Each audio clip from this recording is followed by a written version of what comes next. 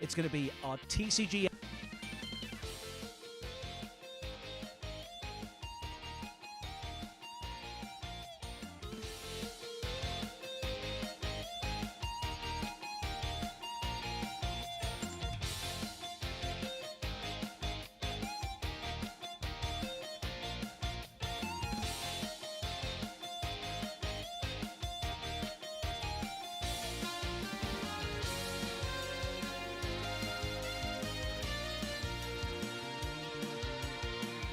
Welcome from us to the day one of the TCG World Championship 2025 live in Paris. What an amazing day is ahead of us. I mean, it doesn't get much better than this. It's the peak of a Yu-Gi-Oh season. I'm excited. Oh, I'm so pumped. And to be here with the legendary EU casting team, I couldn't be more honored to be here and to be watching some of the best players in the world and find out who's going to be the 2025 World Championship. This is what it is all about. Yeah, I'm so happy. It's exciting to be here too with you, Billy. Yeah. Yes. It's been a great weekend already. We've been around. We've been seeing the players get ready. They've been playing lots of fun. There's been a fantastic day of Master Duel already, and there'll be some more of that today. But right now, we're here for the TCG.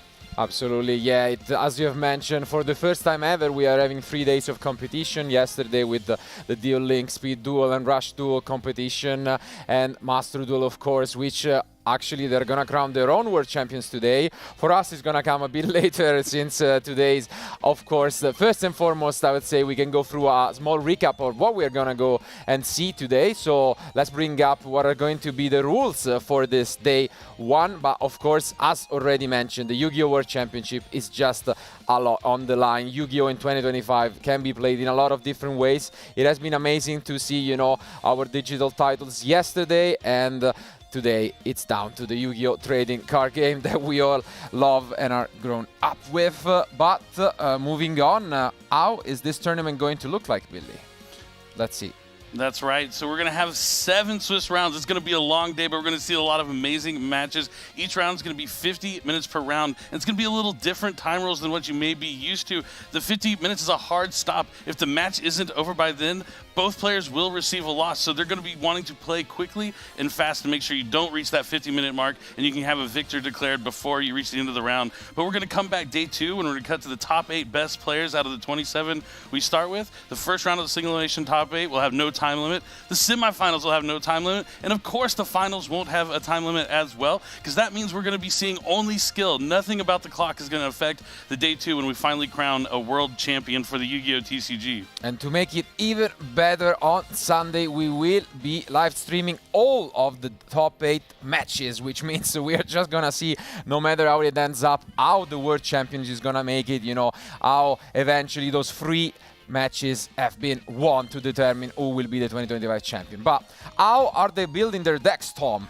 Well, yeah, so here we have the Duel Links deck regulations up for you here. So it was pretty interesting how the games work for the online games. You have to mix and match the cards between your different decks. But in the TCG, which hopefully we'll get out for you in a second, it's a very unique Forbidden and Limited List situation, because you have to mix the TCG and the OCG Forbidden and Limited List. So a card, for example, that's 1 copy in the TCG and 3 copies in the OCG. You can only use 1 copy here, so the format is completely unique. It's very exciting. All of the players have got to put those deck building skills to the test. Yeah, I'd say in the TCG it's probably the more traditional way of building a deck out of the different, you know, digital titles that we had seen yesterday. So our duelist, of course, will have, you know, their own deck, but I think it's going to be an extremely interesting one. As always, usually I mean, we can say the Forbidden Limited List for the event is a combination of what's going on in the OCG and over here, and of course also some cards that are not out in either, you know, regions are not available. So that means, for example, the Mitsurugi are not part of this event, which have been, you know, quite good at past YCSs and yep, no Habakiri here today. Another part, the Fiendsmith engine, all those cards are severely limited, and then with the TCG with, you know, Fiendsmith Lacrima also being forbidden there, when you combine them together, it's pretty restrictive. So I don't know if we're going to see too many of the Fiendsmith cards here either as well. Yeah, that's a very good point, but you can't count out players. They're very creative. They will explore every single avenue. So for us, we're going to see a lot of surprises here this weekend. Absolutely, but at the same time, I gotta say, obviously, again, the World Championship is just the peak of the year. But when it comes to the trading card game, we have seen some interesting results in the past few years, and I think it has been a while that a set as impactful as Justice Hunter releases and is legal for an event, which means that we are getting those decks. They are at full power pretty much here, so even though we might not see, the Mitsurugis, and of course there are some different limitations when it comes to, Malice and Ryzio, we still have, Yami, Dragotail, a lot of different options out there, and of course, the K9 cards. Yeah, definitely. It's going to be awesome to see the impact of Justice Hunters, because you mentioned a fairly recent release and how it's going to play out in this tournament. And while on the other side, some of these players have been playing with those cards for quite some time. Yes. So it's going to be interesting to see how it plays out with the combined regions. But if we have a lot of surprise in store for you guys today, who we will be featuring in round one shouldn't be much of it, because as tradition calls for, we are obviously going to see the world champion all the way from North American region is going to be Ruben Penaranda. So let's see and bring up what he has in store for us. So let's bring up the interview. My name is Ruben Penaranda. I'm from the United States, and I've been playing Yu-Gi-Oh! For about 10, 11 years now. I qualified for the World Championship in 2025 by winning the World Championship in 2024. I'm looking forward the most to put my practice to the test and see how well I got ready for the tournament. My ace monster would probably be Stardust Dragon. Ooh, that's a hard question, because actually I just went to the bakery, but I think I'd say a macaroon. And it's not about me, Bell, it's about we, Bell, you, Bell. He was able to take down the World Championship last year with you, Bell, and now he's back at it again, looking to win again 2 years in a row. He's definitely going to be a player to watch, and we're going to be able to watch him here right at the start of the show. Absolutely. And most importantly, what's your answer to that final question? I was croissant or macaron? Very controversial, I would say, because I would definitely go croissant. But let's see, because we're gonna have the opponent of Ruben, Yuna. So let's hear it from her. I'm Yuna Dix. I'm from Germany, from Essen, and I play Yu-Gi-Oh! Actively since 2019, but I have played in my childhood. I qualified by winning the playoffs, undefeated. I'm looking most forward to win it, of course.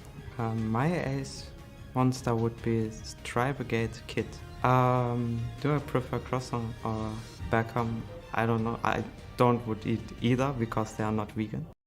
Tri-Brigade Kid's an excellent ace monster, and if I through the croissant versus macaron debate, coming here, I would say a macaron, but after eating all the croissants, and I've ate a lot of them this weekend since I've been here, I'm definitely going croissant as well. Yeah, I relate. So it's a free Unite answer here on this desk. But as Yuna mentioned, anyone probably would say, the world champion is the favorite walking into this match. I think Yuna has been one of my favorite stories from the European Championship in Berlin. She, qualified for the playoffs and definitely was one of the underdogs walking in, because she did not have any, let's say, premier event tops up until that point. You got to start somewhere. The only one undefeated at the event. She crashed through, the top 16 best players in Europe. So I think she has, quite the statement to be here today, and I'm sure, she will make it rough for Ruben to claim the win. But of course, we have been hinting a little bit at what the competition has in store for us. So should we just, talk about what these amazing players have brought to Paris? I think we should. We're in for a yummy surprise here today, and that is what our world champion is going to be competing with, is going to be the Yummy strategy, which is one of the more popular decks out of Justice Hunters. But before we talk about maybe the other decks the players playing, let's take a look at our players that are going to be competing here at the World Championship. Yeah, we have 27 amazing duelists from all over the world, and of course some familiar names for some of us. We had the pleasure of course, doing commentary for the European Championship, and in your case for the North American one. And the competition is fierce. Obviously, we'll be able to show you guys later on the deck breakdown for the event, and I can tell you, there are some yummy surprises, but there are just some regular surprises in terms of decks. Yeah, you see Willie there, he won the NAWCQ. He actually won with an Orca strategy, but those cards aren't going to be available to him here this weekend, as Battles of Legend Monster Mayhem isn't going to be legal for the World Championship. So I'm interested to see what he's going to do and how he's going to evolve from there to the World Championship, and what deck he may have brought here this weekend. Yeah, I mean, we have a lot of amazing players. If Ruben is the current world champion, we have obviously Charlie Futch, who is a former world champion, and I mean, a lot of really big names from recent YCS champion too. Absolutely. I mean, amazing season. Obviously, back in the day in the Dragul Duel category, it really put a name for it. But now that he's a bit more grown up, he's still proving that he's an amazing duelist among the other ones. So it's definitely gonna be an interesting one. But when it comes to Yuna, is it a surprise that she decided to actually stick with the deck that she qualified with? Yeah, I mean, it's one thing to say, isn't it? Because a lot of players, it's this unique format, but some players, they play their deck, they play it a lot, and if you can take it to the World Championships, and it's a deck you're super confident with, why not carry on? So in the case of Yuna, she qualified with Malice, so she's come here again with Malice, which maybe is a little under the radar, because as we said, some cards from Malice, when you combine the TCG and the OCG Forbidden Limited list, you get quite restrictive on the Malice cards, but powerful enough deck to bring anyway. And I think she's filled in those slots with some interesting surprises that are actually going to be a little different than see some cards that you might not expect in the Malice strategy. Yeah, and also most importantly, I think she has done a smart decision because of a key component. All year long, I don't know if that was the same for you, but I would assume it was, we sometimes are able to, sneak out our duelist deck list when it comes to the thousands of players, going to YCS events and so on. And all year long, there has been a card that has been consistently the most sided card. Oh, Artifact not even close.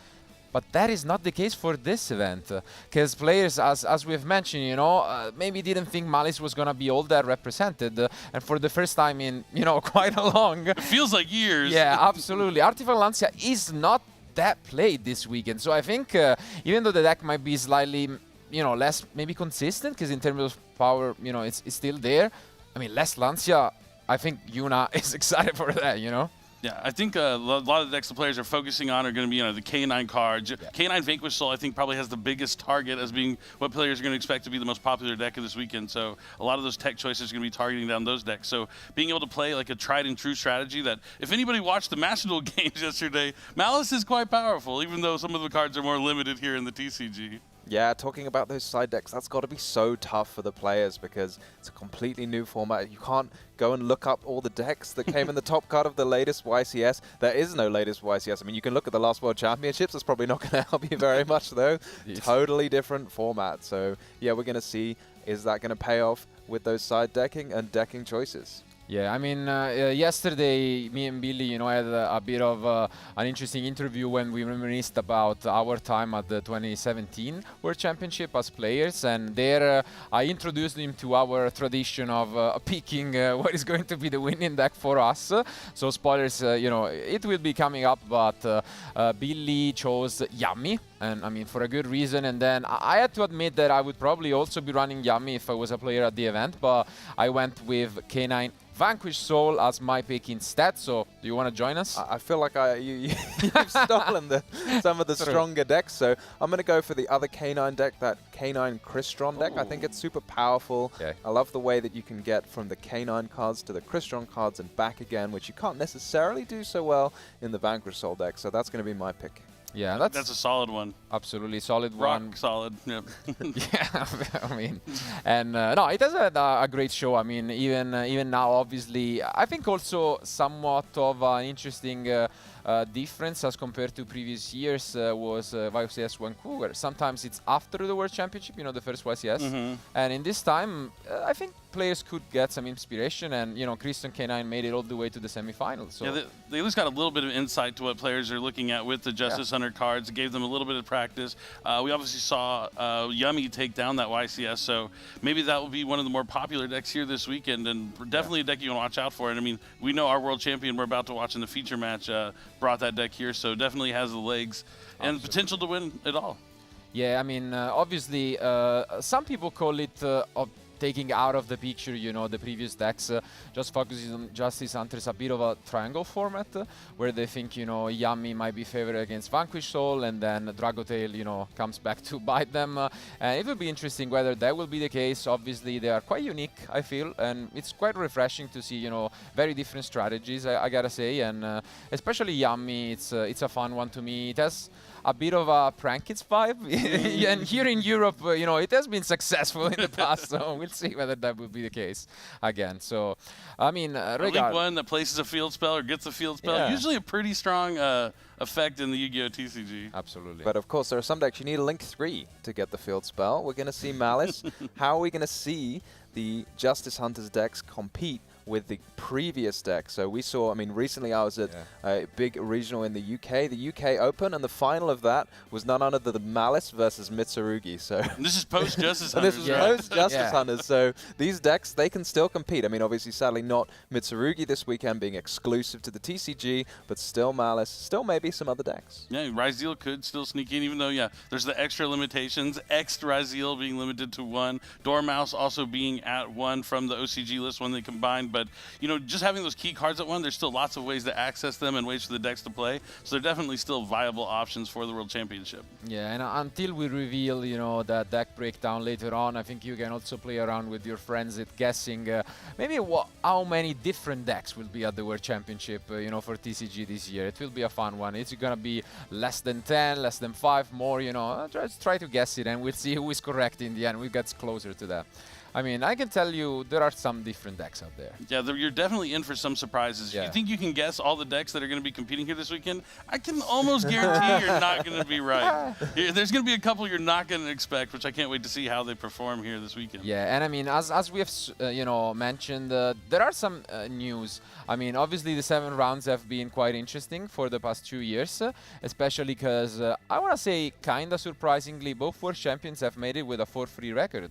So that will be an interesting, you know, trend to see whether it will stay. And as compared to the previous years, also there won't be any draws for this event. So, you know, that makes it that pretty much if you go 5-2, you're guaranteed a spot, which is an interesting take, I'd say, as compared to the 5 rounds that we used to play with. Yeah, I'm a big fan of the additional rounds with still cutting to the top 8, because, you know, sometimes you're just going to have those early losses that are out of your control, nothing you can really do about it, and not to be severely punished for that. You want to have more opportunities for some of the best players in the world to be able to compete in that single elimination portion of the tournament when we cut to top 8. So I really think it's been a huge improvement since we've gone to that 7 rounds. You know, not just saying that because NA's won the past 2 World Championships since we made those changes, but, you know, no bias at all. I'm here to cheer for everybody.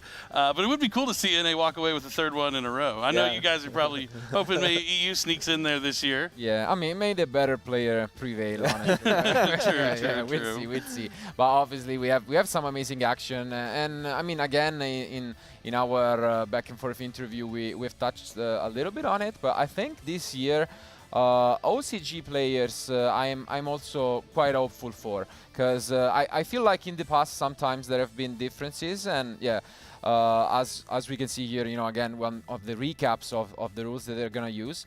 I think like the mulch armies have had an incredible impact on the game, and if in the past few years you could argue that maybe the main difference being, you know, Max C in the 2 formats, now it has been semi-limited in the OCG, and at the same time we have kind of got our own versions of the sneaky little insect, and so I think the differences have been, you know, thinned. So I think now they have a chance. Also, Justice Hunter has been there a bit longer than us. Yep, and you mentioned semi-limited, so if you're wondering what that means, so we have a forbidden limited list in the Yu-Gi-Oh! Trading card game. Speaking about, you know, this graphic we have in front of us, the cards that are forbidden can't be used in any deck. You can only have 1 copy of limited cards in any deck, and you can only use 2 copies of a semi-limited card in any deck. Unless otherwise noted, cards released in Japan up to August 1st, as we mentioned earlier, are not going to be legal and not originating in Battles, Legend, Monster Mayhem may be used, which we've already kind of touched on a little bit earlier in our show. Yeah, that is super important here. So the Forbidden Limited list, you've got to pay attention to it.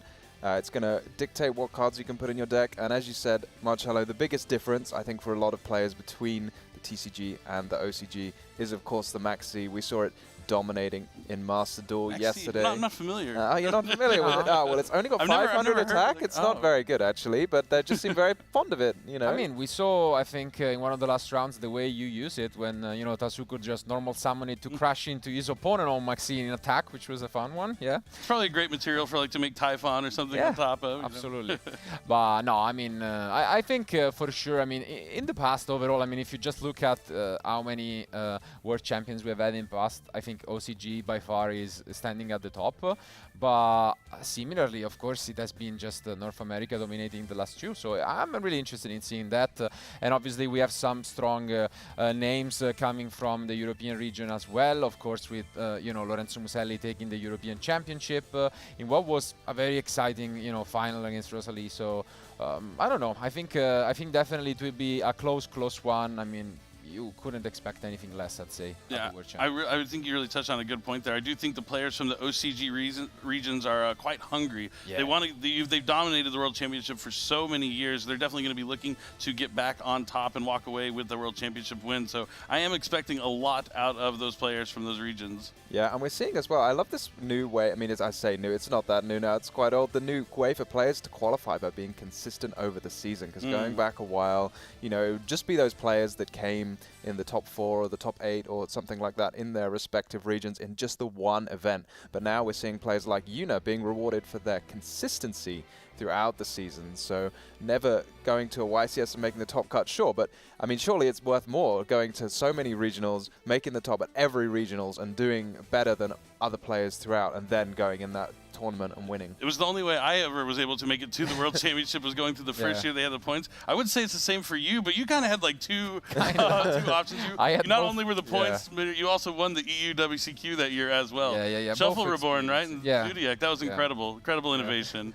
But now we're here, and we get to watch the awesome players and see the the new generation, the next wave of amazing duelists compete at the World Championship. Absolutely, and no, I mean things have changed, and it's always nice to see the differences throughout the years and how Yu-Gi-Oh keeps on growing, and it never stops. Absolutely no, and yeah, I think in round 1 already we will have a pretty good show of that, because technically we have one of the players who had to grind all year in Yuna, and on the other side the player who could just stay on his couch, just watch the action from home and still get a ticket to Paris. So, I mean, it will be interesting whether I feel like I mean we have had only one exception, I think, throughout the different years of the game where there was a back-to-back world champion, but outside of that, sometimes it's tough, to just get back there. Yeah. I mean, especially if you look at the past 2 world champions, as they both did come from NA, but they not only came from NA, they were both from the World's Qualifying Point playoff. So not only playing the whole year gives you that avenue to make it to the World Championship, it's the experience that you gain along the way.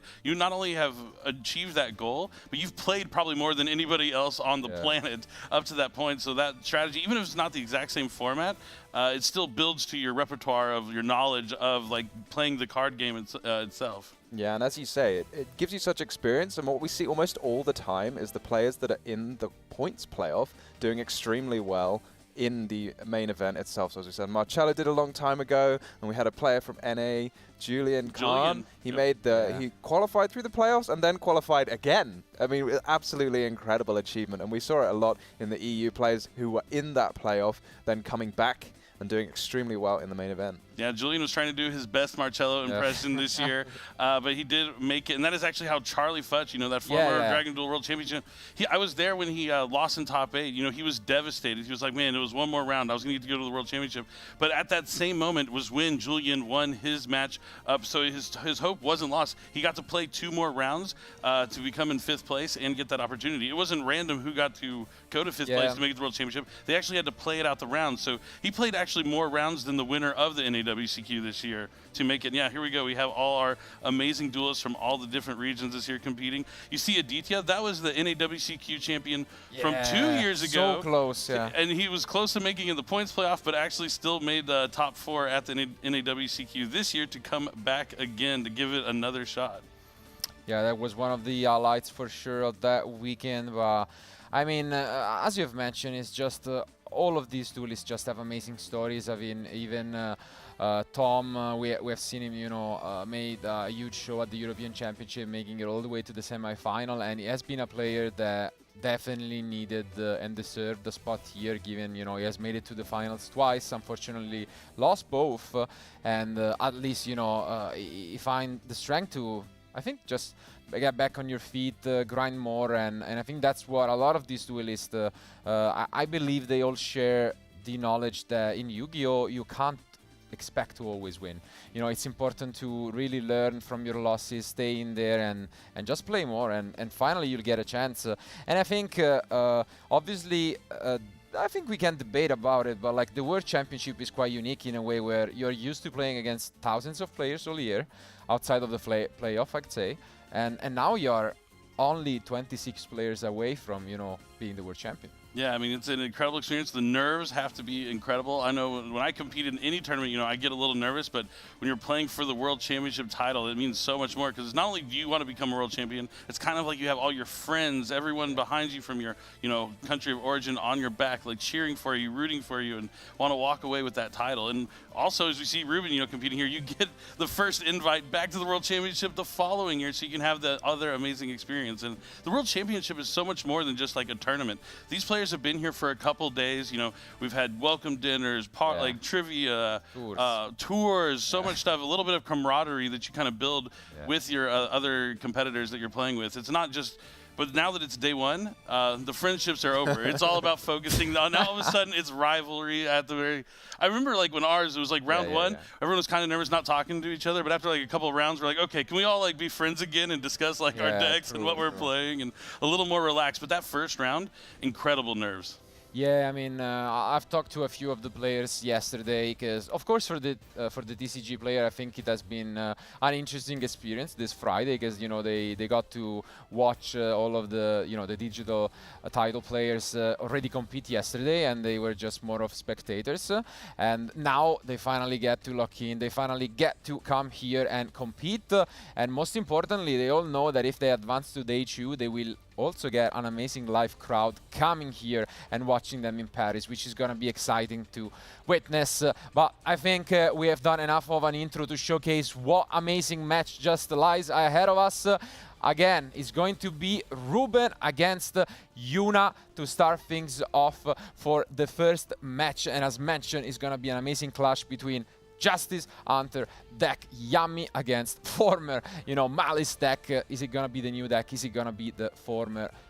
Let's see. I mean, it's gonna be a clash. Yeah, I can't wait to see. The matchup is really interesting. We were talking about it a lot like yesterday, like which deck might be favored in this matchup. But I think a lot of it comes down to the die roll. Obviously, if Malice goes first, it's in a lot more like of a control position. If you watch Master Duel, it was pretty tough if you're going second against Malice, unless you were Quantal, who found ways to, you know, break through a Malice board and the mirror match there. Even though Team Snipe Hunters fell just a little bit short, but it's going to be an incredible story. I really don't know which one's favored. Yeah, so going back to what you guys were talking about, just that first round as well, you got to be nervous, but not only this, but these are players that are like used to winning. You go to a tournament, you know, you're used to winning those rounds. You know, to get here, you've won like 10 rounds, but now this is almost like starting in the top cup, because you're already playing the best players in the world. You're not turning up and maybe playing some less experienced players and getting those early wins to build up your confidence. You have to be ready to go from the jump against the best players in the world. I mean, Yuna is playing the world champion, Ruben playing Yuna, who is obviously no slouch, dominated the WCQ playoff in Europe, a very strong region and a fantastic achievement too. Yeah, and also, I mean, the playoff players especially, as you have mentioned, I think you know a bit about that here. You know, when you grind so much, you go to so many events, even those top players, I think you play against them multiple times at some point.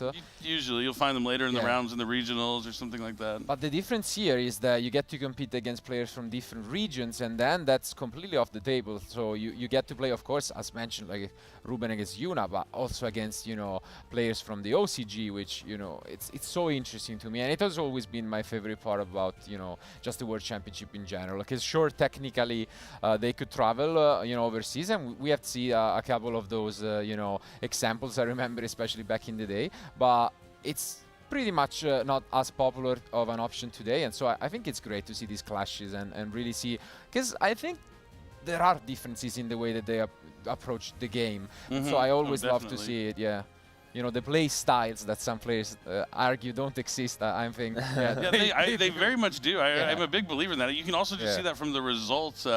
I know like Rika, like Ragnaraka was like the deck in Europe. It didn't really exist outside of Europe so much, but it dominated Europe for quite some time for now. But yeah, based on region, you're going to play against different people playing different decks and different strategies. And I think that's when Yu-Gi-Oh! Is at its best, is when the format's fresh and it's not solved and you're encountering new things and learning as you go. And that's when, yeah, it feels the greatest to play the best card game in the world. Yeah, it's also interesting almost from like a cultural perspective, you know, from different places. Like I always think watching the US stream, for example, I'm seeing the players like they talk so much more than I'm used to. They're very like, they announce everything. And I'm just like, because we're maybe us Europeans are a little more quiet. And again, it's going to be different again for the OCG players meeting these Europeans and Americans.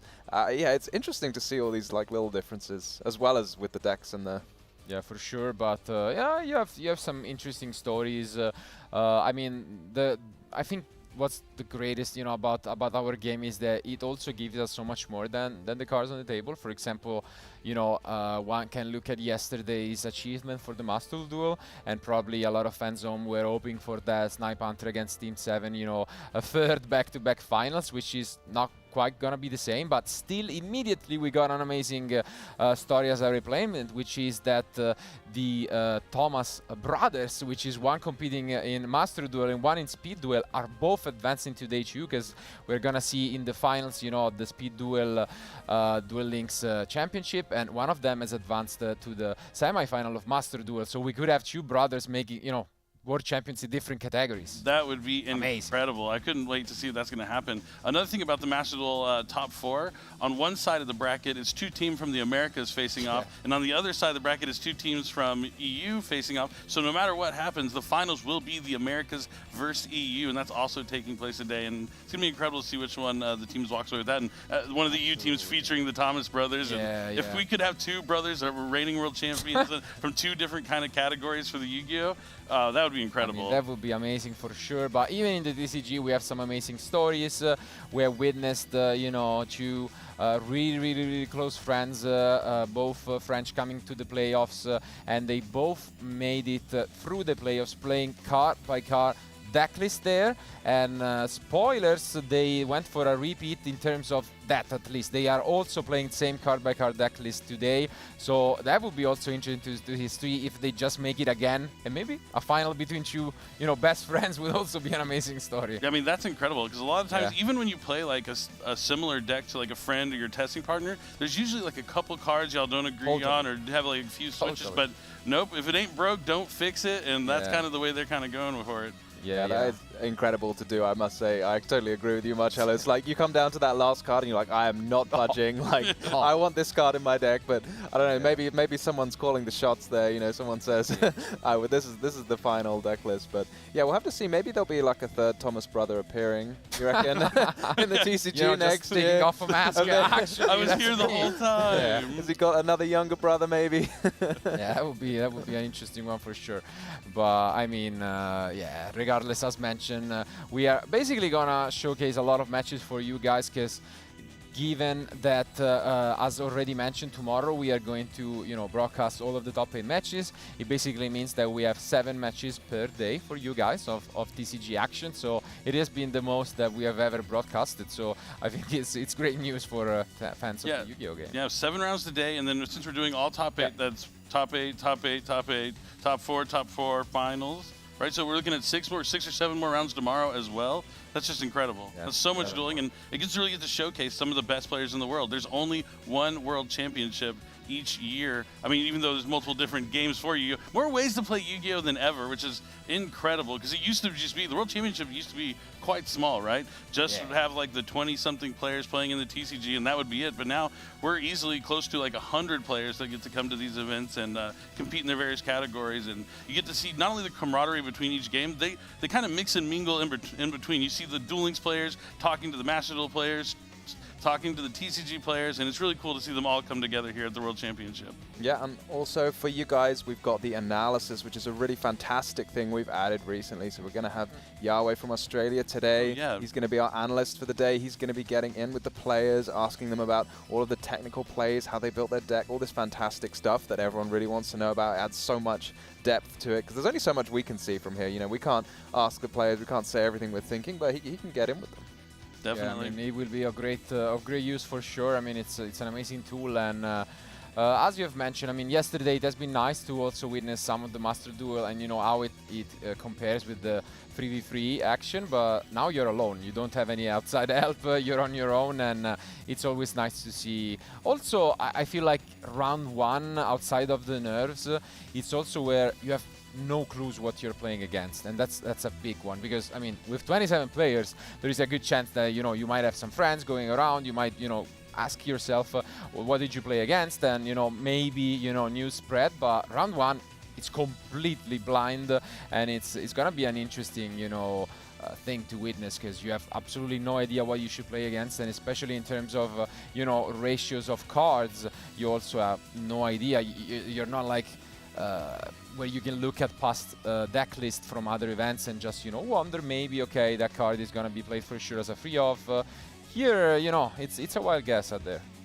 Yeah, it really could be anyone's game. I mean, you always think like, oh, these are the decks I'm gonna face going into the tournament. This is what I'm prepared for. But it's the decks that you're not prepared for, that you're unexpected to face. The ones maybe you're not as familiar with, and how you're gonna adapt on the fly and adjust your playstyle to be able to compensate for some surprises this weekend is gonna really be a key factor in becoming a world champion. Yeah, Yuna, of course, hoping to be one of those decks that people aren't prepared for. You say you don't know what cards you're going to face. I reckon there's some cards Yuna's hoping she's really not going to face. We were watching in Master Duel yesterday. We were seeing Chaos Hunters everywhere. We were seeing Artifact Lanciers everywhere. So fingers crossed for her that those are not making an appearance. Definitely not. I mean, Malice has been such a strong contender in the TCG for so long now. Still kind of fresh in Master Duel. It's been, I think, a couple months now, I think. But definitely the deck to look out for in Master Duel, but not so much in the TCG anymore. And maybe it's going to be enough to sneak still in there. You can't sleep on Malice Whitebinder, one of the most incredible link monsters that really brings that whole strategy together. And I think the big part about Malice too is just how fast you can finish games with 2 different scenarios. You can have like Heart's Cryptor with just like a trap set going to battle phase. That's enough to do 8,000. Access Code Talker banishing one of your Link 3 Malice monsters can really result in 8,000 while you're clearing the field along the way as well. So there's a lot of reasons to play Malice, and because it can set up an awesome board fields turn 1 that'll instantly win you the game, or when you're going second, you can just clear fields and finish the duel in 1 turn as well.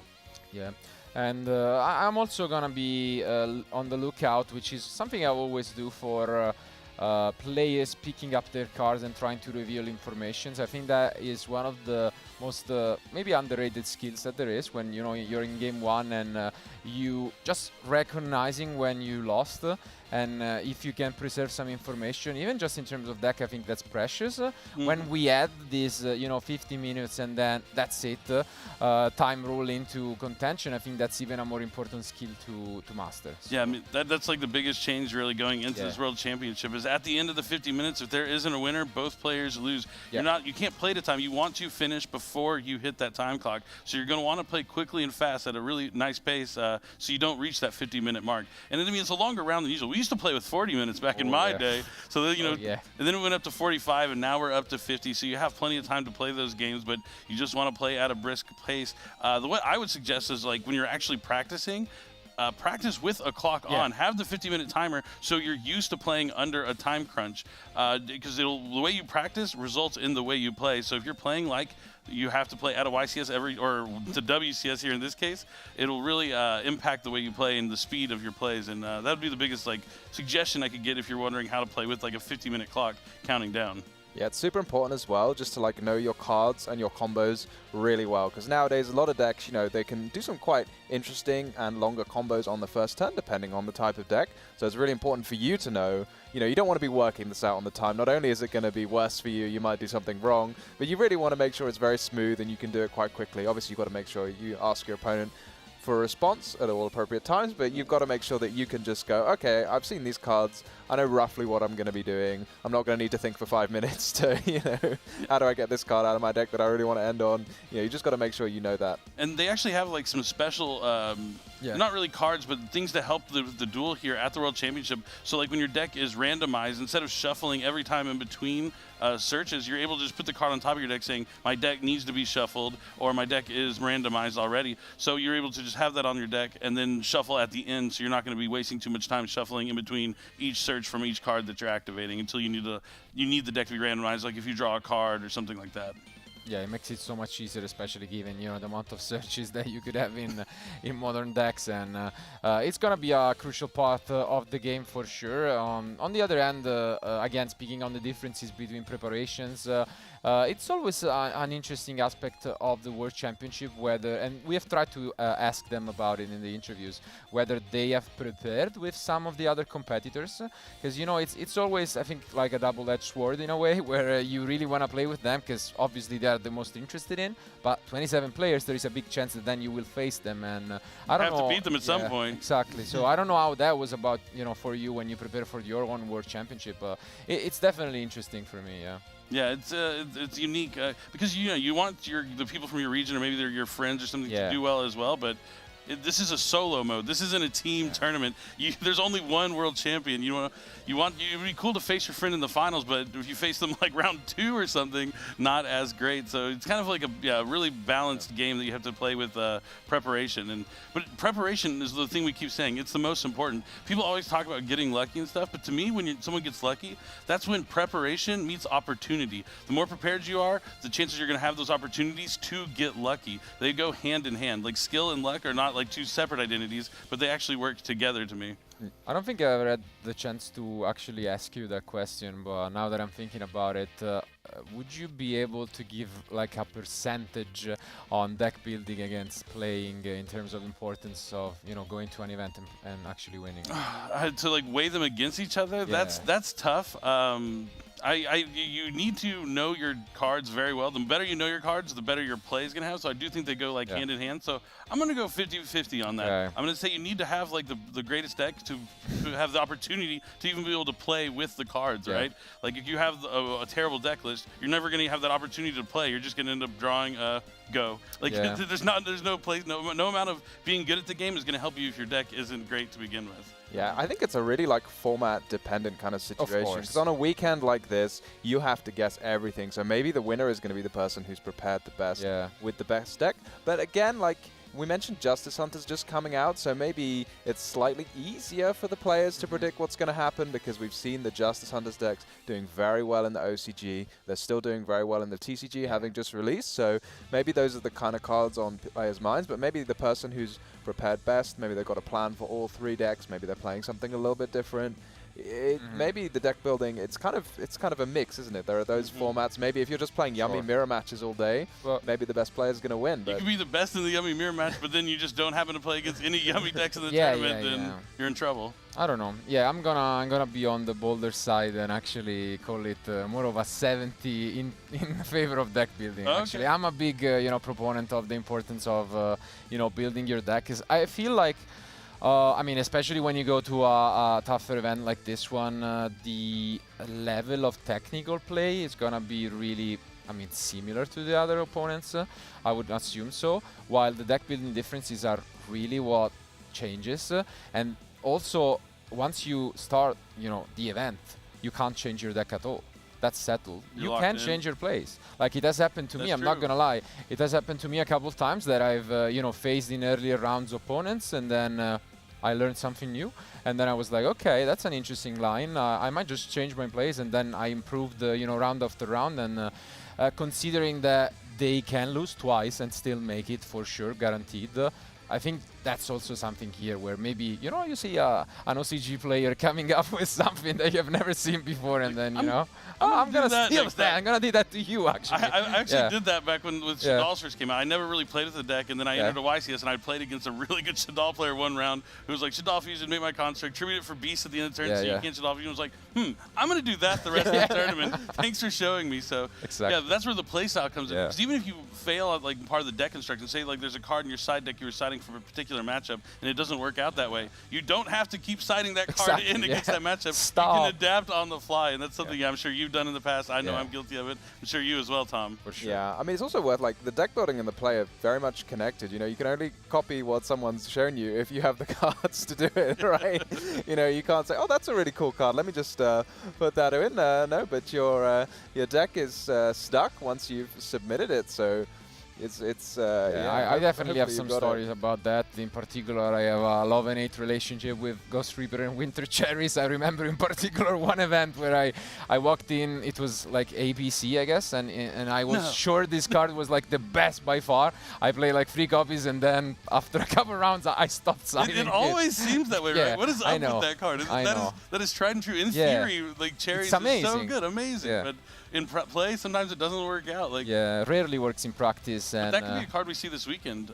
Maybe. Like a lot of these decks do rely on like specific cards in their extra deck, like Yummy Snatchy is a key component card for the Yummy strategy. So being able to take that out of the extra deck could be huge. We've seen that like at YCS Vancouver, a lot of players using Triple Tactics Thrust into the Black Goat Laughs. Because if you have it on the field, you can activate it on the opponent's turn, call Yummy Snatchy. What's Yummy going to do without being able to go into their key link monster? Yeah, especially if someone starts with Obedience Schooled, maybe we'll have that on the bingo card for this weekend, Obedience Schooled, and then Winter Cherries on the Snatchy, and then just pass. there's nothing you can do. You got to make a link 1 that's a yeah, I mean, no tuner. Yeah. and that's where Effect Veiler comes into, There you go. into the action. Yeah, that's the main difference. Yeah, but no, yeah, totally. Yeah, it's a card that we definitely could see played, and it's always an interesting one because I mean I feel like. The more Yu-Gi-Oh has grown, the more the extra deck space sometimes tightens up, and then when you play that card, sure, sometimes it's just for one matchup, but you might also want to sneak in, you know, those interesting one-offs if you play against decks that rely on other things like Lunalight, Crystron, you know, but obviously you can't side one-off for everything, so you need to also be very specific with your choice. So we'll see, maybe that can come into play for sure. Yeah, definitely with some newer archetypes, it's really interesting to see with the new teams. Like, where some decks, you know, you feel like the extra deck is just massive. You've got so much room. You know, you play your Draco Tails, you think, oh, I think I need these 3 Arthur Lions, and then after that, you know, the world is your oyster. Whereas maybe some decks like, you know, the K9s, you're like, oh, I want to play my Nash Knight, I want to play 2 targets, I want to play the CXYZ Nash Knight. You know, all of a sudden the extra deck just fills up completely. Some decks are different. You know, maybe the Yummy, you feel like. Maybe, you know, 3 Yummy Synchros, 3 Snatchies, and a Herald, and I'm good to go. I feel like Typhon's also one of those cards that's always like, it's either maybe the 16th card looking in that you always want to try and fit in because, like, it's really good in the scenarios where you don't have it. Like, it always comes up when it's not included in your extra deck. Exactly, yeah. Yeah, the extra deck space is a huge thing. It seems to get smaller and smaller every year as the extra decks become more and more important. Yeah. I mean, it's definitely among the skills also of you know, trying to figure out the ratios. I think it's also will bring up specifically for K9 Vanquish Soul an important question of whether duelists want to include Pot of Extravagance this weekend. It is semi-limited for this event, so that will be an interesting choice regardless. But I mean, it's up there. For example, you want to play, you know, the K9 engine to its full potential, maybe including that one werewolf. Can you, if you know, what do you rather prioritize, consistency with the extravagance or like, you know, power and, you know, end field? Yeah, I mean, I kind of tend to lean towards the extravagant side because with Vanquish Soul especially, you need to have those multiple attributes in your hand, multiple ways to get to rosin, and have ways to continue to play. So I do like the extravagance for the consistency value that you get there. And even in the top cut of YCS Vancouver that just happened a couple weeks ago, we saw it kind of divided between the K9 and Vanquish Soul decks. So it's going to be interesting to see what they bring here at the World Championship this weekend. Yeah, and especially now in a format where maybe we're expecting a little less Ryziel and of course no Mitsurugi, so those draw and lockbirds are probably going to find their ways out of the side decks, out of the main decks. Maybe you're going to be a lot happier activating Pot of Extravagance if you know it's not going to immediately get hit by one of those. And I'm glad you like touched on that. Like we were talking about deck building and preparation. Making meta calls is huge. Like being able to know what people are playing and anticipating that can really lead to your deck choices. Because like decks like Lunalight, for example, if everyone's switching to cards that can like break through fields like Thrust, Droplets, and things like that, and playing less of those interactions from the hands like Droll and Lockbird, a deck like Lunalight really can shine under the sun for that because they just need to get to that Liger Dancer, which is impervious to any sort of field removal kind of cards like Regeki and everything. But could shine if there's no draw and lockbird. So being able to make those meta calls is huge and could be the key. I mean, you know all about it. You got that EUWCQ with Shuffle Reborn in your Zodiac deck. I mentioned that earlier. That wasn't anything that was on anyone's radar. So your deck construction really led to you winning the tournament those many years ago. Yeah, I mean, I'm not going to take full credit for that one, I have to admit, because, I mean, it sometimes is also a huge credit to your friends, your testing circle that you have on, and it's about having people that you can trust and rely, because it's sometimes tough to test throughout every single niche option, and then if you can trust them, sometimes it does happen, and often it goes your way, sometimes it goes again the winter cherry maybe way, but I mean it's all about trusting each other and finding those niche options, and I'm sure we'll see some of it. But I think regardless, our duelists are about to get ready, so finally I think we can be ready to jump into some action. And here they are, as mentioned. I mean, as they go through the decks, I can feel the tension throughout the screen. It gets real at this point. You sit on the table, you look at the playmat, you look at your deck. You're just moments away from drawing your first hand at the World Championship. Yeah, I mean, this is where it all begins. The tournament is about to get underway. You see the players taking their decks out and going to be started to shuffle up and get ready for our first duel. Yeah, you got to knock the table a few times for luck. Hope you know that hand you're not going to have to pass turn one here. And as we mentioned earlier, we can see the useful little cards here to let us know what's going on. So, I mean, I hope for everyone at home, it's reasonably obvious that the players aren't playing at the moment, and we can see that pause button in the middle of the table there just to indicate that the game is not going on. But if the players are playing, it will be turned over to the green play button, and we will be able to see them playing. We'll also see this if, for example, there is a judge call or something like that in the middle of the game, just to let us know and let everyone else at home know that the game is paused and they're not currently doing anything. Yeah, it's an amazing, blue against red, even in terms of sleeves for this round, match. And as mentioned already, it's going to be this Malice against Yuumi deck, and the die roll might definitely be impactful. We'll see whether they relied on, and especially for Yuumi, I think it's quite relevant. We have seen players go all the way and focusing on field breaking spells, or rather take the approach that took YCS Vancouver by storm with a lot of different end traps and interaction from the end. So we'll see whether that will be the case for Ruben. I'm loving how color coordinated they are. We've got the blue sleeves on the blue slide and the red sleeve on the red side. I'm probably going to miss it. There's going to be a card face down. It's kind of like blends It's going to be a mirror force. It's going to be blended in. You're not going to see it. And then here we go. I also love these tokens. The World Championship tokens just look absolutely beautiful this year. Gonna have to see if we can sneak a few copies after the tournament ends, if there are any lying on the table, Definitely. And you see the players shuffling. This is the Pharaoh shuffle. This is the recommended shuffle for the tournament, keeping the cards face down and parallel to the table. Yeah. Gotta do that. Make sure the deck is completely randomized. It's no more important time for it than now. And we can also see what we were talking about before, whether the deck is ready to draw from or ready not to draw from. So that's the green arrow below the concede flag. Players at the World Championships have to be careful before, if they want to concede a game, they've got to just check everything is okay and use one of those flags just to indicate that that is their intent to concede a game. Really just want to make sure there's never any miscommunications. Obviously, we have a lot of players from a lot of different places speaking a lot of different language, so you can't be as casual about it. You don't want to be in a discussion about, who conceded the game after it ended or something like that. Seems like here we are, so let's see this die roll. Ruben with a 6. Great way to start things off against a 5, so barely making it, and I can assume Ruben will be the one going first with this Yuumi deck. World Championship skills on display there, rolling that 6. Would expect nothing less. He is the world champion for a reason. Yeah. All right. So let's see. Let's see whether that obedience code will be on the line.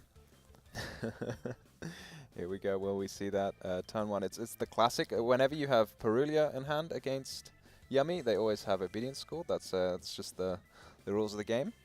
So let's see if that will be the case. Yeah, you touched on Obedience School. It's a key card. Not only is it a powerful card, but it's a way to it's usually used as bait almost. To see if they have something like Ash Blossom and Joyous Spring to check it.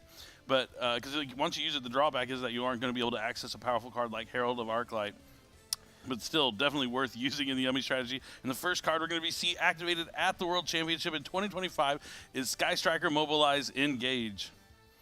Yep. Obviously alternate artwork for anyone wondering. And yeah, I mean, we have seen this plenty of times before. I mean, given that the synchros are generic, you can just take advantage of these Hornet drones and yeah, just make it the best of it.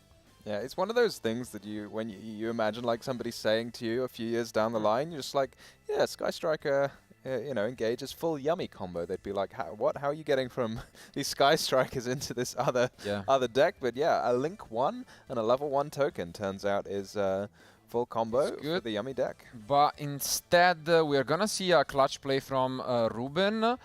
He's not gonna use the Sky Strikers, because if you keep this token around, the token actually says that it cannot be tributed. So if you get it by the Nibiru, then the token stays and you can still play through. So very interesting line here from Ruben, just playing around that powerful interaction and just relying on his cookie to perform the combo. And we have not seen any interaction from Yuna up until this point, and here comes an interesting card. Yeah, that's an interesting choice here from Ruben, going for the Star Ham over the Metal Marcher, which I think is the more typical play. But I guess he's got that Fu Velocity he doesn't have much of a use for. And as you said, Marcello, here comes Herald. Herald is a super powerful card against a lot of decks, like, for example, Draco Tail. They really want to send monsters from their hand to the grave, but I think Malice, the cards are getting banished. I think they're okay. And we see the Cupsy Yummy Way is going to let Ruben add some more Yummy cards from the deck to the hand. Now that he has the Herald of Arclight up for some protection for the rest of his plays, he's going to add Cupsy and Lollipo, the other two Yummy monsters that we haven't got to see just quite yet. Yeah, no. I want to talk about the speed of play here. I think that's something we're going to be able to notice throughout the World Championship, is players are going to be playing quickly because they want to avoid reaching that 50-minute limit. Yeah, very clean play from Ruben here. We're seeing like slightly, unusual sequencing. I think when you first pick up the deck, you're like, okay, first I do this, then I make the Yummy Way search 2, and then this. Yeah. But Ruben knowing, okay, now he has the cards he needs. So he can make the Herald first and then do some other plays. No, he played amazing, and mainly from Nibiru, as mentioned. Like, keeping the token until he was able to make the Herald, and then he took it out of the field. And now, yeah, he just sequenced it quite correctly, and now he's able to add that surprise. With the Cupsy? Such a good card. I love it, honestly. It does everything. It does, it's an extender, but also able to, just return 2 cards to the end. Yep, and that's a Yummy Snatchy in the extra monster zone, which is going to allow Ruben to special summon Lollipo Yummy from the hand, and now he is very well set up. This may not look like a lot, but Yummy is one of those decks where it puts out a decent amount of cards on the field, but has a ton of more interactions than you may realize from the beginning. Yeah, absolutely. And let's see. Let's see. Also, here comes the third question, whether Yuna will even try, or maybe just preserve information, because this is a lot to deal with, actually. So yeah, what I want to see from let's see from Dark Ruler no more in the main deck. Wow. We're already starting things off with an incredible, unexpected way. That is a bold move to include a card like that, but the preparation from Yuna, she knew she would need it, and it's already paying off here huge in the first round. Yeah, that is a super powerful start for Yuna. Following up with the Hornet Drones. These are 2 cards you would not expect in a Malice strategy. That's what I'm saying. We are we're in store for full surprises this weekend. And I mean, I'm pretty sure here Ruben is thinking mirror match, right? You see the Hornet Drones, like we have seen some builds playing, Droplet and maybe Dark Ruler, so I'm pretty sure he's thinking he's up against a mirror match right now. And that might affect his play significantly, because all you need to just combo is this token, but if you're playing Malice, that's not quite as powerful. And now, now all Ruben's form of interaction that we know is the Yummy Surprise that he has face down.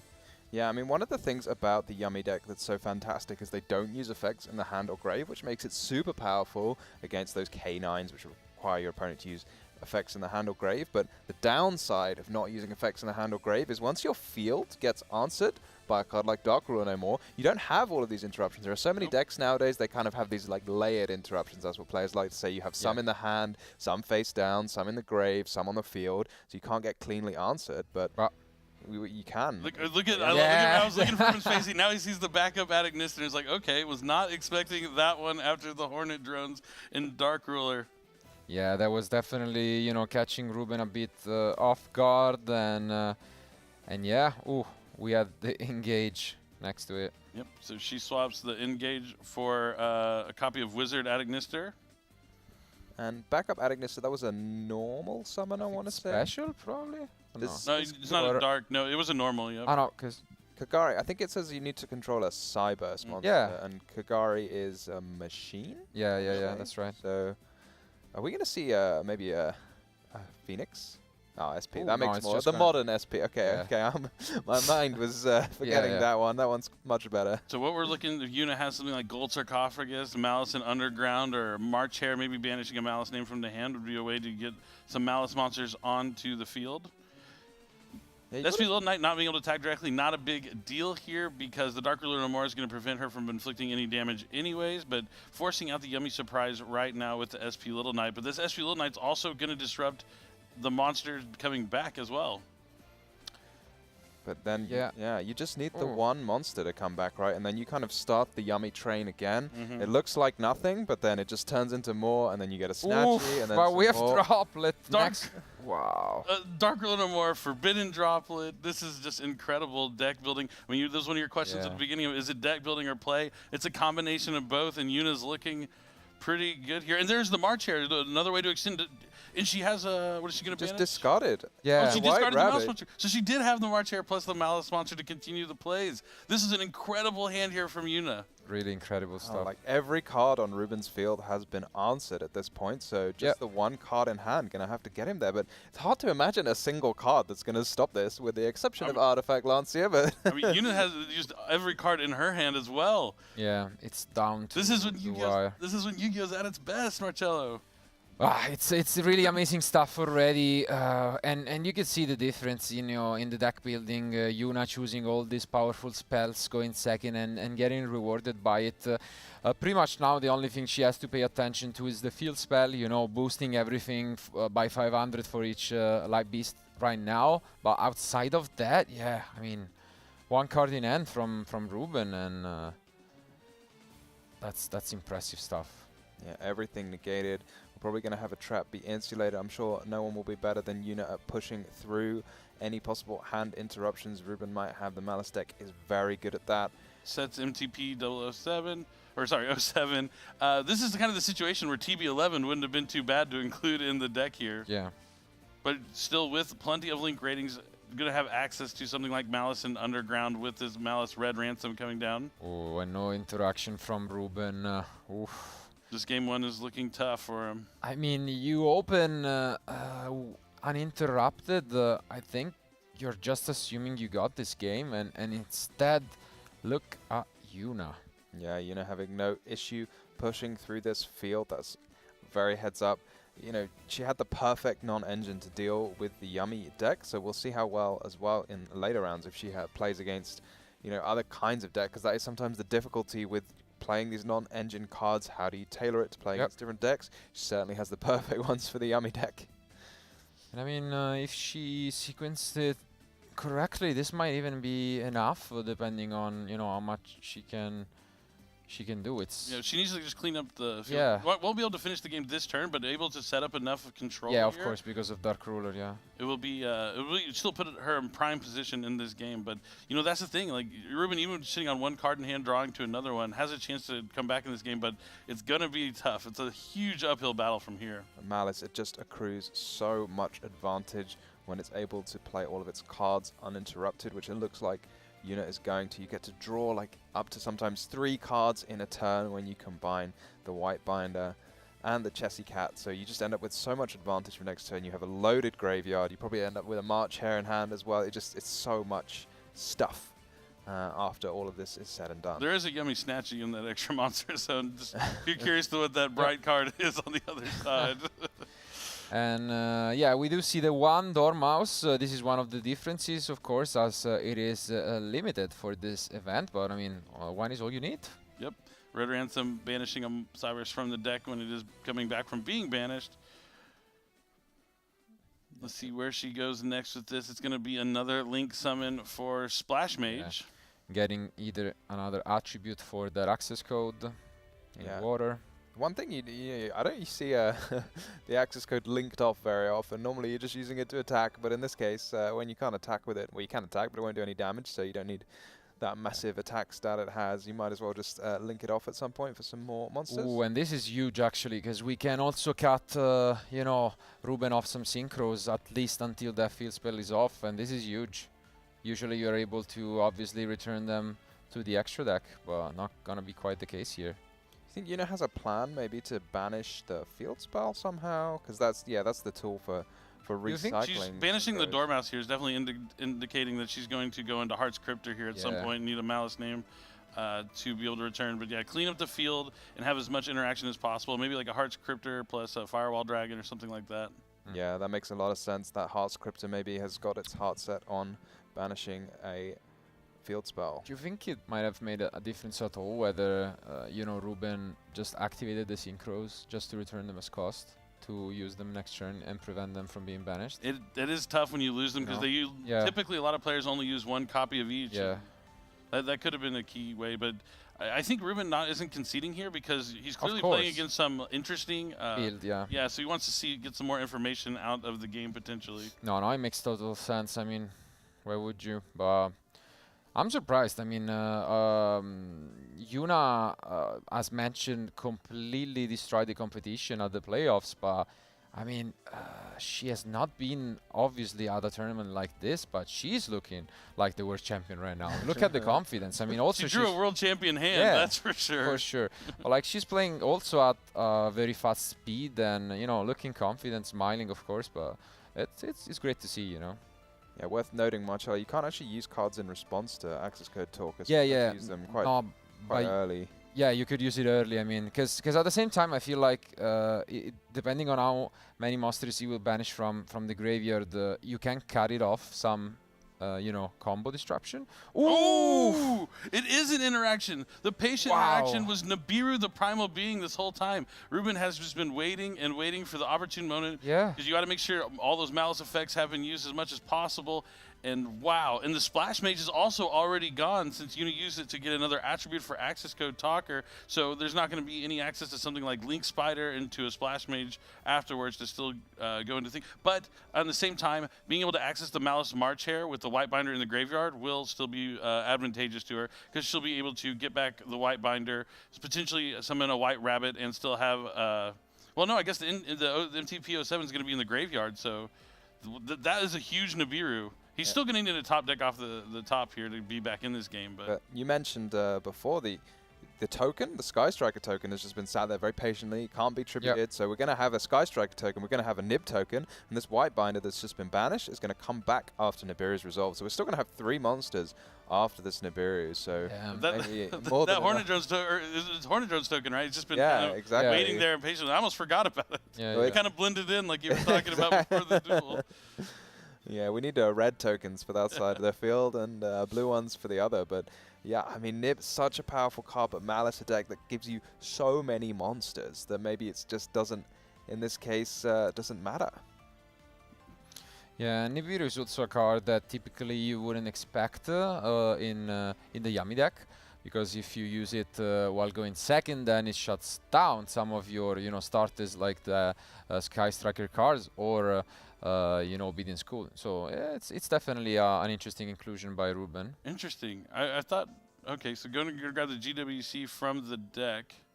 Nibiru is one of those cards I feel like it gets sometimes against stronger players, they'll be better at playing around the Nibiru. So maybe at the World Championships, there'll be players who just consistently know exactly what to do. Like we see Yuna here. It was just like, okay, I've still got 3 monsters. Well, the only card you were talking about, Billy, was that Heart's Cryptor, and that's still going to hit the field. The field spell's gone. Because of that token, the Sky Striker, the Hornet Drones token gave her that extra monster she needed. She didn't need to go in anything like Smash, which is just incredible. You can see all well calculated here. Hopefully, Yuna still remembers that she can't attack directly or do any damage, so doesn't try to go for game here.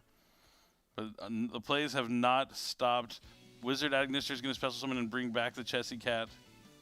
Yeah, what is even left in the extra deck to go through at this point? She's used all of the Malice Link 3s. I mean, it feels like with Malice, once you get to 1 Link 3, you're always in such a strong position, but going through all 3 is crazy. Oh, are we going to see the Allied Code Talker here? Oh, yeah, it's in there.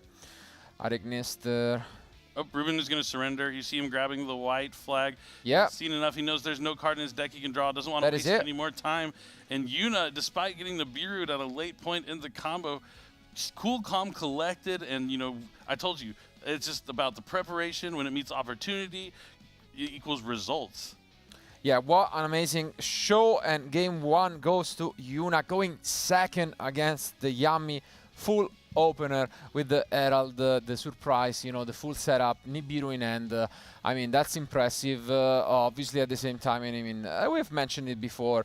It's up to deck building. It's up also to the card that you draw. But I mean, full engine plus Dark Ruler No More, Droplet. I mean, so many interactions going second. It's great. And in Master Duel, maybe you wouldn't be as surprised to see like a Dark Ruler No More included in the main deck because there is no side deck. But that is not a usual thing for the TCG. It is very rare to see something like that included in the main deck. But it's already paying dividends here in the first game of the World Championship. Yeah, and it's probably going to be playing on Ruben's mind because it's a very, very scary card for the Yami deck. Normally, your Herald is the card that makes you feel safe. You know, there's not much that can go wrong. It's quite insulated from Droplet by itself because your opponent can't send monsters from the hand to the grave, so they often can only send so many cards when you have a Herald for a Droplet, but when you combine them all together... Ooh. It was truly a 6-card combination, and that like you really couldn't pick anything better. Down to the March Hare to banish the White Rabbit to extend when you normal summon the backup, but you needed to play it correctly too, and Yuna did that because like normal summoning backup out of Ignister is not something a lot of players would think about,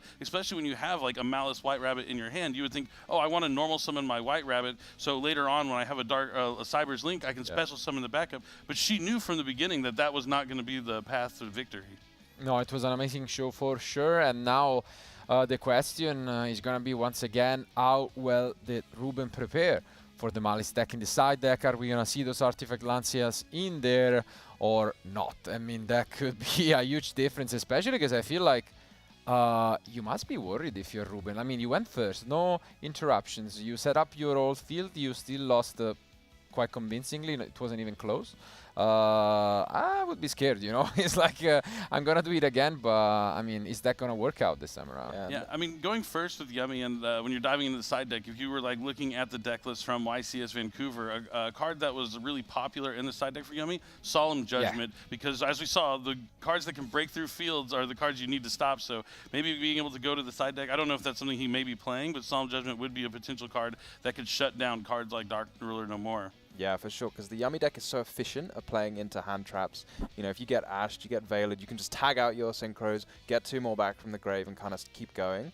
But when you see nothing, I always feel like I always get a little scared if you're like comboing and your opponent doesn't play anything and you're just kind of looking at them being like, what have you got? Like, why haven't you done something? Use some cards so I can play through them. Because there are those times sometimes when you have like a full engine hand, you draw like, and then your opponent's like, okay, like that's fine. I'll just play my Dark Ruler. Yeah, absolutely. And also it comes back to bite some of the strategies that we have seen. If you know, end traps are that popular, sometimes you side trust, talent going first. That doesn't work against this approach. All right, game number 2. We're going to jump right into it. Players are going to be playing quickly. Yeah, maybe Thrust is a card that Yuna might be using, because, as you say, the Dark Ruler are quite uncommon, but I think it's quite common to include a few like kind of versatile targets if you run a card like Triple Tactics Thrust. So maybe that's the plan there. Maybe it was just one. Maybe there's just one Dark Ruler, and I do wonder. I mean, even though he had the Nibiru there, there might have been some thought to just concede just a little bit quicker in that game. Because I mean, the clock is something you have to pay attention to now. It's not just by happenstance. Like, you have to know that you need more time to keep playing. So that might be something that comes back to bite Ruben if he doesn't able to take this game down. But you need to play quickly with the new time rules at the World Championship. Yeah, but at the same time, this field-breaking approach doesn't line up that well. Because I mean, if you're not going to interrupt your opponent, these combos take a while, you know, even if you're fast, some minutes are gonna be, you know, spent on that. And let's see whether that will be the case, as Ruben most likely is gonna try to repeat his opener. Yeah, I think that's a really important point, Marcello, because that went as well as it could for Yuna almost. You know, she used you know, 2 cards basically to shut off all of Ruben's interactions, and the game still took a full 20 minutes, right? So obviously we have 50 minutes now rather than 45. and we have 30 minutes on the clock. So Yeah. even like a complete ideal scenario, very like dominant game one for Yuna, and it's still 20 minutes. So if you play 3 games that long, you're going to run out. Yeah, hopefully, the clock is going down, and I think the players are being told away from the judges, so hopefully they give them some time back on the clock. They can always extend the round and add some 3 minutes on the extension, so hopefully they're keeping that in mind while they're holding the players from starting this game, because this is, just time running on the clock. They should be allowed to start playing right now. But, that is probably, they're being told to pause by the judges, and I do hope they return the time to them onto their clock afterwards. And if someone can communicate that to the judges, that would be fantastic. Yeah, so players just giving each other the stare down in the moment. Beyond asking the players like what things like, we just want to make sure that they are given back this time that they're being held up for too, because it has already been like 2 minutes since they have been ready, and they need to have that clock that time added at the end of the round. So there's a chance, even though the timer is going down, there will be more time played after the clock, because time extensions are still something that will happen. Yeah, it looks like we did pause the clock, but we have at least 3 minutes that need to be added on to the end of this round. Yep, there we go. We're getting the time back right now. Time back, Perfect. and that means that our duelists will soon enough pick up their cards. Obviously, still only the first of the remaining rounds, but you can see Ruben is completely locked in. He definitely doesn't want to lose this one out easily, and let's see. I think they can start. There goes the end shake, and let's take a look at this end. I see a nice starter from Ruben. Let's see what he wants to go for. Did Ruben let Yuna go first? Okay, no, No, and there comes the best normal summon of the deck in the Capsi. Yep, Yummy Capsi. The Yummy deck is just one of those decks that's the most fabulously consistent of almost any Yu-Gi-Oh deck I've ever seen, because any of the level ones almost end you on the same field. And then you have 2 extra power spells, right? You have the Obedience School, and then you have the Hornet Drones and 3 copies. It's so consistent. It must be some players' absolute dream to play with. Mine.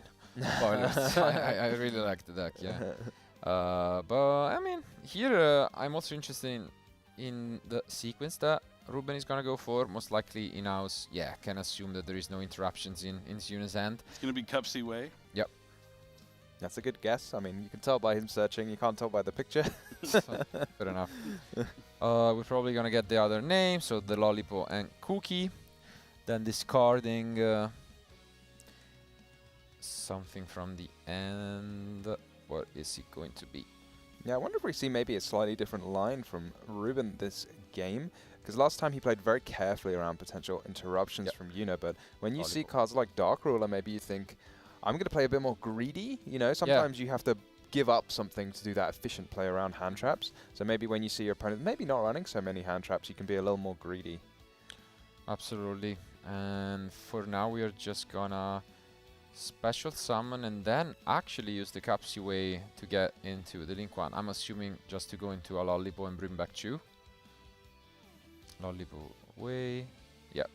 Seems like that's going to be the case. Yep. So we bring back 2 more from the graveyard. Again, uninterrupted by Yuna. It's going to be an interesting choice whether he has another extender, because in that case you usually keep the Lollipop to special summon it, because I think you do need the extra body, but let's see. Because obviously these monsters have their effects negated. And here comes yet another Snatchy. Got to keep summoning Snatchies because you don't have many other tuners. So this is quite a light end field here. That's an interesting decision. Not going for the Herald turn 1 against a deck that you have seen, play Forbidden Droplet options, but let's see. Interesting decision by Ruben. Yeah, it's a pass. So definitely a weaker opener as the one in the previous game, but maybe it's gonna work out. And the first question is, are we going to see that Dark Ruler right away again? Well, this is maybe a good sign for Ruben, because cards like Dark Ruler are fantastic if your opponents put their whole hand onto the field, which is basically what happened in the last game. But this time, Ruben's still holding on to 4 cards in hand, so... Not quite. Yeah. And this will be an interesting one. I mean, showcasing just what the Yummy deck can do. Is there going to be a Ghost Spell, some interruption here from Yunan? Oh, there is the Artifact Lancia. Prepared for Malice. Artifact Lancey we're talking about was not only just the most popular side deck card in the past, it was the most played card at many of the events previously, and it's still in the side deck here for Ruben. And any of the Yummy Way Synchro monsters, anytime an opponent activates a card effect, they can return themselves back to the extra deck and summon back 2 Yummy monsters from the graveyard, and that's what we see here. That's amazing, but we do see that Thrust from Yuna. But you need to play through the Lancia. It's not gonna be an easy turn here. And we do see Ash Blossom on the Thrust. Might be a quick one from Ruben. What an opener. Yep, Lancia, Ash Blossom, plus some decent Yummy monsters here. Is that a normal summon of March Hare? Yeah. Not what you want as a Malice player, but you also don't want to see Artifact Lancia usually. Let's see if this prompts any sort of response from Ruben. It looks like it does. He's going to activate the effect of Yummy Snatchy, pay 100 life points to Synchro Summon. Yeah, and although the Snatchy on field was, negated, the Snatchy doesn't force you to Synchro, summon with itself. So you can just use that one, and that works out. And we do see double droplet again in the end from Yuna, but I mean, that doesn't really do all that much. But since Yuna sent a spell, Ruben is able to chain the Yummy effect, so it's going to still put the March Hare face down and bring back 2 monsters. That's devastating. Yeah, it hasn't quite gone as happily as it did in the last round for Yuna, and I think the key difference obviously is the Artifact Lancia. Ruben has been playing the Malice deck a lot, I've noticed, at previous events. So he made the top cut at YCS this year with Malice. Yep. It makes a lot of sense for him to have respect for the deck by including those Lancias in the graveyard. It sounds like Yuna might be looking to concede. Yeah, that's about it. Reveals is it Wizard maybe, but I mean, anyways, Ruben with the comeback obviously doesn't want to give it easy to Yuna, wants to show everyone why he is the world champion at the moment, and we are going to get a game 3 in this opening set. I mean, to be expected. Definitely. It was still 25 minutes on the clock, plenty of time to play that last game, and that's something with the new time rules. We need like all the players and all the judges also have to be very cautious of the time rules. We can't take up too much time. You can't slow the players down. You got to let them play and let them going, or be ready to add some time on the clock at the end. But you can see the quick play from the players. We're still going to get the games to go the distance. Even though we're in game number 3, we're nowhere near that 50-minute mark. We're only halfway done with the round.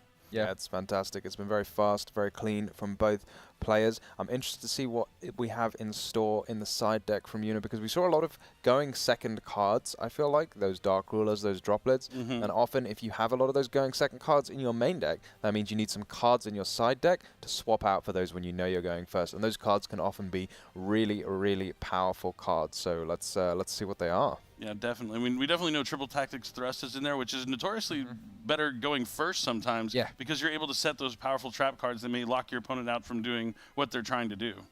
Yeah, at the same time, the Yummy deck is an interesting one. Usually you try to include, if you play Thrust, those one-off normal trap cards that shut down the opponent, like Dimensional Barrier maybe could be an option, but Black Goat Laughs. Yeah, Black Goat Laugh is definitely up there, so it will be interesting to see what is the card of choice from Yuna, but definitely she has a lot of cards to take out, I'd say, because, I mean, you don't want to keep, Droplet or a Dark Ruler No More going first. Dark Ruler No More for sure. Droplet, maybe you keep like 2 in or something, depends on how many cards you need to take out. But on Ruben's side, I mean, there's some cards that are good going first, some good that are going second, and then there's Artifact Lancia, which is just good no matter what time you do it, no matter whether you're going first, second, third, fourth. It's going to be a key card he's going to looking to open up with here, and we're going to have to see if there's going to be something he's going to draw. You see both players locked in and focused as they side decked very quickly, and now they're already shuffling up for game number 3. Yeah, maybe we'll see Yuna taking a leaf out of the Master Duel Players book, and those Call by the Graves, maybe a cross-out designator. Just get those Lancias out of here.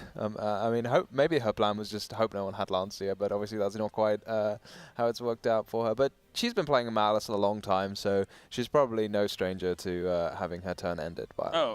Yeah. I mean, the Malice players. It's not that the Malice players that do well in tournaments just happen to get lucky and not face Artifact Lancia. It's a card they're beating every single round. Yeah. It's getting activated probably every game 2 and 3, and it's being prepared for that, which is what is important. So yeah, I think as mentioned, the settled is everything is ready for the decider one. I mean, one of them is still gonna be in contention. As mentioned, 2 losses are completely acceptable, but one of them will with the win, going 1-0 in this opener in Paris. So I think our duelists are ready. Let's jump back into action. As you mentioned, losing round 1 doesn't mean you're out. You can definitely still win the other rounds, but you really it feels a lot better to win round 1 than lose in terms of like the mentality going on. Yeah, it's hard to argue that. It's often when people say, about Yu-Gi-Oh, it's like, you plan to win, you plan to have fun. Well, I'm like, well, winning is a lot more fun than than losing. So a bit of both. But and in the meantime, I can also inform you guys that we had a backup future match, which was the one between Sebastian Samam and Akihiro Kato, and the winner of that match has been Sebastian, who has already concluded the backup future. So unfortunately, we are not gonna go back to that after this match. But for now, let's focus on the one and finally with a chance of going first for Yuna, who has been going second all match long. yeah, I mean, no matter here, right, we're going to have, even with no backup feature match, we've already seen plenty of action and there's plenty more to come. Are we going to see a full Malice combo from Yuna? Are we going to see lots of interruptions from Ruben? Let's find out. All right, it's time to duel. Let's see. Such an important, and we do see the Purulia right away from Ruben. Out of the cards you could see, like discarded immediately from the opening hand, I think Purulia is something you're fine with. Yeah, and especially if you open these Ornate drones once more. I mean, it's at 1, but has been hard drawn twice by Yuna already in this match. Yeah, Purulia got a little bit better against the Malice strategy since Alliance Insight with the inclusion, backup at Ignister, Wizard at Ignister, and plenty of other monsters that summon from your hand, so it could be beneficial. But starting with Hornet Drones is going to be a way to get monsters on the field, at minimum an SP Little Knight for disruption, depending on how many cards Yuna is trying to not give Ruben. But it will be a normal summon of Malice Dormouse. The one-off. Yeah, it's hard not to normal summon that one from your hand. Yeah, and it's going to resolve no impermanence, no Veiler, no response from Ruben, and what an opener. Yeah, no Lancia in particular. It's got to be so happy for Yuna to see, because once you resolve this Dormouse now, you're then going to resolve another summon, and you're going to get to a Link 3 before Ruben has a chance to activate a Nibiru or something. Oh, no. Oh. No, you can't, yeah. No, 1, 2, 3. Yeah, no, I was counting wrong because the token. Token was 2 summons. So that's gonna work out, but again, we are gonna see that double token hit the field. Because again, the Ornate Drones is still there, so at the end of this, Yuna is still gonna have 2 tokens, the one from Nibiru and the one from Ornate Drones. That's one of those like unexpected things you really don't think about, is the Hornet Drones being so good against Nibiru and just providing more monsters on the field. So it's a lot easier to access something like a Heart's Cryptor potentially, or just immediately a Link 2 with the Nibiru token into Haggard Lizard Dose. The Malice White Rabbit hasn't been banished just yet. Ooh. Yeah, this is amazing to see all of the ways that Yuna can just get straight through Dormouse. A Nibiru here. And I guess this is probably why she's chosen to include these Sky Striker cards, because it's not something that we've seen very much in Malice, but maybe she said, okay, I've got 1 less Dormouse, I need to come up with some extra ways to help me extend, and these Sky Striker cards are doing perfectly for her. And you can tell that she knows how good it is to be like that anti-Nibiru technology, because she just leaves that token out there the entire time. Both duelists have used the strategy, Ruben in game 1 and now Yuna. And I mean, technically they're both tokens, but they do have names, so you can use the Lizard Dose because they have different names. So, yeah. They do have names indeed.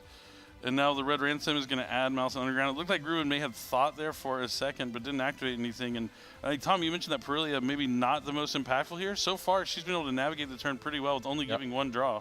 Yeah, just 1 draw. You'd much rather have either of the other 2 Molchamus, Furlos, or Meows. Oh, for sure. Can't imagine Meow's going to be super popular this weekend, but you never know. I thought Ruben was kind of looking at an Ash Blossom in his hand, so maybe he's kind of thinking about what is the best time to activate it and deciding not quite yet. He could be trying to save it for, either maybe like the MTP 07 on his own turn to stop the interruption there from the banish potentially, if he does have the Ash Blossom in hand.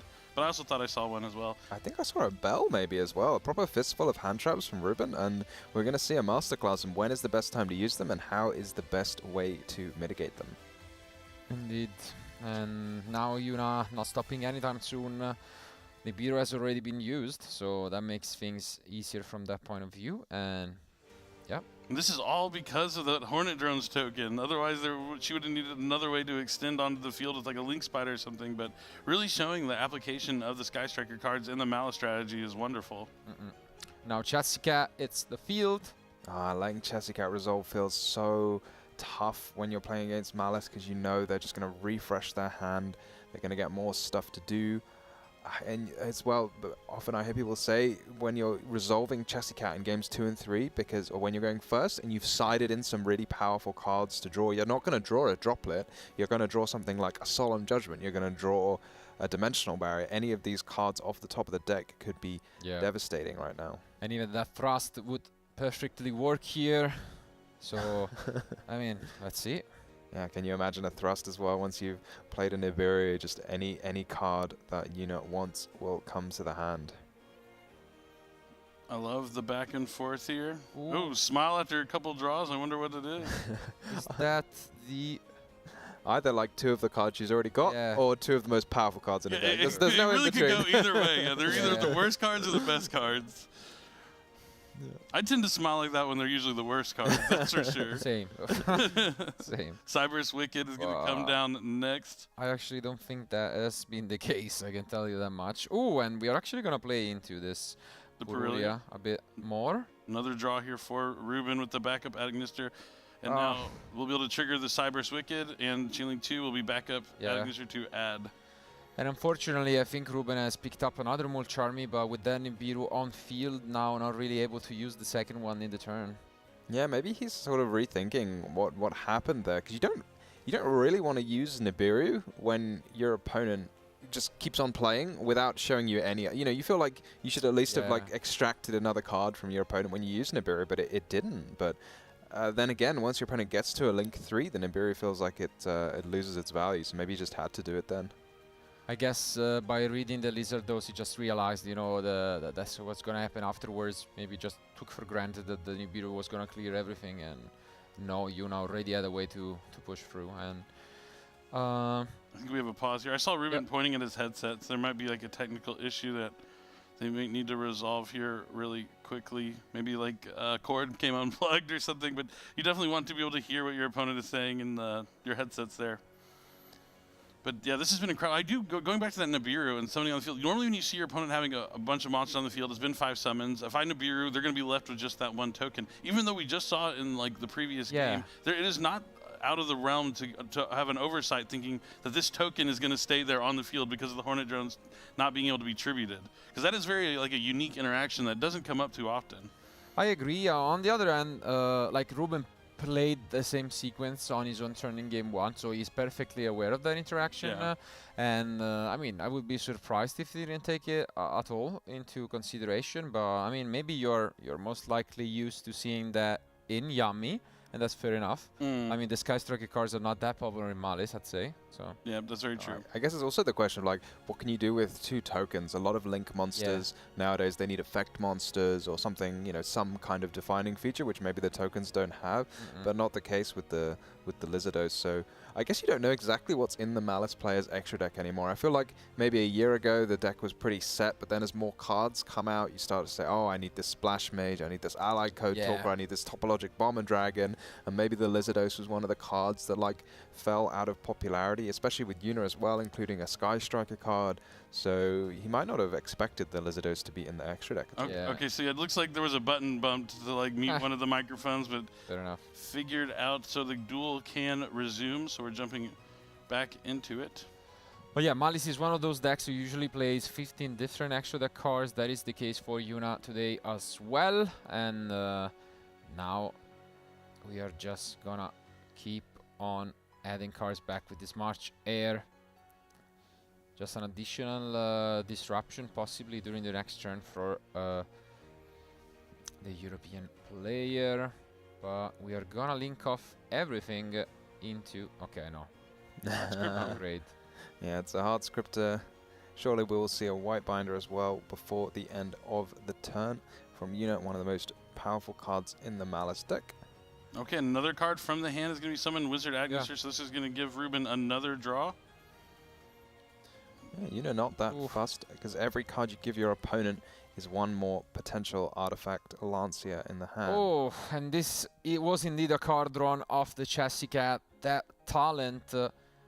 And let's take a look at the end. Oh, and it's a rough one, because that Obedience Coding is the only card you can use. But at the same time, if you leave the Nibiru there, you know, it's an interesting choice, but I think it's also a no-brainer, yeah. Ruben had that Ash Blossom, yeah, and he decided to hold it on the ad of the Malice and Underground. I wonder if that's something he's going to look back at and think maybe I should have stopped that Malice and Underground from really being accessible, because that got Yuna to the Chessie Cat, which got her to the Triple Tactics talent, which also got her to the Heart's Cryptor. It's hindsight's 20/20 always, but that's tough, especially when you draw a second copy of the Ash Blossom. Yeah, that's interesting here from Yuna. I'm amazed to see that, actually, just banishing the Nibiru at this point in time, because we saw Ruben had Obedience Schooled and a couple of Molchamis in hand that were dead. Another Fualis just being active. The Obedience was shuffled back anyways, but I totally agree with you that, that just kind of forces the pass. And, it is a starter, at least for Ruben, but this is kind of rough. I mean, you do have 2 interruptions to try and play around with, but, I mean... Oh, did she send back the Obedience School? Yeah. Oh, sorry. I thought in my head she was going to send back the Bell, but... No. She sends back Obedience. So basically, we have Ash and Bell to try and slow Yuna down, but that's it. Yeah, that's it. With just one yummy card, it's not going to be enough to break through the field, and Yuna is taking down our reigning world champion in round number 1. What a match, what a way to start things off. I mean, and here you can see it on screen again with this graphic. Unadix taking round 1, defeating the current champion. I mean, valid effort by Ruben, but what a showcase once more from Yuna. And, you know, talking about your question before, is it deck building or playstyle? It's always a little bit of both, but the deck building here from Yuna was key. Having the Dark Ruler Noir in the main deck. The Sky Striker cards played more of a role than most of the Malice cards, just being the cards you use beforehand. The installation against Nibiru, all the different levels of things. It's what I love the most about Yu-Gi-Oh! Is you play cards for one reason, but then you have the overlapping reasons as well that come out to play on the biggest of stages. Yeah, it was super clean as well. It's the deck building, and then the deck building like complements the play, because you need to know that you can keep that token. I think Yuna knew exactly when the Nibiru came down what she was going to do, because I think otherwise you're never going to let your opponent Nibiru you before you make that Link 3, unless you have a plan to make a Link 3 anyway without summoning any more monsters. So I think she knew exactly what was happening right there. Absolutely, and I mean, I can't wait to get into you know, her brain with the post-match analysis later on, because I feel overall the team for this duel really showcased why, you know, these duelists are here. It was definitely something that maybe players who don't follow Yu-Gi-Oh! At the highest level might not notice, but this duel was a lot about, you know, niche interactions and just playing. Even I want to give credits to Ruben. Game 1 going first, he went for a line that is definitely not even close to the traditional one you see. And that is just because he was also trying to play around Nibiru, didn't know what he was up against, and I think he just showcased why he's one of the best players in the world still. But I want to bring up an interesting stat that I just thought of. I mean, considering the performance at the playoffs, Yuna is has a 100% win rate in future matches. Has never lost a future match ever. I mean, so that's impressive. So yeah, she found out she was the round 1 feature. She's like, all right, off to a good start. Exactly. 1-0 already. We'll see whether that stays true, you know, throughout the weekend. But that's some impressive performance, given that sometimes even the most experienced duelists, you know, are a bit shaky and nervous when it comes to playing on camera. Yeah, you have to imagine Ruben's got a pretty good win rate in feature matches as well. I mean, he definitely won at least, you know, the couple last year at the World Championships, but whatever. He lost the last one I watched. He was playing against Ryan Yu, I think, in like a Malice Mirror match. It was an epic match, but yeah, not the greatest start, but you mentioned this is 7 rounds of Swiss, so even losing 1 round is not a big deal. Losing 2, you can still recover. 3 is when things start to get a little dicey for sure, but... Well, I mean, sometimes it's also, you know, that wake-up shower that you need. Just round one, you definitely don't want to lose. You lost a close one, I'd say, and it can serve as motivation to just lock in and focus even more. So I'm sure that Ruben is just not gonna, take it too hard on himself. Yeah, you have two paths you can kind of go, right? Yeah. You can either drown in misery, and that doesn't help anybody, or you can lock in and use it as motivation to do well in the last rounds. Yeah. And then you can also just look at the game, like how many times are you going to go first in game one and then get Dark Ruler no more? This is probably the only time it's going to happen for the remainder of the tournament. So you can kind of assess through that, learn from it, and then focus in, and you have to win out the rest of the rounds. Yeah, but for now, I mean, Malice taking out that Justice Hunter deck. We'll see whether that remains, a trend throughout the weekend, as we will have, just show you guys also what is the deck breakdown for the event. It will be interesting to see again how many different decks are out there, and also if there is, some common trends among, TCG players or OCG players, maybe bringing, one specific strategy altogether. But I mean, regardless, it will be interesting to ask some questions about, about her deck building choices. I'm sure, those field-breaking spells are not the most obvious choice when it comes to Malice. Yeah, certainly not. I mean, something like Forbidden Droplet, sure. Yeah. But yeah, Dark Ruler more. The Sky Striker cards and Malice, unexpected. I'm really excited about this interview that's coming up because I do want to hear from Yuna and why these choices happened and how do you feel like it's one thing to make the meta calls and make these reads, but to have them actually come to fruition, from plans and see the results from your practice, has to feel good. Yeah, it's so cool because he's obviously gone with a slightly different approach than a lot of players were expecting. So to have it pay off round one on the feature match against the world champion, it doesn't get better. That's got to be fantastic. And especially the Sky Striker cards really shined. I mean, in the end, they gave her the win both in game one and game three. So I think definitely they are something that any Malice fan out there might just be on the lookout. I have to reveal that myself included. Yeah, I have my Malice cards just in my backpack. I gotta grab me some Sky Striker cards for sure. Ooh, and we see a sneak of an amazing match between European champion Lorenzo Muselli and Julian, all the way with the double qualification as we have mentioned from playoffs and the North American WCQ. So that's an exciting one, definitely. I mean, the truth is, out of the 13 matches that are happening, everyone would be probably worth of being shown. But no, we only have so many cameras that we can give you guys. Both quite stoic-looking players there. Do you think they'd finish, or do you think they were heading into a game three? I think they are heading into maybe game three, maybe game two. Who knows? Maybe game two. Maybe the 35 minutes game one. Hopefully not. Yeah, not with these time rules. Yeah. That doesn't benefit anybody. Yeah, absolutely. But I do like the pace of play from the players. There was thinking, but at a quick pace because they both know that they have to win. Before the time runs out, and you really saw it from the players there and how they're playing. It's an important aspect. It's a little different, but if you practice that way with a clock on, you're going to be okay. No, and definitely for Yuna, I think that was even more impressive because, again, it's the subtle things, but playtesting with a timer is definitely also something that, for example, some players have reached out to me before the World Championship, and I was like, that's definitely something you should do, and especially if you're playing, field breakers, because then you're gonna give your opponents 7 minutes, 8 minutes, who knows, to combo through, and then that means you need to speed up even more because then things might get close. But regardless, it has been an amazing showcase. Happy for Yuna that she is proving once more why she is deserving of a spot here at the World Championship in Paris. But I think soon enough we'll be able to hear from her directly on some of these amazing choices, both in terms of deck list and in terms of play styles. And as mentioned already by Tom, we have a very special analyst for this whole weekend, right? Yeah, he's come all the way from the other side of the world, even further than Billy has to be here. So shocking, as hard as that is to believe. So yeah, we'll hear from him. It's great because we're going to see him on the biggest stage. Maybe sometimes there's not as much attention paid to those YCSs down in Australia as there are in Europe and North America, but we're going to see him here. Absolutely, and I think that's the moment to hear it from Yuna, the winner of round one. So let's go to the post-match analysis.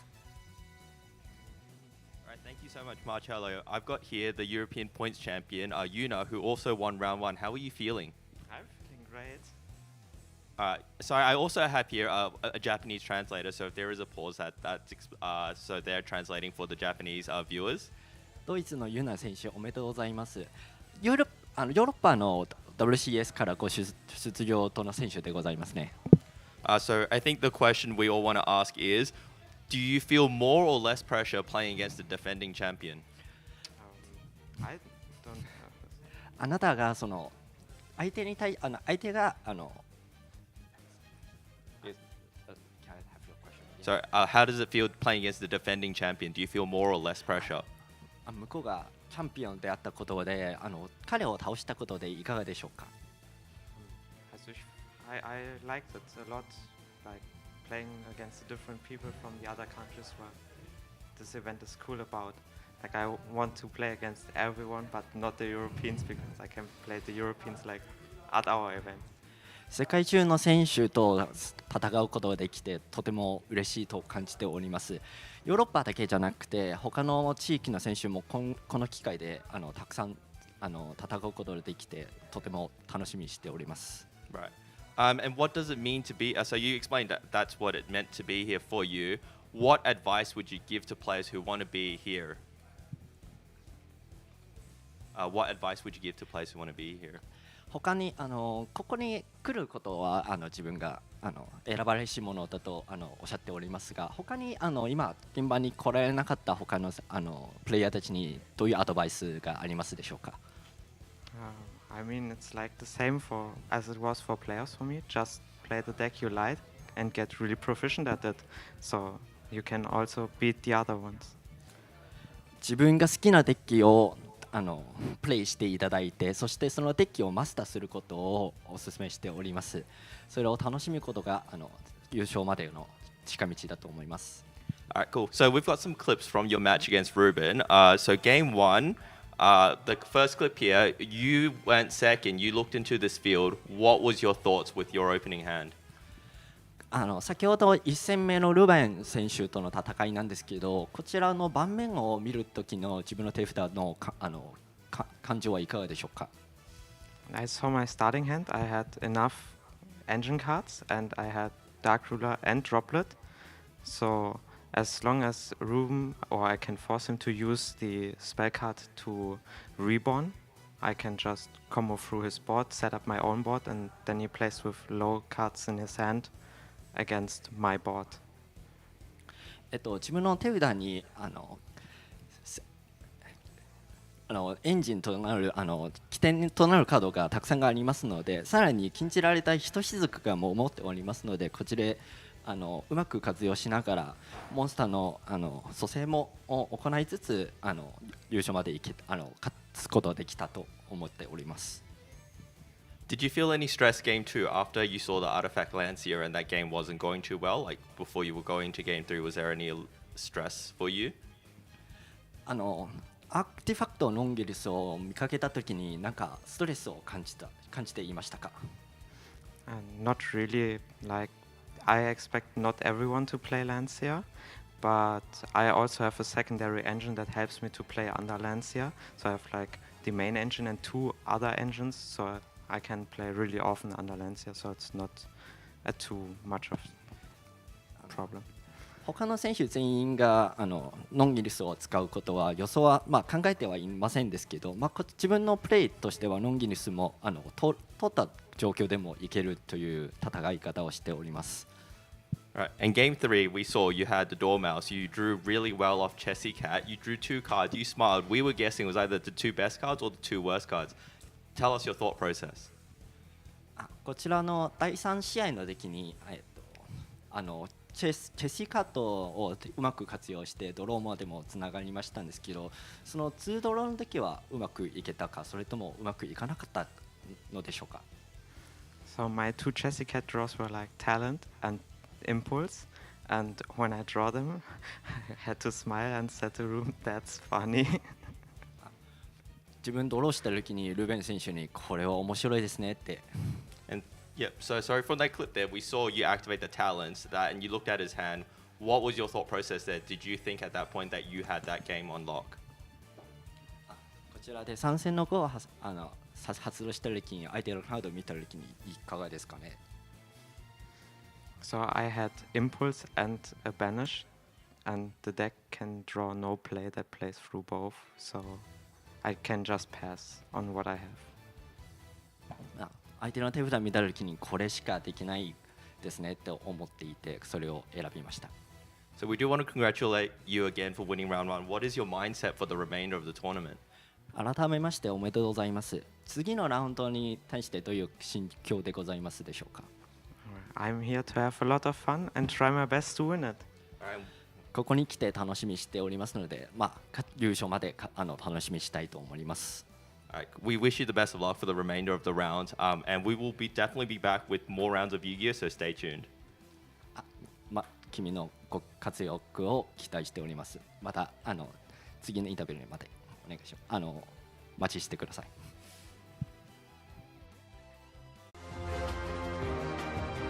C'est l'heure du duel.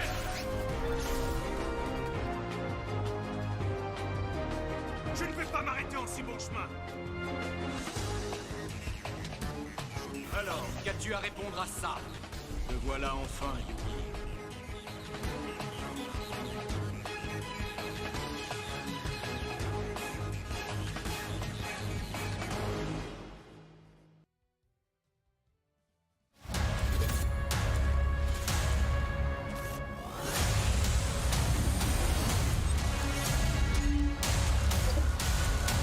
Made for the best. Made for who you can be.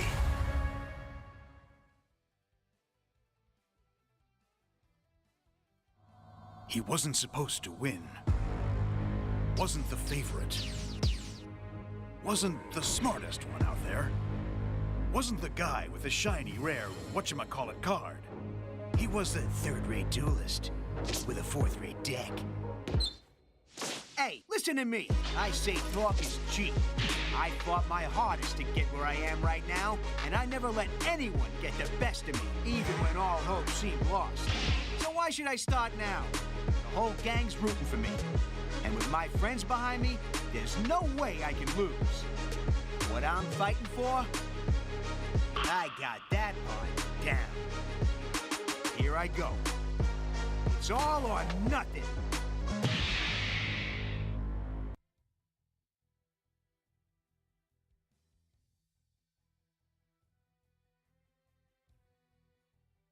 So, what's inside this thing? Come on, Joey needs a new pair of shoes. The moment of truth. Whoa! Get a load of that thing, guys! Now there's something you don't see every day. Check this out! Red Eyes Black Dragon! I'm talking Red Eyes Black Dragon, folks. It's your move. Nike Air Max 95.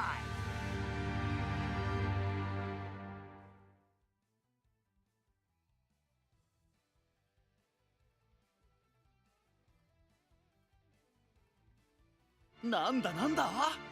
なんかドキドキするな。うわ、来た来た来た。これはすっげえ。見てみろよこれ。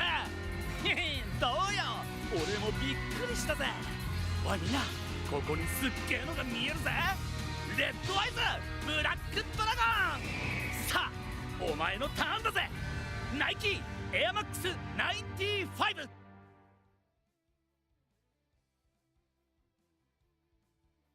Hi everyone and welcome back to the 2025 World Championship in Paris. Of course, it's the peak of an entire Yu-Gi-Oh season. It's the most important tournament of the year, and as mentioned, players coming from all over the world to compete at the highest level.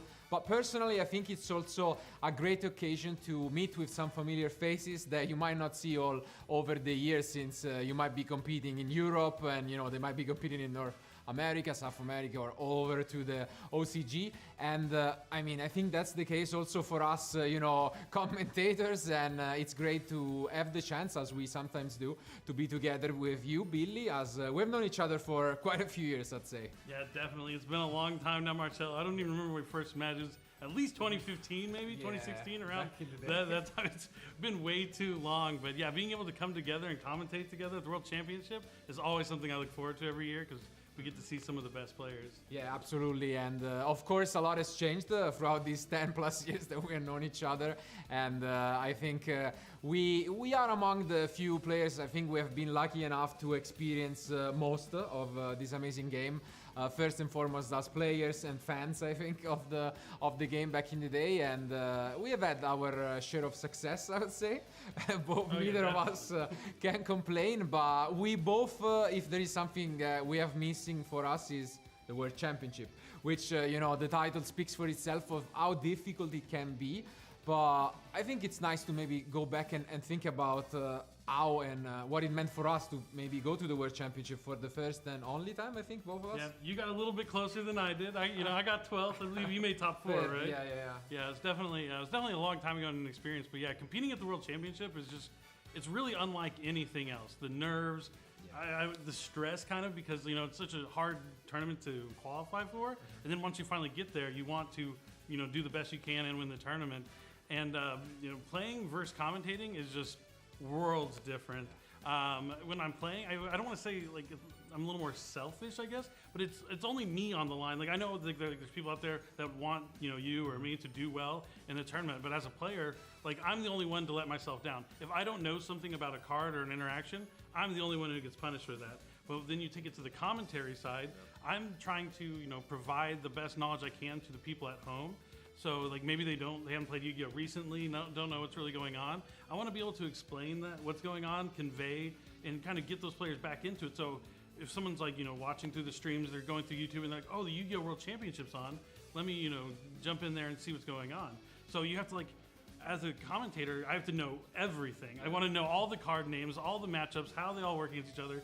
But as a player, like you still want to, if you want to do well, you're better off knowing that stuff, but it's not like a guarantee. You can learn on the fly. Like if you haven't played against a certain deck, you can adapt. At least certain players can, like adapt and adjust as you're going through the game. But as a commentator, you have to have so much more preparation, I think, going into the tournament. I don't know if you have like a similar experience with that. Yeah, absolutely, totally. And I think maybe some, you know, fans and duelists just assume that it's the other way around, maybe.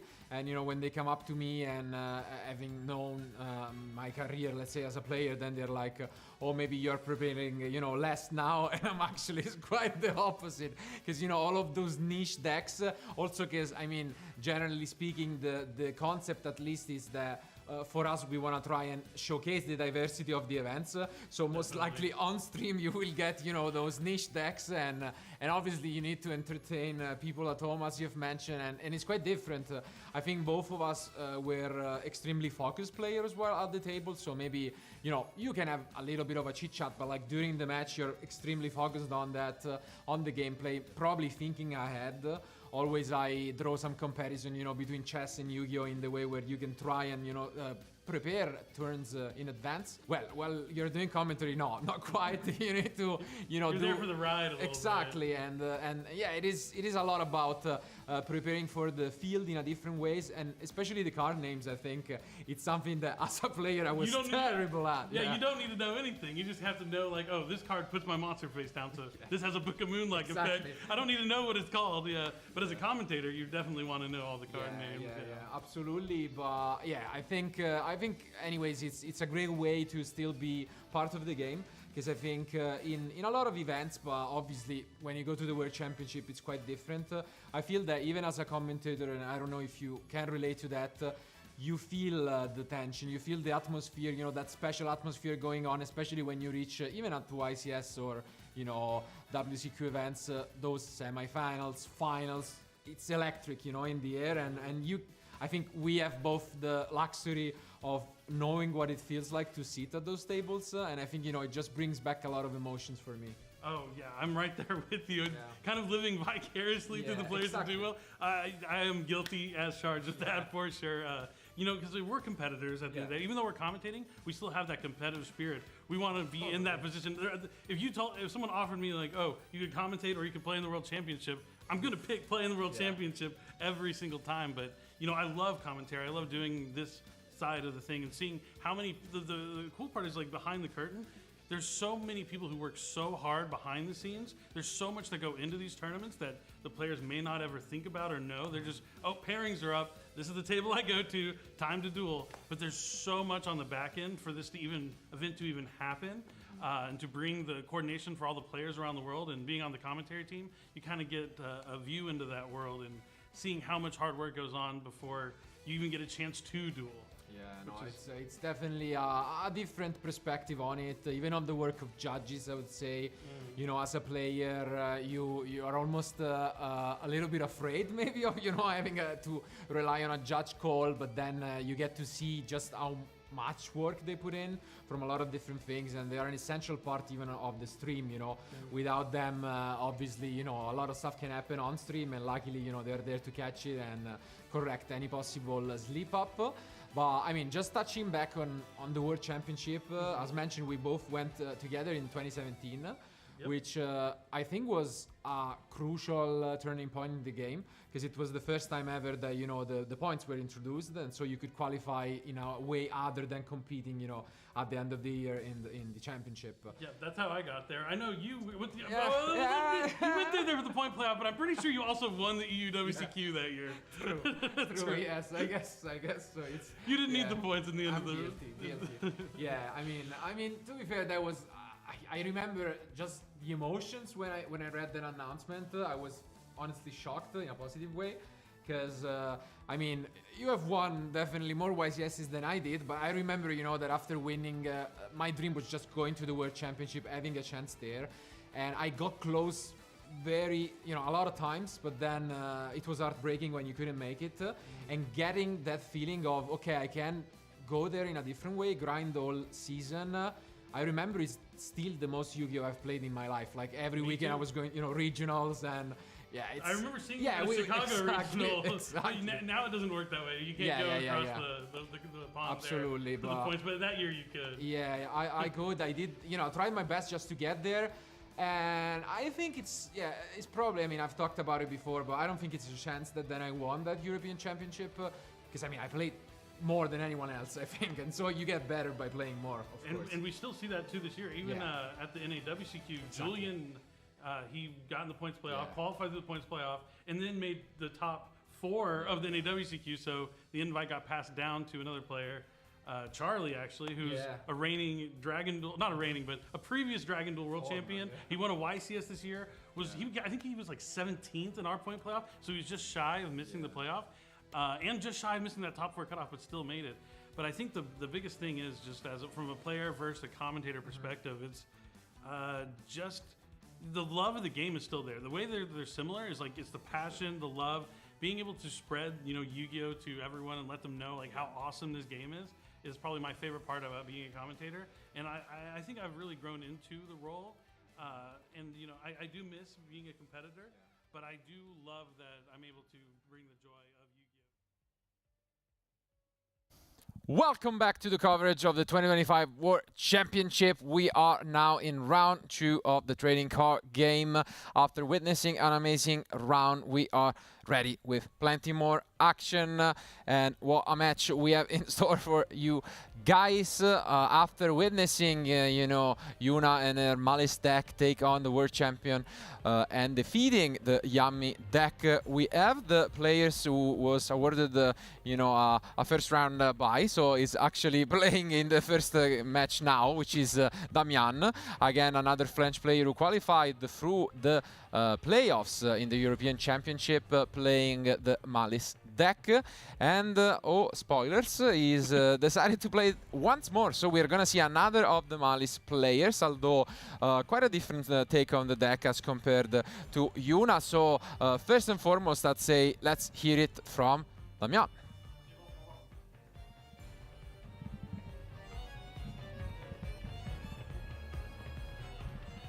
I'm Isaias Estrada. I'm from Nampa, Idaho. I've been playing since 2014, so 11 years as of now. I got 3rd place at this year's NAWCQ with Gem Knights. Probably just the tournament itself. I get to play, I'd say very rare you get to play against like the best players from everywhere in the world. It's very rare. Seeing all the like different type of people that play the game, it's very cool. My ace monster would probably be, if I had to pick one, it'd probably be Dante, Traveler of the Burning Abyss. It has always been my favorite card. I haven't had a good Macaron, so I'll probably pick Croissant. a croissant enjoyer. We love to see it. It's the best question of the weekend by far. Indeed, I think the indeed, meta is definitely croissant so for far. sure. I think it's like 90%, you know. It's the meta game is that, you know. You don't understand until you've had the croissant. Like, it's just so flaky, so light, so wonderful. Absolutely. But I mean, I was focusing first on Damian, but here we got to see the opponent representing North America in Isaias. Is rocking again one of those Justice Hunter support cards in the K9s, but it's not the Vanquished Soul. We will see some Christian action in here, but before we focus on the match itself, let's hear it from the opponent, Damian.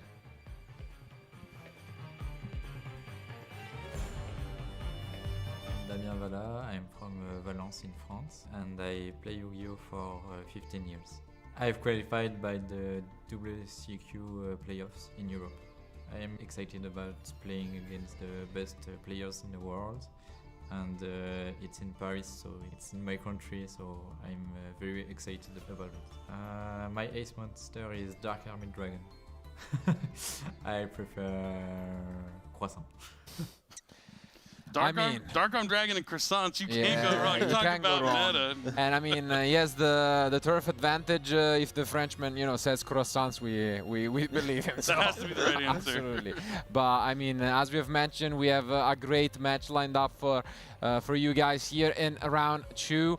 They are both on a 1-0 score, which means obviously they want to keep this streak going. They want to go undefeated all the way through round 5 to at least guarantee, you know, that top cut spot. Yeah, and let's jump into it. It's game 1, round 2. Ooh, we see a 3 and a 5. So for now, red players winning the die rolls. So Malice is going first. Both players choosing to use the blue sleeves here. The players had the choice of using the blue or red sleeves, so it's all based on their personal preference. Yep. Yeah, Damien didn't get the memo. They should have made him re-sleeve, you know, say, sorry, you're on the red side. So I'm going to have to disagree with you there, Tom. I'm not waiting for these players to re-sleeve every round. You're going to have to put the red sleeves. At least he's got the red t-shirt, you know. So. True.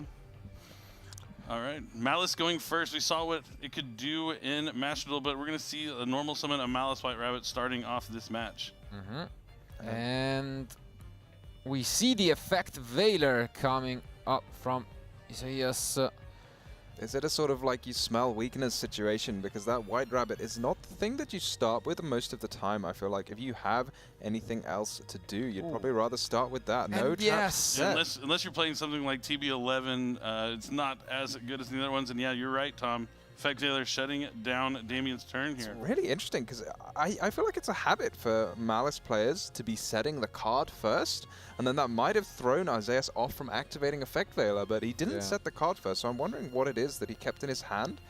And then from Isaias here, Crystron Inclusion is an excellent start. It's really the key card to really get your Crystron strategy online. Going to add a Crystron monster from the deck to the hand.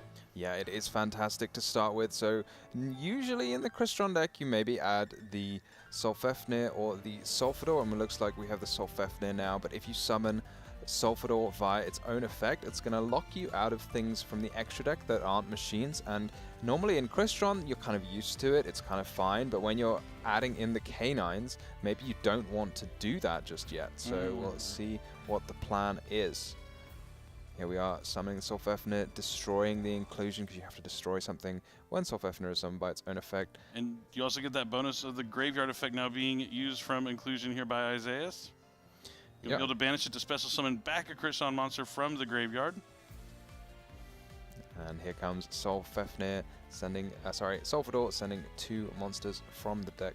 2 cards even from the deck to the grave, and it feels like a card you have to negate because it's so powerful. But then if you do negate it, you know what's coming next. You know, there's 2 level 5s. Could be an Infinity, could be a Ripper, could be anything. Oh, but the Fualos is immediately met by an Ash Blossom. Wow, that's unfortunate. And at the same time, now means that Damian has used a monster from the end, so this has suddenly turned quite gray, I'd say, for the Frenchman, and we do get to resolve this Ripper. Yeah, you kind of get that free extra Izuna activation if you get the monster from the hand. I feel like a lot of players say, you know, if you activate your Fualos against a K9 deck and then they ash it, it's just devastating. This is a huge Dominus Impulse trying to stop the Jokul. This is going to prevent both of those level 5 monsters from being special summoned from the hand. No trap card in the graveyard, so they will remain in Isaiah's hand, though.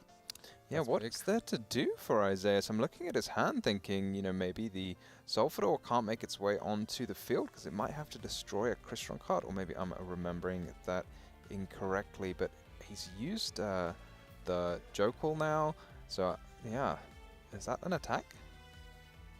Looks like Lupus is coming down and that's an interesting one. We have not normal summon yet, so yeah, we're just tribute summoning over the Lupus. That's not something you see every day. Yeah, Damien down to 1 card in hand, so you have to tribute summon rather than normal summon, but you can just bring out this Azuna straight away.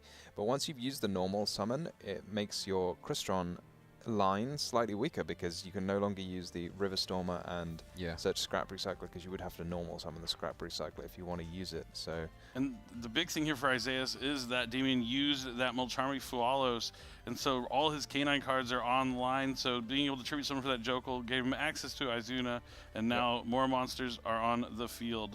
Canines really are on the hunt from those monster effects being activated in the hand or graveyard.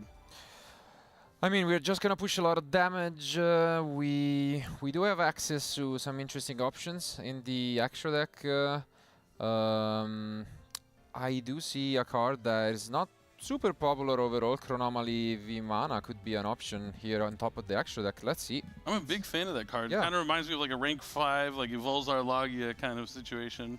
yeah, I mean, it does make a lot of sense, especially in the Crystron Canine deck, because it is a machine. So when you've played a card like the Sulfador that requires you to only summon machines, it gives you an option. But here we see a Valon is just so good, especially in such a simplified game state. I mean, it's hard to get out of it, and we can even go into Zeus, and I do think that could be a right decision. I mean, not really a lot of end and graveyard interaction, and yeah, that makes a lot of sense. Wow, this is tough to break. Especially with 1 card in hand, drawing to 2. Gonna one shuffle the deck. Yep. See, maybe if I'm Damien, I'm drawing my card for my turn first, and then seeing if there's even a reason to waste the time on shuffling the deck here, because he's in a tough spot. Fair enough. But because you got to pay attention to that clock. Yeah, I mean, it has been only 5 minutes to be fair. So I mean, if you start from the beginning, playing to save your time, it kind of adds up there in the end. I totally agree, and yeah, already wasn't the most promising start. We need a miracle off the top. Can we pull this off from Damien, or are we just gonna pick the cards up? It seems like that's the latter. So game 1 goes to Isaias. Yeah, really on the backs of that Effect Veiler shutting down the White Rabbit, which is really the only Malice card that Damien had access to. And even still, a lot of players, a majority of them don't play TB11, so Malice White Rabbit isn't a great starter for the deck to begin with, but not even able to access like MTP07 means he wasn't going to have that follow-up despite his interaction. So that Veiler was actually pretty key, because had he had access to the trap card, he would have been able to search for Dormouse and had the follow-up. I mean, he still would have had to deal with the Valon and the Zeus that was on the other side of the field, but maybe there would have been something there. Yeah, really interesting. I'm amazed to see him like not set that it was a droplet in the end. Like sometimes you set that first, it can psych your opponent out of using a card like Effect Veiler or Infinite Impermanence. You know, just give them a little bit of doubt.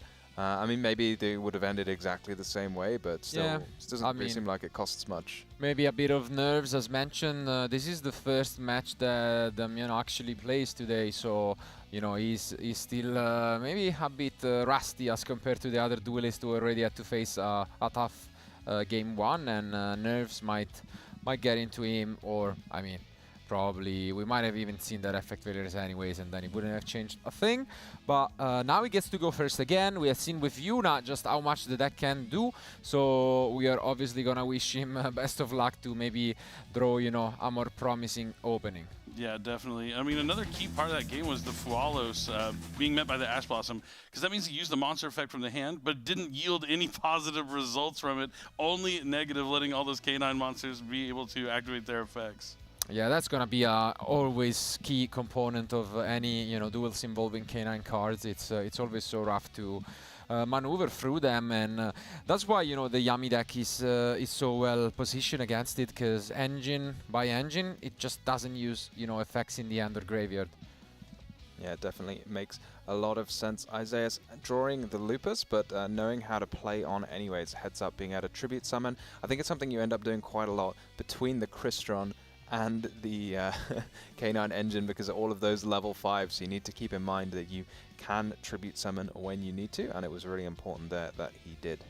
Yep, they really synergize well together, which is why we see so many players looking at using this strategy. I mean, before Justice Hunter's release, I know everyone was looking at Vanquish Soul K9. Wasn't a lot of talk about the K9 Crystron deck, but now that the set is out, YCS Vancouver has been played, it is becoming one of the top decks to look at going into any tournament.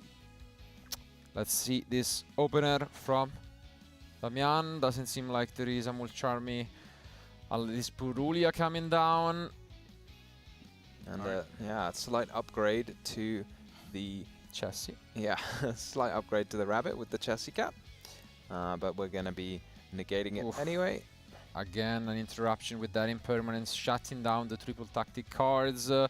But we see a sign in mining, interesting inclusion in the deck. But oof, there is an Ash Blossom on it. Damian Breeze, Isaiah has the answer for it every time he does anything. But a Link summon here from Chessy Cat is going to send it to the graveyard for potentially a Link Karibo. Yeah, but then the question is, do we have the Marcher? Do we have a Bestial? This is Link Disciple. This is unexpected, but Link Disciple plus a backup Adagnister. His plays are nowhere near finished despite those 2 interactions from Isaiah. Yeah, Malice, one of those decks that, I mean, we're seeing these hand traps and it was very effective in game 1, but I feel like it's quite known for just breezing past cards like Effect Veiler and Imperm, and maybe why these cards kind of fell out of popularity over the last year or so, but we're seeing them all come back now. Wow, and a third interruption plus a fourth. Izuna? What is it going to be?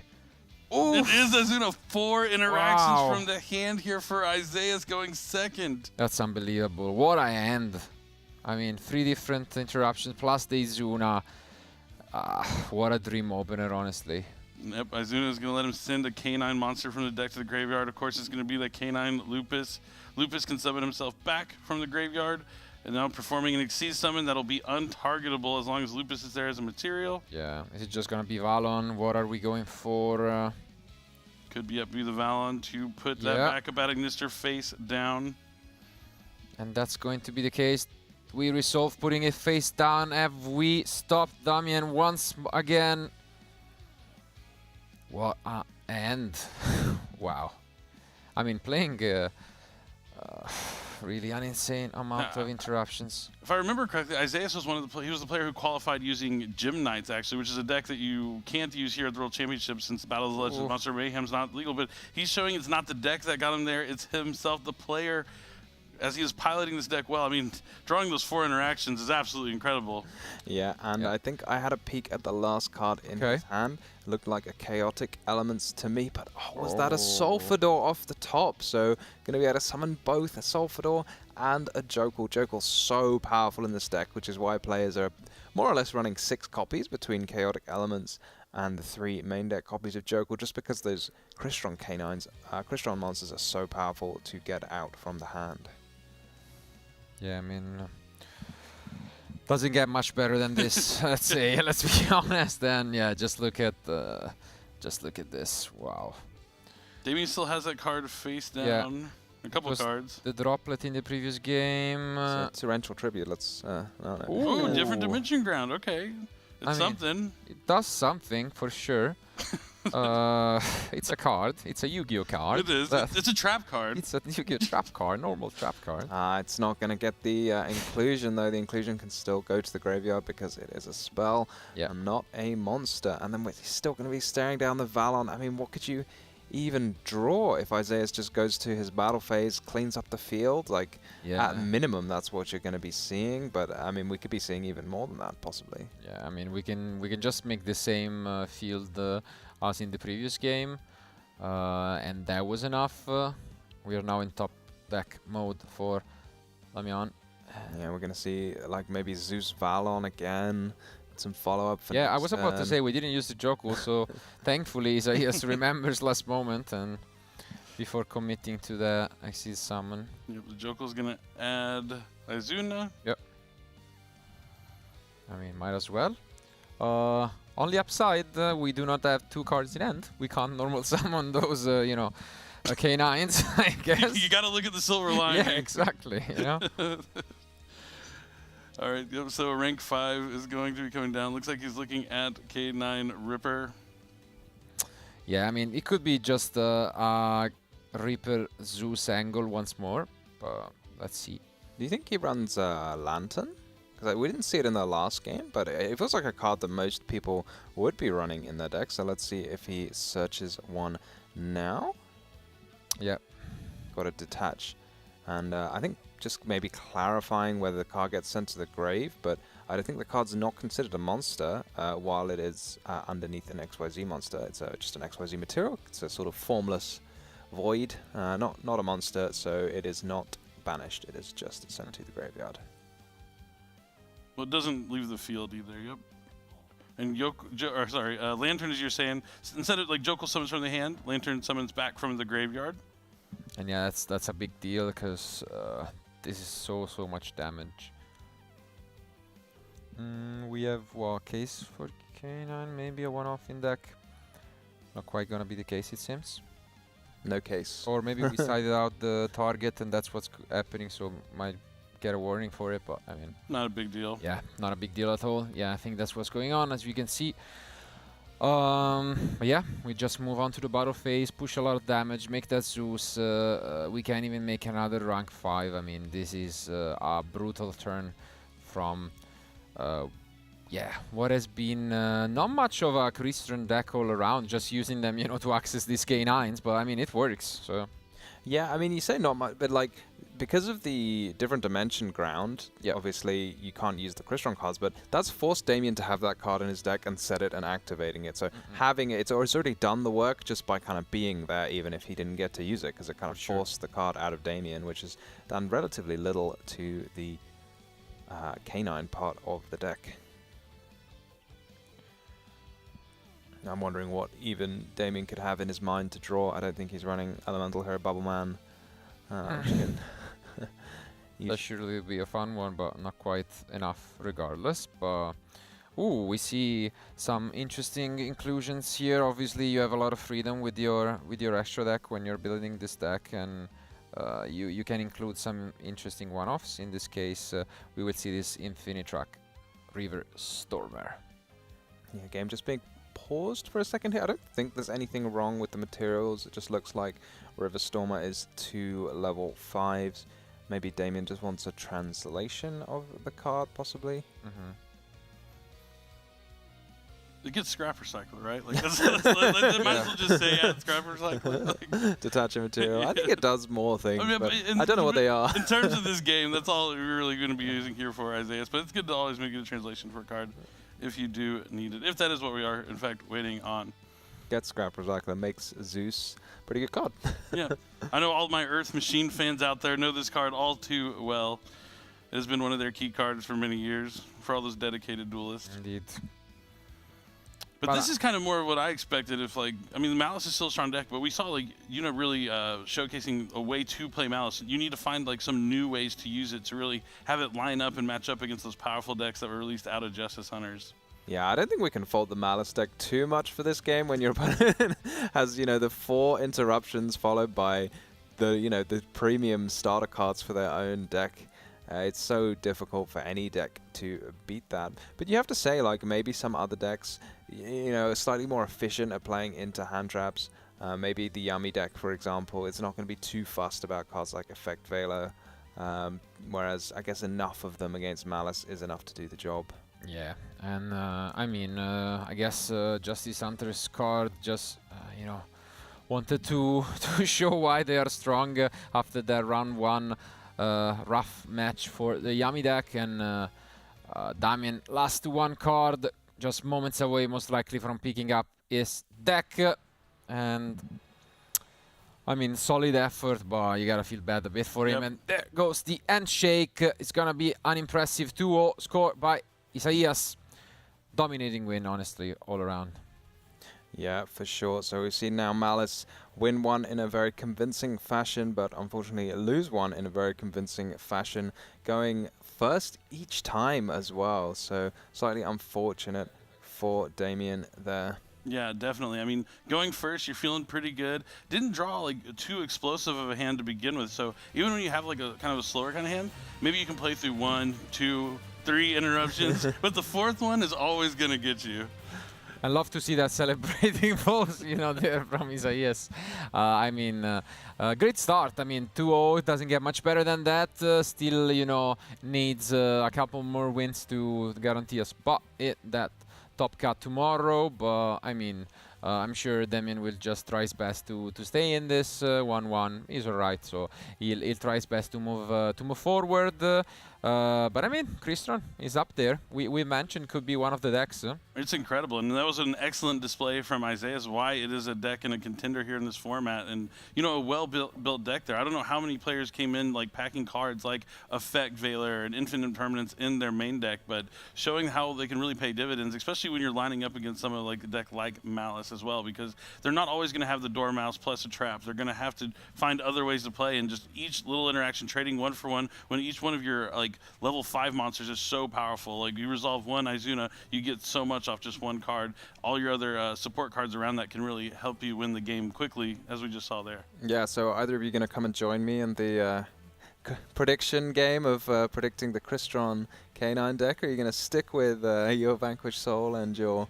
I mean, after that game, I'm going to switch into Team K9 Crystron. There we go. I mean, come over here. It's, you know, the weather's nice. It seems really good. That deck is scary, and it's not just like they have to draw like you look at like K9 Vanquished Soul. If you draw Holly Sue versus when you don't, it's night and day different how that deck operates. There's so many different combinations of cards you can draw in the Crystron strategy to really get things going. So many level 5 monsters, so many ways to get level 5 monsters on the field to each access each part of the engines.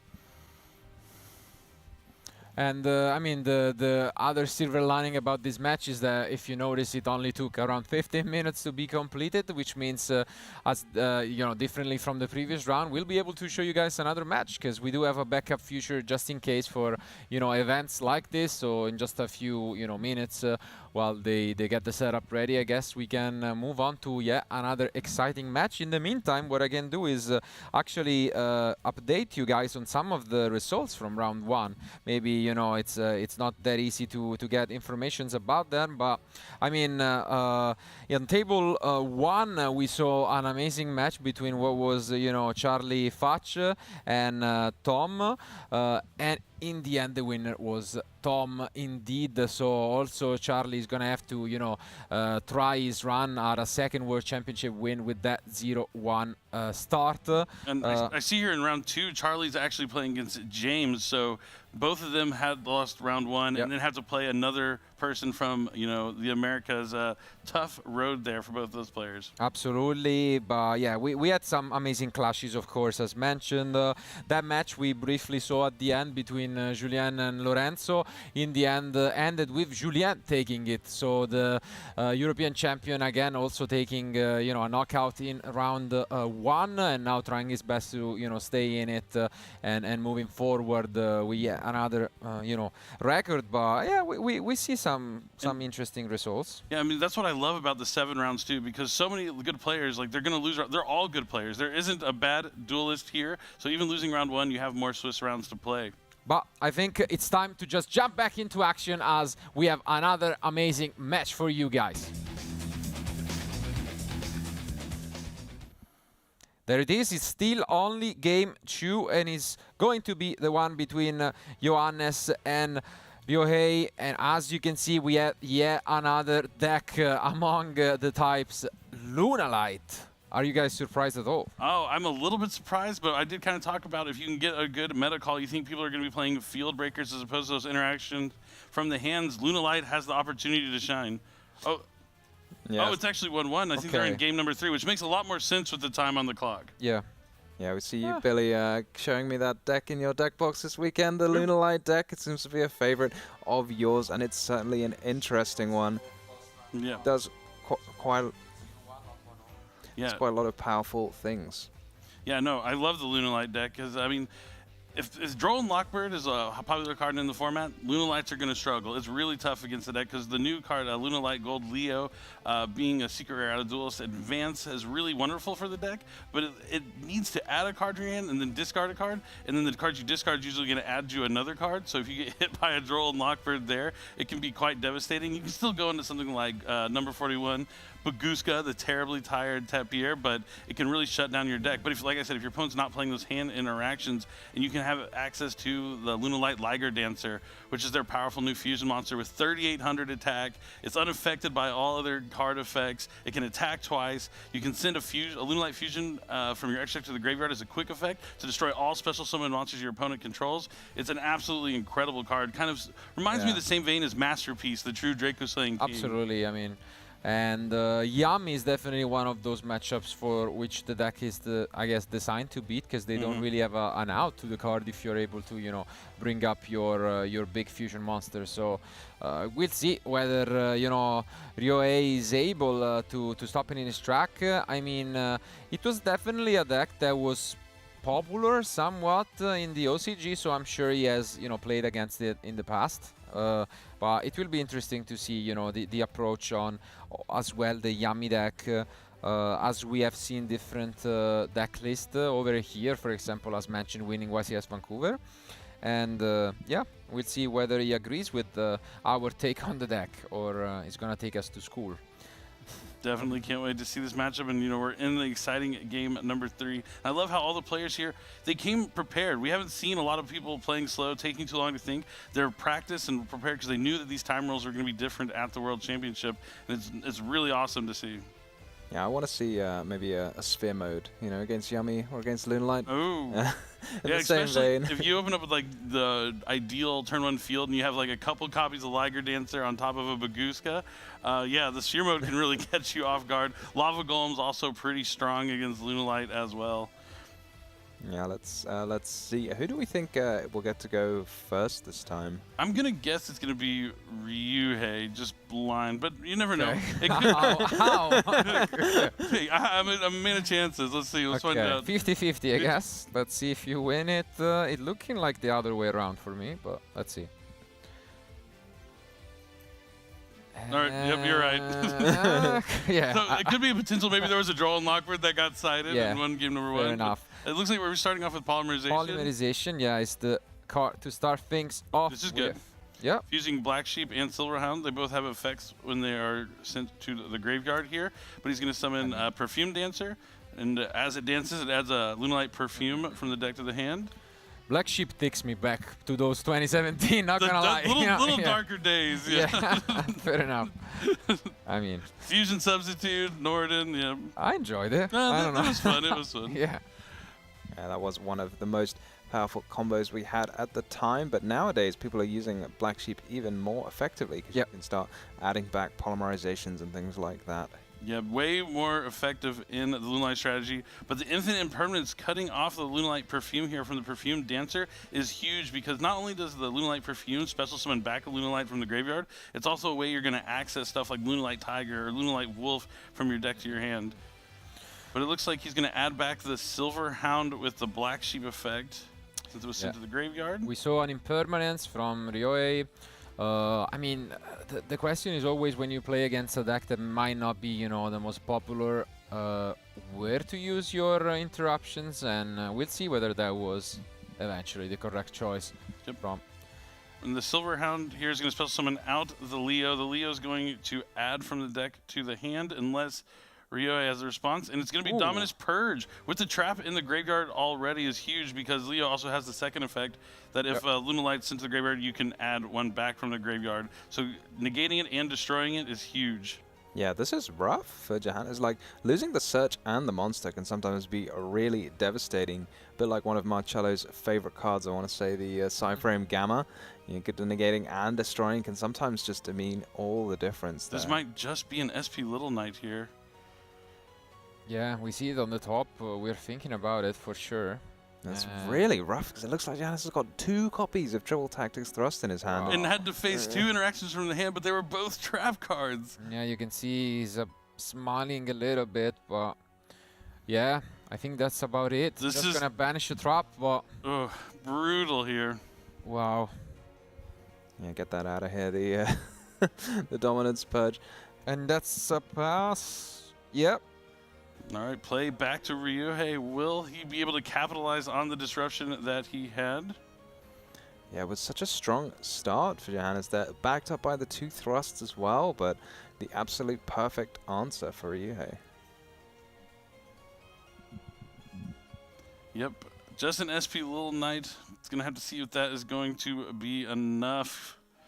I have a feeling it's not. You know, I can't, I don't want to give up on my Lunalight man here. Well, sometimes, depending on the hand for the Yummy deck, right, it might be the case that it's tough to play into. If you just open like 1 or 2 Yummies or just a single Yummy and then you have to use an effect and then the SP can banish something, but it doesn't look like that's going to be the case here. That looks like a copy of Sky Striker Engage for Ryuhei, so gonna... He does still have the Silverhound interaction here. He can banish it alongside a Lunalight Fusion to negate that Engage. We'll have to see if that is going to be enough, though. What do you think of negating Engage? Because I feel like you just want to wait maybe for drones. I mean, no one is really playing other targets, but just in case, get rid of the drones. Yeah, there might be, because then if you get rid of the drones, I guess, yeah, there's going to be tough to be able to get to Kagari to add it back later. But we're going to see a normal summon of Flawless. This could be a Typhon just coming down. Nope, it's a Link summon. Yeah, Purulia sent to the graveyard for Almirage. And that is a Link 1 monster, and now he can special summon Yummy monsters from the hand. And that is the case. No effect, of course, to play around that SP, but that lock into a synchro summon could be the Capsy way, let's see. Lollipop way, not the one you want to have, but as long as you can get into Cupsy way, you're ready to go. It's going to add 2 Yummy cards from the deck to the hand, and he'll have to send one to the graveyard. Yeah, no change. The Lollipop way, I feel like, looks the happiest out of all of them. He's like, I have my lollipop, I'm so happy. But adding Cupsy and Cookie, the other 2 Yummies. Yeah, maybe we should have added next to the croissant macaron like Lollipop against Cookie. We're talking about all these croissants and macarons. I'm like, is it lunchtime yet? I'm getting hungry. Looking at all the Yummies. I had the same problem when Dolces came out. I was like demoing those cards, and I'm like, these cards are just making me hungry. I could go for a waffle right now. But the Cupsy's going to activate the effect on the field, and this is going to prompt Johannes to chain SP Little Knight to try and banish both. We are just having a think whether we want to put back in the extra deck, but no, that's not going to be the case. So now we're free to go. And this deck can surprisingly push a lot of damage thanks to the field spell. So speaking of surprises, he adds Yummy Surprise from the deck to the hand. Yeah, once you get that field spell in rotation, all of your monsters gain 500 attack for every other beast on the field, which is just so much damage. It's a bit like equipping like Mage Power, or sorry, United We Stand to like all of your monsters at once. It's so like, much damage. It's like exponential growth. Yeah. Not just a little bit at a time. They all gain the boost for each one, and there is here comes Mignon. The field spell that we're talking about. I mean, you only need a monster now to just win, because you bring back 1, everything is already boosted by 1500, so as long as you summon a 4th one, that's 8000 by default without their attacks. So as straightforward as it gets, and you can just get into the Lollipop way if you want and summon back 2, and that's game. So that could be an easy way out for Ryuhei. Obviously, you never know what Johannes is holding into. Could be an Nibiru. You don't want to, you know, maybe expose yourself. Could be 2 copies of Triple Tactic Thrust. Oh, yeah. I mean, nowadays, what you can often do is just see if you can save some things for the battle phase, because there's quite a lot of effects, like, for example, Izuna and Nibiru, where you have to use them during the main phase, or even something like Effect Veiler. So many interruptions are main phase only. But yeah, it seems like although, you know, there was a solid effort from Johannes and his Lunalight deck, this doesn't quite seem to be the case.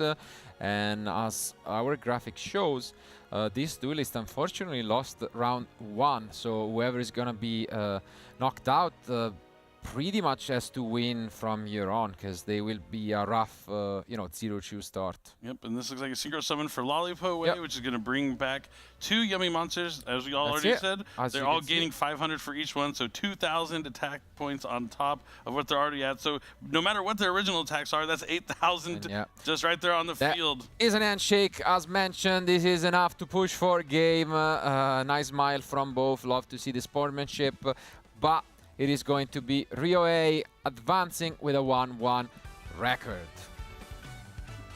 definitely the start you want to see here after losing round one. You kind of want to bounce back tough there for Johannes, on, kind of my pet deck, the Luna Light strategy. It's a good deck, but as long as you're playing, that's what I discussed, is as long as you're playing into a meta where people aren't using as many of those hand interactions, like you're usually good to go. And you see him even compensating for that using the triple tactics thrust. So that way, if you do get like Droll and Lockbird, you can still set maybe a powerful trap from your deck or something like that. But that wasn't the case. He got hit with the infinite impermanence and the crucial Dominus Purge there. I mean, yeah, it was such an amazing match, but for anyone who might have missed it, we actually showed the 2 different round 2s for this one. I mean, we have such amazing action, so many amazing players for you guys, and this time we were blessed with 2 matches, which means that now we can finally go back to what was the post-match discussion for the previous match, which has been the one where Isaias just completely crushed it with his Crystal K9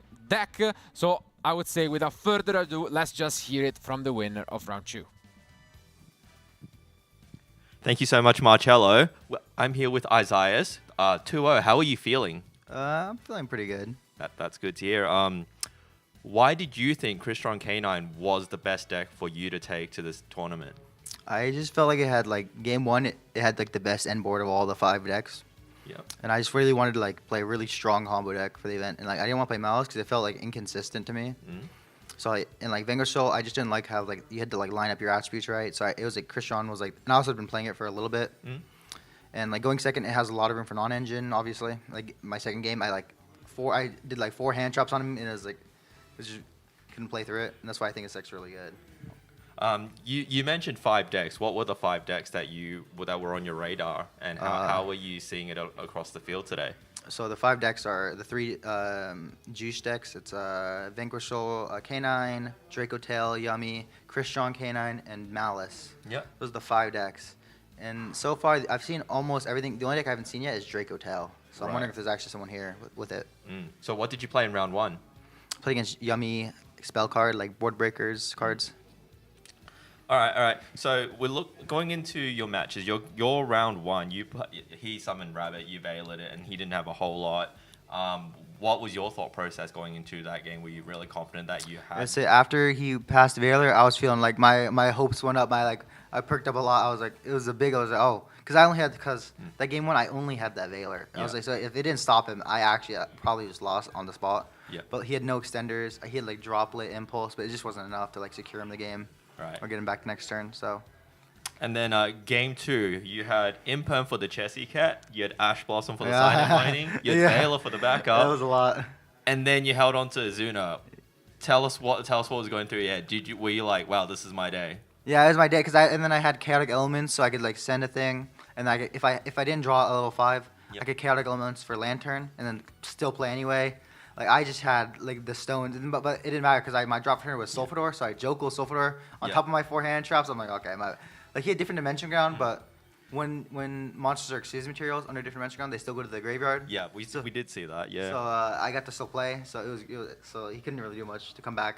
Like you can't come back from that scenario. Yeah, let's look at some of the clips from game 2. So the first one we've got, that's like what we said. There you had it's a 3 graveyard. You got your Imperm, your Ash, your Veiler, and you just knew, right? It was like Valon, book it. And what was your so that were you always going for the Valon? Was there any considerations? I thought about making like, because I knew his next player was probably just Splash Mage. I thought making like Vimana or something, but Valon just felt like the easiest one to do. Yep. All right, and we'll go to the second clip.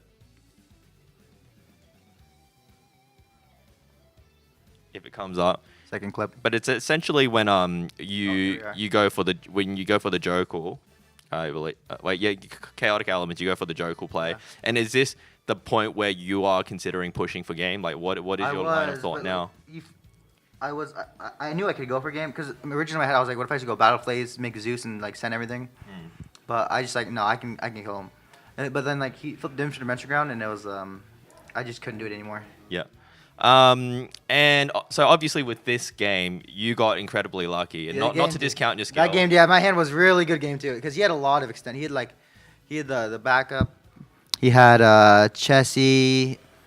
Then what was it? Chessy back. He had Silent Mining as well, and I just had the answer for like every play he had. So it was just really unfortunate for him. Yeah, and I guess some open dialogue. What are your thoughts on luck versus skill in this matchup? Obviously, like you know that you need both to be successful. But what's your approach at mitigating luck in a tournament? It really, I think the biggest thing for like that is the side deck, because like most of the time you'll play like 2 or 3 games sided. So like my side deck is a lot more hand traps. So like post side, I don't lose these type of decks. Yep. Because like you have to have so many. And like my main deck, my main deck is like a bunch of hand traps. Like it's so many. Yep. It's like 18, I think. But like I don't know, it's something high like that. And post side, it's more. So it's like try to mitigate those decks. Yeah. Like, it's really hard to like balance it with engine. Like it's really hard to like make sure you don't like just draw only hand traps. Absolutely. And who are you most afraid of in this tournament, and what is your strategy to beat them? Oh, unfortunately, I only know a couple of the players and what they're like playing.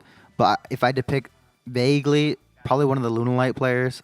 There's a couple more. There's more than one. I know that I saw 2 or 3, and those are the people I'm really afraid of, because like it's a deck not on my radar. I didn't like pick any cards for it. So it's like if they get to like the Liger, I probably just pick up my cards. Like, it's real. I don't think I can out that card. Oh yeah, right. And why wasn't it on your radar? I just didn't like decks like that where like it's really like the one trick. Like you put out your Liger. Yeah. Like, if you're playing someone that has an out to that, they play that out. It's like your game plan shifts so like significantly. Right. Like and you get cherries on Liger. Like what do you do with your cards? Cherries. You mentioned that. Why did you bring up Ghost Cherries specifically?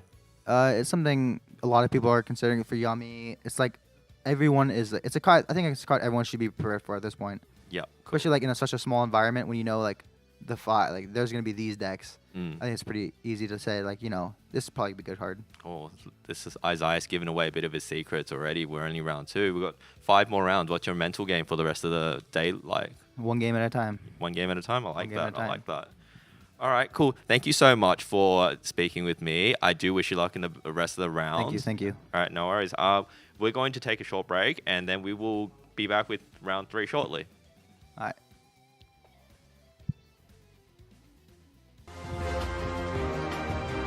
C'est l'heure du duel.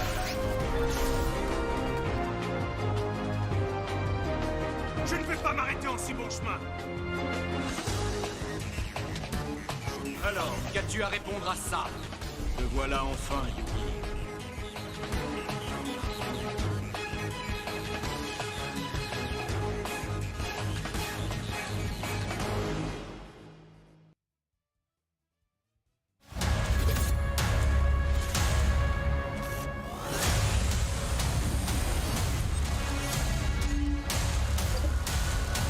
Made for the best.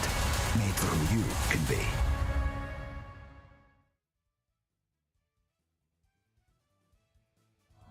He wasn't supposed to win. Wasn't the favorite. Wasn't the smartest one out there. Wasn't the guy with the shiny, rare, whatchamacallit card. He was a third-rate duelist with a fourth-rate deck. Hey, listen to me. I say talk is cheap. I fought my hardest to get where I am right now, and I never let anyone get the best of me, even when all hope seemed lost. So why should I start now? The whole gang's rooting for me. And with my friends behind me, there's no way I can lose. What I'm fighting for? I got that part down. Here I go. It's all or nothing.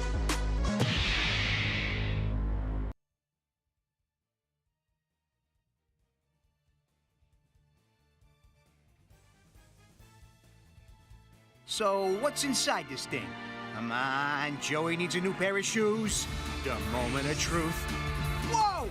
Get a load of that thing, guys! Now there's something you don't see every day. Check this out! Red Eyes Black Dragon! I'm talking Red Eyes Black Dragon, folks. It's your move. Nike Air Max 95.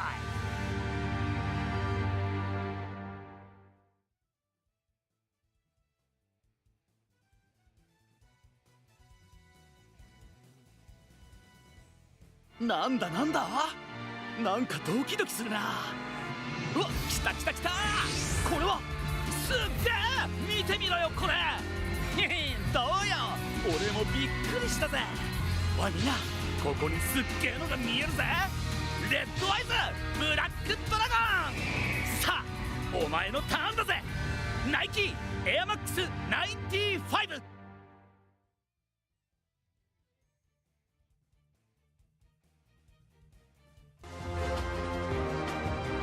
C'est l'heure du duel.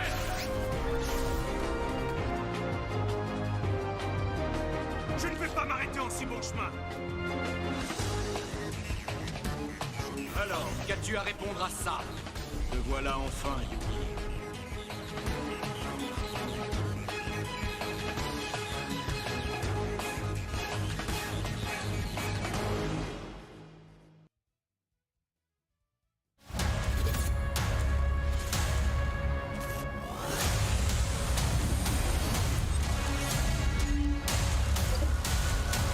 Made for the best. Made for who you can be.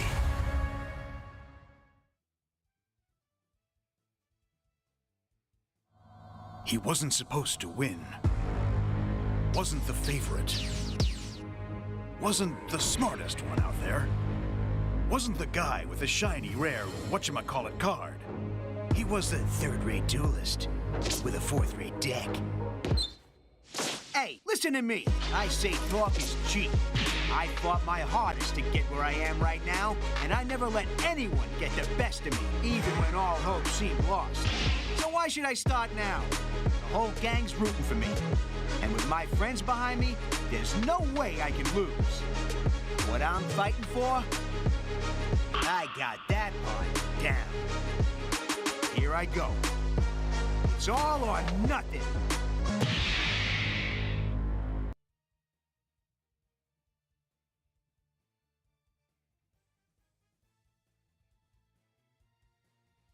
So, what's inside this thing? Come on, Joey needs a new pair of shoes. The moment of truth. Whoa! Get a load of that thing, guys! Now there's something you don't see every day. Check this out! Red Eyes Black Dragon! I'm talking Red Eyes Black Dragon, folks. It's your move. Nike Air Max 95.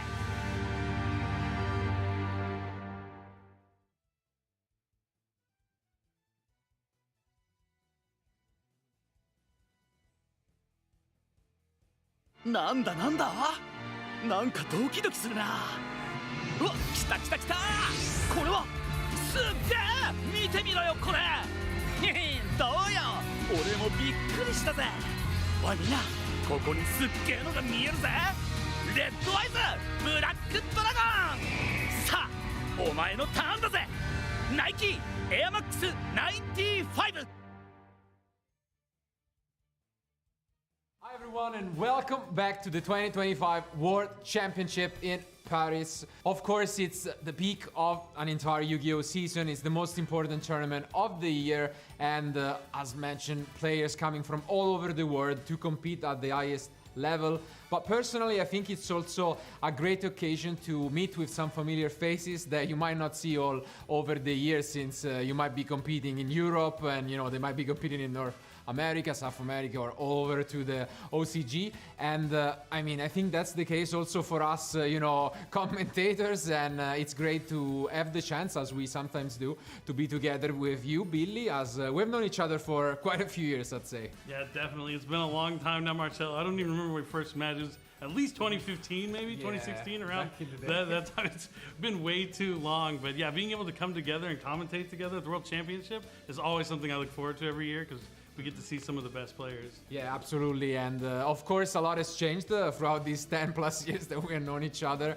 And I think we are among the few players, I think we have been lucky enough to experience most of this amazing game. First and foremost as players and fans, I think, of the game back in the day. And we have had our share of success, I would say. Neither of us can complain, but we both, if there is something we have missing for us, is the World Championship, which, the title speaks for itself of how difficult it can be.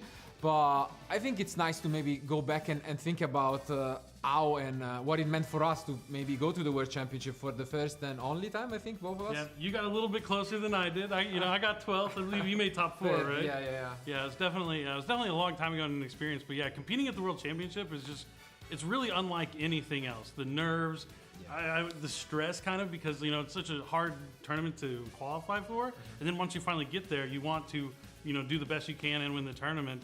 And playing versus commentating is just worlds different. When I'm playing, I don't want to say like I'm a little more selfish, I guess, but it's only me on the line. Like I know there's people out there that want you or me to do well in the tournament, but as a player, like I'm the only one to let myself down. If I don't know something about a card or an interaction, I'm the only one who gets punished for that. But then you take it to the commentary side. I'm trying to provide the best knowledge I can to the people at home. So like maybe they haven't played Yu-Gi-Oh recently, don't know what's really going on. I want to be able to explain what's going on, convey, and kind of get those players back into it. So if someone's like watching through the streams, they're going through YouTube and they're like, oh, the Yu-Gi-Oh World Championship's on. Let me jump in there and see what's going on. So you have to as a commentator, I have to know everything. I want to know all the card names, all the matchups, how they all work against each other. But as a player, you still want to, if you want to do well, you're better off knowing that stuff, but it's not like a guarantee. You can learn on the fly. Like if you haven't played against a certain deck, you can adapt. At least certain players can adapt and adjust as you're going through the game. But as a commentator, you have to have so much more preparation, I think, going into the tournament. I don't know if you have a similar experience with that. Yeah, absolutely, totally. And I think maybe some, fans and duelists just assume that it's the other way around, maybe. And, when they come up to me and having known my career, let's say, as a player, then they're like, oh, maybe you're preparing, less now. And I'm actually quite the opposite. Because, all of those niche decks, also because, generally speaking, the concept at least is that for us, we want to try and showcase the diversity of the events.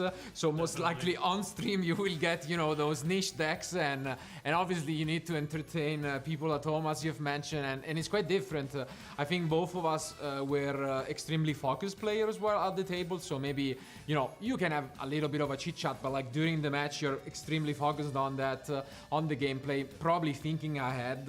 Always I draw some comparison, between chess and Yu-Gi-Oh in the way where you can try and, prepare turns in advance. Well, you're doing commentary, no, not quite. You need to, You're there for the ride a little exactly, bit. and yeah, it is a lot about preparing for the field in a different ways, and especially the card names. I think it's something that as a player I was terrible at. Yeah, you don't need to know anything. You just have to know oh, this card puts my monster face down, so this has a Book of Moonlight effect. I don't need to know what it's called. Yeah, but as a commentator, you definitely want to know all the card names. Yeah, absolutely. But yeah, I think anyways, it's a great way to still be part of the game, because I think in a lot of events, but obviously when you go to the World Championship, it's quite different. I feel that even as a commentator, and I don't know if you can relate to that, you feel the tension, you feel the atmosphere, that special atmosphere going on, especially when you reach even at YCS or WCQ events, those semifinals, finals. It's electric, in the air, and I think we have both the luxury of knowing what it feels like to sit at those tables, and I think it just brings back a lot of emotions for me. Oh yeah, I'm right there with you. Kind of living vicariously through the players that do well. I am guilty as charged of that for sure. Because we're competitors at the end of the day. Even though we're commentating, we still have that competitive spirit. We want to be in that position. If someone offered me oh, you could commentate or you could play in the World Championship, I'm gonna pick play in the World Championship every single time. But I love commentary. I love doing this side of the thing and seeing how many. The cool part is behind the curtain. There's so many people who work so hard behind the scenes. There's so much that go into these tournaments that the players may not ever think about or know. They're just, oh, pairings are up. This is the table I go to. Time to duel. But there's so much on the back end for this event to even happen, and to bring the coordination for all the players around the world. And being on the commentary team, you kind of get a view into that world and seeing how much hard work goes on before you even get a chance to duel. Yeah, no, it's definitely a different perspective on it. Even on the work of judges, I would say, as a player, you are almost a little bit afraid, maybe, of having to rely on a judge call. But then you get to see just how much work they put in from a lot of different things, and they are an essential part even of the stream. Without them, obviously, a lot of stuff can happen on stream, and luckily, they're there to catch it and correct any possible slip up. But just touching back on the World Championship, as mentioned, we both went together in 2017. which I think was a crucial turning point in the game, because it was the first time ever that, you know, the points were introduced, and so you could qualify in a way other than competing, you know, at the end of the year in the championship. Yeah, that's how I got there. I know you went, you Yeah. went there for the point playoff, but I'm pretty sure you also won the EU WCQ that year. True. Yes, I guess so. It's You didn't need the points in the end I'm of the. guilty. Yeah, I mean, to be fair, that was. I remember just the emotions when I read that announcement. I was honestly shocked in a positive way, because I mean, you have won definitely more YCSs than I did, but I remember, you know, that after winning, my dream was just going to the World Championship, having a chance there, and I got close very, you know, a lot of times, but then it was heartbreaking when you couldn't make it, and getting that feeling of, okay, I can go there in a different way, grind all season. I remember it's still the most Yu-Gi-Oh! I've played in my life. Like every weekend I was going, you know, regionals, and yeah, it's, I remember seeing yeah, the Chicago regional. Exactly. Now it doesn't work that way. You can't go across the pond Absolutely, there to the points, but that year you could. Yeah, I could. I did, you know, tried my best just to get there.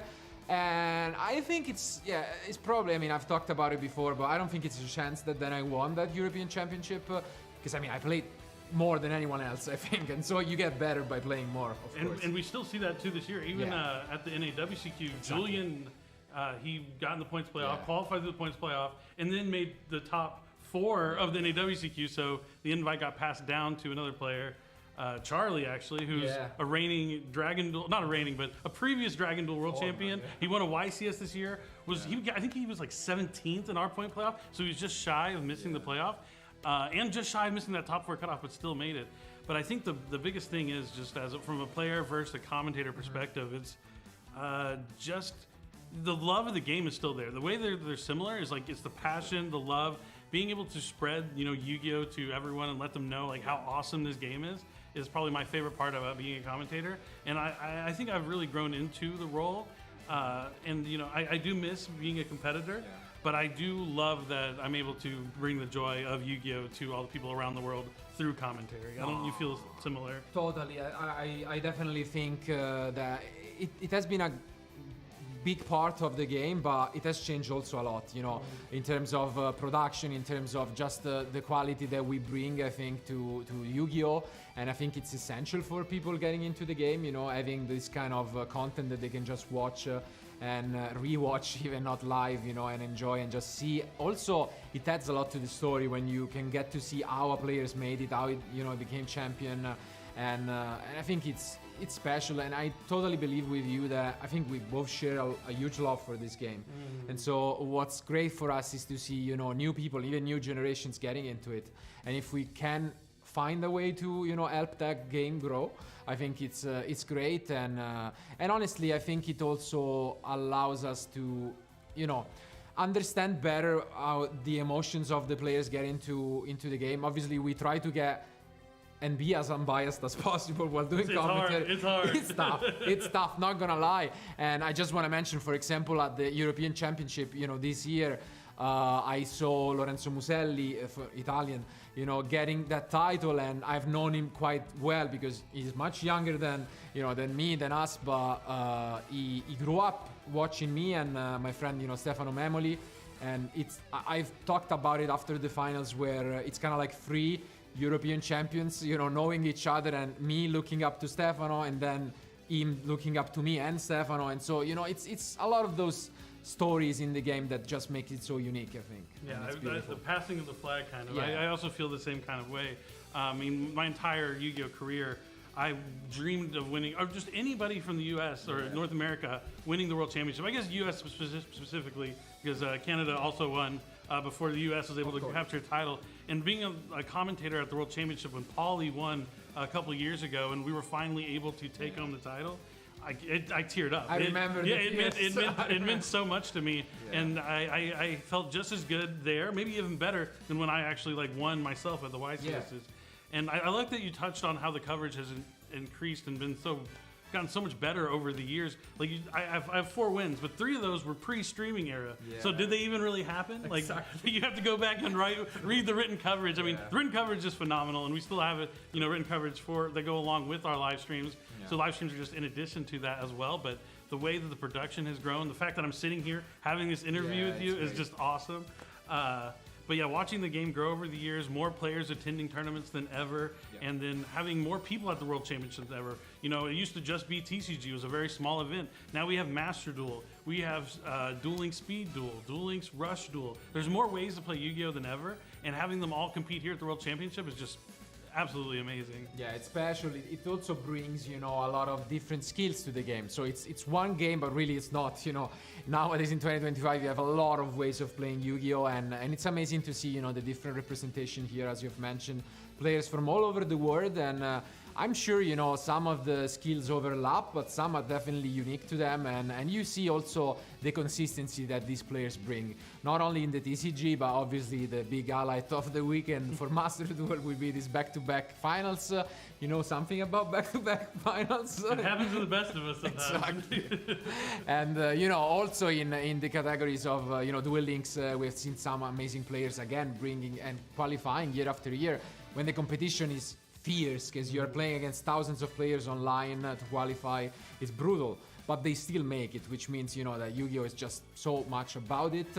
And I think touching on it, just something I'm curious to hear your opinion about is, obviously we experienced the TCG side, but technically this is the only event in which you get to compete against players also from, you know, Japan and OCG. And I want to hear, you know, if you've had any experience during the World Championship, how that was different. Because to touch on that, I think the highlight of the past two World Championships, obviously won by your guys, let's say. Hey, once that door opened, we haven't closed it exactly. yet. I think, though, was probably due to the fact that in the past they maybe had, you know, more of an advantage depending on the formats, and that's, you know, why it's so unique.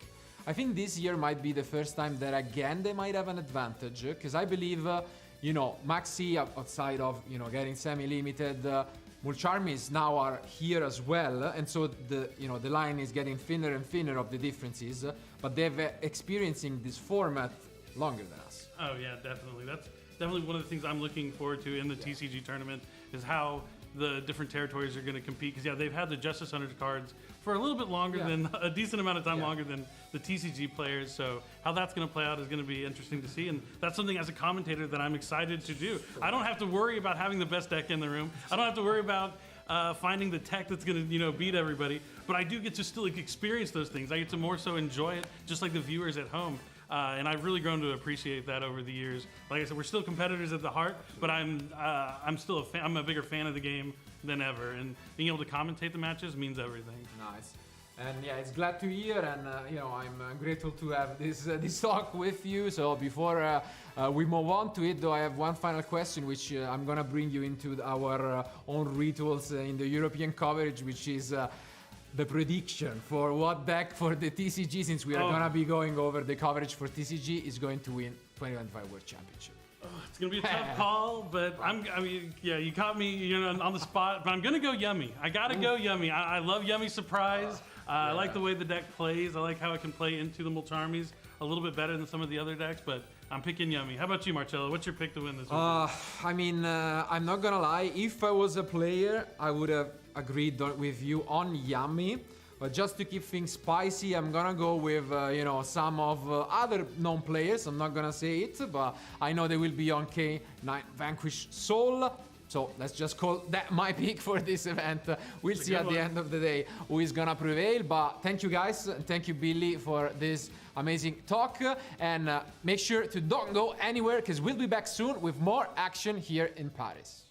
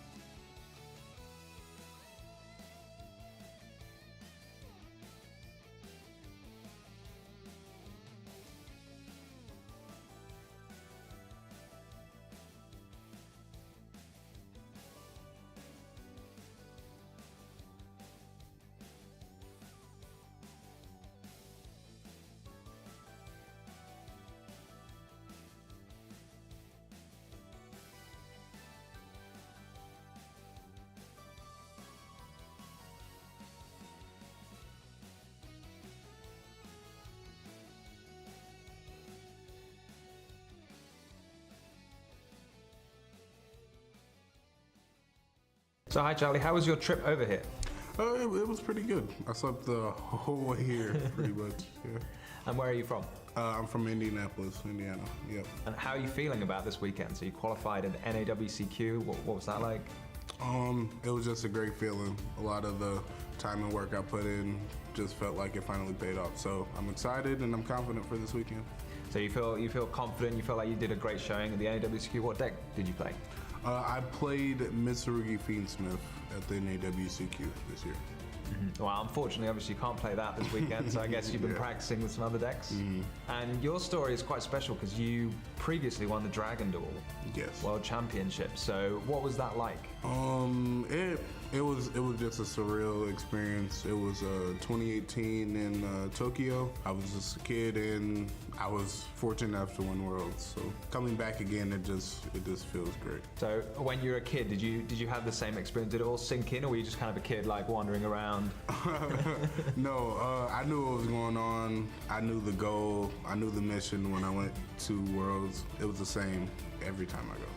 So now you're here as an adult. Do you feel more nervous? Do you feel more confident? I think experience kind of helps with like nerves. Yeah, I'm confident. I was confident then. I'm confident now. Just ready to play. You sound confident. Have you practiced a lot going in? Practiced with friends? Yeah, I think this event is probably the most I've prepared of any event. Going back to your Dragon Duel Championships, can you tell us a bit about that experience? So what deck did you play for the Dragon Duels? What was the format? The format, I decided to play Goki. It was Goki, Altergeist, but mainly Goki. Goki was the deck to beat. I just went in confident, knowing how to play my deck, and it worked out pretty much. So yeah, it was a great experience. So obviously Yu-Gi-Oh's changed a lot back then. So Goki was very famous for its extra link combo. So now Yu-Gi-Oh's changed a lot over the years. What's your favorite deck now? I suppose you played Mitsurugi Fiendsmith. You don't have to tell everyone what your deck you're playing this weekend, but what are you expecting to see? I'm expecting to see a lot of K9, Vanquish Soul. I'm expecting Yummy, as well as Malice. Those are probably the top 3 decks I'll probably play against the most, or just some type of K9 variant, if I were to guess. So obviously you can't play the deck that you qualified with Mitsurugi, because Mitsurugi is exclusive to the TCG. So how did you prepare going into it when you've got this completely new format, the Forbidden and Limited lists, obviously the crossover between the two? When I go into a format, I learn and play every single deck. Once I qualified, I already knew that I wasn't able to play Mitsurugi, so we just went to the drawing board, created all the decks, and I just played them all, figured them all out, and found out whichever I thought was the best to go with. Fantastic. And did you practice with the other competitors from the NAWCQ, or did you have lots of friends at locals, or how did you find those people? I have like a testing group, but one of the people in the testing group is Ruben, the previous world champion. He is, if not my main testing partner, one of my main testing partners. So him and a couple of my other friends, yeah. Was he able to give you tips about the experience, or you think you kind of know everything because you already won that Dragon Duel before? I kind of won before him, so like it's a little. So we both call each other champ. Like we both been here before. We understand the goal. We understand the mission. So I don't know if he had to give me tips and tricks, but he can give me advice because he is the reigning world champion. That's incredible. So if you play him in the event, you know you'll have your eyes on the prize. You've got to take down the world champion. You've got to prove. Yeah. Charlie, have you got anything else to say to all the other competitors this weekend? You say you got the mission. Good luck to everyone else because I'm trying to win. That's fantastic. Well, we'll be rooting for you, Charlie. Thanks everyone at home. See you soon. He wasn't supposed to win. Wasn't the favorite. Wasn't the smartest one out there. Wasn't the guy with the shiny, rare, whatchamacallit card. He was a third-rate duelist with a fourth-rate deck. Hey, listen to me. I say talk is cheap. I fought my hardest to get where I am right now, and I never let anyone get the best of me, even when all hope seemed lost. So why should I start now? The whole gang's rooting for me. And with my friends behind me, there's no way I can lose. What I'm fighting for? I got that part down. Here I go. It's all or nothing.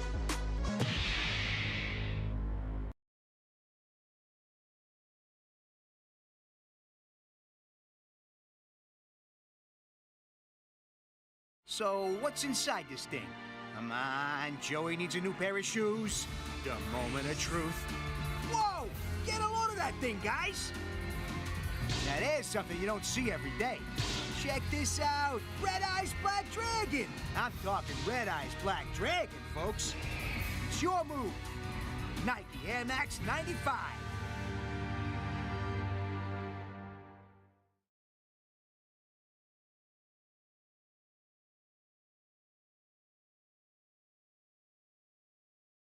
なんだなんだなんかドキドキするな。うわ、来た来た来た。これはすっげえ。見てみろよこれ。どうよ、俺もびっくりしたぜ。おいみんな、ここにすっげえのが見えるぜ。レッドアイズブラックドラゴン。さあお前のターンだぜ。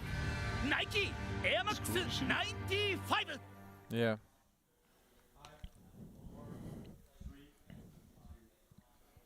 Welcome back to the coverage live in Paris of the 2025 World Championship from the TCG side. We're already, witnessed some amazing matches between some of our competitors, but we still have 5 more rounds today to find out who will be those 8 lucky duelists advancing to day 2 on Sunday. Yep, that's right. Basically, the top third of the tournament, they're going to be lucky enough to compete in the single elimination portion. But, if anything's going to be like our first couple rounds, we're in for some surprises, some cool tech cards. It's going to be some unexpected stuff, but I'm ready, and I'm excited for it. And yeah, I think speaking of surprises, we do have some interesting information coming up for you guys. As obviously we witnessed some decks, but here is the deck breakdown, and look at that. I think what stands out the most, no Dracotails. No Dracotail. Yeah, that is really surprising, Tom. Yeah, it's definitely one of those things that's it's missing, rather than the thing that's not there. But I feel like, to me as well, Malice is a big shock, right? You're seeing 5 Malice decks. Maybe if you'd asked people before what you thought, maybe Dracotail would be where Malice is, and Malice would be somewhere else on the list. But instead, we're seeing a full 5 Malice. A couple of Crystron makes sense to me. Vanquish Soul, very popular too. And yeah, maybe Yummy, the most popular for me. But yeah, all to be seen. Absolutely, I also would have thought Yummy was at the top, but definitely did not see not even one Dracotail being in there. And in the end, it's 7 different decks, which is fair bit of number, but especially, there are 2 that stand out the most now, which is that Sky Striker Pure deck. We saw it in action at the European Championship in Berlin, where it made it all the way to the top 8 before, unfortunately, losing out to the winner. But it seems like somebody, I guess, brought on that heritage and decided to bring the deck anyways to have a shot at the World Championship, and of course, White Forest. Yeah, White Forest is quite unexpected, but usually when there's a White Forest player, they're pretty dedicated duelists to that strategy, and it's a deck that they've been playing for like a long time, and it's something that can catch people off guard. But with the new time rules, you don't really want to catch too many people off guard, because the longer your opponents have to take time reading your cards, is you're going to be fighting against that clock, of course. But what I'm excited about are these 2 Lunalights that made it in here. Lunalight kind of on the edge of being meta, a contender, maybe like a tier 2 strategy, but if you play it in the right kind of format, the right kind of environment, it can really shine. So we're going to have to see if one of those Lunalight players is going to be able to make it. Any of these decks that you're surprised to see, or are you surprised to see the Vanquish Soul on top? It definitely was one of the ones on the radar, but I have a feeling like the Sky Striker, the Lunalights, and of course the White Forest were the things that I was probably expecting to see the least on the list, and it makes sense that there's only 1 copy of each. I love the fact that even though we're in a tournament where we have the best players in the world, there's only 27, we still see all this variety. Because you expect to see it when there's a tournament of 2,000 players, there's going to be loads of different decks. But here, even now, players are still not agreeing on what is the best choice for the event. Yeah, 7 different decks is definitely something we have not seen at every World Championship, so it's nice to witness. And indeed, there are also some big surprises among them. You might just look at it and say, okay, Vanquish Soul, then Yummy, but there are big differences, I can tell you that much, in the way that they are built. We did manage to quickly see some Lunalight action in the backup feature last round. Unfortunately, Didn't work out so well for that Lunalight duelist. Absolutely, but I mean, at least I have a good news for fans of the deck and Johannes, which is that he was and he received the bye on the 3rd round. So since he was 0-2 at least, got a W. got a W. So he's still in there. I mean, he can go 4-0 and just completely guarantee a spot in the top cut. And who knows? Maybe we have talked about it. Maybe X3 can also make it. The former 2 world champions made it with an X3 record, so who knows? Yeah, definitely. And then talking still about those different decks, I mean, Malice, there's definitely more than we expected, probably. I thought there'd be a couple Malice decks, but 5 is quite significant, but they're not all the same Malice decks. We've already seen a couple on stream, and I'm sure we're going to see them again, but what I really like was Yuna's deck from round 1, being able to include those Sky Striker cards and them being key in the victory, taking down Ruben there, the reigning world champion round 1. So even though it says there's 5 Malice decks, they are played quite differently from each other. Yeah, I think maybe we underestimate how much players like to keep playing the deck that they qualified with, because we see a lot of the European players at our qualifiers all played Malice in that points playoff qualifier. So a lot of them have continued to take it, and then maybe we're going to see that from other players too, that they just say, okay, I qualified with this deck, but playing it for a long time, it's a good choice for me. Yeah, when a new set comes out, when I have a deck sometimes I will play a deck for too long and not try other strategies, but also you can just kind of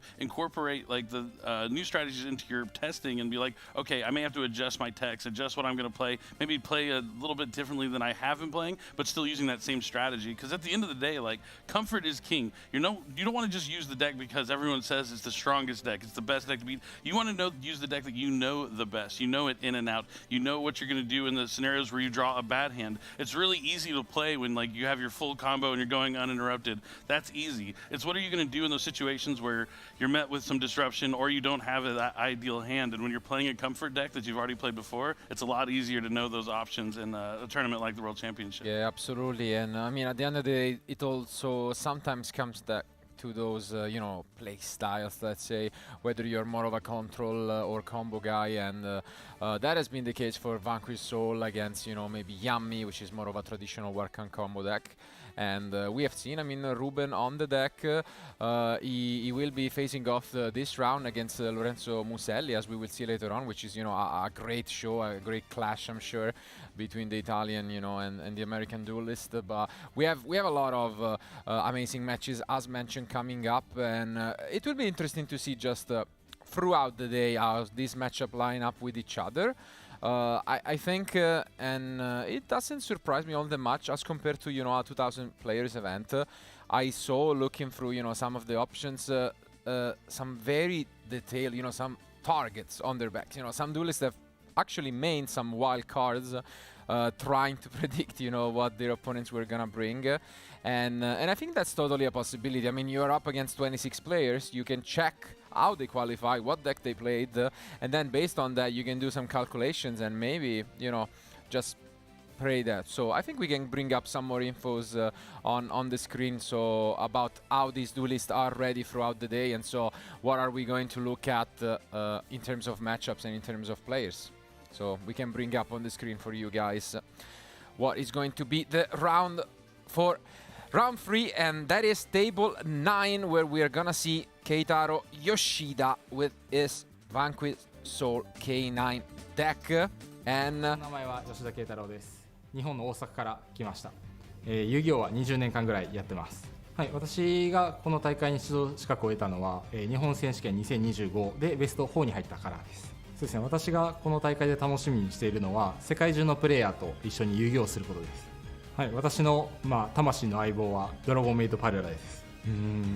クロワッサンかマカロン、クロワッサンです。Right answer with the croissant. Absolutely. I mean, I want that breakdown at the end of the day. That's the data we need to know. Please, backup, just prepare a graphic of the breakdown of macarons and croissants. See the balance of the bar graph. That's what I want to see at tier 0, And I mean, obviously, we need an opponent for this round, and we have another amazing duelist in Totsawat. So let's hear it from him. Maybe in a moment we'll hear from him. Yeah. Yeah, so before that, we can just talk about how awesome the croissants are, right? I'm thinking like next year, you know, we should have in one of the days before like a cooking class. Wait, especially in Paris. You know, but we're not going to be in Paris. Croissant, Crystron? Is there a combination here? Maybe Crystron is the deck? They're similar?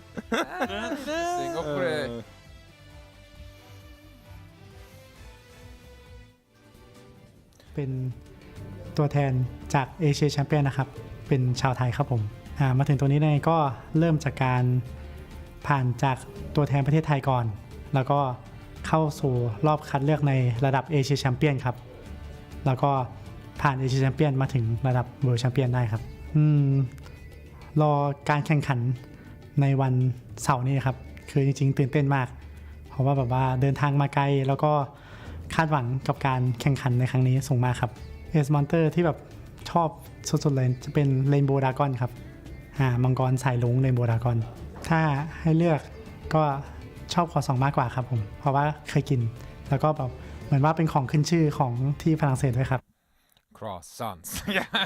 Domination. I'm definitely going to bring some croissants tomorrow from, breakfast. I've been eating them every day. Delicious. Yeah, I think we're going to need to find like a better food than the macaroon to compete. I don't know if there is one. I don't know if there is a better food. They are pretty good, I'm not going to lie. But yeah, I mean, croissants, completely undefeated. Yeah.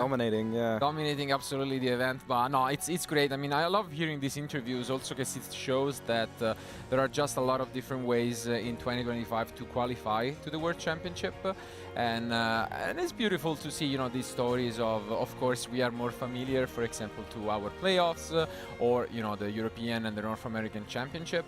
But from the OCG, their path is quite different. And so you always, love to hear and compete just how fierce of a competition, as mentioned by Wanako, is going to be. So I mean, now we're just taking a look at some of the top tables. We can see Yuna still undefeated with her deck, gonna be facing off against another opponent, trying to keep that undefeated record going. But I don't know, does that count as being on Future if we saw her just quickly? So maybe she will, take the energy of being undefeated on stream. That could be the case for sure. But, I want to talk about these players' favorite cards. It's something we always look at in feature matches in North America as well. But Parlor Dragon Maid, that's an interesting one. I don't know if I've ever seen that as a favorite card. Going up against Rainbow Dragon, that's definitely an iconic card. And a lot of Crystal Beast fans out there love Rainbow Dragon. Yeah, I think Marcello, he's got a good favorite card, Marcello. It's quite unique. I have a lot of favorite cards. Yeah, that's true. There's always too many to pick from. We have to choose one. And I mean, mine, is, some people might know,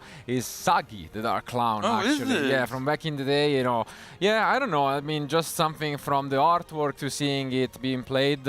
Maybe an evil side of me with that Crush Card virus being activated by Kaiba with it. So maybe could be the one. But yeah, I just love the card. And so who knows? Maybe we'll see some Sagi someday. What about you, Tom? What's your favorite card? I feel like it changes sometimes, but I think my favorite one is going to be Upstart Goblin. Oh, really? Yeah, I know. I just love I love that 37 card deck. I mean, you can't really play it so much anymore because Marcello making a face there as if he's ever played less than 41.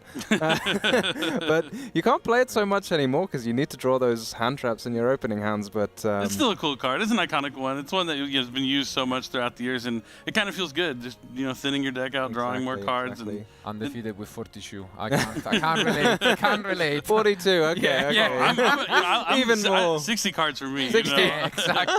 Exactly. There is some theory you could still include Upstart Goblin even if you're over 40. Get you deeper to the there. You can easily side them out for your side deck cards. You don't have to even think about that one. Interesting. Yeah. But I mean, we'll see. I can tell you that we actually could see Upstart Goblin later on today. Who knows? There is a Sky Striker duelist. Who knows? Maybe non-zero might be on the card. Yeah. Non-Sky Striker H0 chance. Absolutely. Oh wow. It's a reach. Okay. Oh, my favorite card though, just so I can go ahead and throw it out there, X-Saber Arabellum. Long live X-Sabers. My favorite theme, but I like it.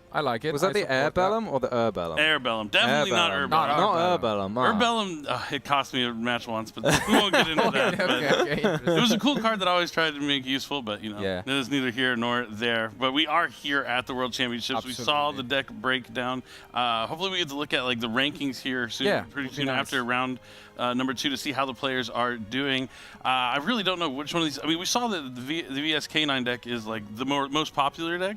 But I know that in the first round, there was a few like mirror matches kind of just taking each other out. And that's kind of the symptom when there's a popular deck that they're going to eliminate each other as you face them off in the rounds. Yeah, that is like a classic, because often when you're like testing a deck, you think, oh, how good is this deck? And you're trying it out and you think, when you lose a mirror match though, you need to like take that aside and say, okay, well, I was playing my Vanquish Soul Canine deck, I was trying it out, but then I lost to a Vanquish Soul Canine deck, so I shouldn't really count it against against the deck, you know? You have to say... It still won. Yeah, it still won. It just wasn't me, so... I mean... It should have been me, not him. But no, I mean, the rankings are always interesting. Right now, what I can already anticipate is we have only 6 duelists with an undefeated record already in round 3 at the start.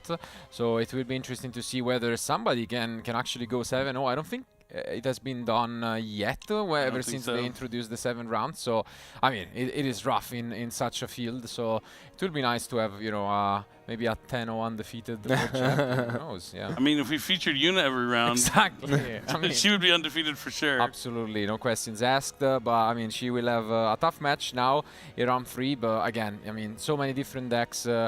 Some performing better than others, I gotta say. But I mean, for the Lunalight enjoyers, there is still one undefeated. Who knows who? But, there is an undefeated one, I can tell you that much. So we'll see whether we'll get, some action later on and get a proper, show of those combos, maybe. Yeah, that would be nice to see, more than just, like, jumping in there at the tail end with...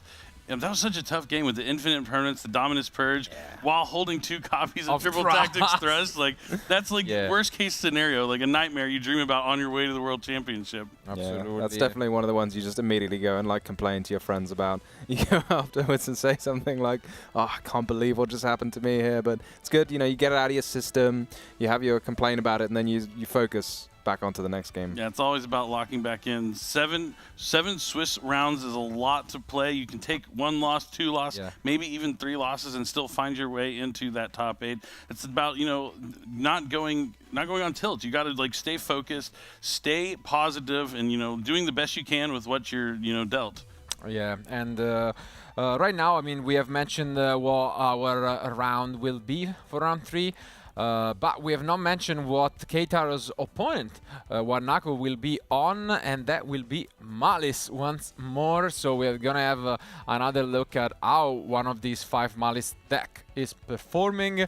Again, taking an interesting look at the approach of, the deck building. And for a change, it won't be, a player from Europe representing the deck. It seems like that's a popular choice among, playoffs winners at least. Yeah, and not only, we might be seeing Malice again, but it will be facing against a deck we haven't seen Malice take on, and it's going to be that, K9 Vanquish Soul strategy. So seeing how it lines up against all the different new decks as well, it can be completely different than the previous games as well. Also. Yeah, and although it is the most popular deck, we actually haven't seen Vanquish Soul yet at all. So that would be an interesting show of whether it's a fluke, whether, sometimes, as you have mentioned, there are these talks about what is the best deck, and then will they be right? I mean, 1/3 of the competition is on the deck. Yep, it's definitely a deck to watch out for. But if it's not going to be that deck, after seeing Isaiah with that K9 Crystron deck, I think your pick might be the one to win it here this weekend. It really impressed me. I'll be really interested to see this matchup in particular, because a lot of people going into the European Championships, I heard a lot say, now that these new Vanquish Souls are getting more popular, they were dropping the Malice deck because they thought, okay, I think this is quite tough. I don't want my cards to be stolen by Holly Sue. I think it's really tough going second, maybe with Malice into Vanquish Soul in particular. So might be this is one of the most difficult matchups for the Malice decks. It'd be really interesting to see what tools they have at their disposal that they've come with here to try and counter this matchup.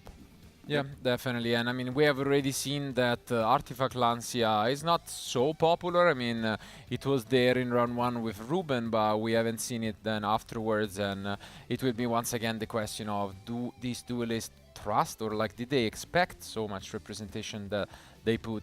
And if they did they put the full 3 copies, which also can, be a big difference. I mean, we'll see whether that would be the case. But yeah, I do think the deck lines up quite interestingly against it. But Vanquish Soul K9, I feel like, is the weirdest deck in a way on the field, in the terms that it is consistent in a way, but it's not consistent in what the deck does, I feel like.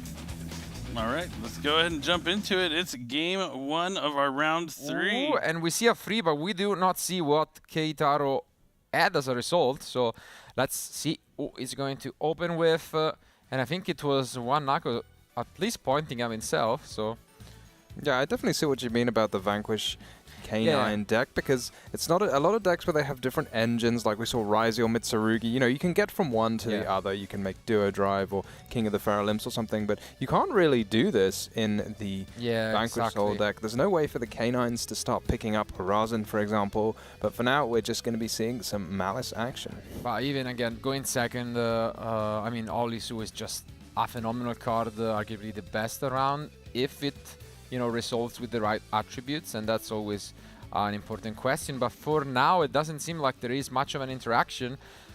Dormouse might be limited to 1, but Malice and Underground is semi-limited here at this event, so opening that is like opening up a Dormouse. Not as good, but still going to get the job done. Going to banish the White Rabbit, so White Rabbit can summon herself to the field, and now going to look to set a Malice Trap card face down. Yeah. Ooh, it's TB11. Wow, okay. This is a card we haven't seen play in a lot of Malice strategies in the TCG, but we see from the Asia region, TB11 is a card still included in their Malice decks. Yeah, it makes some amount of sense if you're dropping a copy of Dormouse from the deck. Maybe you think, oh, I need one extra Malice card to replace it, and in this case we've gone for an extra trap. Yeah, it makes the just normal summon White Rabbit a lot stronger, since you're able to access the Dormouse with White Rabbit as well. And we see the Splash Mage going to bring back the Dormouse, then link summon here for Malice Red Ransom. Used to only be able to add Malice and Underground, but now Malice in the Mirror is going to be a great target here. Where do we think Malice will go from here? Look, fanning out the graveyard there, maybe for a March Hare.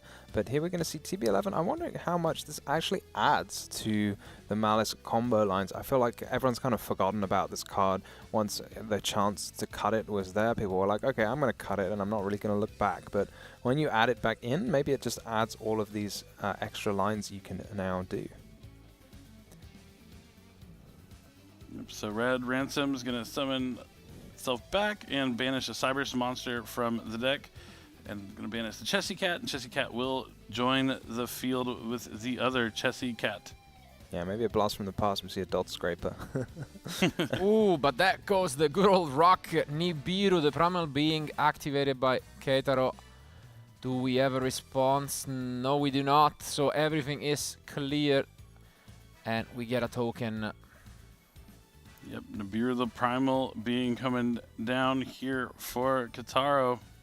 Yeah, Nibiru is such a strong card, and Malice is a deck, they can't put up anything to negate Nibiru all that easily, because once you go into something like Allied Code Talker, for example, that's the end of your summons for the turn, so you just kind of have to say at any point, I could get Nibiru'd, and then I will just do my best to carry on, and March Hare does such a fantastic job of that. Yep, and the best part here is being able to use the Nibiru before the Malice player has access to Whitebinder. So just keeping them off Whitebinder could be key, because Whitebinder really gets all your trap access going and being able to do so much on the opponent's turn as well. And yeah, play may resume once these life points are checked. And okay, we're gonna just give right away the token back into this Link Spider. I'm wondering if the play was stopped so we could get out the calculator and figure out how big the the token was. Fair enough, just to give it back. So Link Spider usually used to make Splash Mage over there afterwards, but Splash Mage has already been used, but a great way to get back up Secretary onto the field. Oh, and there goes, yet another maybe not super common option in the deck, but yeah, look at this. I mean, through Nibiru, we have just unmasked a full-on field once more. And the question is, do we have another interruption from the Vanquish Soul deck? And we talk about how important it is for Vanquish Soul to draw Holly Sue, and the games that it doesn't, it's night and day different from the games that it does. But the Chessy Cat's going to banish a March Hare to draw 2 cards, and then Wanako will be able to add the March Hare right back to the hand. Yeah, it's so tough here because you're holding on to that Nibiru and you're like, when do I do it? When do I do it? When do I do it? And you don't want to hold too long because then it feels like it's not enough. But he's played it now and it just feels like it's not achieved anything either. All right, going to go into the G Golem Crystal Heart, and that's going to bring back the Link Spider. This is not something we see typical in a lot of Malice decks. But now they're going to link those away. Maybe he's still playing something like Terahertz or something usually, but White Binder is the key card you're going to want to access as a Malice duelist, and that is what Wanako is going to summon next. Use the effect on summon to banish some cards from the graveyard. Going to banish that Malice in the Mirror that he discarded off the effect of Backup Secretary, the Ad Ignister version, of course. And then he'll be able to banish a trap, so that means he can add a Malice trap from his deck to his hand. That's cool. Yeah, very good interaction here, not most straightforward one. But now, yeah, we just access yet another trap card in the GWC, and we are gonna activate it right away. Okay. Yep, so he's gonna banish the White Binder, summon back Red Ransom, gain 2,300 life points, and then special pay 900 of those life points to special summon back White Binder and get a fresh draw. Yeah, quick shuffle there just to make sure the deck is randomized before we draw once again.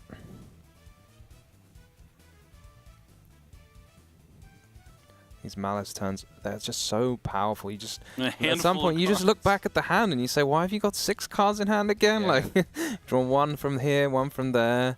Add 1 with the Malice in the Mirror. I like seeing that Malice in the Mirror. As we said, like what it adds, just adding that 1 extra trap can sometimes make the deck so much more like comfortable to play with. You just have all this extra resource in your deck at the expense of maybe adding in an extra card that you don't necessarily want to draw, but having it in the deck can just make it so much cleaner sometimes. And yeah, we just reset our trap card. Now we go into Firewall, and we are almost done with our turn, but of course, now again, this Ignister is gonna be the last piece of the combo, having a negation. That's quite the start. Look at this. Yeah, and I like how we really got to see why he's still including TB11, because it is useful with this combo. It seems it was intended to have, like, add the Malice in the Mirror, to discard with the backup Secretary Ad Ignister, to have to be able to banish it. This all makes sense. There's always a reason for everything. It's not just like, oh, I'm just gonna go ahead and include this card in my deck. No. Wanako knew what he was doing, and it's for a specific reason. It's fantastic to see. And this is, yeah, all through in Nibiru to still have an incredible end field. Yeah, and having drawn cards, not only is it the field, it's also the hand. I can see at least an Ash Blossom, but maybe some more cards. So Guitar are going to have a tough time getting through everything. I think we both saw what that draw was, yeah. Yep, Holly Sue off the top, not in the opening 5, but waiting there on the top of the deck. But that does mean that Katara is going to have some plays here that might be meaningful. Yeah, I mean, I do see a Razen as well, which might be just normal summon in the same column of, you know, Firewall as well. But, I mean, this opening is quite something from Wanako. Yeah, you could imagine in a dream that the Razen is going to destroy both the Firewall and the Code Talker, but it seems very unlikely that's going to get to resolve, given all of the potential interruptions. All right, going to reveal a couple of attributes here for Vanquished Soul Razen to probably try and destroy the monsters in the column, and yep, that is the case here. This is going to force Wanako to, I guess, have to use the Allied Code Talker effect. You can always remove the Razen, and then it won't be in a column. Oh, that's true. Yeah. Good Firewall. But it looks like, yeah, he is going to go with Allied Code Talker to just go ahead and negate and destroy it. Was that a summon Razen or not? I don't think I've ever seen anyone do that in my life, to be honest. So I decided not to go for the search effect, which is quite interesting, yeah. Wow. Next is Holly Sue Win Zhao Long. Gonna try and summon both these monsters from the hand. Nah, one issue with the Vanquish Soul deck is if you have to like push through some interruptions and you lose cards in your hand, then all of a sudden the remaining ones don't work. Whereas a lot of other decks, if you just like sneak through one card right at the end and then you can just like, you know, one Dormouse at the end and you push through interruptions is enough to end the game. But there's not really any Vanquish Soul cards that will do that all by themselves. You still need other cards to reveal to get the value out of them. Yep, and we see why Wanako decided to use the Allied Code Talker first here to put the White Binder in the graveyard, so the White Binder could be summoned back with the GWC 06, and now on summon, the white binder is going to be able to banish up to 3 cards from either player's graveyard. The key one is going to be that white rabbit to be able to access another Malice trap card from the deck if he doesn't already have access to MTP07. Yeah, you'd almost really want the MTP07 to already be face down if you're Keitaro, because it means that it's, you know, the face down card isn't something else. But in this case, it probably is going to be something else, because it looks very deliberate here, this summoning of the white rabbit and searching a trap. So he's going to still have the MTP07. Firewall Dragon hasn't used the effect just yet. I believe his monsters can't be destroyed by card effects either, since the red ransom is pointing to the Dormouse. I think we revealed, what was it, a burger next to the Jayolong? I don't know, it's quite bright. I thought so. So, Dark and Fire, I'm assuming, but we get this Hit with Ash Ash Blossom as well. Wow. Not letting him special summon a monster from the deck. And so, yeah, we're just gonna use the Jayolong effect to special summon itself. Yeah, it's difficult to imagine what cards Keitaro could pull out of the extra deck here.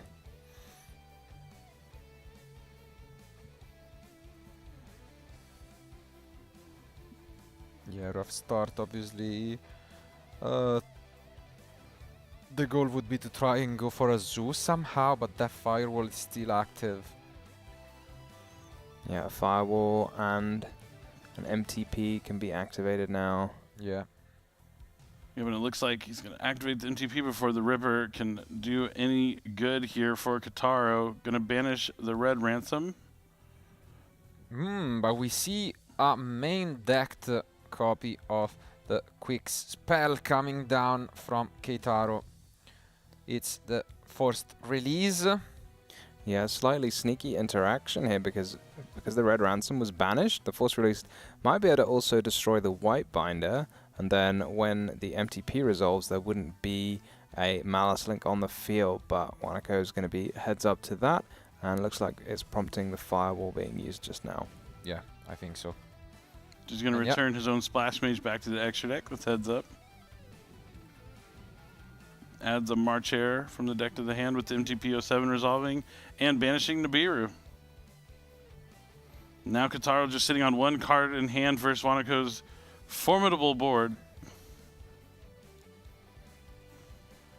Yeah, just look at this Malice once more, proving why it is a deck that, you know, many might have thought was not going to be this popular, but 5 duelists out of 27 decided to bring it, and up until now they are being quite successful. So yeah, it just keeps going. Red Ransom gets so much advantage now. 2 cards added to hand. Only, I think, the dark monster that was revealed, which I think was Heavy Borga, as you mentioned earlier. So difficult to do so much with just a lone Heavy Borga. yeah, and it is indeed a pass, which means this duel is gonna go to Wanako's way. Yeah, this is looking like it's about to end pretty quickly. Just puts the monsters into attack mode, enter the battle phase, and attack. And we're going into a game number 2 here fairly quickly with a dominating showcase of the Malice strategy, showing it can still contend with these strong, powerful new decks that really got pumped up by the Justice Hunters release. Yeah, I mean, sometimes you draw, you know, one of your Entraps, Mulch Armies as the 6th card and it feels bad.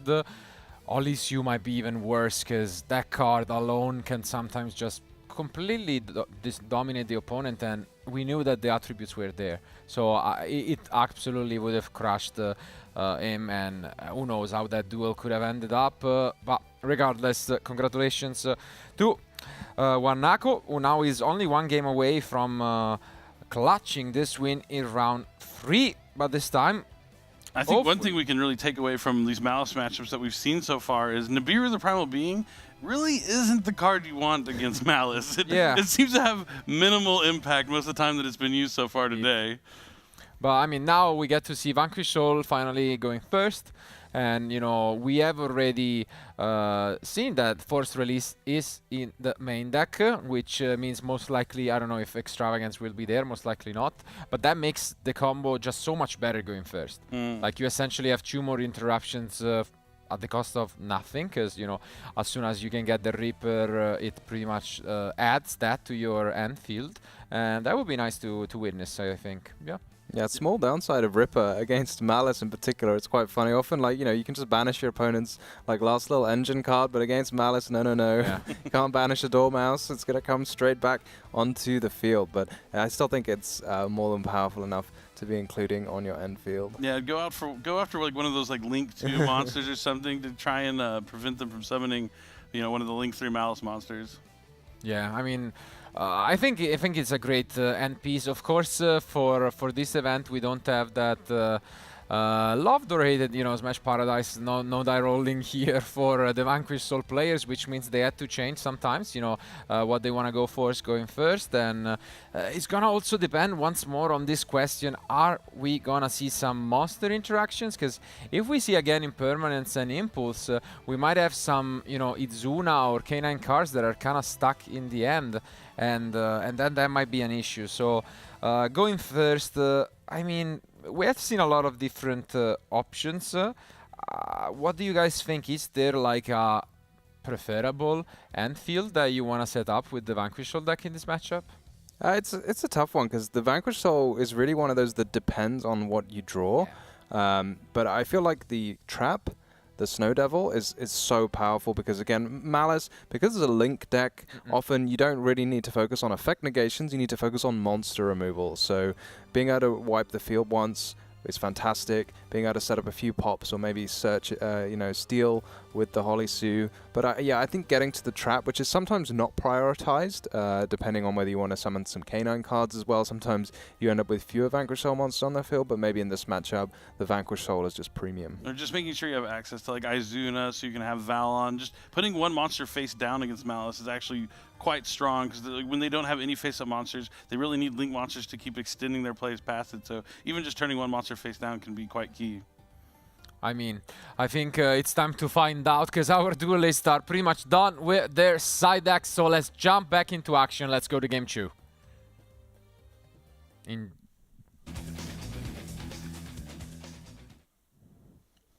Here they are. I mean, it's gonna be a close one, of course. Again, as mentioned, are we gonna see any Artifact Lancia in the side deck from Keitaro? But first and foremost, are we gonna see that Razen? The end is picked up. Yeah, I was just having a little peek there. I didn't see it, but maybe my eyes were not good enough. But he's putting the hand a little closer to the table. Ooh, it's gonna be a case for K9 that we start things off with. Such a fantastic card to start with. If you can get a Jokal instantly and put a Ripper in play and just prevent any interruptions coming from your opponent. So maybe Wanako gonna say no to that.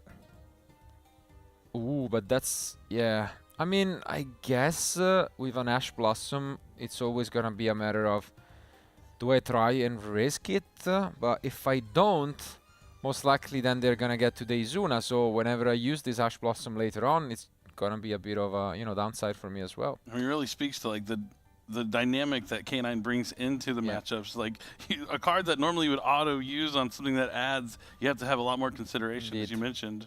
Yeah, it does seem like a big risk, doesn't it? Because once you let this Jokal come into play here, now when are you going to use the Ash Blossom? Because there's going to be a Ripper on the field, almost certainly. Yeah, I think maybe it might have been worth just using, I guess. But yeah, because now we get so much advantage. And the only question is, as you were saying before, there is no real way of going from the K9s to the Vanquished Souls. So let's see if we can access that engine, because, I mean, otherwise it's going to be pure K9. I have... Okay, thank you. No. I was about to say... One is Izuna. I mean, one, yeah. It's surely Izuna and Forced Release, right? I think so. It would be nice Just come on, hold your hand over it just for one more second. Oh, that's Izuna. And yeah, I mean, you can't have said anything but Forced Release, surely. So yeah, those are the two cards that are looking like is being added to the hand here. I mean, you can always get a second case, no? If you then go into the Reaper and set the forest release. There is a case for a second case. Yeah. It doesn't Ripper. It requires your opponent to have used a monster effect though before you get the set. You get the set as a little bonus.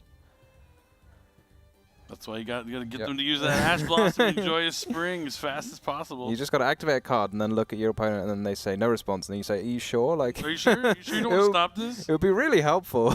I'd appreciate it if you stopped it. No, I think it's kind of confirmed that we do not have access because I think we are normal summoning Izuna. Yep. So this is just going to be a K9 turn here from Kitaro. I see a Jiaolong, but okay. Jiaolong pretty much needs other Vanquish Soul monsters to get onto the field there. I mean, we could normal summon it, I guess, but yeah. And go into Rock and add it back. I guess. I mean, if we have two fires outside of it, maybe, but I mean, no. Ripper is going to be coming down next. Yeah, sort of interesting choice there to keep the Jiaolong rather than summon it off the Jokul. Yeah. And then you'd have the Lanterns effect. Exactly. Maybe he wanted to do something else with it. Okay. I do see another fire, but I don't know if there is a second one. Probably not. No, there is none. So only one fire in hand. So it's a pretty cool fire too. Yeah, definitely a cool one. Yes, we are just gonna normal summon Izuna now and send Lopez possibly for next turn.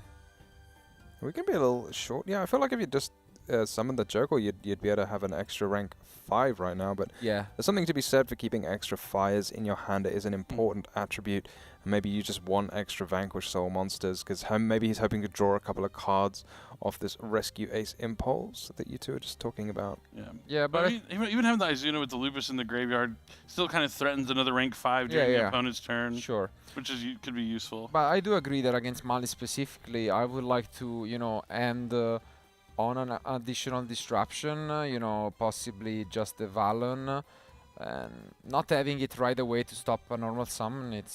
Could be, not ideal, but it's a pass. So not the strongest field. No, definitely not. No Vanquish Soul cards at all, and I think we are happy, if we are Wanako. So. And is that an old school Raigeki? Here we go. Wow. Raigeki coming down. Simple but strong. And that's brutal, yeah. Wow. What is the forced release gonna do? Oh my goodness, is that a K9 Hound? That is definitely not something I'm used to seeing in TCG decks for sure. It obviously has some way of not being destroyed. Yeah, it cannot be destroyed by card effects, yeah. But I think that turn or battle. That's basically all it's going to do here, but at least he continues to have a monster on the field. Yeah, but that's definitely not something we expected. I mean, as an extra deck slot, but I think, it kind of confirms that, I would say Extravagance is not in the deck. I would be shocked if that was the case, but let's see on the other end. Okay. A tough start, but, working with what he has, normal summon March Hare, linked away into Almirage, so he could special summon the Wizard and bring back that March Hare. This is at least 3 monsters, including a Malice name, which is all you really need to access something like Red Ransom or White Binder from the extra deck. Yeah, I think in Malice, if you can get to that link 3, then you say, I will take it. However ugly it has to be. Let's see which one he chooses to go for. Salamangreat Almirage continues to be great in every deck but Salamangreat. Ooh, and we go into Splash Mage, which we could be punished for potentially, but not for now. Keitaro doesn't want to respond at all. And that means we can finally get into our link 3 Malice monsters potentially. Yeah, maybe you do it now on the Red Ransom, so you will get to trigger that Fire Attacker immediately once it is summoned. Yeah, and there goes the spicy, fire monster we were talking about, Rescue Ace Impulse. Oh, but is that an Ash? This patience on the Ash is going to pay absolute dividends. It will allow, if he does have another copy of Izuna or something in the hand, to happen. You know he has the Lupus in the graveyard as well, but I don't know if he added another copy of Izuna. Yeah, normal summoning that Izuna makes you kind of wonder. I mean, I suppose you're not thinking necessarily about Raigeki, but Book of Eclipse definitely something on the mind of Vanquish Soul players, surely. So maybe holding it in the hand is preferable because you can't use it unless your opponent lets you summon the Lupus anyway. Very true. So it's like, you know, it's nice to get it on the field maybe, but in this case, going to be punished for doing so. Is this just going to be an access code talker? It is. Yeah. The Hound still will be able to survive. I think Malice have got plenty of ways to destroy things, or get rid of things without destroying them. For sure. Oh, he's keeping track of how much attack the Hound is gaining. He gains 500, I think, every time your opponent activates a monster effect.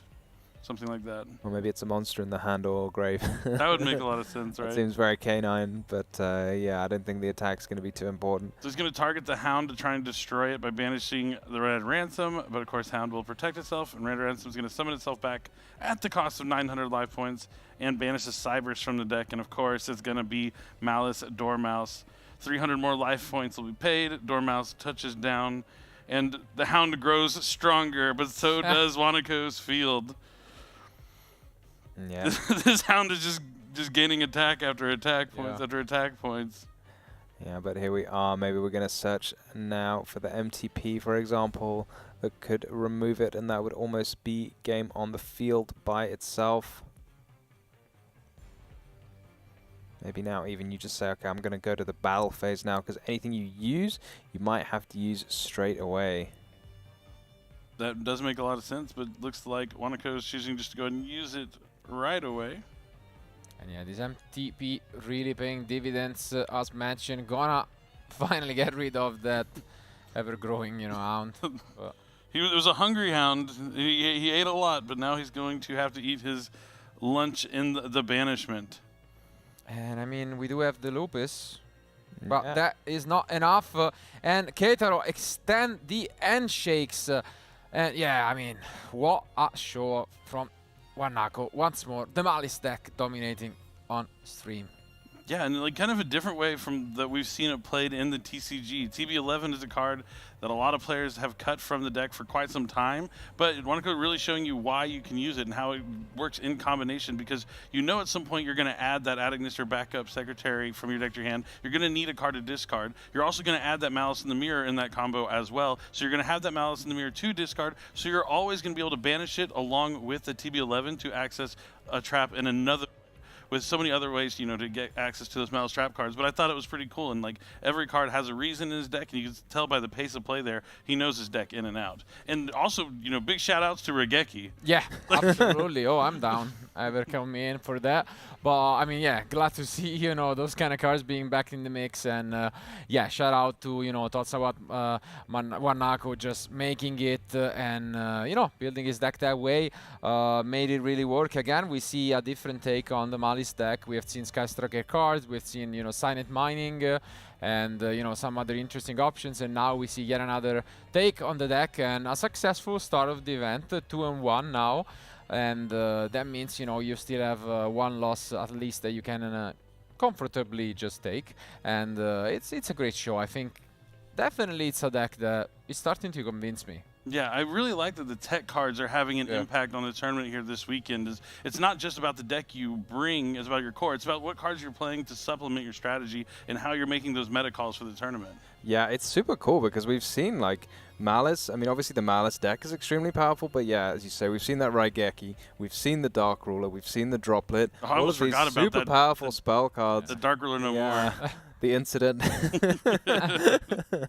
But yeah, all of these things. But you need to also have the right cards in against the right decks, because, you know, you play the Dark Ruler no more against that field.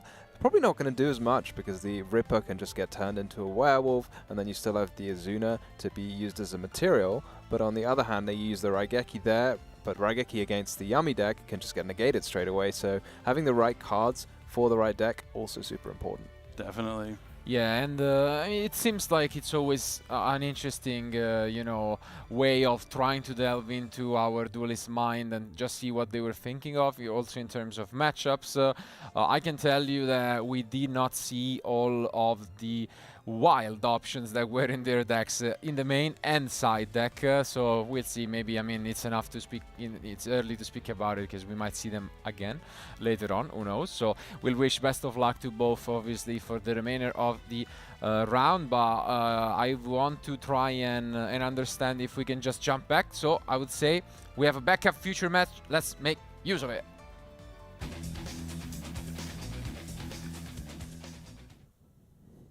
All right. Ooh, and we are already into action. Okay. It's a Yummy mirror match, I believe, and we do see that Dark Ruler, which probably was negated by Solemn Judgment. I don't know. Let's try to, you know, get a I'd imagine that's what happened here. And but Metal Tronus, it looks like it'll be the next activation here, trying to special summon a Yummy monster. And he doesn't have to banish them both face down if he chooses not to, if he just wants to have a monster on the field.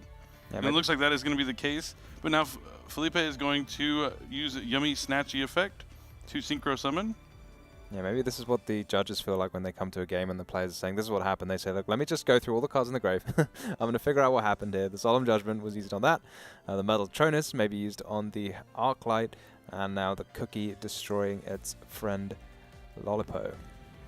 Yeah, I mean... Oh, it looks like the Yummy Snatchy was summoned back alongside the Cookie from one of the Synchro monsters tagging out. So on summon, the Cookie destroyed the Lollipo. Oh, he chained it to the Metal Tronus. And then the Cookie destroyed the Lollipo. And then the Yummy Snatchy is placing the other Yummy field spell on the field. Yep. That's going to give him a little additional interaction here on Sebastian's turn. Yeah, and that's what we're going to see here. We can go into a Synchro and then use a Crookie to pop the Lollipo. And I mean, this might just be a quick ending of this duel. This was table 1, by the way, so they are both undefeated. But yeah, you can see here Sebastian smiling a little bit. They might know, you know, each other. I think they both qualified. You know, of course, they're representing the Americas regions. But I mean, both undefeated at least. So it means that no matter what happens, you know, they're still in it completely. And wow. Well, yeah, maybe still in the tournament. It's not looking like Sebastian. You can also tell from his body language, showing that his last card in hand is Dominus Purge, which he can use, but he will have no other cards really. He might just be conceding. Or no, he is using No, the I didn't Purge. even see that he got purged. That's what's going on. He was using the Capsi, and now he's saying... No, he's trying to surrender now because the whole time he was trying to use it, he had the graveyard in the hand. So at least we got to jump in and see the quick ending to this one. But it's cool to see that they went the distance to game number 3. I really like the surrender card. I got to get my hands on one of those. It's your favorite card, It's my favorite card. Use it all the time. Maybe in my later years, yeah, for sure. But that it's cool to see. But at least we got to see that Yummy is at the top tables in a mirror match. I mean, doesn't surprise me all that much. I mean, we both mentioned how well it is positioned against, you know, the field in general. But obviously, great to see. And we do get, you know, confirmation again on some of these side deck cards that are being popular. The end was actually pretty strong going second. I mean, we had both Impermanence and Purge. And Dark Ruler no more. In the end, the card that really stopped everything was, you know, Solemn Judgment. Yeah, Solemn Judgment has been a key side deck card for a lot of Yummy players because Dark Ruler no more, fantastic. Any sort of field-breaking card, really strong against Yummy, and Solemn Judgment can pretty much counter anything. Yep. I mean, it's the OG Solemn Judgment. Absolutely. I mean, good old man, and I mean, it just works out. So it's gonna be interesting to see. But at least now we have one guaranteed, you know, 3-0 player, Felipe, making it all the way to round 4 undefeated. And yeah, yummy. That's my pick for sure. I mean, I'm still thinking about swapping over to the Crystron. So yeah, that deck's I'm not quite feeling strong. that confident. I mean, your Vanquish Souls, there's a lot of them though. You have more options than anyone. You have more chances. Rough. It only takes one. Sheer numbers, you know. Yep. Yeah, sheer numbers, sure. But for the rest, we'll see. But I mean, it was indeed an amazing match once more.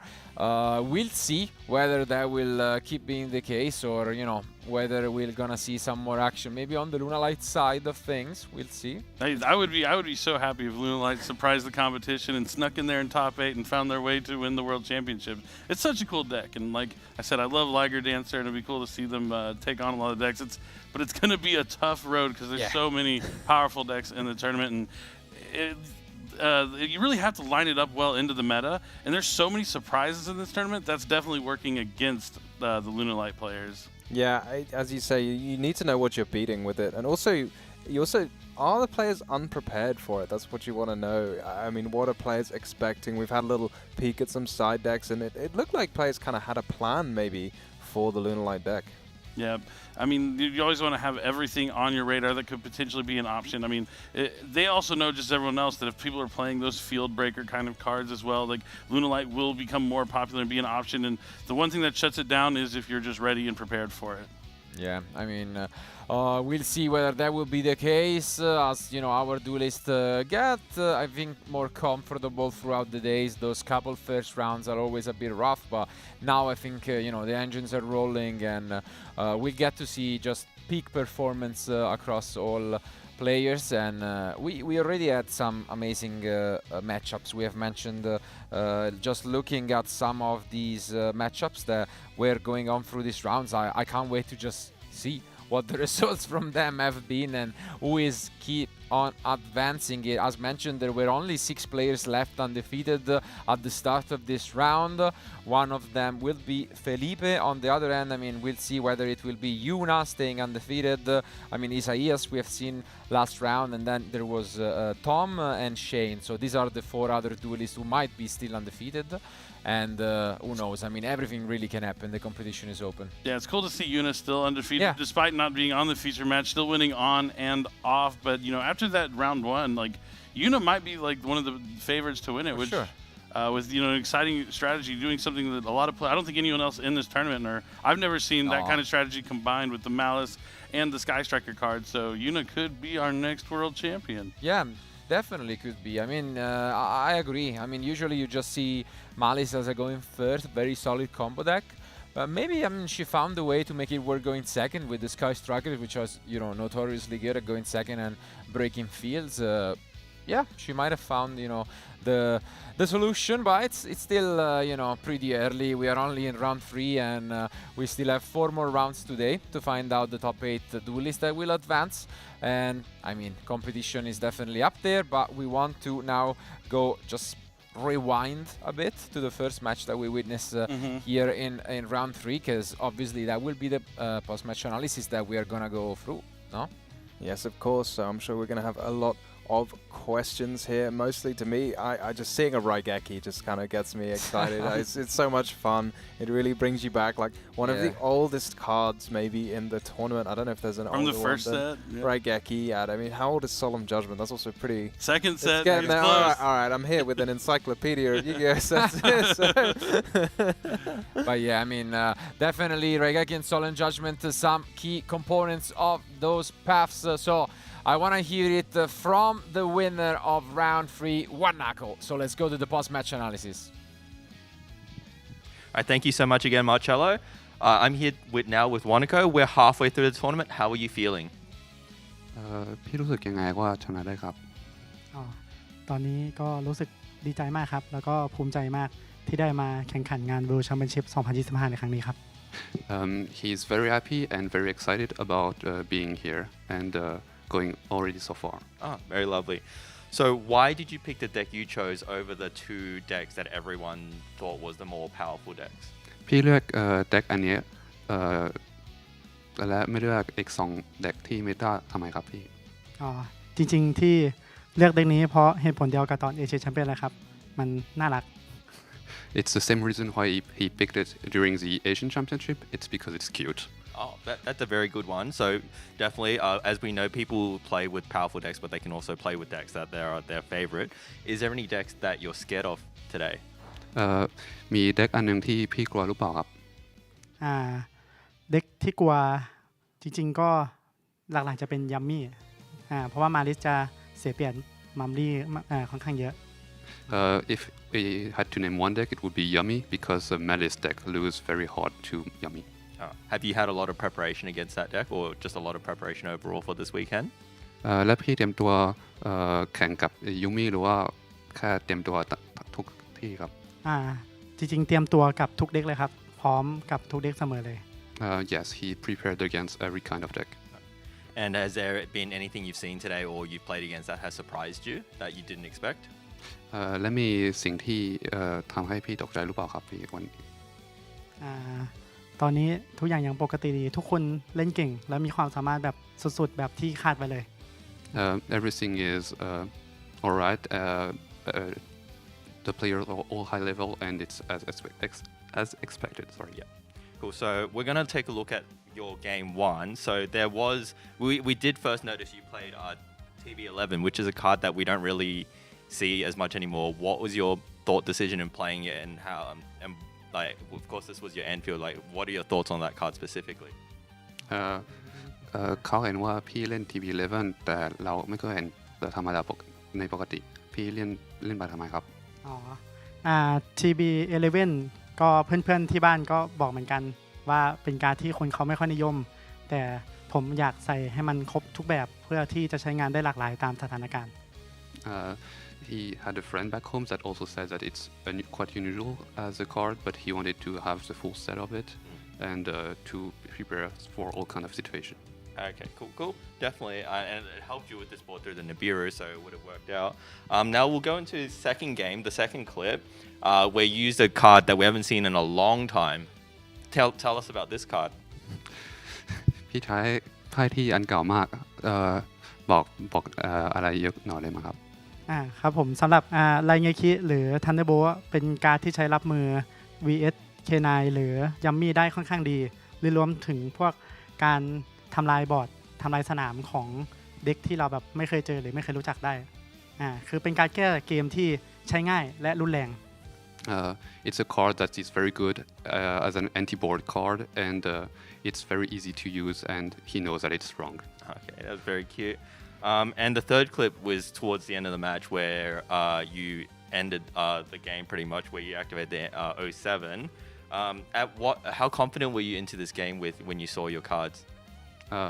และคลิปสุดท้ายจะเป็นตอนพี่ใช้ 07 ไปและพี่รู้สึกว่ายังไงในเกมสุดท้ายตอนเห็นไพ่ไปมีแบบเดี๋ยวผมจะชนะหรือเปล่าครับรู้สึกชนะหรือเปล่าตอนสุดท้ายที่ได้ใช้ใบนี้ก็รู้สึกแบบน่าจะได้เปรียบพอสมควรส่วนเรื่องจะชนะหรือเปล่าก็ยังบอกไม่ได้แต่ว่าตอนนั้นคือก็ตั้งใจจะพยายามทำให้ดีที่สุด When he saw his cards he wasn't sure if he could win yet but he had the opportunity to turn the tables.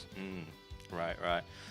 And just away from the match in general do you build your deck and play more based on numbers and statistics or your gut feeling และพี่จะทำเด็กแบบไปดูสถิติและใช้ความรู้สึกใช่ครับใช้ความรู้สึกเน้นๆเลยเน้นใช้ความรู้สึกเลยก็คือพวกสถิติอะไรนี้ก็แบบจริงๆมันเป็นค่าเฉลี่ยจริงๆมันดูได้สามารถใช้ชี้วัดได้แต่ว่าหลักๆเลยมันคือเด็กของเรามาเวิลด์แชมเปี้ยนเราก็อยากจัดเด็กด้วยตัวเราคนเดียวนี่แหละ It's more something of emotion because if he becomes world champion eventually he wants it to be a deck that represents himself. Okay, sure. And do you follow the TCG or the Western players as much as we follow the OCG? และพี่จะดูพวกของ Western player อะไรแบบนี้ขนาดที่คนที่อยู่ Western จะดู OCG หรือเปล่าครับดูบ้างแต่ว่าไม่ได้บ่อยมากHe also looks at it but not as often. Okay. And what differences have you noticed in both play style and deck building between the East and the West? และพี่จะดูอะไรที่เปลี่ยนไปที่ East และ West อะไรเปลี่ยนไปครับจริงๆก็เรื่องการจัดเด็กหลักๆมันจะต่างกันตรงเรื่องแบนลิสต์การมันจะไม่เท่ากันแต่ว่าคือเข้าใจ point หลักของการเล่นว่าแต่ละเด็กมันมีจุดประสงค์อะไรชัดเจนอย่างเงี้ยก็เข้าใจว่าแต่ละฝั่งจัดเด็กยังไงแต่เราก็ยังเลือกจัดอันที่เราชอบอยู่ Okay. He understands the difference between the East and West deck building, but he still builds his deck the way he likes it. Okay. Very important to stay true to yourself. You know the game has a lot of luck involved, of course. What is your strategy to minimize the impact of luck in your games? มันจะมีความที่โชคดีมากในเกมไพ่พี่ทำได้ยังไงว่ามีโชคไม่ต้องการโชคขนาดนี้ครับทำยังไงครับครับผมจริงๆพอมันเป็นการ์ดเกมยังไงก็ต้องใช้ดวงแล้วทีเนี้ยเราเลือกได้ว่าเราจะใส่การ์ดที่มันเสี่ยงมากหรือเสี่ยงน้อยอย่าง ถ้าเป็นหลักๆเลยคือผมอาจจะไม่ค่อยเล่นมาชามี่เพราะว่าไม่อยากจั่วได้ตอนเข้าเทิร์นแต่อยากให้แบบการ์ดทุกใบบนมือสามารถใช้ได้หมดเลยทั้งในเทิร์นเราและในเทิร์นอีกฝ่ายเด็กผมจะจัดแบบนั้นคือจะไม่มีแบบเดทการ์ดคือจั่วมาแล้วทำอะไรไม่ได้ It's a question of deck building. He avoid high variance cards. He prefer a card like Masami, I think, where you can use the cards in your turn or during your opponent's turn and to not draw that card anyway. Very, very good. So going into the rest of the day, there's 4 more rounds. What's your mindset like? What's your strategy going into the rest of the day? strategy ของพี่ให้บ่ายนี้มันจะเป็นอะไรครับ สำหรับกลยุทธ์ตอนบ่ายก็เล่นให้เต็มที่ครับและที่สำคัญคือเล่นให้ดีและมีมารยาทครับ playing with fair play and at his full capacity. Nice, nice. All right, thank you so much. I congratulate you once again. We'll take a short break and we'll be back with you shortly. โอเคขอบคุณครับมากครับครับผมขอบคุณครับ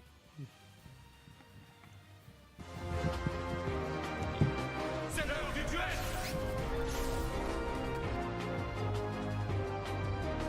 Je ne vais pas m'arrêter en si bon chemin. Alors, qu'as-tu à répondre à ça? Te voilà enfin, Yugi.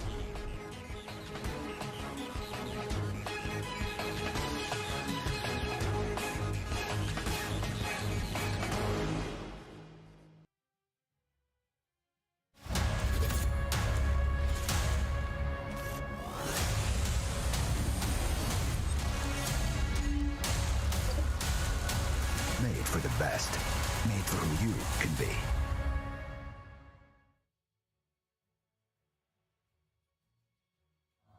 He wasn't supposed to win. Wasn't the favorite. Wasn't the smartest one out there. Wasn't the guy with the shiny, rare, whatchamacallit card. He was the third-rate duelist with a fourth-rate deck. Hey, listen to me. I say talk is cheap. I fought my hardest to get where I am right now, and I never let anyone get the best of me, even when all hope seemed lost. So why should I start now? The whole gang's rooting for me. And with my friends behind me, there's no way I can lose. What I'm fighting for? I got that part down. Here I go. It's all or nothing.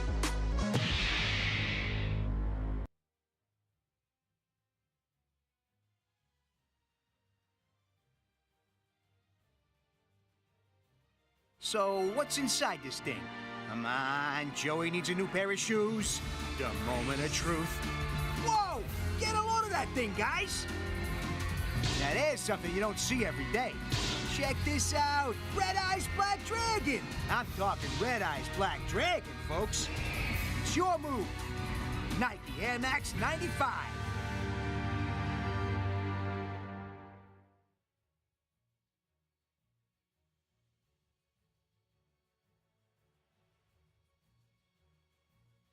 なんだなんかドキドキするな。うわ、来た来た来た。これはすっげえ。見てみろよこれ。どうよ、俺もびっくりしたぜ。おいみんな、ここにすっげえのが見えるぜ。レッドアイズブラックドラゴン。さあお前のターンだぜ。ナイキエアマックス95。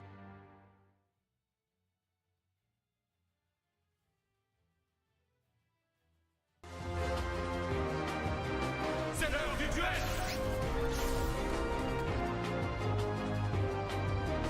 Je ne vais pas m'arrêter en si bon chemin. Alors, qu'as-tu à répondre à ça? Te voilà enfin, Yugi.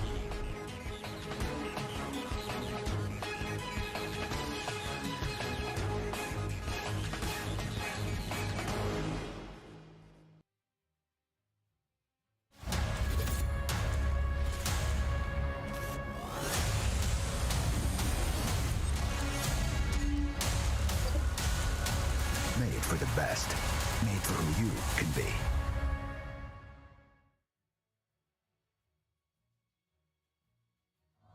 He wasn't supposed to win. Wasn't the favorite. Wasn't the smartest one out there.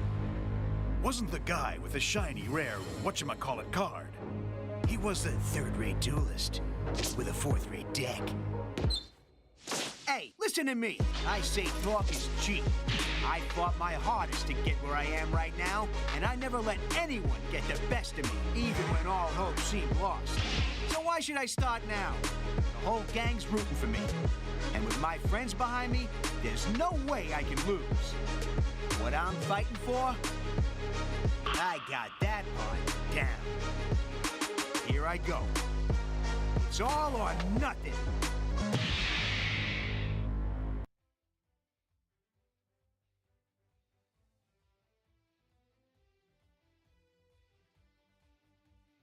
So, what's inside this thing? Come on, Joey needs a new pair of shoes. The moment of truth. Whoa! Get a load of that thing, guys! Now there's something you don't see every day. Check this out! Red Eyes Black Dragon! I'm talking Red Eyes Black Dragon, folks. It's your move. Nike Air Max 95.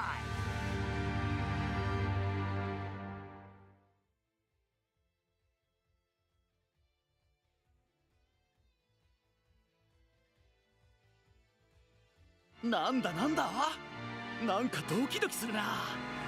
うわ来た来た来た。これはすっげえ見てみろよこれ。どうよ俺もびっくりしたぜ。おいみんなここにすっげえのが見えるぜ。レッドアイズブラックドラゴン。さあお前のターンだぜ。ナイキエアマックス95。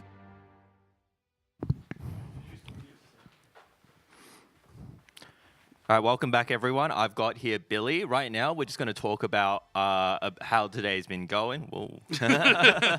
Yeah, so we're 3 rounds in. We're basically at the halfway mark as we go into round 4. Round 3 is still going.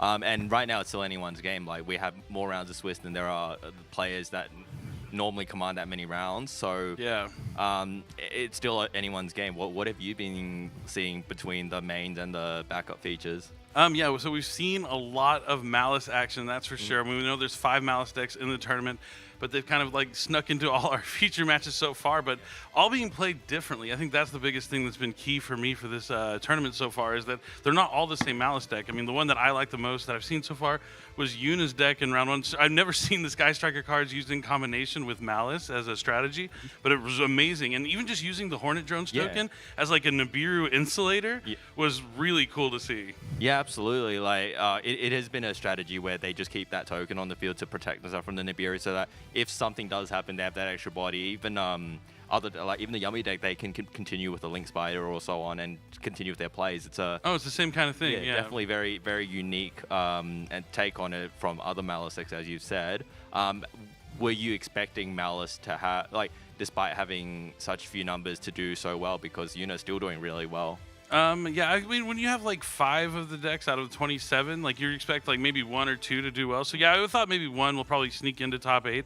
We'll have to see if more Malice decks are going to be able to join Yuna. If Yuna makes it, just because you're off to a good start. You mentioned there's a lot of rounds. We're still early in the tournament. We've only had 3 rounds. Round 3 is still going on right now. We have some players still dueling, trying to get their wins, and even after round 3, no one's really eliminated from the tournament fully, because, you know, it's a long day, 7 rounds to play. You can take 3 losses and still potentially make that top 8 cutoff, because there's only 27 players in the tournament. Yeah, absolutely. And then we also have the new time rules, which in the 3 rounds, we haven't had many matches go into the time to apply the end of match procedure. We've seen it once, and with that double game loss, it sort of influences the number as well, because there'll be less wins overall. Yeah, I think the players came in ready and practiced. They were practicing with that clock, knowing that it was going to be something you don't want to play till the time. You want to make sure you're done with still plenty of time on the clock. And we've seen some really good pace of play from the players, which I'm really excited about. Vanquish Soul, you know, being the most dominating deck in the tournament, you kind of expect it, or not when I say dominating, I mean the most played deck, because it really has not been dominating. They've been like kind of taking each other out, and like we just saw Vanquish Soul lose to Malice, which is going to be the deck. But seeing like all the different types of Malice, like we just saw TB11, but being used in a cool way. Like it was clearly designed for that combo to be banished with Malice in the mirror, to access more of those Malice traps. Like all I'm excited about is all the variety. You know, a lot of times talking about Yu-Gi-Oh, like, oh, there's the best deck, it's the top meta deck, but no one really knows what the best deck is into this tournament, into this brand new format, because it's not only combined list, but Justice Hunters is still pretty fresh for the TCG. and seeing how all these strategies play out against each other has been awesome. And we had Wanako just then who has told us that he, in terms of like numbers versus intuition, he goes more with intuition. He goes with what he feels. He brought Malice because he thought the deck was cute. He says that when if and when he wins this tournament, he wants to have one with something that he likes rather than, you know, what the numbers say is the best deck. What are your thoughts on it? How have you usually approached tournaments as someone who's, you know, been on this playing field before? Oh yeah, I'm kind of the same kind of way. Like I want to win with the cards that I love for sure, and comfort is always key. Knowing your deck in and out and all the different matchups is much more important than just playing what people might think is the strongest deck in the room. Yeah, absolutely. So we did see that it worked out for him, like with the TB11, with the Raigeki, you know, both cards which are a little I'd say ones that we don't really expect to see. Are you the kind of guy to also play cards that people don't really expect and have like written off really early on? Yeah, I mean, that is nice to have like the unknown factor going into a tournament and taking people by surprise, which is what Yuna might be doing with her strategy here this weekend. But not all. I'm not the kind of player that will like strive. Like I don't have to have that hidden factor. Like I'm gonna tell you maybe like what I'm playing. Like for instance, when I used to play like Domain Monarchs, I wouldn't wait for my opponent to ask me how many cards are in my extra deck. I would sit down and be like, I don't have any cards in my extra deck. You know what I'm playing. Good luck. You're gonna need it if you want to beat me. So while it's nice to have a hidden strategy, I'm kind of like an open book. Yeah.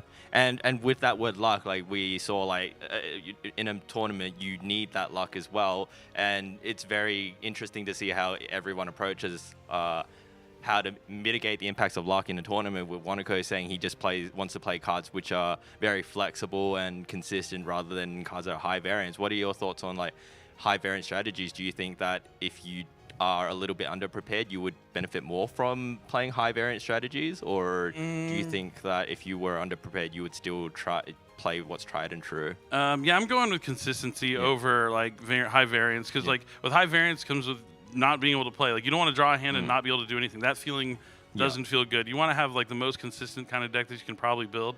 So at least you're going to have an opportunity to play against what other different strategies and not just have your deck be the reason why you lost that tournament. But I mean, playing with the cards you love is really important too, because like that, your wins, not only is there like prizes on the line, your legacy is on the line. What people remember you for is on the line. Like it's your story that you're trying to tell to all these other duelists, and you need to paint the story that you want for your history. Yeah, and it's not just about like winning the title is nice, but winning the title also means you get reinvited next year, which is definitely the prize that everyone really wants. Like, yeah, world champion's cool, but you want to come back again. I want to come back again and again and again and play on this very unique stage. It's not something that we typically play at home because it is an amalgamation of the two lists.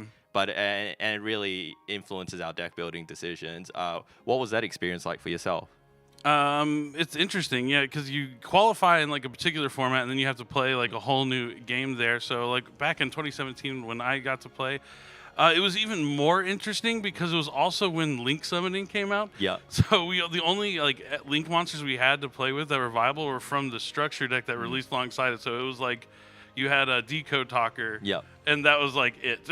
So I like played like a true Draco deck because there was something that didn't require the extra deck because we weren't used to those rules where we weren't able to special summon like the extra deck monsters. So it definitely affected my deck choice going into the tournament. But at the same time, Masterpiece, the true Draco Slaying King, my second favorite card of all time. So I still had the opportunity to use that there. Yeah. But you know, looking at this format and the players going into it with the combined list, it's also interesting because Justice Hunters really new, really fresh for TCG players. Yeah. But on the OCG side, those cards have been available for quite some time. Yeah. But they also have a lot of other cards available at the repertoire Yeah. that they just can't use. Their Forbidden and Limited list with the set and stuff that they can't use that's already been out is much longer than what it is for the Americas. Yeah, definitely. Or the TCG in general. Yeah, definitely. Like one we notice is the Maxi, which we saw how powerful it was in yesterday's Master Duel.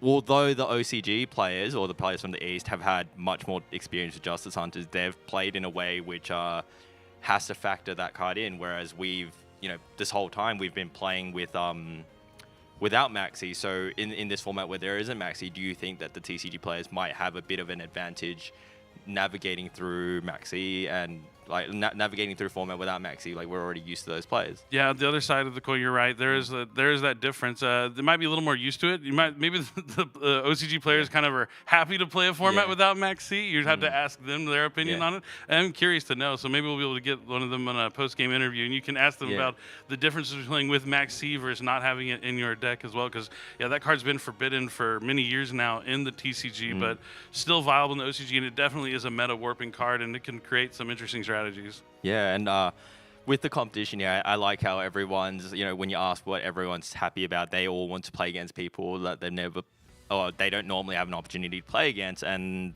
the supposed best players from around the world, 26 of them, 27 of them if you must.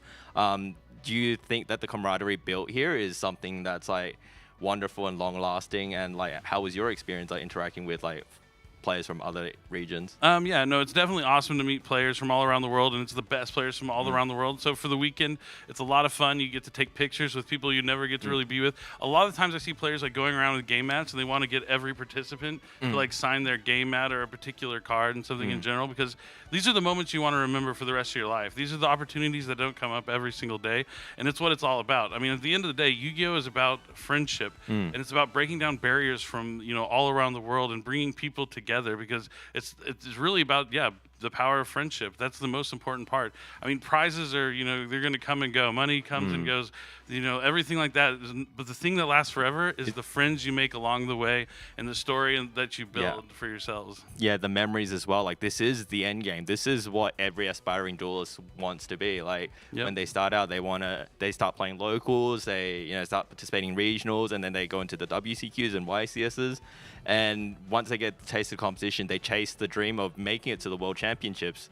And once they're here, it's like they've made it. And then after that, do you think for most players, they feel like they've achieved it and they can take a step back? Or do you think the hunger to come back is even more there? Yeah, no, once you achieve the top success, you want to go back. Just like Josh, he's been to 7 World Championships. It's something you want to do every year, and hopefully you watching at home are going to maybe attend the World Championship yourself one day. We're going to have to find out. We're going to be back shortly for our Round 4 feature match, so don't go anywhere. Stay tuned for more action here at the 2025 World Championship.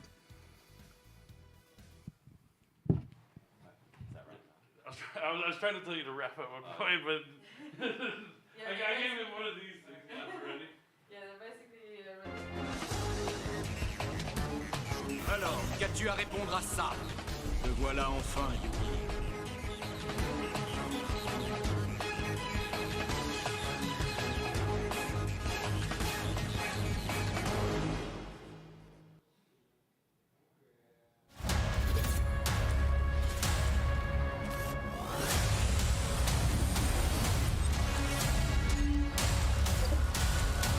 Made for the best.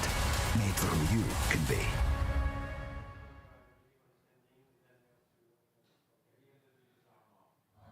He wasn't supposed to win. Wasn't the favorite. Wasn't the smartest one out there. Wasn't the guy with a shiny, rare, whatchamacallit card. He was the third-rate duelist with a fourth-rate deck. Hey, listen to me. I say talk is cheap. I fought my hardest to get where I am right now, and I never let anyone get the best of me, even when all hope seemed lost. So why should I start now? The whole gang's rooting for me. And with my friends behind me, there's no way I can lose. What I'm fighting for? I got that part down. Here I go. It's all or nothing.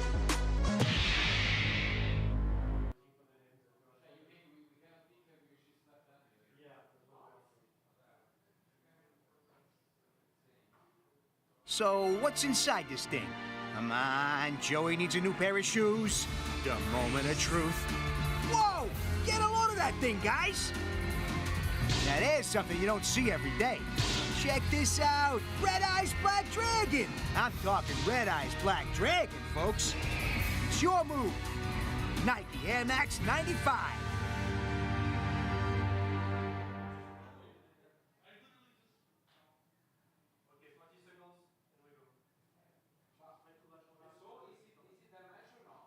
なんだなんだなんかドキドキするな。うわ、来た来た来た。これはすっげえ見てみろよこれどうよ俺もびっくりしたぜおいみんなここにすっげえのが見えるぜレッドアイズブラックドラゴンさあお前のターンだぜナイキエアマックス95 Did you hear me? No, you didn't hear me. 1 2 1 2 1 2. Welcome back to the coverage of the TCG 2025 World Championship live in Paris. We are now in round 4, as we have already witnessed some of the duels, that are enabling our amazing participants to try and have a shot at that top 8 tomorrow. I mean, yeah, I can't believe we're already in round number 4. The day has been flying by so fast, and like you wait all year for the World Championship, and then once it's here, it's like you want to savor every moment of it, but you blink and it's over. Yeah, 7 rounds of competitions is fantastic for us, though we get to see a lot of great action, even though it's a small event, only 27 players, but so 7 rounds. I think a lot of players are going to get that maths confused in their head, because I think everyone knows, everyone goes around with the 2,000 player tournaments, they know how many rounds, probably know how many rounds you need to win to get the top cut, but 27 players, 7 rounds, I think no one's really going to know until the standings come out. Yeah, absolutely. Definitely anyone's game still. I mean, we're only halfway through the tournament. Yeah. And I mean, we already see some of those amazing duelists. We got as backup future what was table 1, witnessing, Felipe being the first duelist to advance with a 3-0 record. And that's obviously something to be very proud of. So Yummy on top so far. Yes, it is on top. It is definitely up there. And it could be joined by others soon. But for one good Yummy news, I have to bring one bad Yummy news maybe, because Ruben has lost against Lorenzo Muselli. No. Yeah. No, just we'll keep this for off camera. Just to keep it even, exactly. No, but regardless, I mean, it's a close. I have been told it was an extremely close match. They came down to a clutch draw at the end from Lorenzo, so I'm sure they tried their best, but I mean, it's been a pretty rough day for Ruben, I gotta say. I mean, we saw him lose round 1, and then in round 2, he was the player awarded the bye. So right now, he has technically not, won a match on playing. So he definitely, I'm sure, will try to lock in as much as possible, because he needs to win the remaining rounds. Yeah, still has time to turn it around, but on the edge there for sure. I mean, but yeah, we saw it already. Like, of course, you're going to have some games that are more decisive than ever, but in general, it's difficult that you will have some free games here. I mean, you have a lot of experienced players. It's going to be rough, yeah. Yeah, he must be tired of playing Europeans by now. Maybe last year he just didn't have to play any Americans struggling to defeat some yeah, I don't know. Some of the I mean, I don't know about that on the back of 2 North American champions, but I mean, sure, we can reminisce a bit. Even though, honestly, it has been a while since Europe has won a world championship, almost 20 years. So, like, it's has it been that long? Actually, yeah, it's unbelievable, wow. but yeah, it has been a long time. And I mean, OCG has just dominated for a long time at some point. So it seemed like they were winning every year there for a while. Absolutely. I mean, I feel like there were just a few exceptions with Galileo maybe trying to, raise the flag with that first, second, and third place consecutively, which was one of the still most impressive runs ever at this event. But I mean, regardless, we have some interesting decks back into competition. Sky Striker, I can tell you, is still in it. Pretty sure it's sitting on a 2-1 record at the moment. Alongside the Lunalight was undefeated. So I mean, still some of those nicher decks are still up there. And maybe, I mean, if it's a possibility, I would just bring back the deck breakdown once more to just for anyone who has missed it, we can take a look at how the decks are represented here in day 1 of the World Championship with the Vanquish All at the top. So yeah, let's try to bring up the deck breakdown if possible, so we can take a look at it again. And for anyone who missed it, yeah, it was Vanquish All at the top with 9 decks, then Yummy with 7, and that surprise of Malice with 5.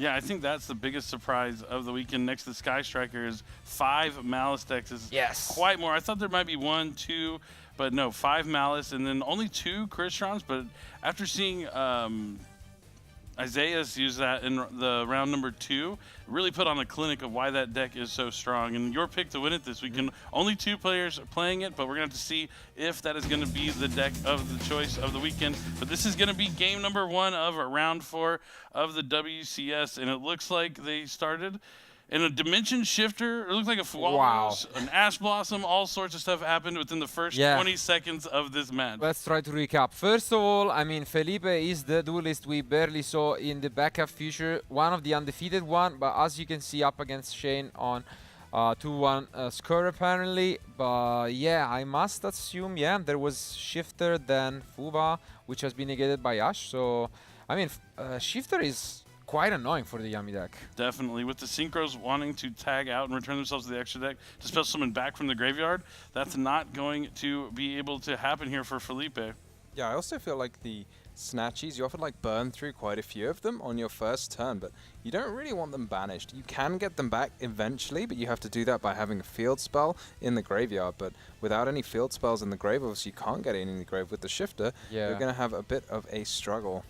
And I think we could even see a pass with just, you know, the surprise bounce and the Akruki setting up 2 interruptions possibly.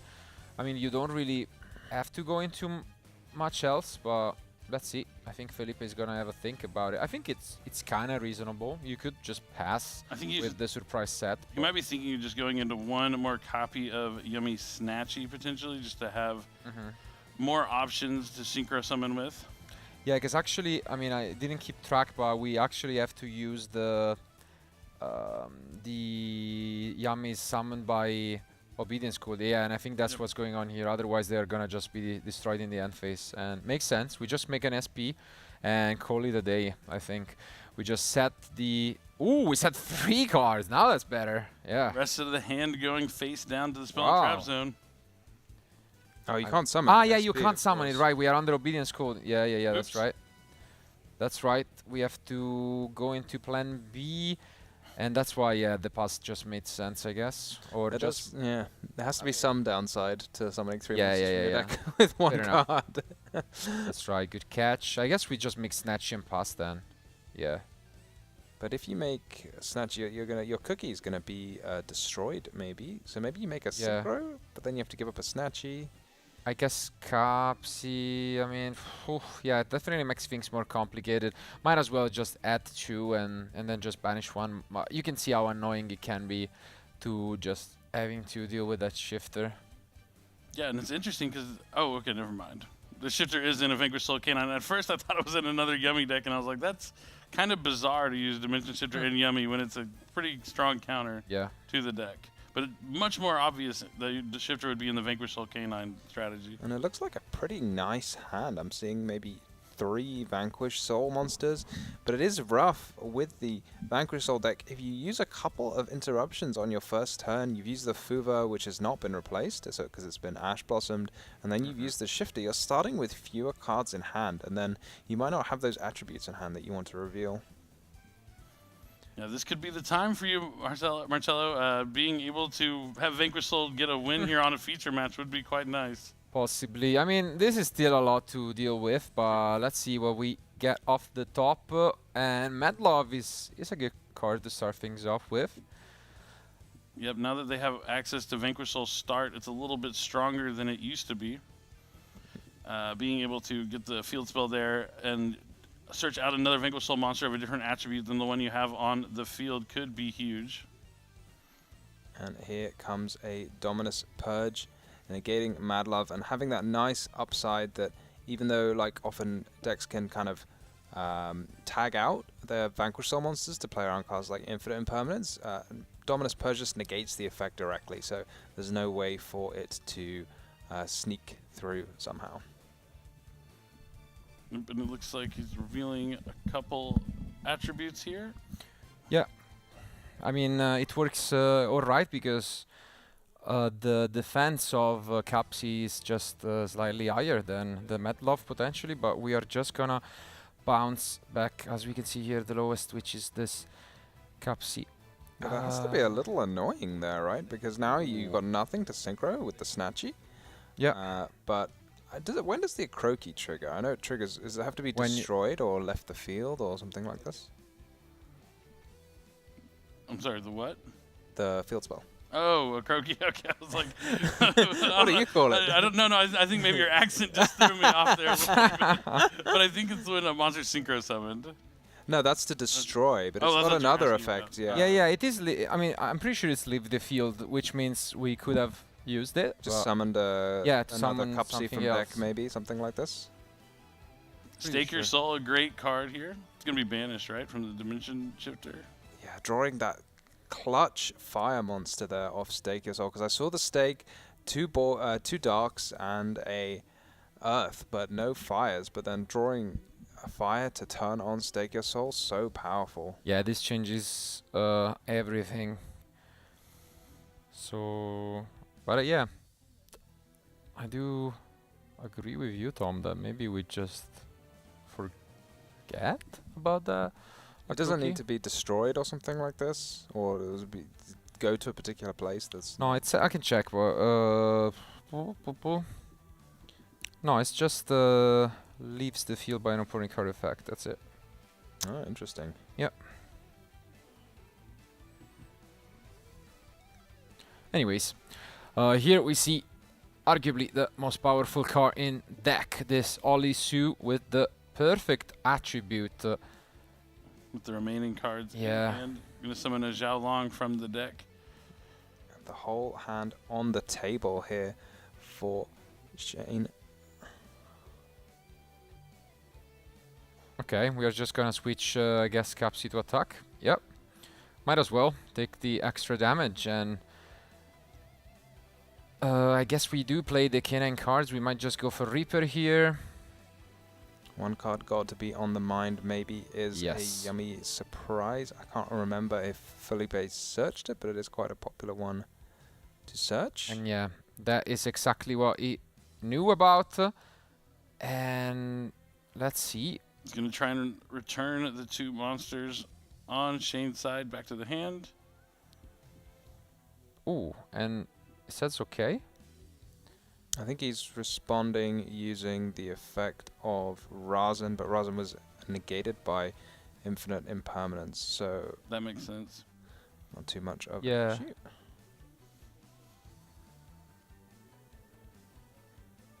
Still has the heavy border on the field. Zhao Long is going to special summon itself to the field. The first one came off the Holly Sue. Yeah, it's still a lot of damage, and you always need to be careful taking too much damage against Vanquish Soul. Got one of the most powerful direct damage effects that modern Yu-Gi-Oh! Has seen for a while, I'd say, outside of the gimmick puppets. We saw that in Master Duel yesterday, that's for sure.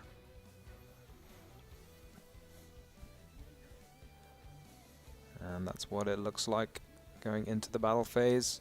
But we know Felipe's got that Cupsy in hand next turn, and next turn he will be released from the Dimension Shifter.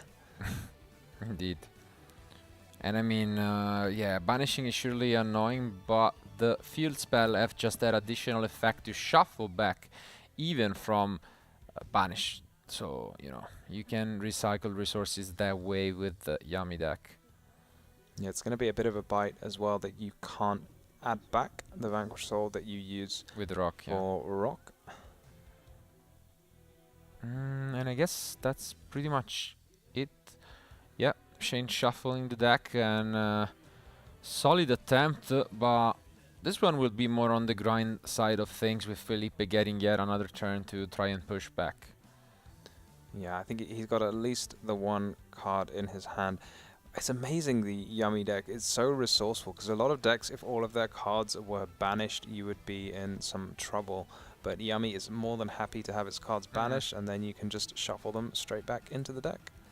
And we get a draw of Borger, but whenever you see any color that is not a monster, you're not happy in these kind of scenarios. You really need as many attributes as possible, but unfortunately he picked up the first release, I believe, or anyways a spell, so not gonna help with the disruption. And now we get Cupsy. Are we running the second surprise is the question.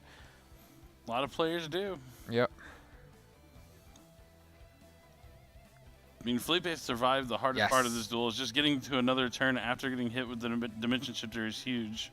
And there is the second surprise so big in this spot. Is that... I think it's another Capsi maybe? Let's see, because the only annoying thing is once you already have an Akruki, you would like to first synchro and use the effect to pop, but okay, that's what's gonna happen actually. Yeah, because we are not using the effect of Snatchy, it seems like. Either we have drawn into the field spell, or as mentioned, we much rather make use of this effect and then synchro summon. Gotta keep the Crocky on the field. I can't even remember how I said it now. No, I think you said it the right way. I don't know. I was just in a daze for the moment, other the time being. In my head, I was like, I have no idea what you just said. It's the field spell. Yes. It's on the field. It was quite funny. But yeah, now the effect on the Synchro Summon is going to take down the Rock of the Vanquisher. Let's see if you can change the effect of Rock to summon from hand. But no, he's going to summon the white flag from the side of the table and surrender the game number 1 here. So sorry, Marcello, I spoke too soon about your Vanquish. Jinxed it. I jinxed it right away. But you know, this is our matchups. You know, going at it. I got to pull for the yummy player there in Felipe. And I mean, Felipe just showing us what the deck can do. Definitely not. You know, probably not expecting to be facing off against Dimension Shifter in game 1, but making the best out of it, and I think he has proved us why they are so good. But I think since we didn't get a chance to show you guys before the match started, I would like to hear the interviews that these two players had, just their presentation. So maybe why don't we bring up for you guys on screen the interviews from Felipe and his opponent right here, if possible. But if not, we can. Felipe Zapata Viseria. I am from Argentina, and I've been playing Yu-Gi-Oh since 2016 for 9 years. I won my invite by winning the WCQ that was held in Bogota a couple months ago to winning the event. That's what I'm looking for most. My ace monster will have to be Elemental Hero Dark Right. I think I will go with Croissant. Another one is another croissant enjoyer. Absolutely, but I mean, always love to see, you know, some representation. As mentioned, won the WCQ in Bogota, and here to make a statement, and already undefeated. So 3-0 and only 1 game away from making a 4-0 start, which is impressive. But now let's hear it from Shane Tai.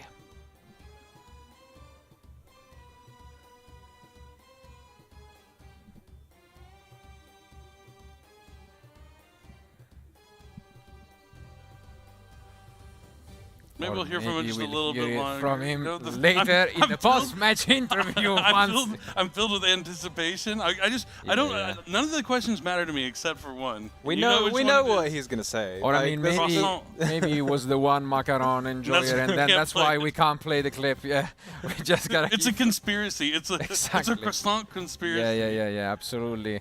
I mean, maybe, who knows, maybe this is our stretch on, you know, asking for a yummy croissant in the future, who knows. So I think that would be a nice one. We just only pick players for the future. Exactly. If they gave the right answer. That was the hidden way to get on the future match stage. Exactly. You have 1 of 2 options. The right one and the wrong one.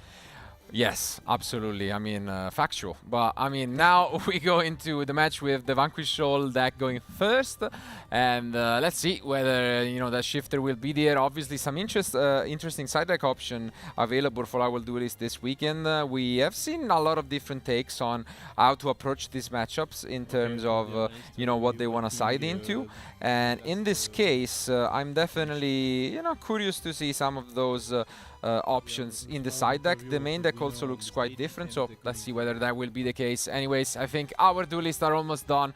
Let's just jump back into action.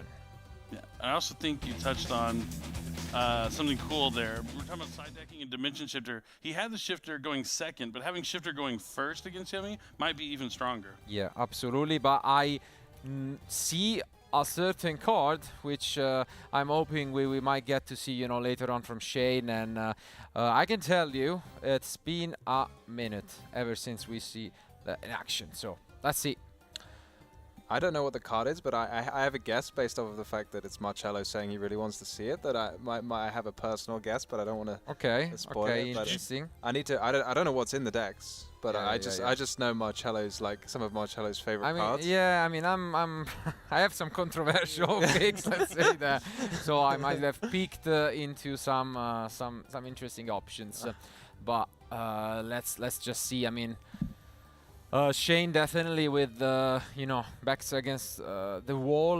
Not only one game down, but also one match down as compared to Felipe 3-0. So really needs and wants to stay in this and win it. So I want to know. I feel like Artifact Scythe is probably one of Marcello's favorite cards. Maybe that's Sanctum. It's my favorite. Scythe is just, you know, the ending of it. So anyway, the ends to the mean, yeah. It is. Oh no! I hope it's not the artifact we saw yesterday. No, it's not. Okay. It's not. Do you It's want a hint? Do you want a hint? I know. Sure, give me a hint. Guess the card. Okay.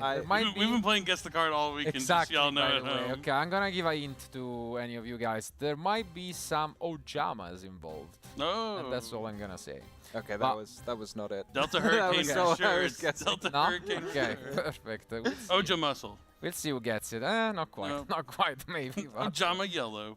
yeah, imagine. It's. I mean, for attributes, maybe. They Is might there a work. level? Oh yeah, is there a level Yeah. 5 Ojama? Aren't they all light? I want to say. The fusion, is it 6? No, maybe it's they're- level 6. There's the none. Ojama level- King? Yeah, none of them are level 5. Yeah. No, Ojama, And they are all no, light. it's definitely level 5 Ojama. Ojama Knight. Yeah. Ojama Knight is level 5. Yeah, you can summon it off instant fusion back in the day. Yeah. That's true. So, who knows? Maybe. Make a But here are our duelists. Nice fist pump. Let's take a look. Oh, and I see the card. I can tell you that much. I do see that card, so I'm excited to see it in action. And we see the Infinite Impermanence. And, ooh, Ardron Field Spell is a great way to start things off here with a Vanquish Soul start. You do have some controversial favorite cards, Marcello. I gotta say that's a hot take. Did you see what card it is? I know. I kind of. It came to mind once you said the Ojamas, and then I saw a little bit of the card. I was like, I see. I forgot they're even on that card. I didn't see it's my. I didn't say it's my favorite card. I said it's a nice card to see. I think because I mean I always love when cards that have not been played for, like, I don't know, 15 years come back into the mix. So. Yeah, it's a nice card to see. Maybe if you're Shane, but. Oh no, if you're Felipe, honestly, it might be an nightmare. But yeah, I think he may disagree that this is his favorite card. I think maybe Chain Disappearance it's just a more fun version of the same, even though it's definitely worse. But maybe it doesn't have Ojamas in it. It's got Man-Eater Bug. Oh, that's Man-Eater Bug on the card. Isn't it? I'm pretty sure. Yeah, that makes sense. It makes sense. But you see Vanquish Soul really off to a great start. Holly Sue summoning Dr. Madlove from the deck, and the Madlove is going to grab Vanquish Soul Snow Devil. Now, Heavy Borger is going to return the Madlove to special summon Borger. That's right, the Madlove is the dark attribute that Shane will need to draw a card already. I feel like it's a very unique way of revealing cards. Maybe I've just not seen it before, to like just put the card on top and show the whole hand. Yeah. Sure, I feel like you normally just put it on the table. I used to do that where you like stack your hand together and reveal the front card. Yeah, I kind of like that. Oof, and we see another clutch top deck from the side deck, I believe. I mean, this is an opener from Shane. I mean, if Vanquish Soul doesn't win this game, then my hopes are definitely going much. We're about to see your card. Here it comes. There it comes, some Ojama's spice with the power filter. I mean, for anyone not familiar with the card, I mean, the text is quite simple for it. No, it gets pretty complicated. Yeah, I mean, neither player can special summon a monster with 1,000 or less attack. That is it. Wow, what cards can you activate now in the not the Ojamas. Yeah. You can't activate Obedient Scold. You can't activate the Hornet Drones. Can't link summon. You can't link summon. You can't special summon. You just can't do anything. Normal. Lollipo is going to try and shuffle back the Holly Sue, but Rocket the Vanquisher is going to chain to add it back to the hand, of course. I'm unsure that I would do that, if I'm honest. Yeah. Because this is the only thing that's going to happen, right? And could we see an RP Feather Duster is the question. Because that could be a way to deal with this game. Yeah, because there's just no... Ooh, it is RP Feather Duster. Oh my. Let's go. Wow. Oh, we still have a goat, though. We still have a black goat laughs. But Yeah, just but- like, I just don't see... There was just no need to do this. Yeah, absolutely. But the Black Ghost Laughs is quite strong. I was going to use the Dust Devil. Dust Devil, you And can then Chain destroy it. Yeah, I mean, you're still probably going to win, but there's just... Yeah, I totally agree with you that maybe, you know... We can only assume he's going to call Yummy Snatchy. Yeah. I mean, I get what you say, Tom. I mean, when you're at the World Championship, maybe you could expect it, and yeah, I think that is it. I mean, the Black Gold Loft really does it. I mean... The layers. Yeah, I mean, it was just so much to stop Felipe in his tracks, and this just means that the Vanquish Soul finally gets a win on stream, and we will be moving on to Game 3. But was it the Vanquish Soul, really? You know, I think it was the Black Goat. I think it was, you know, I think it's Aluba's Mask. That's what I've heard on the Black Goat. Yeah. Who knows? Who knows? It's a mystery, yeah. It's The Black Ghost laughing for sure. I mean, it's cool to see the thrust going for the Duster, but it kind of being irrelevant there. I mean, essentially the power filter was irrelevant too. Just needed the Black Ghost Laughs to call Yummy Snatchy. But if you're at home and going to your local OTS and struggling against Yummy, that's something you do want to consider because the Black Goat Laughs is so powerful against that Yummy strategy. Yeah, there are sometimes decks which are like so efficient, so consistent at doing the one thing they do really well. On the other hand, it makes them like quite targetable. So if you're like, oh, my synchros are really powerful, or Snatchy's really powerful, you say, okay, maybe I'll just remove them. Maybe I'll play my Dimensional Barrier. Maybe I'll play my Black Goat Laughs and call Snatchy. Or there's another card we've seen this weekend as well. We're not quite seen it on stream yet, but I've seen it in a few players. Side decks maybe to target those Snatchies. Yeah. So. But I mean, it's not the first time that we have seen Felipe in action, because we did see Game 3, and in the previous Game 3, he was also going first, and he won due to Solemn Judgment. So we can just assume that those are gonna be back in his deck for this Game 3, just supporting his engine, most likely taking, you know, the place of those Fuvalos, which are gonna be in most of our duelist main deck this weekend. But outside of that, he also has some interesting cards, both in the main deck and side deck, especially playing around a lot with the ratios of these yummy monsters, and we'll see what he decides to bring in to just close this one out.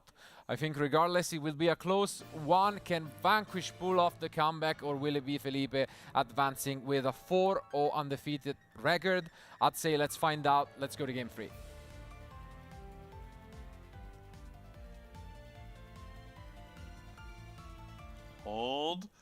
Hold, gentlemen. Hold.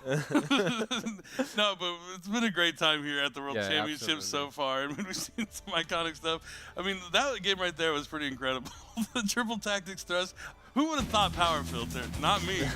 All right, let's go. It's game number 3 here at the World Championship. Vamos. Yeah, let's go. And I mean, we have seen some of the shake-up with this RP Feather Duster, as mentioned, Billy, but now it's gonna be the Yummy deck going again first. But the question always when you play against Vanquish Soul is that Olisu gonna be in the end with the right attributes to back it up, because that can make a huge difference. Yeah, it's one of those cards that's very difficult to really interrupt on your first turn. You have to have something very specific like an Ash Blossom and Joyous Spring or something like that. It is always a very specific hand they need, but it does seem to happen. So, you know, just a couple of monsters and a Holisu can make all the difference. I also want to note we're going to a game 3, 30 minutes still on the clock. You know, sometimes if you go on the internet and read some of the comments, you would think if you're going to a game 3, there would be no time left on the clock ever, but that is just simply not the case if you go into a tournament and prepare for, you know, the time rules, which we've seen that's something I've been really impressed with all of our players, is they came here knowing like how fast they had to play at an adequate pace to make sure you don't go to time, because that doesn't benefit anyone. Yes, indeed. Also helps when you activate, you know, Power Filter and Black Goat. Yeah, I mean, the Black Goat Laughs is such an incredible card. And players are going to get a second chance to get their hands on it in the 2025 tins and Mega Pack bundles that are coming out very shortly. So if you're looking to stop Yummy, that will be something you want to pick up, another opportunity there. Yeah, it's such a fantastic and versatile card, the Black Goat Laughs. There are loads of decks which just include it to, you know, maybe if you can discard it off something, then you can use it going second even, which is not something a lot of trap cards can do. And here we see Macharmi Purulia. I'm not the biggest fan of the card against Yami, I have to admit. No, not so much. I guess if they have Obedience School, it doesn't do But too also much. the Sky Strikers, you know, it doesn't really do all that much. You can, I mean, at like really best case scenario, you get like 2 draws off it, but most likely you can just get the 1. And we are checking extra deck from Felipe. Yeah, that can't be a good sign, can it? Yeah, usually not. Because usually when you're going through extra deck like this, you're thinking like, okay, what can I do? I feel like that's like the thought there. We have. Oh, we don't have any monsters. I Oh, think. okay. That makes more That is a sense. good card, okay. That's why he's looking through his extra deck, is the Pot of Prosperity. Yeah, He's thinking fair about enough. what he's going to. Could it be that he might want to go for 6? Usually it's a 3 in this deck, but maybe he's just like, yeah, I think he might go for a 6, which is quite rare in Probably looking Yami. for like Obedience School or something to help play around with that Perilia. But yeah, I'm also sure that, I mean, I'm sure that there is no other monster in the end, and that makes it, you know, tougher to start. So yeah, I would get rid of the second Herald maybe. I do always wonder though, if you like always want to go for 3 with Pot of So, Prosperity, yeah, I don't know why you'd the want to player actually was include gonna it start in your alone, deck, because it feels like and not missed not necessarily worth it if it's always a 3. Ooh, and there it would've is. got it. He And would've there got it it in is. 3. He would have got He it. would've got it in 3, Tom. You disbeliever. There it is, proving you wrong immediately. And it looks like the way he separates them, and maybe this is part of like his Yeah, yeah, testing yeah. habits to see like, oh, had I gone for 3, this is what I would have hit. So I could see that being the case here, but he's not immediately grabbing the Obedience School, so maybe he already has. Oh wait. Oh, okay, so we were Really? wrong. Gonna Maybe, grab the Cupsy. Maybe he was like sorting out which ones were his favorites, because the top 3 were definitely the best. Way. Definitely. Do you really not go for Obedience School first if you have it? I'm wondering maybe You must already have it, right? your No? hand is like, you know, Wow. doesn't lend itself to Obedience Schooled. I mean, this hand is amazing, I know that. But I don't see the Obedience School maybe. Oh, I don't know. Ollie Ooh, Sue. we do see Ollie Sue with a fire. Do we have the dark? We do. We do have Jokul, and what an opening this is. Finally, we're seeing why Vanquish Soul Canine is such a strong deck. You're gonna add the Oh. Caesar Valius. This is absolutely brutal, isn't it? Because you get so much, Yep. and you've invested so little, because the you know, And- the Rasen's replaced itself, and there's going to be the Caesar Valius to pop card. This is just incredible. Holly Sue, Steel, no, Hornet Drones is gone. But now, I mean, He needs that Obedience School. exactly. Like, do we really not have it? Because I mean, even if you have Orange Drones, I feel like you just go Obedience Chain, Orange Drones. You can just keep it around, you know. You have 4 monsters all of a sudden without giving a draw to Perilia. There is no way. I mean, yeah, this is quite the issue. As Tom mentioned, we do have the right attributes to just pop a card with the Caesar as well. Yeah, it's so powerful having that Caesar pop on the first turn, because players often want to set some like powerful traps. That's kind of what you do going But first. we do have Thrust. Maybe we can just go for that Obedience with Thrust. That's an option.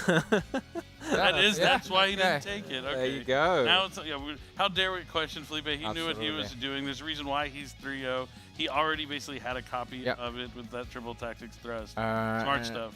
Yeah, smart stuff indeed. And this does complicate things, because suddenly the one pop from Caesar turns from amazing to not so relevant at all. And yeah, this doesn't really give any draws as well. Mist is coming. Yeah, it's so much easier to not give any draws when you just get to summon all 3 straight from the deck. And you can see, yeah, this is not gonna be quite it. Yummy Snatchy is going to place Ooh, Field Spell. and we go for a Crookie instead. That's an interesting one. Makes sense if you've got a few I like it. monsters to clean up. Yeah, totally agree with you. And it also plays around Caesar, you know, more.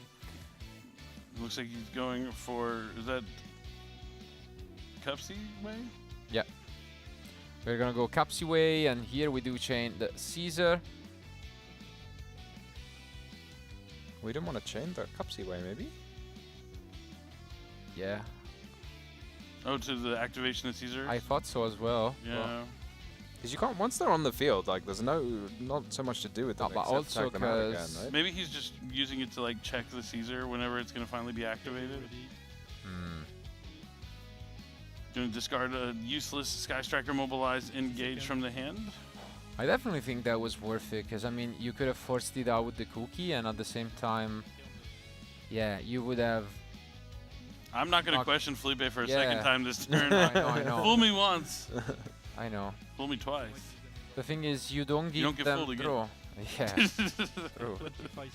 But yeah, now we go for another Snatchy. This is going to protect him with the quick synchro effect from any sort of targeting effect. Yeah, but now we give draws because we are still under the Purulia, so. Yeah, this was such a crazy opener from Shane with the Purulia followed up by the Holly Sue. I'd say both were really good. You know, Prosperity, Trust, and Ornate Drones. It's also up there. But yeah, we do get a draw off that Purulia finally. Doesn't seem like it's gonna be all that relevant, and we can access Surprise.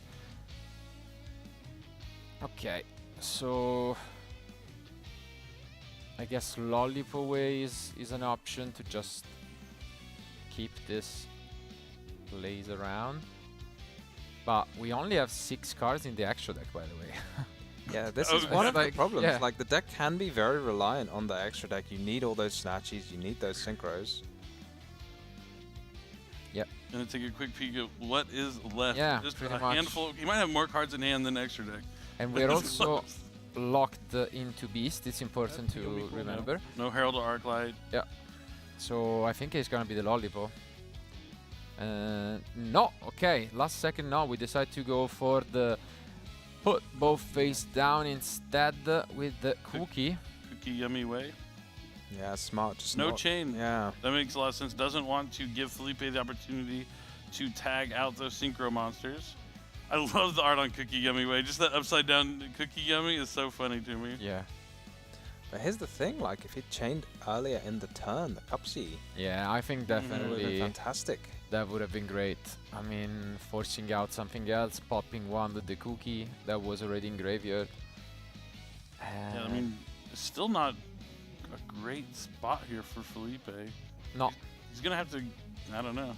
Because also now the Cupsy is in attack position for whatever reason also. And yeah, that's 0 attack because there is no minion on field. You can put one on the field, but you're right. Yeah. Let's see. I mean, worst case scenario, we can just bounce, but no, yeah, it's gonna be a tricky one, yeah, for sure. Because those monsters are going to be flipped right back face up. And also I mean, not that it matters all that much, but yeah, we are in the same column, I guess. Let's see.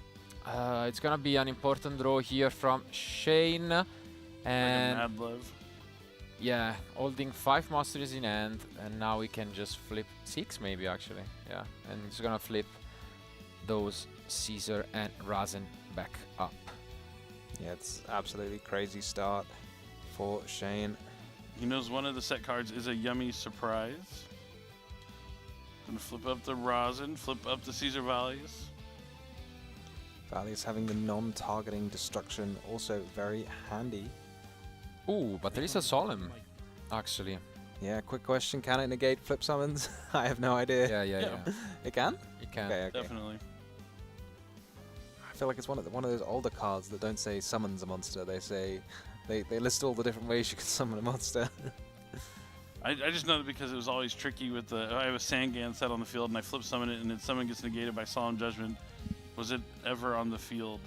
Oh yeah, I remember someone explaining that to me when I was a kid and thinking it made absolutely no sense. I was like, it was definitely on the field. It was face down. Was it on the field? You don't know what it was. It's one of those old puzzle rulings. And now let's see how Shane is going to navigate this turn with a full grip of Vanquish Soul cards. Going to normal summon Dr. Madlove. No effect. Makes sense.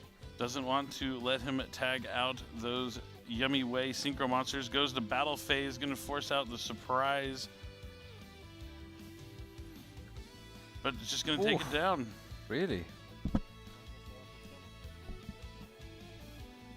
Vanquish Soul, Dr. Madlove with a punch over Cupsy Way.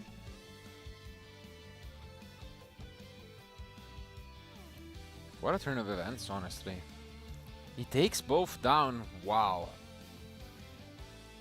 I mean, I guess the plan is after we take this damage, we just use Surprise on a Synchro then? To summon it back? Yeah, I guess just to put everything back into perspective. You can't do. He's either going to take the 50-50.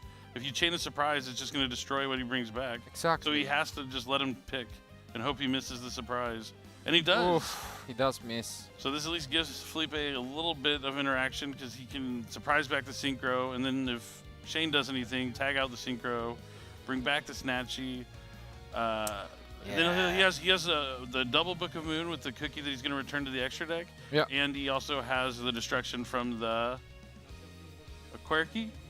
A crocky? A crocky? A croaky? What do you want to call it? I don't know. And a crocky sounds good. I feel like, you know, it is always surprising how much you get out of a single yummy synchro, but I feel like it's somehow not going to be enough to rely on this against the whole field. No, it really seems like Felipe had it in his bag, but maybe that one decision, that only one questionable decision is all it takes sometimes to, you know, end up on the other end of a duel, and it seems like that will be the case, because, yeah, we just see how much his opponent is able to do. And now, though, we are activating, as we can see, this Olisu, which means we can finally bring back the Cookie Yummy Way into the extra deck to bring back 2 more monsters. And I mean, the Yummy deck only really needs 1 card to be working with, as you can see. We are gonna be able to have so much advantage going on. So he summons back Cupsy Way and Cupsy Yummy. Yep. Drawing a card. Almost like complete opposites to the deck, don't they, with the Vanquish? So once it runs out of cards, it's just gone. Whereas Yummy, it kind of uses everything, and then it's just got 1 synchro, and then... Oh, that was a decent draw. I mean, at least it's something. Yeah. Drawing an Ash Blossom there. Yeah, it's gonna be an interesting spot again, because that 50-50 was huge. I mean, definitely... I mean, the game when it ended on the spot had hit the Yummy surprise. Absolutely. But I mean, it's still pretty tough. He only has a couple of forms of interaction, and I think Shane just has more monsters and interaction that Felipe is going to have. Yeah, for sure. So do you just let your opponent just keep summoning all of the Yummy monsters you played on their turn, so they get to play on yours? I think you have to. You can't leave them, maybe, but... When you yeah. The rock is going to activate the effect, so that's going to allow Felipe to return the Cupsy Yummy Way to the extra deck to special summon back 2 more Yummy monsters from the graveyard. Probably going to summon something like, definitely a Yummy Snatchy, and then whichever Yummy monster he wants to summon. And I think we chain Olisu here. Yeah, makes a lot of sense. Which effect is the question? Are we taking, or yeah, we are taking. Goodbye, Cupsy. It's funny, it's like you're going to imagine like Holly Sue's playing the Crane game and just takes it off the opponent's side of the field. So he's going to bring back the Cookie, which is going to be able to destroy a card and Snatchy, I'd imagine. Yeah. We have not used the effect of a Cookie yet this turn, so let's see. Cookie's going to go after Mad Love. Maybe not. He's moving. Yeah. He's moving his target finger over to... Is it going to be Holly Sue or Valius? Sorry, Marcello just tickled me and made me giggle a little bit there. Put it, Marcello. Yeah. Okay, no, it changes, as you've mentioned last second, to the Caesar. And now we are using this Snatchy. Interesting. Oh, no, okay, it's this Synchro effect. I was surprised. I'm pretty sure you want to keep the Akruki around. Yeah, we've used 2 out of 3 synchros. We're going to get to use some more in a moment. All right, revealing. Oh, for the Mad Love, this is? Yep. To return the monster with the lowest defense on the field in the hand. Yeah, maybe the targeting finger should have ended on the Mad Love. Because, yeah, the Caesar Valius had already been used, right? Yep. Yeah, that was the 50-50. Now a Ripper is coming down here for Shane. Yeah, I agree with you definitely there. I mean,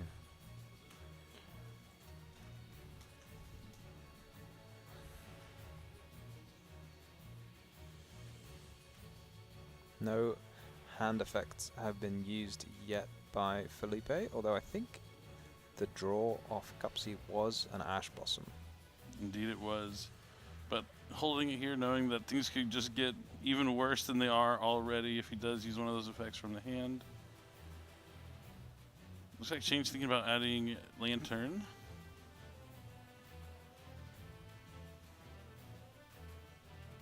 Okay, now that the time has been going down, they need to start playing a little bit faster, potentially. I mean, yeah, even though 12 minutes is still a long time. It's a fair amount, I guess. Yeah, Bank Result is an incredibly interactive deck, almost sometimes too interactive for the taste of the person who's gone first and has had the opponent summoned 4 monsters or something. But here we go. So Jokel's effect's going to summon Canine Jokel and Canine Lupus from the hand. Then we can add one from deck, either, you know, let's see if we have Lantern or just good old Izuna. Yep. And I mean, this is so much still. We can just set up a couple more interruptions. But also, we again, I'm just, you know, rewinding back again. There was this option of the Akruki, no? To summon with the Medlove. Because as in the other game, you can still activate whether you bounce it back to the end, and that was not. As long as it's not returned to the extra deck. Yeah. So. Alright, Valon's gonna come down next. And it looks like we're gonna link away the Cup C and Ripper. Probably for an SP Little Knight. Yeah. Yeah, makes sense. SP. Clean up. Decent decision here. You could also get rid of the field spell if you want, but. Well, surely if you banish it with SP, then the field spell will trigger. If you banish I mean, the Snatchy. Yeah, makes sense. Finally getting rid of this Akruki, and I mean, this is an interesting field. Of course, yeah, you have just so much interaction. Yeah, I mean, he's checked his opponent's graveyard quite a few times. He needs to lock in, because the only way I can really see him losing this game is it taking too much time. Yeah. Well, you say this. There's quite a few cards in hand for Felipe. I guess one of the issues is when you've activated a Pot of Prosperity, it makes your extra deck just so much weaker in terms of what it can achieve. And sometimes in these like grindy games, you need those weird extra options that you might not otherwise. In like most games in Yummy, I think you just, you know, you could probably do with the Yummy Synchros and 3 Snatchy, and that'd probably be enough. But in a game where your opponent's got a lot of resources, you might need to pull some of your sort of niche options out the bag. But that's it. So we do see a draw. And now we can special summon our Yummy monsters. At least that's the good news, I guess. But then we are we have at least 4 interruptions that we need to deal with. And that's rough. So we do starts with special summoning Cupsy. I would assume so, and let's see what the chains are going to be, because I would put 4 even on the low side of the interruptions we're going to see. Okay. So I assume something has been activated. Maybe I guess the Mad Yummy SP, Snatchy, right? Or they went to the life points. I assume he paid 100. Yeah, but it was a chain. Okay, it was. I guess SP was chained, and then Valon was chained later on. So we still can normal summon, and we get the surprise. So at this point, we have Mad Love and Rock available. Yep, it looks like he's going to use the Rock of the Vanquisher to add back from Maybe the Caesar? graveyard. Yeah. Yep. So Caesar is back, and at this point, we might allow Felipe to continue. Yeah, still so many cards in hand for Felipe. It's amazing just how much advantage you get.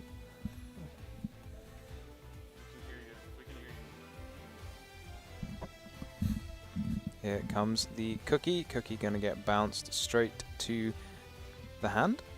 Yep. So maybe the plan is simply you just keep your opponent off any monsters, and then that'll be it. And I think that's pretty much it, because as soon as we get to the Link one, we can just use the Caesar. Yeah. And that's should do it. I mean, I guess we can put the field spell on, but we are out. And yeah. Yeah, he also has Holly Sue as well. Oh, he's just going to use Mad Love here, maybe. No, Mad Love has oh, been yeah, used already. But yeah, we do have both the Holly Sue and... yeah, that just seems like it's gonna be it. We only have monsters in hand, and there goes the handshake. Shane does the comeback and takes this round 4 by storm. Great effort from Felipe, but it is gonna be the Vanquish Soul deck taking it. Yep, we finally get to see the K9 Vanquish Soul in action, and how good it can be when you draw the right combination of cards. Like, it's night and day different whether you have the Holly Sue plus, you know, the right attributes, but when you do, it kind of snowballs into so much advantage in so many ways to disrupt your opponent's play on their first turn. I mean, absolutely, but you gotta give credits to both. It was really one of the longest matches we have seen. I think the longest by far we have seen all day. And the first 2 games were quick, but yeah. then that last one went the distance. Exactly. I mean, it makes sense. We saw a lot of interactions. I don't know. I think it really is one of those games that you can go back and watch if you're Felipe, and you know, just I feel it's one of those games that when it ends, you just wonder. My end was so good that I'm sure maybe I could have done something different. And it was the case for both, to be fair, because, you know, whenever you see that all issue with the right materials in hand, it's always tough to fight back from. But, I mean, I think it was a great display of why these 2 decks are the most represented today. Yeah, I think there was, like, that key moment you were talking about, right? Was that the game 3 where you could tag out the Synchro? Yeah. Absolutely. It's sometimes that reflex when your opponent says something, you just say, okay, and then you go, oh, shoot, I was supposed to use this card, and then I forgot because I just said okay. Because not ending with Yummy Snatchy on your field can't feel very good there. No, absolutely not. And at the same time, there was so much that could have been done, I feel. Maybe even that Cookie Yummy way, I think he took for granted that there was going to be a chain from that Caesar.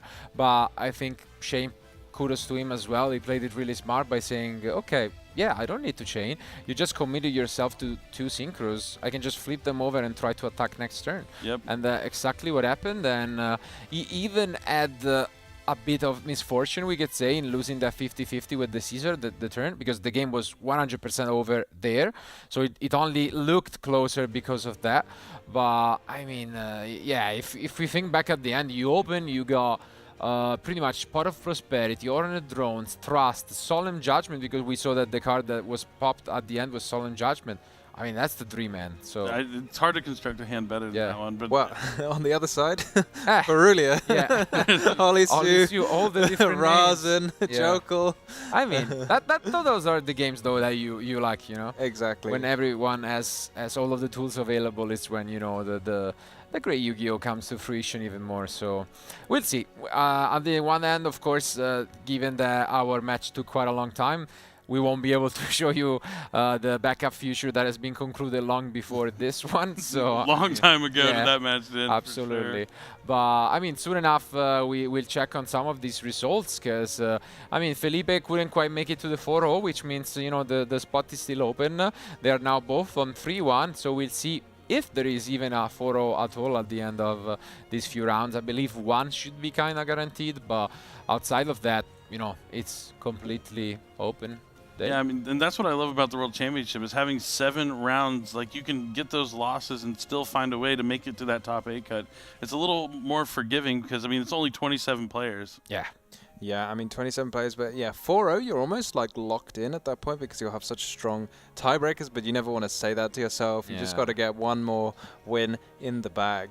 Absolutely. I mean, again, it's close, but I think on the back of your mind, you just gotta try and stay as focused as possible, because this has just been, you know, kind of like the central duel of the day. From now on, you know, it's the second half of the tournament that opens up, and 3 remaining rounds. The most important one, I feel like, you know, you should be settled at this point. You know your opponents. You start to know what they are playing by looking around, and these are the most important matches of your life. Yeah, definitely. Not even just looking around. Like after every round, you know, all the players kind of go back into the same players' lounge. There's always discussions and everyone talking about like what happened to their matches as well. So you just kind of get more comfortable as the day goes on, and sometimes you get too comfortable. You got to lock in and focus and finish strong, because it really is still anyone's game at this point. Yeah, Yummy is definitely one of those decks that's really like a head scratcher after, because a lot of decks you kind of play and you can map out all the interactions, but Yummy you come off afterwards thinking like,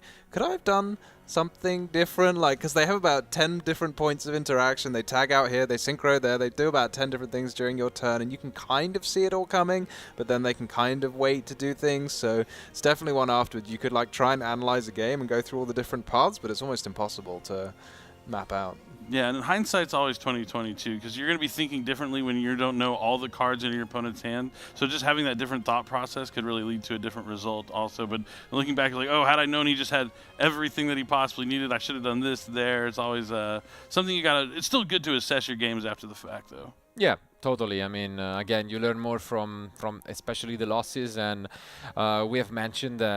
especially when you're playing against the top players in the world, there is always something to learn, whether it is, you know, just a specific play or the way they've sided against you.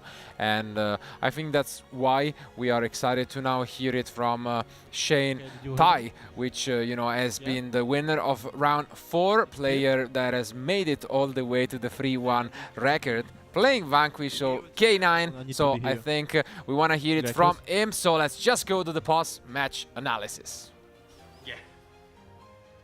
Everyone, I've got Shane here, more than halfway through the match. Impressive win. How are you feeling? All right, I really need to pee, that's one thing, but I'm feeling all right. Yeah, of course, that was a very long match, and from what I saw, you lost to Yuna in the last round. She's also 4-0 now, so you're doing quite well. Your tiebreakers are quite well. Does that make you a bit confident going into the later rounds of the day? To be honest, I'm just taking things round by round, so we'll just see where that goes. But yeah, hopefully Yuna wins every single round. Definitely. So, my main question, why did you pick the deck that you chose, and why do you think is the best deck for the tournament?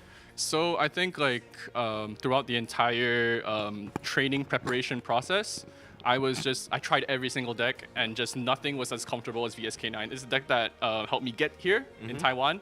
So I just said, yeah, let's do it. And if I can high roll enough, then I can high roll my way to day 2, and then we'll see what happens. If I can't high roll, I go home a happy boy. Yeah, like I think a lot of people who didn't want to play the deck weren't wanting to gamble with having the right amount of attributes. We did see you get quite fortunate as well. What's your approach to luck in the game? Like, how do you factor that into your strategies, and how do you try to mitigate the impacts of luck? I whisper interesting things to it at night. No, I'm kidding. It really boils down to just testing what kind of ratios work. And I feel like right now VSK9 is roughly a cookie cutter list. Yep. So I think it was just in those remaining slots, what attributes should we prioritize? And the build came from there. But also shout out to like the entire Singapore community that the deck I currently have, even though there's like 5-6 like flexible slots, it's essentially like the minds of so many people helping me test, figuring things out, and even like giving their own opinion. So it's really the brain work of an entire community rather than just myself. Yeah, so how much preparation did you put into? Were those people really willing to help you out in this tournament, which doesn't really matter to them but means a lot to you? Are you playing for the country, sort of? To be honest, like actually for the first, like I've represented Singapore in different fields before, I would say. But when it comes down to this, like I feel like everybody was super willing to help me, and I feel like everybody's just cheering for me. It's the first time I feel like an entire community is like kind of come together behind my back to support me. So in that sense, yes, I represent every single one. And what does it mean for you to be here this weekend? It's still surreal. Really? Every round I play, I'm just like, I'm here, but I'm having such a good time as well. Everyone's super friendly. Like I'm having the most fun matches. We're just laughing. Like every single round, I'm just laughing at my opponent. So I think I'm having a great time. Definitely, I've definitely seen you laugh as well across the day. We're going to take a look into one of your matches, starting from game 2. Around this point, you draw, I believe, the Black Goat Laughs, and that was a pretty cool card. And then you also play a card that we haven't seen in quite a minute. the Marcello was definitely talking about it, and yeah, tell us about this. What was going through your mind? So this card, a lot of the more experienced Singapore players, shout out Lao Niang, Yogi Bear, they told me like you have to play this because your weakest matchup is Yummy. So that's exactly what happened. And then once I saw the Black Goat as well, I knew I was safe into Harpy. I was hoping he just Obedient School and I'd win the game from there. Once he thrusted, I was like, yeah, you're good. So we'll go into clip 2, which was exactly where I was going to show next. It's when he thrusted into the Harpy's Feather Duster. You knew you were safe, didn't you? Yeah. If it comes up. And then, yeah, see, this one, he goes for the thrust, he goes for the Harpies, and you're like, no, that doesn't matter at all, right? So how certain were you like that you had this game? Once I saw the 3 back row I had, I knew the game was like set and match because this is the bait, this is the throw. Yeah, cool. And then going into game 3, so you had I would say a very impressive start. You had the Perulia, you had the Holisu, which also had the right attributes.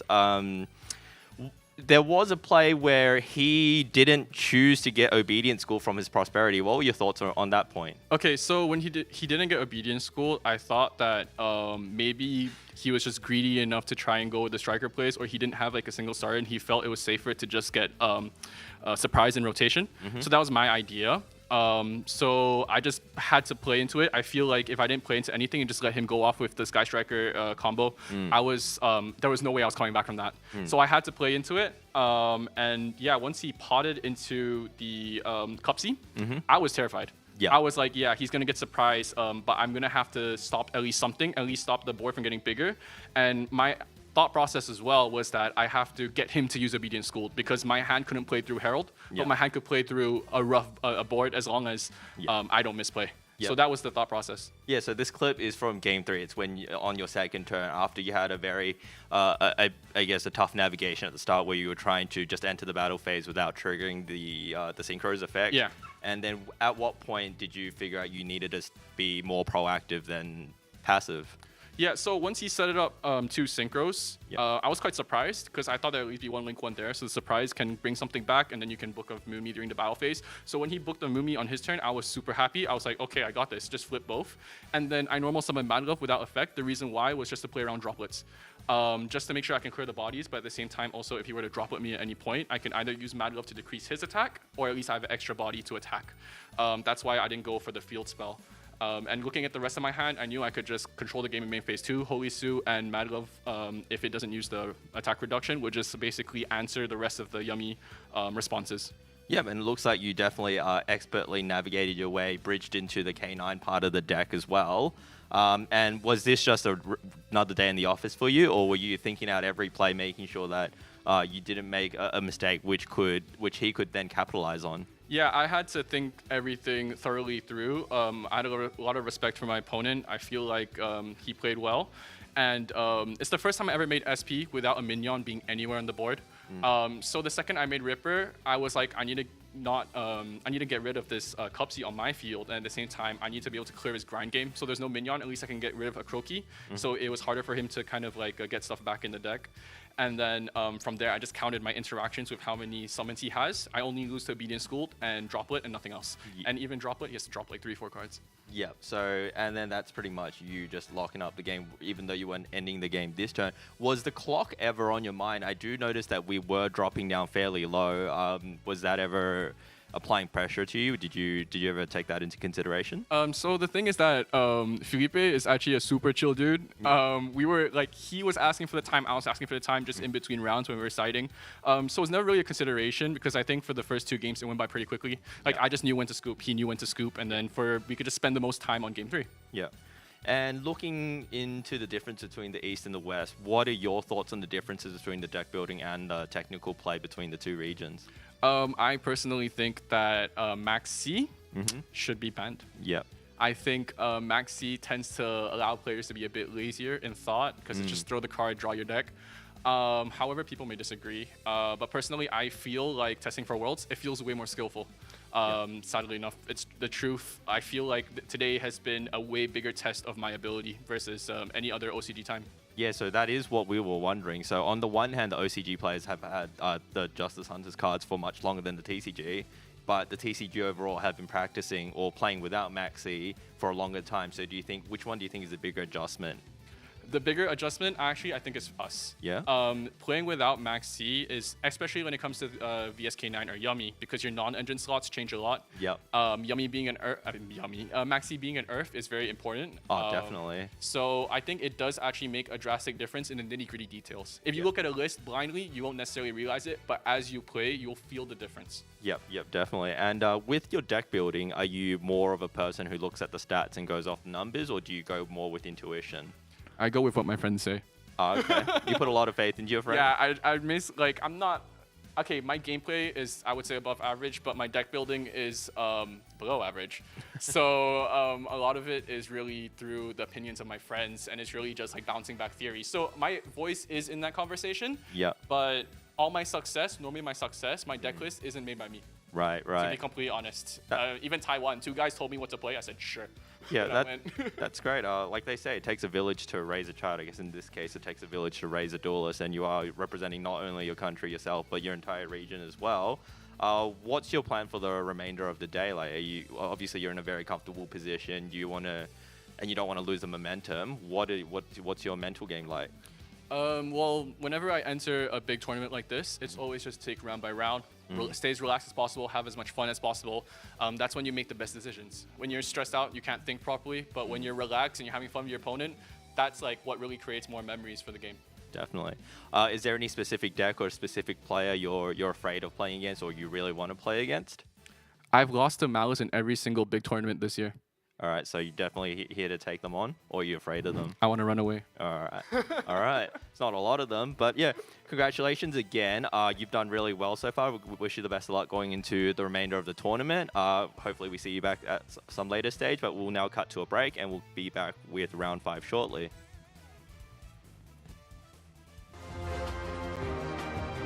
C'est l'heure du duel.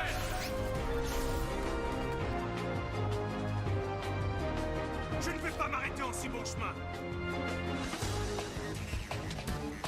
Alors, qu'as-tu à répondre à ça? Te voilà enfin, Yugi.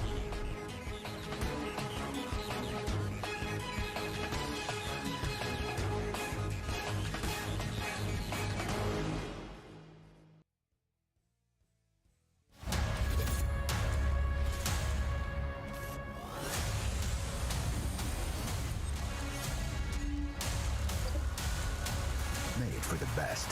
Made for who you can be.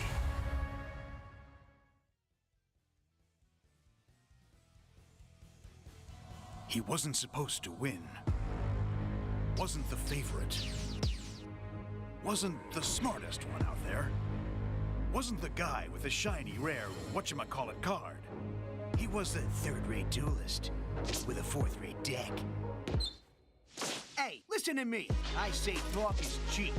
I fought my hardest to get where I am right now, and I never let anyone get the best of me, even when all hope seemed lost. So why should I start now? The whole gang's rooting for me. And with my friends behind me, there's no way I can lose. What I'm fighting for? I got that part down. Here I go. It's all or nothing.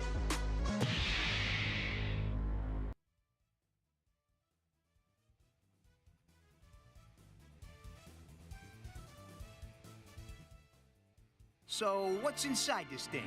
Come on, Joey needs a new pair of shoes. The moment of truth.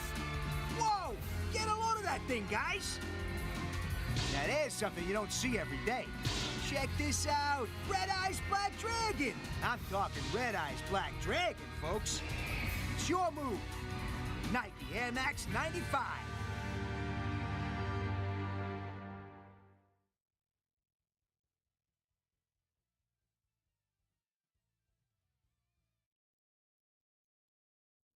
なんだなんかドキドキするな。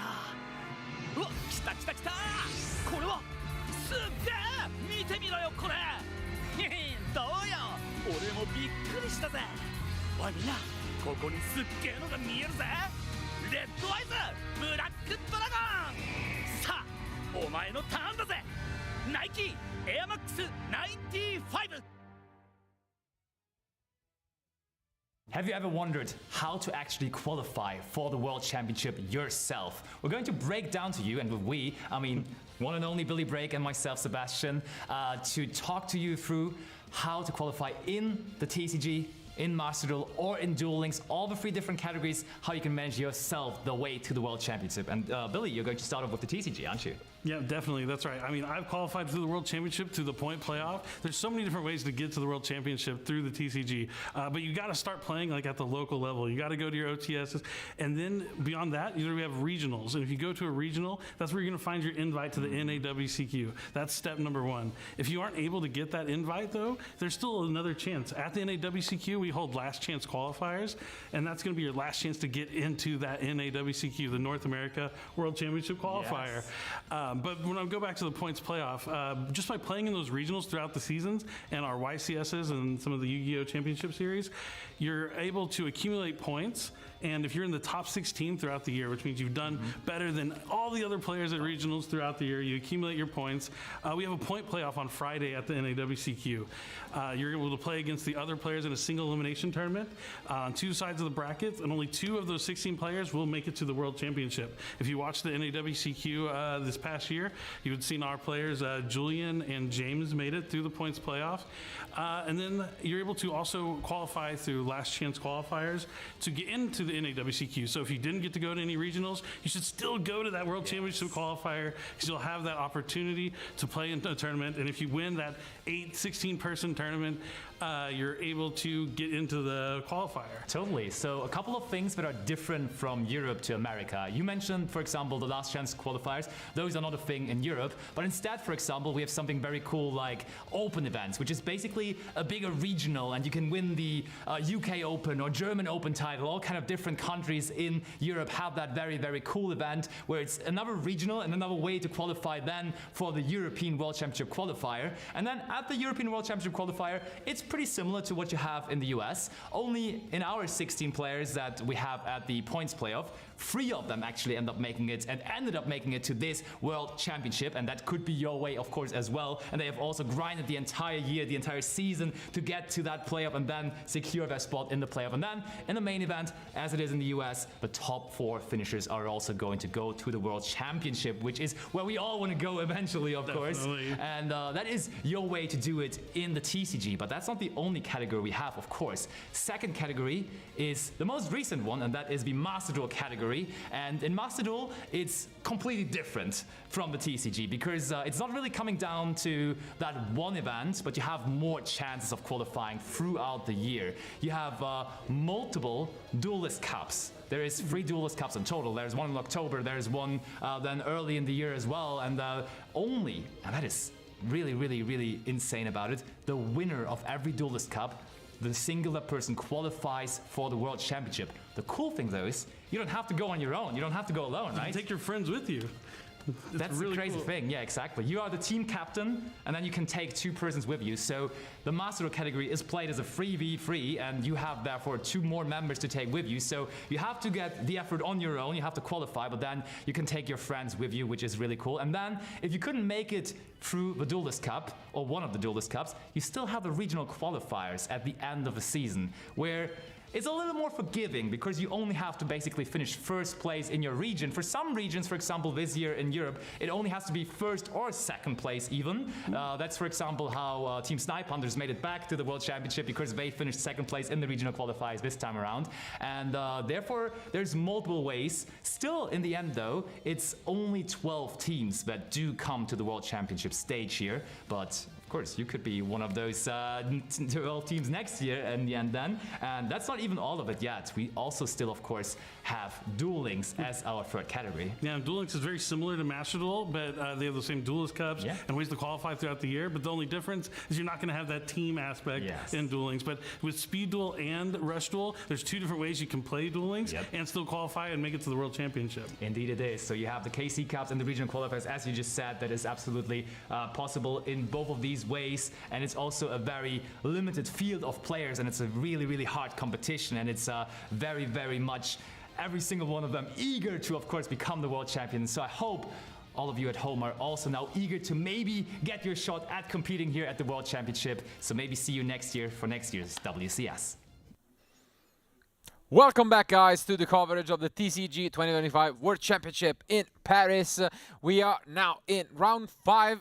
Things are getting serious, as pretty much there could be already some duelists who are locked in top cut if they win this round. So, and there it is. But actually, only Yuna has that possibility, as she's the only one undefeated after the 4 rounds. Yep. What a run. Yeah, I can't say I am not surprised after seeing that impressive round 1 from Yuna defeating Ruben, but then we have 8 more players with only 1 loss that are going to be competing for those final 8 spots. And even with all the players with 2 losses, they're still going to be able to have the opportunity to win out and make the top 8 tournament. Since this is round 5, there's still, including this round, 3 more rounds to play, so definitely not out. But the players with 3 and 4 losses, it's going to be a tough climb for them. And you see Ruben there sitting at 1 and 3. It looks like he also ended up losing this last round as well. Yeah, definitely unfortunate. On the other side, of course, we have Felipe in 2nd place. He also had a chance to advance to 4-0, unfortunately losing in the end.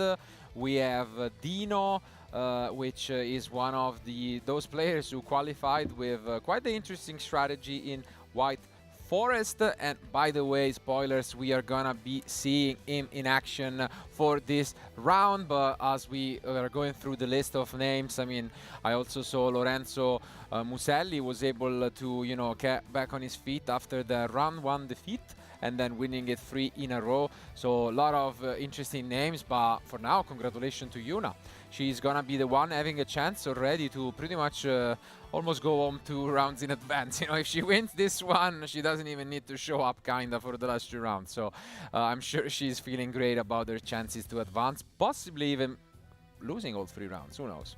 But definitely want to at least win the next one to lock it in and guarantee it for sure. I guess so. But as already mentioned, the game that we are going to be featuring is going to be Table 3, and I'm excited to say the least for it, because as already mentioned, on one end we are gonna have Dino with this unique take, the only deck that we are gonna see with those White Forest cards in it.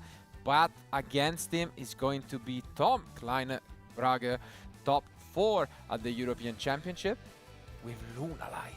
Yeah, that's one of my favorite decks right now, with a lot of favorite cards of mine. But yeah, White Forest versus Lunalight, probably not a matchup I would have expected before this weekend. So to see both players in contention here, competing still as the rounds are winding down, it's going to be an exciting one. Yeah, let's hear what Tom has to say.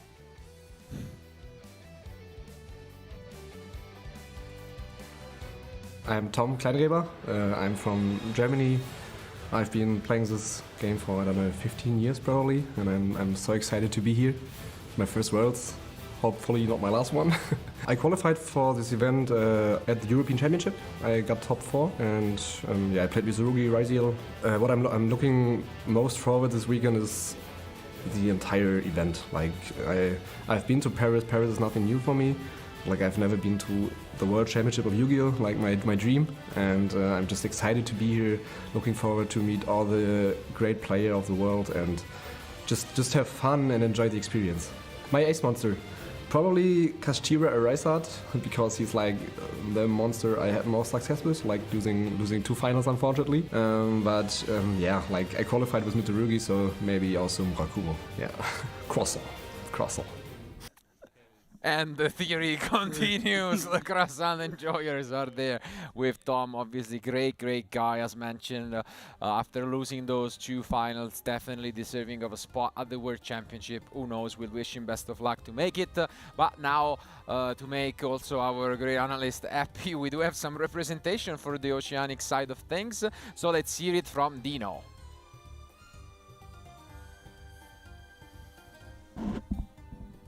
Hi, I'm Dino Spisovsky. I'm from New Zealand. I like playing weird, strange, off-meta decks that people aren't prepared for. I qualified for the 2025 Worlds through the Oceania qualifiers, where I came 2nd place.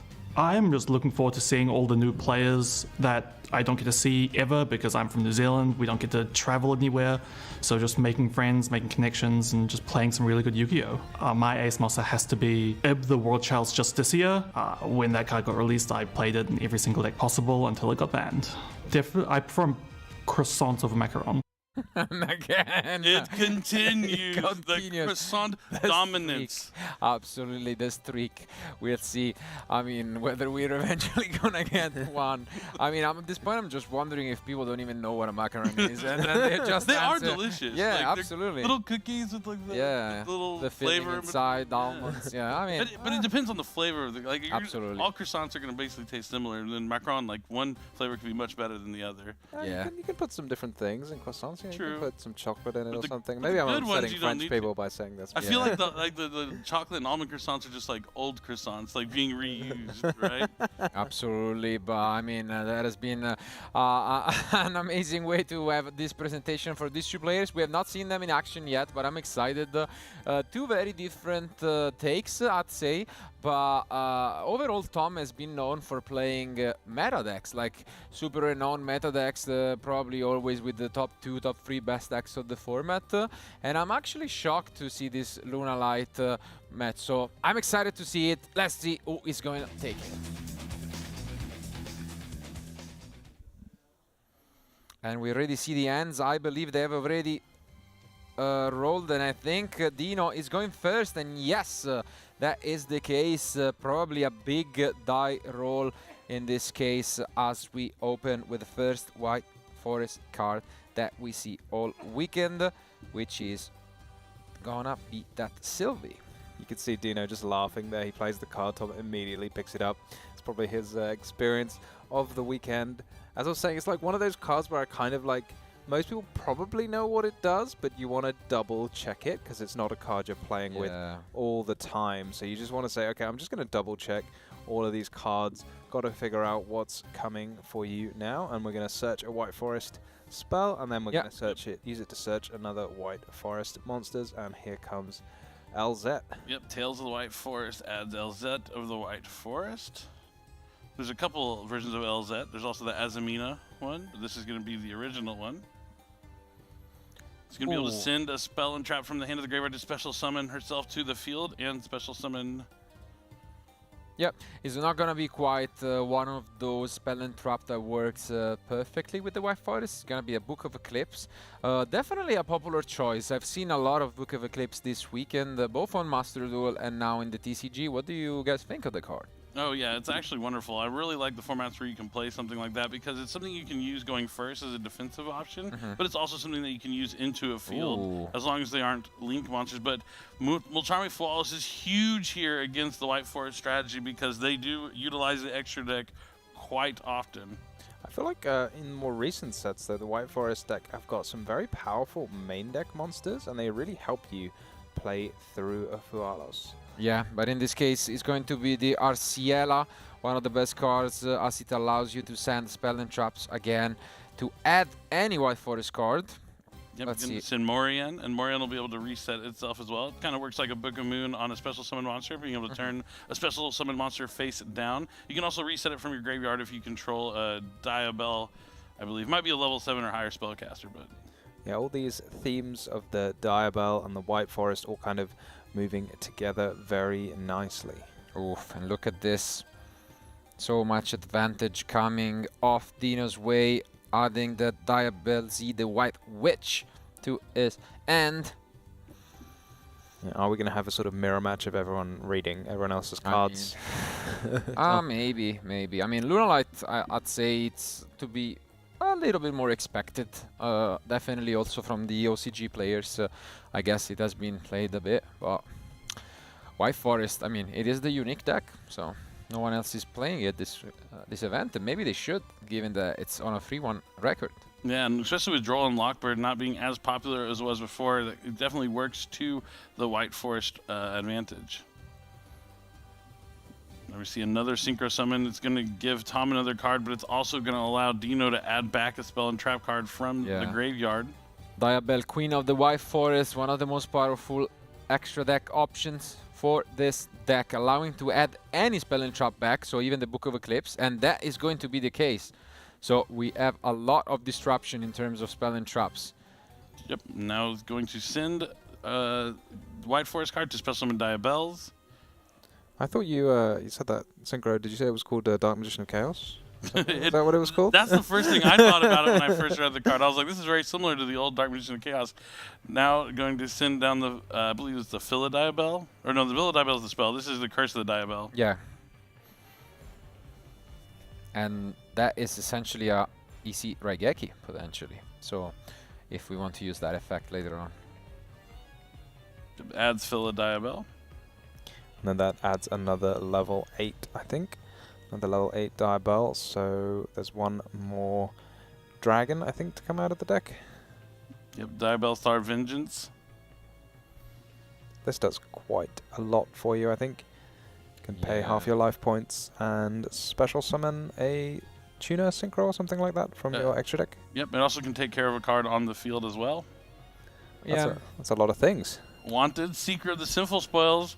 I know those players doing Snake Eye format saw this card a lot, but now we don't get to see it as often. But it's going to add probably a copy of Diabel Star, the Black Witch. Yeah, because this is where the engine, you know, meshes into the Azamina cards, which are also a key component of this deck, able to set up even more interruptions. Sends a Stellar of the White Forest from the hand of the graveyard to special summon itself, and going to be able to set a Sinful Spoils from the deck. And you set Deception of the Sinful Spoils. As you said, the Azamina cards are going to come into play. Dino already has on the field what he needs to reset the Morian also from the graveyard. That's going to be some great interaction. Do you have to reset it in the end phase, or can you just reset it? Just whenever. Just whenever. So he's going to be able to send the Vengeance, which is a great card to send for Deception because it can summon itself from the graveyard to add the Hollowed Azamina.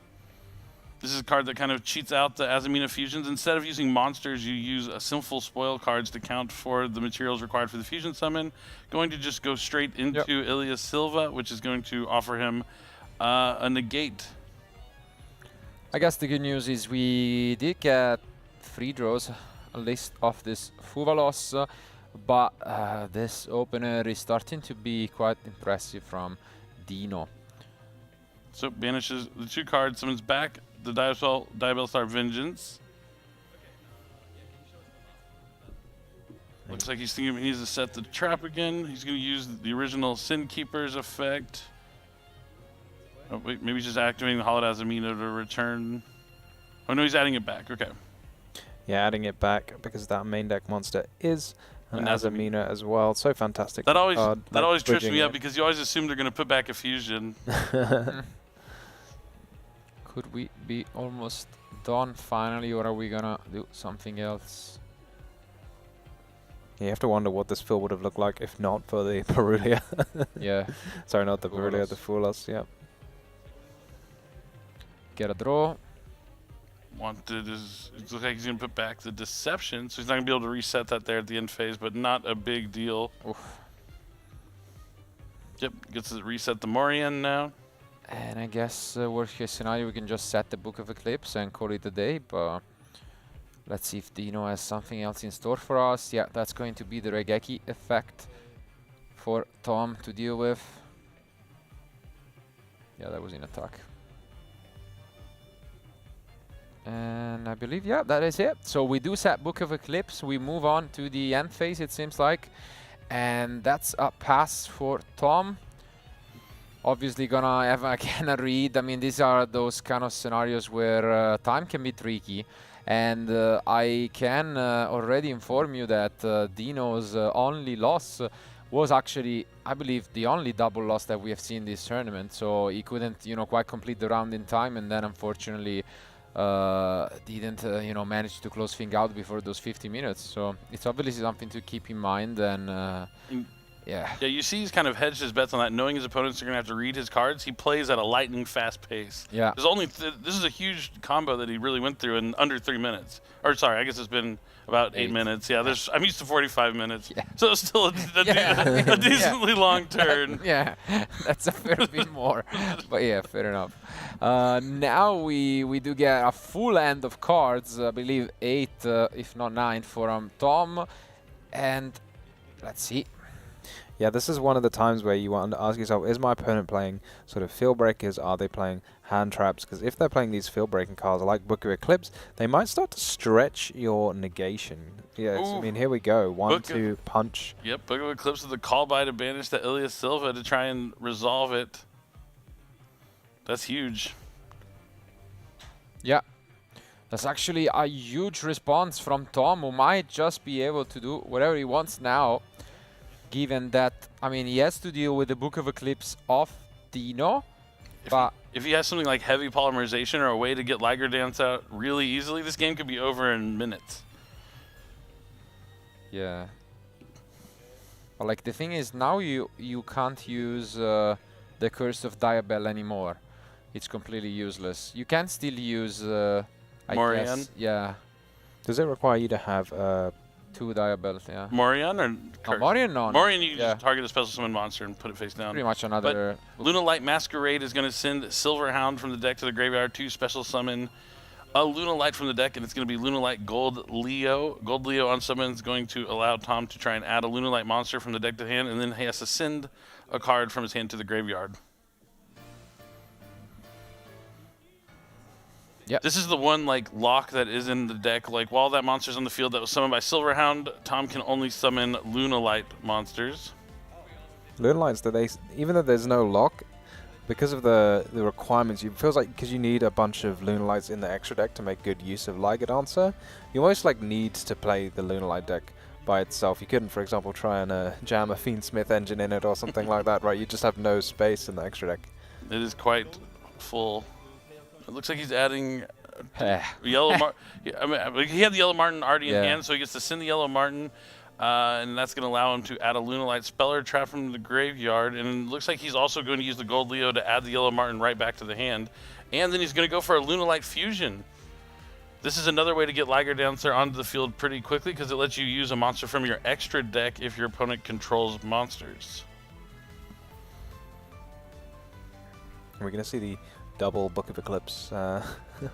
Both sides of the field, we're going to have a nice bunch of face-down monsters. These flipping face-down can be very premium against certain decks, but against decks which fusion summon, it feels a bit weaker, because you actually then would much rather the monsters were destroyed, because you can always fusion summon with face-down ones. That's definitely a good point to make. That definitely comes up with the Yummy versus Draco Tail matchup a lot. But yeah, Luna Light Fusion is going to be the next card here from Tom. He's going to send Leo Dancer probably. But then he's also going to have to send 3 Luna Light monsters alongside that if he wants to go straight into a Liger Dancer. With all those cards he drew from that Mulcharmy Swallows, he's in prime position to be able to do so. And it's not like you're just losing all that value from using all those monsters. A lot of the Luna Light monsters will get an effect if they're sent there by card effect. But it looks like we do have a quick pause for some reason here. Or maybe just translating it. Tom obviously from Germany, and maybe they don't read such good German in New Zealand. Potentially. I feel like there's a special, like, there's a difference between speaking, you know, a different language, but then being able to read the Yu-Gi-Oh cards from another language. I feel like you can pick up a little bit more from cards than you can with your language abilities. But I mean, as mentioned at the start, this was gonna always be the future match of reading from both players, and that has been the case up until now. Book of Eclipse shining a lot. Essentially, we have 2 interruptions to go through, which is Dino's own Book of Eclipse face down, alongside another, you know, smaller version we could say, because it's just one single face down on a special summon monster through the Morgan. But yeah. Yeah, I mean, you say this, but why you don't need to deal with your opponent's interruptions if you just summon a Liger Dancer. They cannot be used against it, so just destroy the field, attack, and go to game 2, you know? Looks like they're just having a quick discussion about something. I haven't seen anything crazy happen just yet. But it looks like, yeah, it's going to be a little further discussion. It looks like they might be done. It looks like he's looking back at the match, but it looks like we're going to jump back to us real fast. But, I mean, yeah, this is kind of the unexpected matchup of the weekend. I mean, the big surprise is 5 Malice, but Luna Light and White Forest actually just even be included is absolutely incredible. But, yeah, it looks like they figured it out, and they're jumping right back into it so we continue where we left off moments ago. Yeah, you have to imagine this Luna Light fusion about to resolve, and what else would we summon other than the powerful Liger Dancer. Mixing lions and tigers is no joke. I wonder how well it translates into other languages. Do you have a liger in Italian, Marcello? Not quite, but it doesn't have the same ring to it. I've seen our dear Leonard, which is rocking today on stage, a leopard ring. And he did it on purpose, not even joking. His pun, not mine. Not taking responsibility for that. So I don't think anyone wants to take responsibilities for Leo's puns. His suit today is something else. Yes, absolutely. I mean, I hope you got to check out the Macedals team. He's just shining bright. Okay, so he's just going to use the Lunalight Fusion to go into Perfume Dancer, looking to go into Liger Dancer later on. But Perfume Dancer is going to allow him to add a Lunalight perfume from the deck to the hand. Yeah, unless there's some sort of effect negation here from Dino. Okay, if he was in the feature match area, we wouldn't be able to see him. It'd be just just have a disco ball in the player cams. I'm down to disco. All right, now he's looking at the graveyard. The Yellow Martin can summon itself back from the graveyard at some point by returning that Masquerade to the hand or any Lunalight card. Perfume Dancer also has the effect to return a Lunalight card to the hand and then special summon a Lunalight monster if you so choose to do so. Has there been a normal summon yet? I don't think so. Nope. So the world is his oyster at the moment. Looks like he's going to use Black Sheep to either add Polymerization or add back a Lunalight monster. I do remember a long time ago when this deck was first popularized. It won a YCS and it mostly just centered around summoning rank 4s, but a bunch of people thought that the Lunalight Fusion was really important because it was Lunalights and everyone was kind of crazy rushing to get this card, and then it seemed to go around faster than people was going, no, you don't actually, no one used this. Yeah. Nope, here comes that normal summon of Kaleido-Chick. Kaleido-Chick's kind of the heart and soul of this deck. Being able to send a Lunalight monster from the extra deck or deck as cost and copy the name. Dino is well aware of the effect there and going to activate the Book of the Eclipse before Tom Cannon. Keeping that the card face down, the Kaleido-Chick, is huge because you just kind of recycle that card from the graveyard over and over again. But as you mentioned, face down isn't great with fusion decks because you can still use something like Polymerization to get it off the field. And the best part is Kaleido-Chick's effect, if it's sent to the graveyard for a fusion summon, you're going to be able to add that Polymerization right back, or he can use the Masquerade to add Polymerization back. And then the Masquerade effect will also let him use Polymerization to banish from the graveyard for the materials, which is an easy way to get Liger Dancer onto the field. But he makes a second copy of Perfume Dancer just to get that Kaleido-Chick back into the graveyard.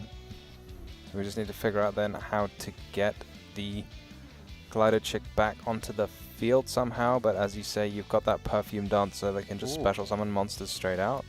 And we got rid of Trust, even though, I mean, we could even use it, and this that speaks volumes. This means he is using the Masquerade effect to add back the Polymerization, so he will be able to banish the materials from the graveyard. So the Kaleido-Chick comes back out. Dino knows he can't let this card resolve, so he's using the Morian to put it back face down right now. Every time that card is touched down, Dino has gone after it. Smart stuff here from Dino. Yeah, he's clearly got a plan, because you can't access the Liger Dancer very easily unless you use the effective Kaleido-Chick. Tom just going through the graveyard there, so maybe that means he's going to use that, is it the Silverhound? Graveyard effect to banish itself to negate a spell or trap. Yeah, it's gonna be a close one here. We do have a lot of effects going on still from Tom. With Lunalight Perfume now in the graveyard, so let's see. Does this Diablo Trap not get banished after it sets itself? I don't think so. No? Okay. A lot of cards do that. Yeah, I was going to say, it's very common, like you set the card back, you can't just keep setting it back forever, but apparently you can. And this one you can. Yep. No, it does get banished. Ah, you're right. Good Score call. one for me. Good call. Quick fist bump there for Tom. All right, now it looks like Tom, the other Tom, not the Tom sitting next to me, is going to banish Lunalight Perfume to try and add a Lunalight monster from the deck to hand and then discard a card. Discard Talent. This is amazing. Discarding Talents and Thrust. Just like, yeah, I have all the cards I need. What of it? Really? All right, so now it looks like he's using Perfume Dancer to return the Masquerade. And there it is. Special summon Kaleido-Chick again. Is there anything else? Charm. Yeah, first time the charm. Finally, it should be fine, but no, okay. Again, prompting a response. But yeah, here's the patience from Tom saying, look, you know, you've used I'm just going to summon another Kaleido Chick, and then you've only got one more face down card. That's it. And then I'm going to negate that one. So I know there's just nothing that can be done to stop me. Yep. Finally gets the Kaleido Chick to send the Leo Dancer to the graveyard. Now the Kaleido Chick's name is going to be Leo Dancer.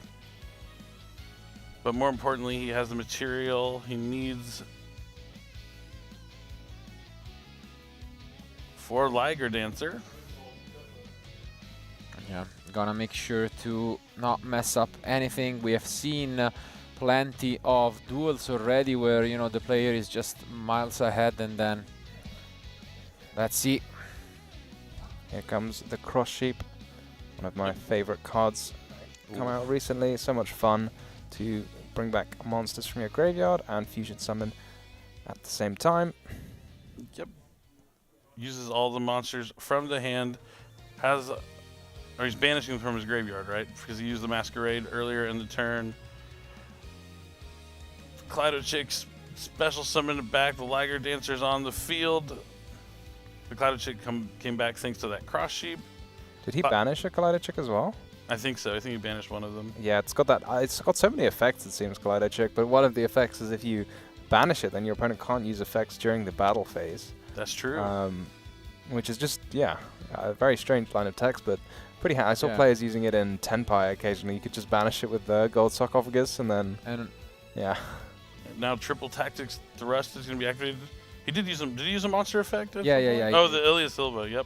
And also there is an interesting interaction here, which might be niche for some, which is if you Book of Eclipse, you can still destroy special summon monster because they keep remembering, you know, that they were special summon. And this is exactly what's going on. And Dino has seen enough. What a play from Tom. Wow. Yeah, I mean, Dino knew that as soon as he got the Liger Dancer on the field, it was going to be over. He tried to stop that Kaleido Chick every time it came out, but really came down to those Fuwalos draws. Tom had so many cards, he was going to be able to keep on playing through every interaction that Dino threw at him there. Yeah, it is pretty devastating to see when your opponents use that Fuwalos and you're thinking, okay, well maybe they've got some like hand interactions. I'm going to push through those, I'm going to set up my field, and then I'll be good because my field's going to be so powerful. But then when your opponent's playing, instead of playing the hand interactions, they're playing all these super powerful spells. They're so much better against an established field. You know, like what's an Ash Blossom going to do against that field? Maybe nothing. But then when you do this combo of like Book of Eclipse and Call by the Grave, and it just cracks through the field with 2 cards, and then Tom's got like 8 cards in his hand left over to fusion summon and attack the game. Yeah, because the Liger Dancer not only does it have 3,800 attack, not only can it destroy all your special summon monsters, it can attack twice. So once you have that on the field, you only need just like, what, 400 more points of damage? Yeah, pretty much. It's pretty easy to clean up there with Luna Light. Absolutely, and I mean, if we have seen that approach from other decks, it just makes so much sense to do it in Luna Light, where, as mentioned, you can just pretty much Raigeki the field through pure engine.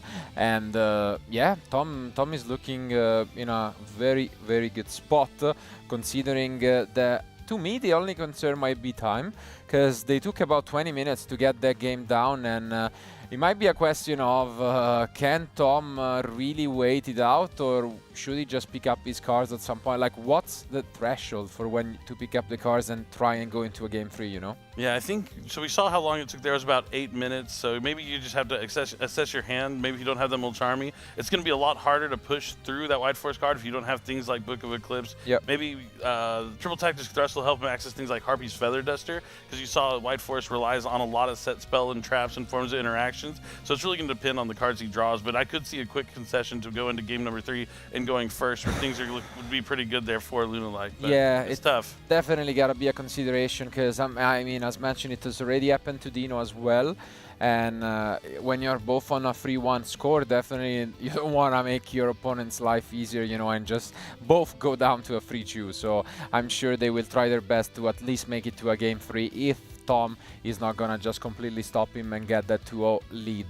But I mean, in terms of side decking, I think both will be improvising, not gonna lie. I doubt that they prepared, you know, with this matchup specifically in mind.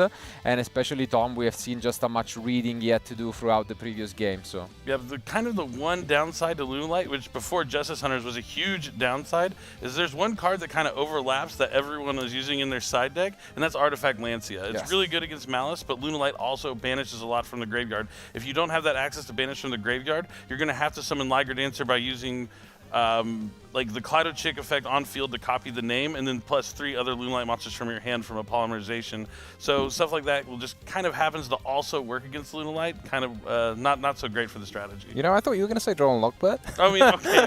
I mean, yeah, that card's absolutely devastating. Basically everything. Everyone was siding for all the other. There's a lot of things got to go against Lunalight, but we're going to have to see how it plays out here in game number 2 of this awesome matchup we have at the World Championship. But I mean, it seems like Tom thought those cards were not going to be popular, and it's working out until now. We haven't seen Draw and Lock at all. We have only seen a couple Lancia throughout the entire event, and well, let's just wait and see whether that will be the case. But I'm pretty sure Dino will try his best once more going first with this White Forest Zamina deck. And let's see, because there was not all that much more that he could have opened, to be fair, in game 1. The opening was solid, so. Yeah, Tom even discarded both Triple Tactics cards. Yeah. Absolutely amazing. I suppose I mean, we get to see it here, but as well as the croissant or macaron discussion, I feel like red sleeves or blue sleeves is also pretty... yeah, one-sided argument, I guess.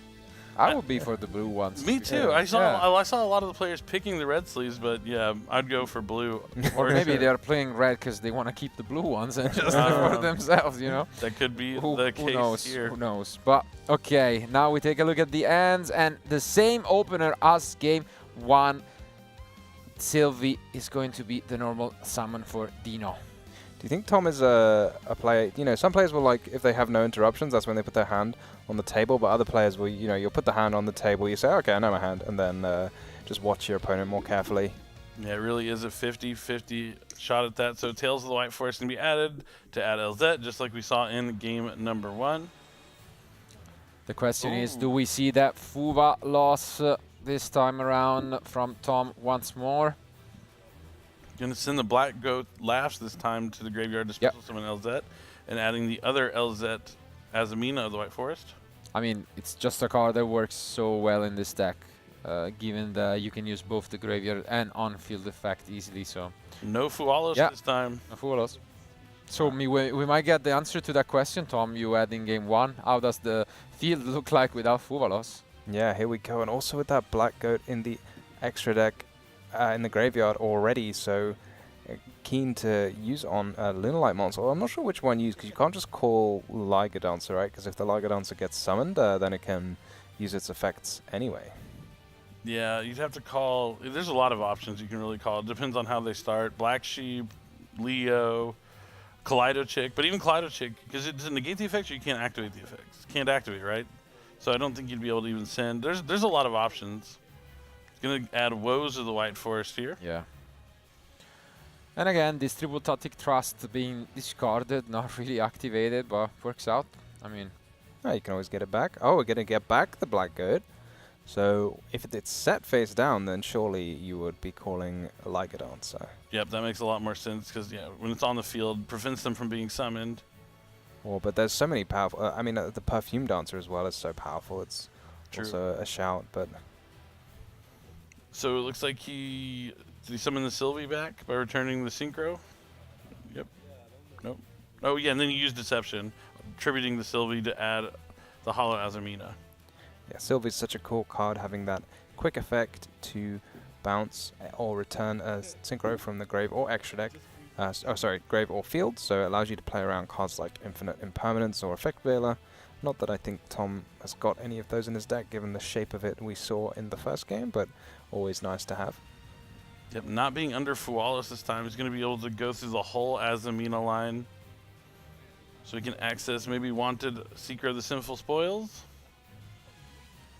Both these decks having so much fun now, not getting hit with the Drawn Lockbird. Yeah, definitely. Droll and Lockbird pretty strong against both strategies. Now Hallowed Azamina is going to be activated again. Chain Wanted, one of my favorite plays that you can do because you can send that Wanted from the field. Since the cards stay on the field till the chain resolves, and then use that as well to add the Black Witch. And he's going to send 2. So this means you can summon one of the level 8 fusions. Yeah, that's not something you see every day, but it's going to be Saint Azamina. Saint Azamina is a really cool card. It reflects damage back at your opponent and also lets you summon pretty much any Azamina card from your extra deck. Is this also the one that prevents your opponent from targeting their own cards? Yes, yeah. Your opponent can't target their own cards on the field or in their graveyard. That's probably one of the most unique lines of text I feel on a card. I don't think I've ever seen that on any other cards, and depending on what deck you're playing, it can be extremely annoying. I don't know how annoying it is for Lunar Lights in particular, and a deck like Yummy, it feels like none of their cards target their own cards. They'll just say summon 2 from the grave, but the Lunar Light cards I don't know so well, so maybe it's helpful. Yep, so the Saint Azamina is going to bring out Ilya Silva. Black Witch is going to send the other Azamina fusion to the graveyard to special summon. I love that variant artwork. Yeah. Going to set Sinful Spoils of the White Forest with the Diabell Star. And Tom is just having a read at it, but again, we just gotta keep our eyes on that clock. Now hitting 22 minutes remaining, and still comboing off Rondino. You want to make sure you don't add a card from your opponent's deck to your hand. That's a way to end the duel, yeah. Puts the card on the bottom to get a fresh draw. Draws Phila Diabell. We'll activate it immediately to add a level 8 Diabell. Maybe one year at Worlds, everyone will have their own, sleeves with their own name on them. Then you can't mix them up. Gonna summon the original Sin Keeper by sending Woes, and then Woes of the White Forest is gonna set itself to the field. Woes special summons the White Forest from the deck and then lets you synchro summon. Yeah, it's a huge effect usually that allows you to summon the Silvera and change all face-up monsters, in down defense position, which is... So Tom's not conceding yet, so maybe in his hand he has some sort of field breakers, but this is going to be tough. With only drawing to 6 cards, he can't target his own cards. It's going to have to be like something like Book of Eclipse plus Called by the Grave yet again. Yeah. You got to have room to summon something from the extra deck. And even if he has Book of Eclipse and Called by the Grave, he still knows that Dino has that Black Goat last set as well. Yeah. I mean, we have seen a lot of going second cards, and ooh, there comes Dark Ruler no more. That explains it. Yep. Great Step 1. play. Yeah, step 1 completed. Step 2, Leo. Wanted to summon that quickly before the Black Goat last was activated potentially, but Ash Blossom, last card in hand for and Dino. Called by again.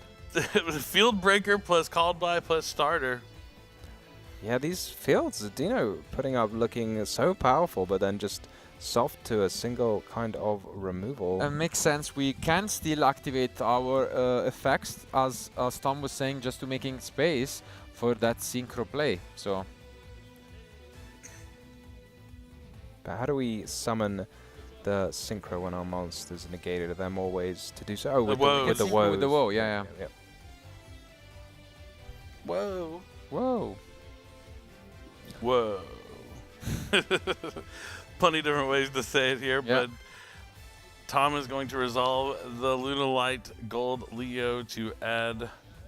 Well, I think definitely Tom is the one who should play quickly. Like he is the one who has something to lose out of it. So obviously you want to think things through, but yeah, you can see it here. Just eyes in the sky, trying to go through his lines. Going to add and send Yellow Martin. This is kind of the bread and butter. And he's going to also use the Leo effect to try and add back the Yellow Martin. The Yellow Martin is trying to add a Luna Light spell. Not Luna Light Perfume, but Luna Light Masquerade will be the one that he's going to go for. Or potentially Luna Light Fusion. But yeah, Masquerade if be the one you want to grab if you don't have it. I mean, yeah, he's in great shape outside of the Woes and the Black Goat laughs. Because, I mean, without Liger Dancer, it's kind of hard to clean up an enormous field like the one he's dealing with right now. So yeah, what do we think is the game plan here for the Lunar Light deck? What is the plan B when you don't have access to Liger Dancer? Because to me it seems like very much a plan A sort of deck, you know? Yeah, I was like, I haven't made it to plan B yet, I can tell you. Masquerade's going to be activated next to send a Lunalight monster from the deck to the graveyard. Going to send that Silverhound, and Silverhound's going to be able to special summon a Lunalight monster from the deck. Looks like Dino's thinking about responding here. Could you also just call Collider Check and then it's almost impossible to get to the Liger Dancer? But then if you do this, so as the Black Goat laughs, you cannot special it except from the graveyard. Yep. So you might find a way still. But he's going to use Sylvie here, right? Yep.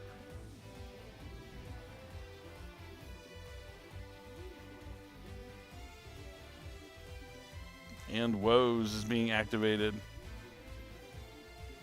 It's going to special summon a White Forest monster, and then you can Synchro. Oh, so we can just make the... Silvera? Yeah. I think Silvera, yeah, is that's the field. Do it the old-fashioned way rather than just summoning it directly. There it is. Both cards are gonna be put face down, and again, as we have seen, Tom can still use them for a fusion, but does he have access to it? Is the question. Also, Light Fusion. This is huge. That's big, because also there is an extra deck monster on the field, so you can use a material from the deck. Kind of like Shadow Fusion used to do. But do you call the Perfume Dancer or the Liger Dancer here? I think you have to call Liger Dancer. Just don't want to take the risk. Yeah. And it looks like he is going to call...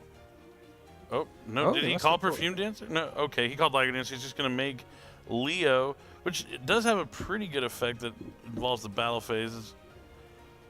It's been a minute, though. So pull it up. Maybe he called the Perfume Dancer and this was all he could make. Oh, that could be true, too. Because I feel like otherwise you'd be going in for the Perfume Dancer here.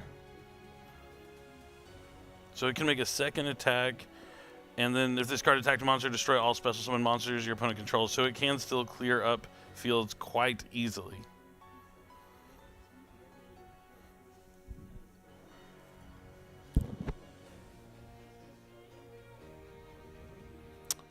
yeah, it's gonna be a really close one. And Tom even reading the Leo Dancer. Yeah. It doesn't come down on the field too often. No, it's definitely not a card you make all that much.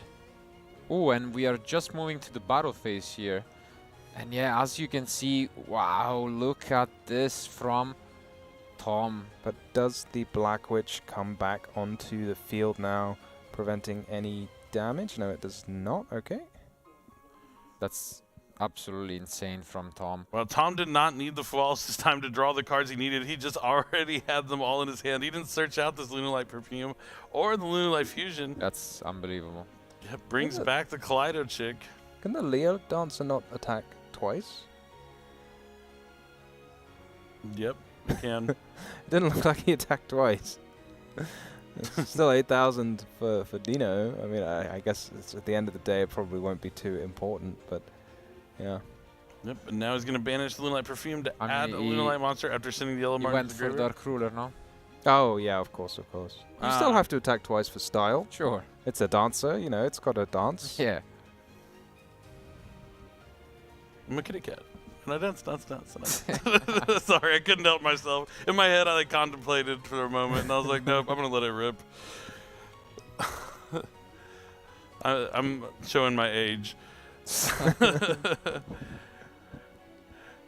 And it is a cat, right? I mean, these are cats.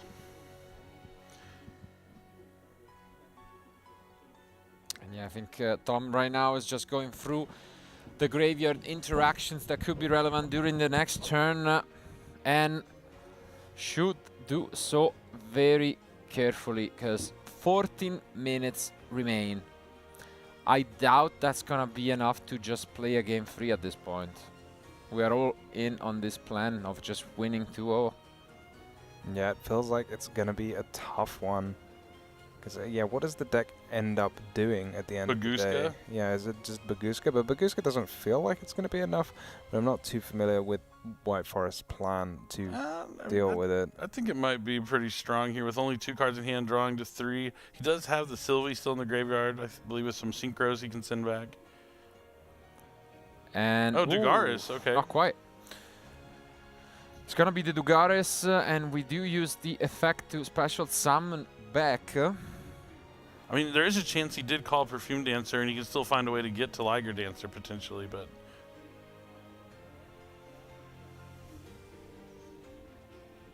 Yeah, it does seem like he would have called the Perfume Dancer right, 'cause otherwise why wouldn't you have summoned that first and added a perfume? But this is gonna be a big one as well, because skipping the main phase can be quite annoying. Yeah, you're right. It makes it very difficult to end up, you know, pushing all the damage that you need, because he may need to do 8,000. Is he just going to go for SP Little Knight? No, surely not. Surely he wants to at least have Bagooska out in the field. He also knows there's a Black Goat Laughs in the graveyard. Yeah. No. Is that? He still has Yellow Martin too, so he's going to go to SP Little Knight, probably going after Sylvie. There's so many Or targets. Black Goat Laughs. So yeah, there's just so much. It's like Curse of Diabel, Hallowed Azamina. But I think Sylvie just... It has to be Sylvie. Yeah. But can't we just bring back the... The Hallowed Azamina too? Yeah, no, I mean the Curse can just bring itself back, right? As well? Because we have traps in the grave? Potentially, yeah. Yeah, we have a spell and a trap. It's gonna be the Hollow in the end. And yeah, as mentioned, we can go into this. Oh, so, of course, yeah. Yeah, the we'll Google combo. You know, this was the one with which Luralite won back in the day. And I guess, yeah, it's gonna be the Bagooska plus SP. The SP probably gonna get checked by the Black Goat Laughs, so one Bagooska to deal with. Yeah, that's not Liger Dancer. Leo Dancer is switched to defense mode. This number 41, Bagooska, the terribly tired Tapir. Gonna have He's a little so nap. sleepy. Just let him take his nap. Leave him alone. He's so sleepy he makes like everyone else on the field. Also sleepy. Also sleepy. It's got that aura. I mean, again, an incredible attempt by Tom, able to clear a full 6 monsters from Dino, but now he gets a turn. Not Wait, quite. was like that just a second Hallowed Azamina? Does he play 2? It looked like That another would be one. incredible. That would just be gutting if you've just banished that one out of all the things you could choose, and then your opponent just activates the second one. No. No, I think it might be instead the Snake Eye, Sinful Spoils of Subversion. They look kinda like. I mean, that would be even worse. That would be an incredible card. That would easily deal with the Bagooska right away. Yeah. So it looks like LZ is going to add Sylvie. But like Subversion surely is not the kind of card you would have in your deck if you were going first. Might be just Deception. Ooh, but the Drawn and Lock now comes from Tom. That's one of the best cards you can have against White Forest. Yeah. But he does already have a graveyard full of cards we were talking about previously. Yeah. The Sylvie's going to be able to special summon itself.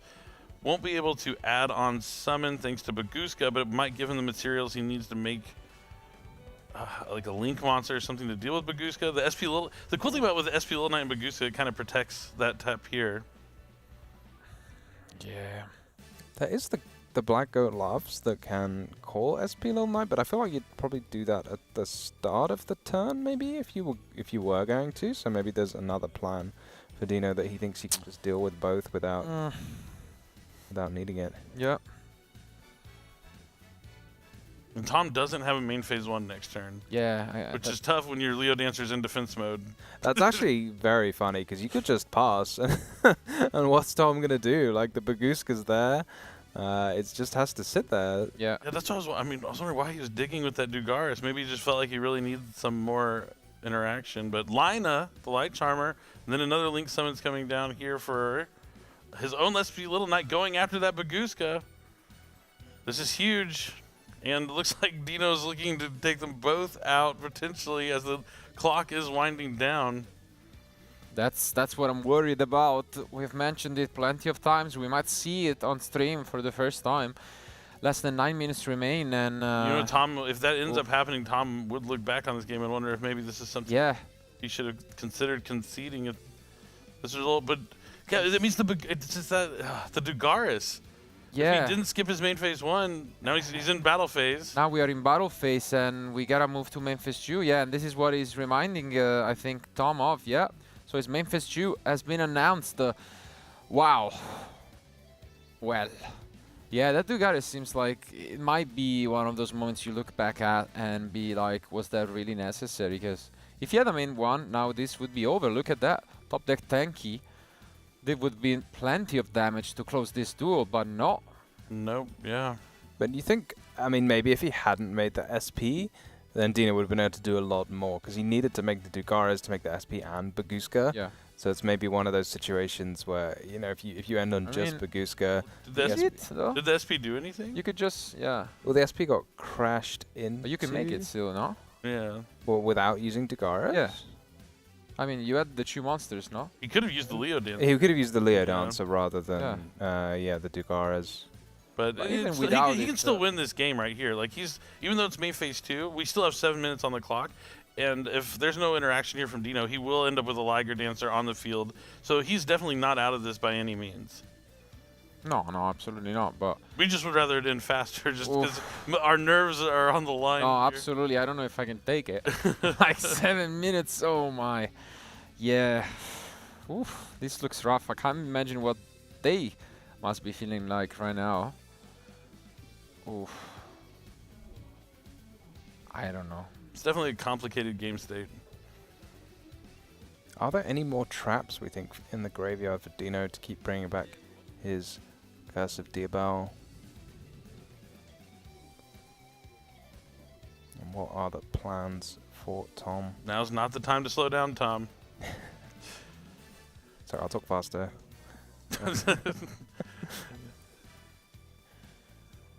Nice one. What is he thinking? What is going to go next? Oh, here comes the wolf. Allows you to banish from your graveyard, so it's Perfume Dancer time, perhaps. Looks like you called it. Yep. But what is left in the extra deck? Moonlight is a deck that seems to run out of extra deck more so than any other at the moment. Oh well. Every time the minute goes further on the clock. No, really. I mean, I can feel it, and I'm starting to wonder. I mean, let me check. Do we ever play Chubaguska in the deck? So he's gonna use the Perfume Dancer to return the Lunalight Wolf to the hand. Yeah. He needs to like commit. He's in a prime position. He needs to not. Sometimes there's an optimal play, and then there's an effective play that's good enough to get you to where you need to be. So he summons a Cross Sheep, but it's already pointing to the 2 zones. Yeah. Like the SP Little Knight's gone. I don't know. I guess he's just summoning the Cross Sheep to clear up room. Now he's going to use the wolf to try and summon a Liger Dancer, but like he needs to stop worrying. Oh, yeah. Because he also has the Hound in the graveyard that's going to be able to negate. Like, he's in prime position. The only thing that can beat him right now is himself. No, you can't count Dino out. No. You're right. I probably shouldn't count him out, but... That's it. It seems okay. So there are a bit less than 5 minutes remaining. And Dino throws into an Artifact Lancia. That would have been better one turn in advance. Last turn, it would have been fantastic. He used Lunalight Wolf twice. Wow. And now we start things off by using this Black Goat Laugh. Did he call Liger Dancer? Well, what is the text on the Black Goat Laughs? Because it doesn't Cannot say like activate the effects. Yeah, but it should unaffected. Does it say your opponent can't it could affect the player. Yeah. Yeah, it's one of those things. Given how fast he did it, I'm willing to believe that it says it that way. Yeah, and neither that he player. knows it. Yeah, neither player. So it's actually the one card that can stop Liger Dancer here. Or maybe he's just bluffing. And I mean, it worked anyways. Yeah. So now we move using this Lancia, as seen from the Deception. but how... Oh, are we out of targets? That may be what you guys realized before. That could be a P minor. Maybe they'll add 3 minutes onto the clock. I mean, it's a bit of a stretch. Like I don't know. I just feel like Dino's he's trying to take them both down right now. I don't know. I mean, it has happened to him already. As a reminder, the one loss he had was a double loss indeed. And that would be a shame if it happened again to Dino. So I mean, terrible for his tiebreakers.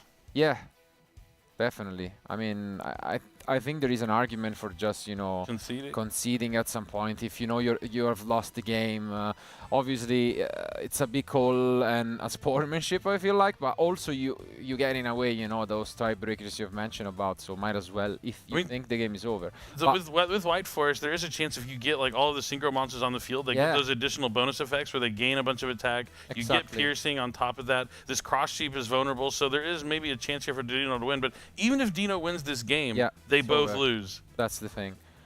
Unfortunately, that's the reality. And Dino has to know that. There is also, so this one does piercing, I think, or double piercing. Yeah, double so piercing. it can do quite a lot of damage without but that much difficulty. Even if he wins this game, he loses. Yep. So, I mean... Yeah, okay. Now the timer has been slightly updated to what has been, just a couple more minutes, but I mean, it's still only 3 minutes, which still pretty much guarantees the same result. I just don't know what Dino's strategy is here. Yeah. I mean, Dino's not going by any means slowly. So. No, totally not. But I mean, his deck... But there's no scenario where he wins this match. No, of course not. But at the end of the day, there's only 27 players, and he needs to beat Tom, as well as all the, as well as having high tiebreakers. Yeah. Maybe the difference between Tom having the win and Tom not having the win could be very important to him if he's directly competing with Tom. For a top I 8 think, spot. but if Tom has the same record as him, that just puts another person in his bracket. Like, he would rather Tom have the win to make the top 8. Like, this is only working against him and his chances at making top 8. Like, actively. Like, yeah, I also think the same, most likely. But he's beating himself out of the tournament by not conceding. But I mean... Is this all in the battle phase? Yeah. We're still in the battle phase, using the Diabil-Z, but... what just happened? Did he just use the Liger Dancer? Yep, just because this fusion in the graveyard, on the next turn, he'll be able to banish it and increase the Liger's Dancer by, like, 3,000 attack. But I thought you weren't allowed to use its effects? Yeah.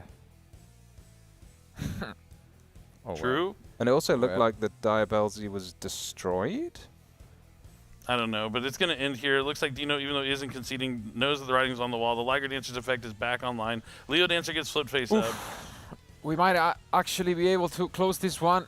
I mean, as you can see, Tom now is just reading it. Yeah. You have a Liger Dancer. You have a Perfume Dancer. Destroy these monsters. Go to battle phase. End the duel, Tom. Just do it. Yeah, but I mean, we do have a little bit less than 2 minutes here, but there is enough here to attack multiple times, I guess. I don't understand this game plan from Dino. I don't think he realizes how tiebreakers work. But it doesn't matter. The double attack's going to go through, and it's going to be game. Wow. Tom is going to walk away with the victory despite a close ending right there. That would a good celebration for him. Like, in the end, this is the best result for Dino. Like, Dino doesn't know it, but he should be happy here with like, this is the best result he could have after they were in close to time in game number 2. Tom now has a 4-1 record, which is a really good tiebreaker for Dino there. I mean, his other tiebreaker got the loss because it was the double loss, but that's kind of the issue. You have to play decks that, go to... Sometimes if there's rules for a tournament, for the time rules, you have to take that into account when you're, selecting your deck. If your deck takes too long to win, then maybe you shouldn't play that deck. I mean, I know we wouldn't be able to see the Master Duel happen when the Master Duel clock's working against you. Even if it looks like you're about to win the game, there is a clock involved, and that's something you have to take into consideration when you're selecting your deck or selecting your strategies. That's just part of, like, tournament structure. Indeed, and this has actually been, one of the heartbreaking moments of the second semi-final in the Master Duel tournament today, and I mean, not quite the similar scenario, but it can happen, and duelists must be as rational as possible in those kind of moments, and especially when you put into the picture the fact that he had built his deck with just field-breaking spells.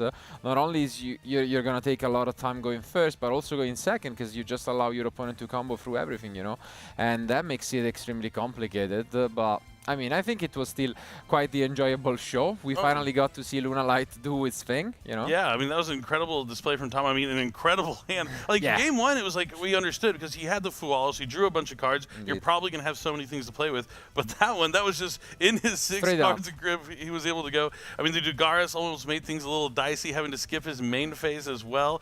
But in the end, he still had enough time on the clock to take it down 2-0 over Dino. Yeah, I mean, it was well played from Tom. I mean, we were all saying, like, maybe he should just concede this game and go to the next one, but he ended up winning it in the end with, like, a minute to spare. Yeah, I mean, he played with fire, let's say. I mean, my heart is still beating. For sure, for sure. I mean, I was getting worried a lot for both of them, but luckily, I mean, it turned out the best, at least with one of the two advancing, and that is Tom, which is now, I mean, was already sitting in quite the comfortable spot. He's one of the few duelists still. And with 2 rounds remaining, he only needs to win 1 to guarantee a top 8 spot. Man, I play Lunalights. That's like the current deck like I have built, and I don't think I expected them to have the opportunity to make the top 8 at the World Championship. Can't say I'm not happy about it though. Yeah, it's super cool. You could change your guess to, you know, Lunalights from Yummy. See, you know, that's I feel like I betrayed my deck. I should have stuck with, you know, the strategy that I played and put my like heart into it. And then maybe, what if Tom ends up winning with Lunalights? I'll never let myself, you know, forget. Absolutely not. I mean, that's how it is sometimes. So we'll see whether that will be the case. And obviously, we'll wish both of them best of luck for these 2 remaining rounds. And as we have seen, we still have a lot of incredible duelists in the mix. We'll try to find out, you know, how the other duels have, you know, ended up with Yuna. That was the only undefeated duelist here in round 5. And if she won that round, she's guaranteed. She's locked in at 5-0. Yep. If she won, we don't know for sure yet. But Absolutely you know, not. she was playing incredible from round 1, and it seems like she hasn't stopped. Which means like Malice is going to be one of the decks that might be the first to be locked into the top 8 at the World Championship. Yeah, I mean, you're not far off being locked in at 4-0. I mean, obviously you don't want to tempt fate by losing those matches. Good idea to win them if you can. But as we say, we're not quite sure of how the tiebreakers are going to work out this time because of those potential double losses. 1 or 2 could affect all the numbers. Yeah, Dino's out there trying to make sure, like, if I'm going down, you're coming down with me. But that doesn't work to anyone's advantage. You just have to assess the situation when you're playing the game. Indeed, but when you are the only 4-0, I definitely agree with you, Tom. There is a great chance that if you lose even all 3, you are out. But anyways, for now, let's focus on the issue at present and on what was this amazing round, because we do have the winners interview ready. So let's go to the post-match analysis. All right, thanks, guys. I'm here with Tom. Look, that was a very stressful match. I was stressed, the cast was stressed, the audience was stressed. How are you feeling in the last few moments of that round? I was stressed as well. We've been talking the entire weekend, and I didn't actually think that he would bring the deck. Yep. And I told him like 2 days ago, I don't know your cards. That he actually bring it, it's crazy. So that's my issue. Like, I had to read the cards in game 1, so that took time from the clock. And then when we got to time close, I was scared that it's double loss because I was in a winning position. There's no way he can win the match. But yeah. Yeah. And you did read his cards, but did you have a game plan in mind, or were you just going to roll with it? I noticed game 1 you had the full loss, you had the Eclipse and the Call by the Grave. Game 2 you also had the Dark Rule and no more Call by the Grave. Were you just very fortunate, or what were your thoughts when you saw those 2 cards in your hand? I mean, I've played the deck prior, and I knew that my deck and my engine pushes through every of his interruptions, usually. So if I have cards to play with, like engine, I'm totally fine. Yep. Yeah. So I was, of course, I was happy to see Dark Ruler, Eclipse, and Call by the Grave to get rid of his negations and to be able to destroy all of them by card effects. But yeah, like I was confident going into the matchup because I knew like I am favorite because I can break everything. But like still, I don't know the cards, so I was kind of scared. Yeah. And why did you pick your deck though? I guess I was going to ask, like, what did you find surprising? You are the surprise of the tournament. You just played against probably what you would expect as a surprise. Why did you pick Lunalights? Honestly, like I tried to have fun on this tournament. I wanted to take Luna to any prior event, but TCG Mitsurugi was just too good. So I started testing it, and I felt like it has a pretty decent matchup against everything going first because it can play through a bunch of hand traps. Like no matter if you double or twice hand trap me, I can play through it. and even going second, like you saw, I can play through so many interrupts. And I think I'm also kind of an underdog and expect my opponents not to be perfectly prepared against me. Yeah. And if like you make one slight misplay against Lunar Light, you get punished. So that's why I chose it. Like I'm the underdog, and I didn't want to play like Malice or Yami or Vanquish or mirror matches because I didn't feel like on Worlds you can outskill your opponent. So yeah. And well, now that the wildcard deck has been defeated, who or what is there a deck or a player that you're now afraid of playing? No, like I'm not afraid of playing against anyone. Like this match is perfectly good into everyone. Yeah, no, I'm fine. Like I've not seen Yami yet. Maybe a Yami. I don't know. Yeah. All right. We do want to congratulate you again. You've got 2 more rounds to go. How are you feeling? I'm confident. Yeah. I've been calling it the entire week. Like I've never won an event. Got second twice. Maybe that is a charm. Yeah. Hopefully we see you again soon. Well, congratulations and good luck for the rest of the round. We're going to cut to a break, but don't stay too far because round 6 will be coming out very shortly. I appreciate you. Thank you. Thank you. C'est l'heure du duel.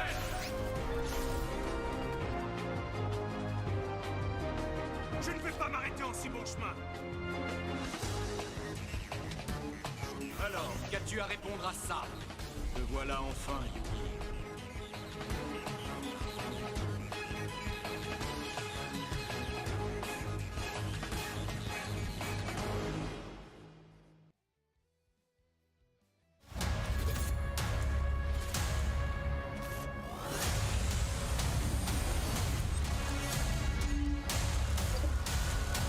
Made for the best. Made for who you can be.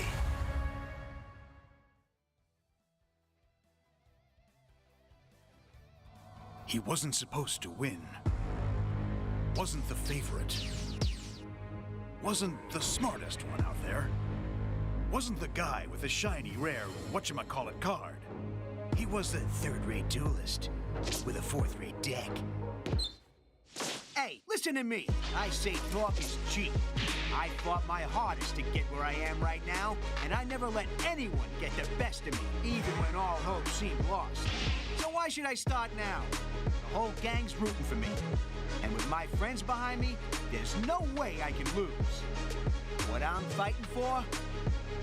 I got that part down. Here I go. It's all or nothing.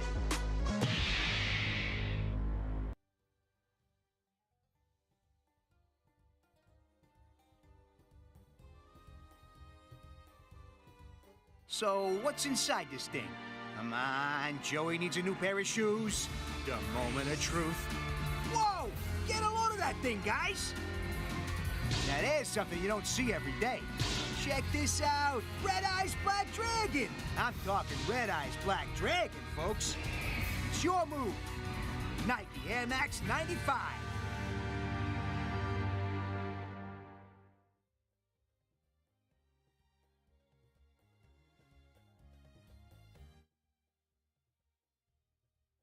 なんだなんだなんかドキドキするな。うわ、来た来た来た。これはすっげえ。見てみろよこれ。どうよ、俺もびっくりしたぜ。おいみんな、ここにすっげえのが見えるぜ。レッドアイズブラックドラゴン。さあお前のターンだぜ。ナイキエアマックス95。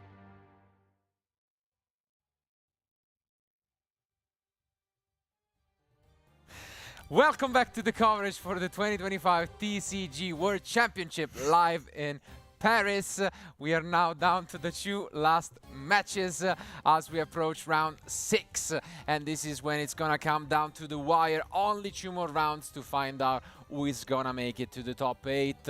And as mentioned already, they have to be working hard to get their 5-2 guaranteed spot. Otherwise, they're gonna, have to rely on tiebreakers, maybe with that 4-3 record. Yeah, it feels like just a moment ago we were in round number 1, but already round 6. And let's go ahead and take it. It looks like Yuna is undefeated and will be making the top 8 with that Sky Striker Malice strategy. And we have only 3 duelists that are 4-1: Roselle, Tom, and Shane. Yeah, I mean, top 3 spots, 3 European players. I mean, I gotta see they are absolutely crushing it at the moment, and with 3 different decks, I must add. on the other end, of course, we see some of the familiar players. For now, only 4 duelists, as you have mentioned, on an X1 or better record, but what a run from Yuna. Yeah, oh, definitely. But you see Dino here still in top 8, one of the higher ranked 2-loss players, if you see how many there are, because of that strong tiebreaker being carried there from Tom. And you see Willie there, Willie, in 7. That was a big chant from the NAWCQ. Moving on with a 3-2 record as well. Unfortunately, Ruben and Aditya and James from the NA region are eliminated. You're not going to be able to make it in with 4 losses. Yeah, there's still so much to play for. Looking at all of these players from, what is that, 5 to 15 almost, all on 3 wins and 2 losses. So that's where all of the action and heat is going to be on this last 2 rounds. How many of them are going to make it in? 2 wins, you're probably in, a win and a draw, and it's anyone's game. Yeah, and well, we are going to have an exciting one because it's going to be 2 players from the North American region as we see the clash of titans between Charlie Fudge and Julian Keon. So 2 amazing players. Let's bring up the first interview.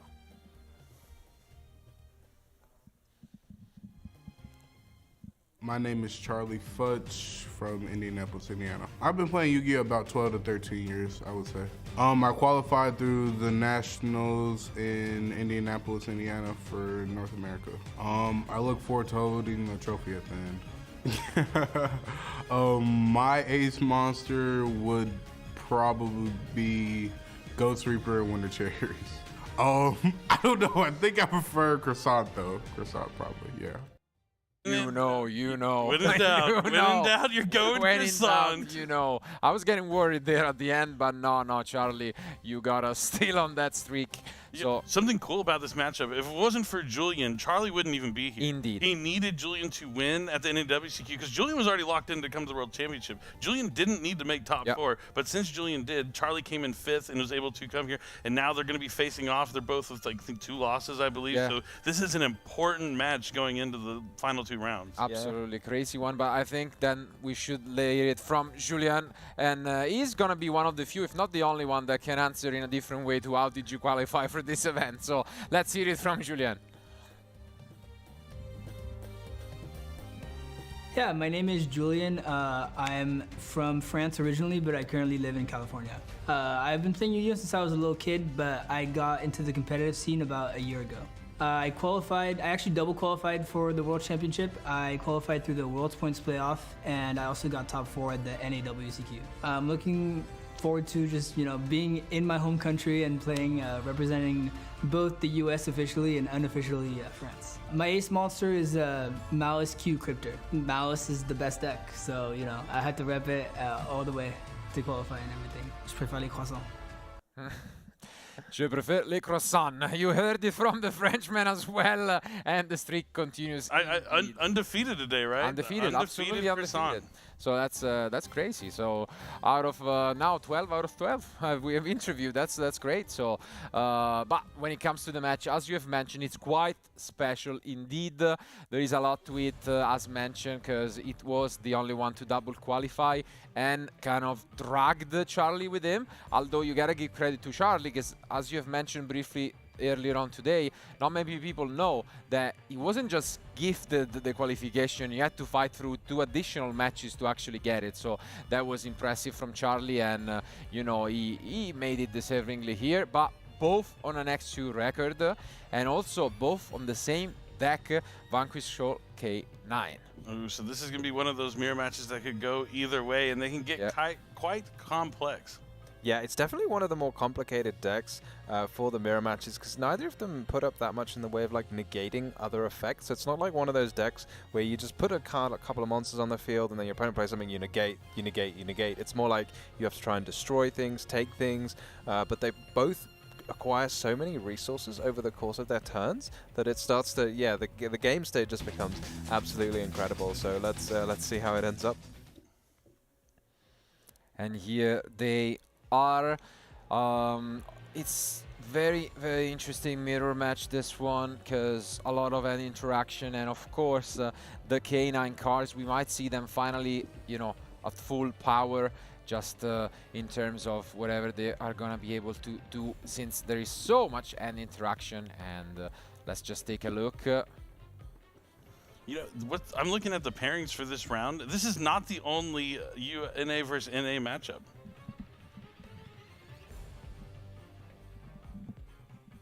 Yeah, players just rolling the dice there to see who is going to go first. Is there an issue with left-handers? All right, time to start. But the other matchup I'm talking about, it looks like Willie's taking on Isaiah at table 3. So we have 4 players from NA all facing off against each other in this pivotal round 6. Yes. Not something you want to see this late into the game, but at least they're all doing well and in contention, but only one from each of them will move on with the X2 record. Even with 3 losses, you still have that opportunity to make it, but you really, really want to win this crucial round number 6. I think I saw 3 Mulcharmies in the end from Charlie, and if that's not a Purulia, it could be an issue against this matchup. Yeah, I feel like if you have more than one Fuelos, you kind of have to slow roll it a little bit and maybe activate them one at a time, because if you activate both at once, then you might just say to your opponent, okay, just don't do anything, because that's something you'd think about before giving your opponent 2 draws at once. Yeah, definitely, because you got to throw them down slowly. It looks like the first one is going to come down after the Jokul summoned Izuna from the hand as well. But that's met by an Ash Blossom, which is best case scenario when you have multiple. And the second is coming down from Charlie. So now, yeah, there's some good thinking here for Julian. What do you do? Do you commit a couple of rank 5s? Do you just pass on nothing? His hand, no Vanquish Souls that I can see. So maybe that's a bit of an issue. Or is that maybe just to stake your soul?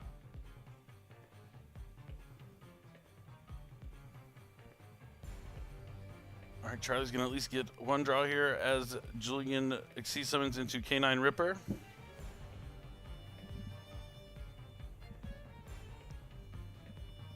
Yeah, here we go with the Ripper. Let's take a look at these interactions.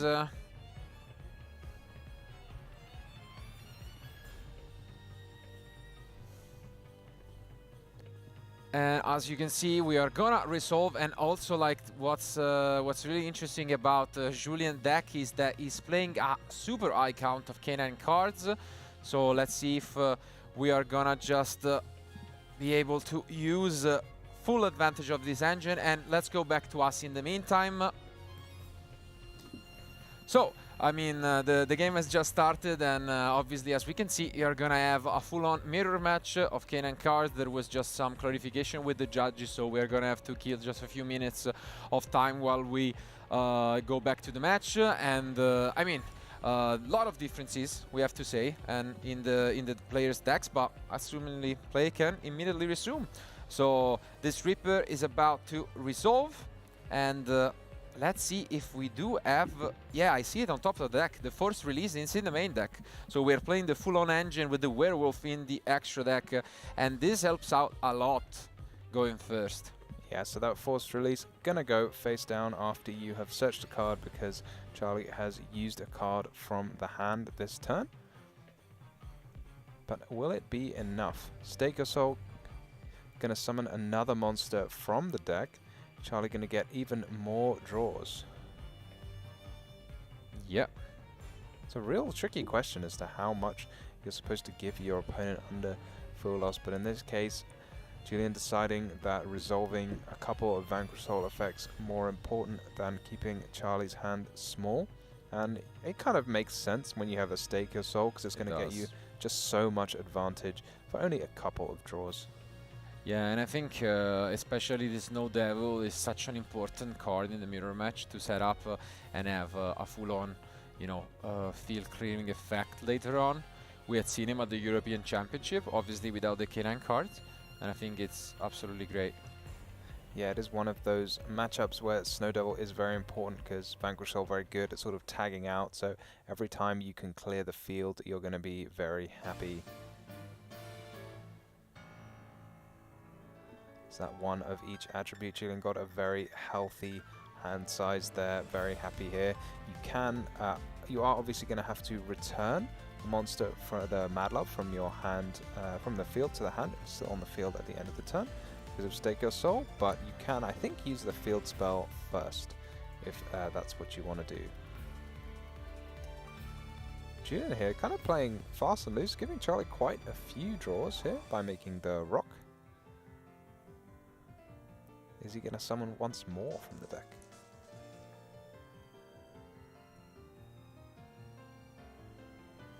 Yeah, things off to a good start here for Julian for sure.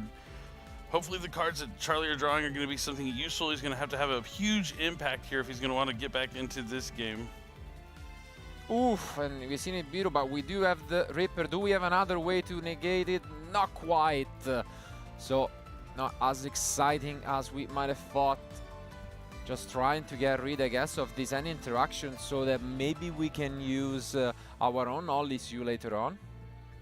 Yeah, very possible. Or even worth it just to get the material off the Ripper in case you need to. For next turn, you want to use a hand effect, so you might as well, yeah, clear it up.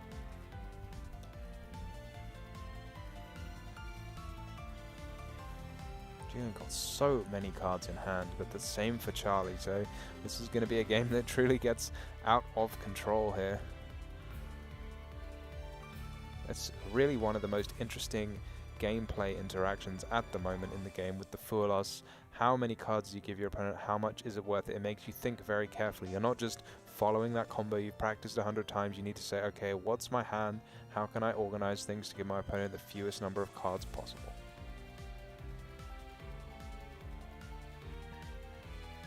Is there a point starting the turn maybe with a Fool Us for Charlie? Fool Us number 3? Yeah, might as well, right? If you happen to draw 3 Fool Walls, all you can do is use all 3 Fool Walls. I mean, it's there, so you do have the option to go into the extra deck with the Lupis later on, so you could get a draw. Why not? Yeah, in fact, there's 3 ways to summon from the extra deck already on the field for Julian, right? Well, one from the deck with the Holisu, one from the extra deck with Lupus, and obviously the face down Forced Release. Yeah. Is it ever something you just chain now, give up the potential pop, and just use the hand disruption effect? Julian just confirming there is a playset there.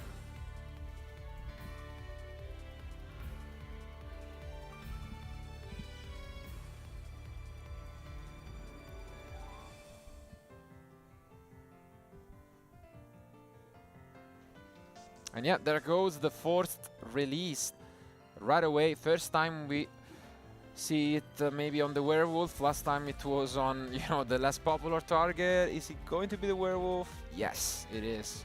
And this does so much. Getting rid of that Razen, as well as establishing another annoying card to deal with for Charlie. So many cards in the hand for Charlie though. I mean, a hand disruption when your opponent has 3 or 4 cards is one thing, but maybe when they have 8 or 9, going to be a little less impactful.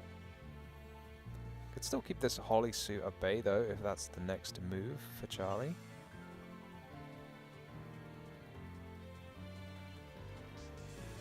We do set the card, interesting. Presumably to play around the Werewolf. But we're just going to activate it. We're just going to activate it. That makes it interesting indeed. No, it's going to be the Stake Your Soul for Charlie, revealing the Holisu.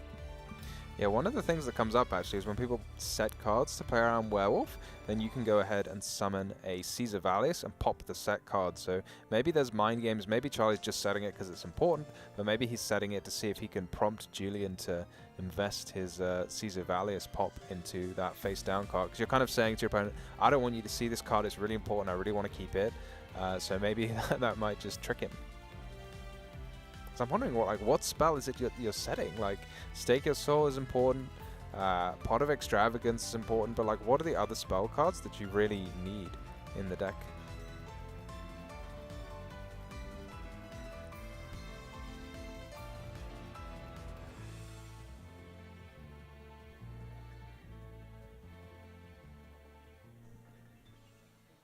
All right, revealing 3 different attributes here for Caesar Vallius, who's going to try and destroy a card on the field. Was that note? I wonder why you didn't chain Werewolf the first time. Just for like the Light Force Sword like effect? Yeah. That's a Is throwback. Is my age showing again? Surely it's more like a pointer of the Red Lotus. I guess that is a more recent one, huh?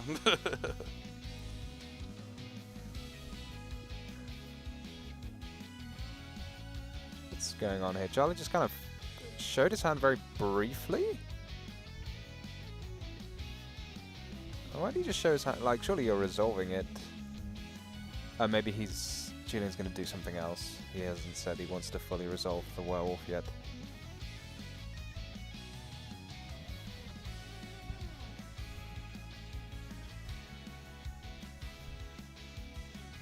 Yeah, you can tell both of them, you know each other, but they don't wanna mess this one up. And now we see that Snow Devil for free, trying to stop all of Charlie's option.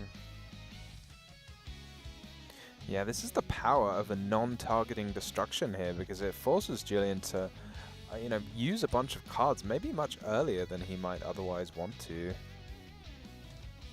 I'm wondering though if this is a slight misstep from Charlie, because you always really want to put your monsters against Vanquish Soul into a column where there's already some monsters in play. But he's chosen not to do that, but I guess in this case it's not really going to matter. But and we take a look at the end. It's Ash Blossom Nibiru. Oh, and he's also playing Impulse. Interesting.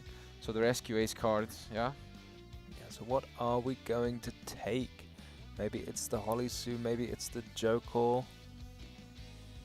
Holisu, very reasonable choice. What is this face down card from Charlie?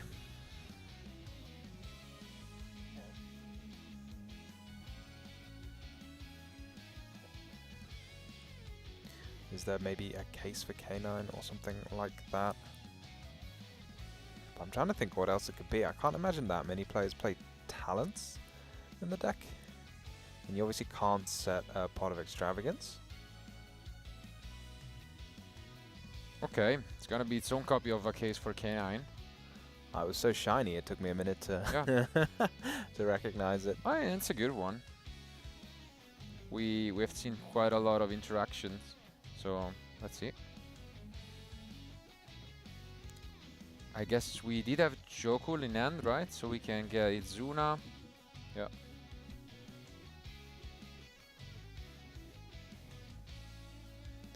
Yeah, that's going to be really helpful here, resolving the Jokul.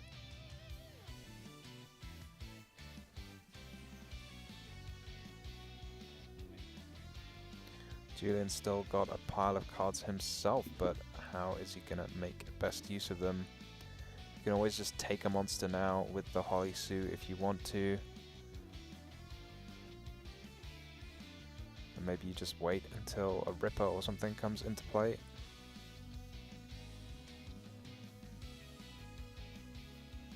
Yeah, a lot of intricacies here in this mirror match. Those full houses definitely helped Charlie out, just having amassing so much more card advantage over Julian here. Yeah, it's amazing like how many extra cards you need when going second to make it fair. That's where the Multarmies really come into play. Indeed. Yeah, Charlie's like, it's a fairly even game, and Charlie had like started with 10 cards or something.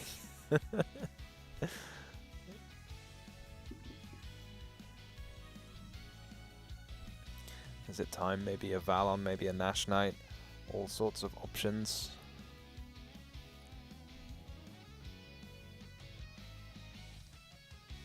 Maybe just simply return the favor, and yeah, that is going to be it with the Ripper. Is there still the Holisu Steel? Yeah. That's why I was thinking maybe maybe a Nash or a Valon, because that way when you get the card back it still has some benefit to you. Whereas Ripper, not so helpful.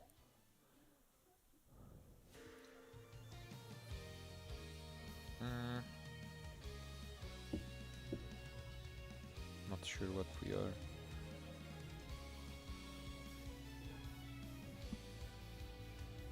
Going for. for? Looks like the Impulse, right? Yep. Is Fire Attacker at level 5? I don't believe so. I was wondering. I think it's a little bit bigger. Yeah. That would be just pure nice though for the deck. And it could be. It could be that level. Good to pull up the card real quickly and give it a little look. Oh, he's taking the Fire Attacker here. It looks like it's level 6. That's really interesting, taking the Fire Attacker.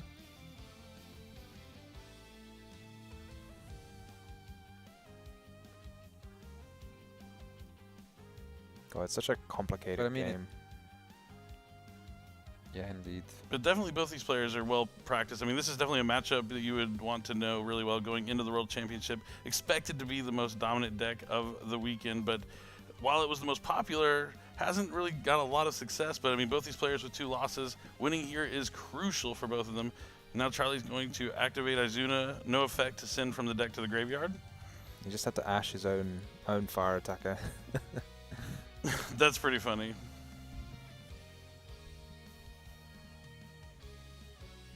Gotta think though, the field starts to get a bit threatening in a minute because Case for K9 has a sort of hidden effect, as sometimes players like to call it. Obviously the main thing people use it for is just to add a K9 monster, but it has another effect, which is if your opponent's used a hand or graveyard effect this turn, which Julian, I think, has, then all of your K9s will gain 900 attack. Yeah. Which is quite a significant attack boost. Indeed. Not quite the Yummy Field spell, but still pretty good. And yeah, here we see one of the most interesting options in the extra deck with this Nash. Yeah, Nesh Knight is an incredible card that really lets you cheat out cards that would normally be incredibly hard to summon from the extra deck onto the field quite easily. Not only that, but it's such a powerful interruption. Like, just it's better than like setting a monster almost, because it's just so unusable when it's like under your monster as a material. It's like, how are you ever going to get that back without destroying the Nesh Knight? Yep, it takes that monster and it's going to become. It looks like it's going to go for the C Nesh Knight. Might just be Nash weekend, considering Nash, the player, He's also in the finals of Master Duel. And So. there is C104, which is an incredibly powerful Xyz monster. And yeah, here comes the Lantern. We've got 2 monster negates in hand, so this is looking like quite a lot of damage. So Julian going to have something special. And we do see the Izuna, but we do have Ripper. Charlie thinking for a moment, but yeah, then goes on to negate it with the Ripper, and I think play may resume from Charlie. Is this now the battle phase? Yeah. Yes, it is. Are there any tricks from Julian? Because this looks like... This is 2700 boost from the case, right? And that's it. Yeah, I think Charlie, wow. I mean, with the help of Free Mulcharmy, is able to completely take this game. What a grind. I mean, almost 20 minutes of game 1. An amazing performance by the former Dragon Duel World Champion.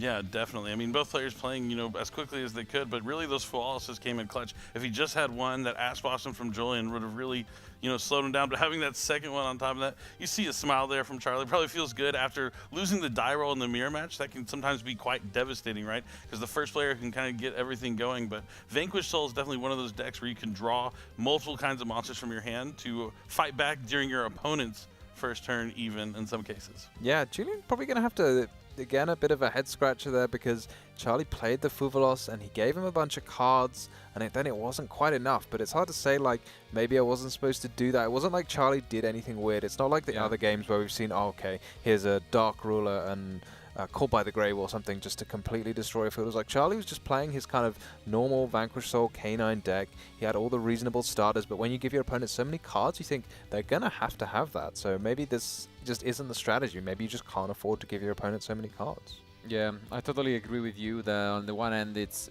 one of those games that you can just go back, watch, and it's been so complicated, so many different interactions, so many instances, but yeah, I think in the end maybe that Snow Devil was more of a detriment to the field that he came up with. Maybe wrong timing on that. Not quite sure, but yeah, I'm worried if I'm Julian, because also looking at these options, it doesn't seem like he focused all that much on this matchup in his side deck.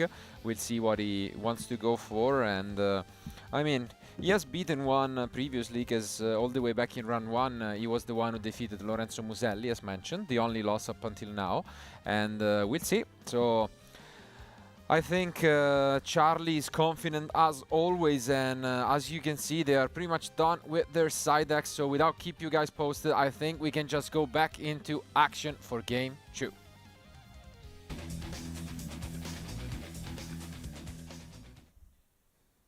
Charlie definitely giving the most confident interview out of the bunch. I also interviewed him as well, and he has the same message when you say, what are you looking forward to this weekend? He said, lifting the trophy. Nice. I mean, he's had an incredible year. Not only did he win the Dragon Duel World Championship back in the day, he won his first YCS this year before even turning 21. I only say that because I got my first YCS win at 21, so he's already accomplished so much more than me at such a young age. Nice. He's one of the most promising duelists, out there that could become one of a duelist of legend. But Julian, though, quite a unique answer from him. When everyone else, when they say how long have you been playing Yu-Gi-Oh, it's like 5 years, 10 years, and Julian's like, 1 year. You're just like, wait a second, 1 year, and you're already doing this at this high level. It's amazing. Yeah, he is an awesome duelist. I actually met him at the 2017 World Championships that we competed in. Really? Yep, him and Ryan Yu. They were both there. That's the one Ryan I Yu remember, ended up of winning. course. Yeah. More Mulcharmies for Charlie. Wow. This has been a trend at this point, but yeah, Purulia. Mulcharlie. Oh, wow. Another one. He is Charlie Mulcharmy. Yeah. Yes, Mulcharlie. Mulcharlie is the new official name. I mean, it's approved. Yeah, definitely. And I was about to say, Purulia is usually the premium one against this matchup, unless they open, Stake Yourself. But when you have both, wow, plus Ash, which, I mean, I don't even know if that was needed, but I feel like you might as well, because you always want to keep the Vanquish Soul deck on a low number of cards if you can. And the problem, obviously, is the K9s give you so many monsters in hand all of a sudden that sometimes it can feel like an uphill battle.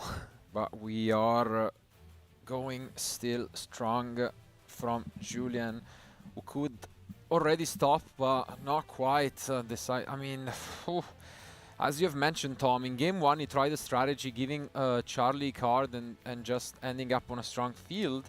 Didn't quite work, and now he's doing it again. Yeah, I mean, this is so rough though, because what can you do? In a game where you can, you're under 1 full loss, it's like you've still kind of got options, but Purulia and full loss is so devastating to this deck. It certainly is, but sometimes it's, gonna happen. But Julian's gonna have to find a way to navigate it through it here, going first.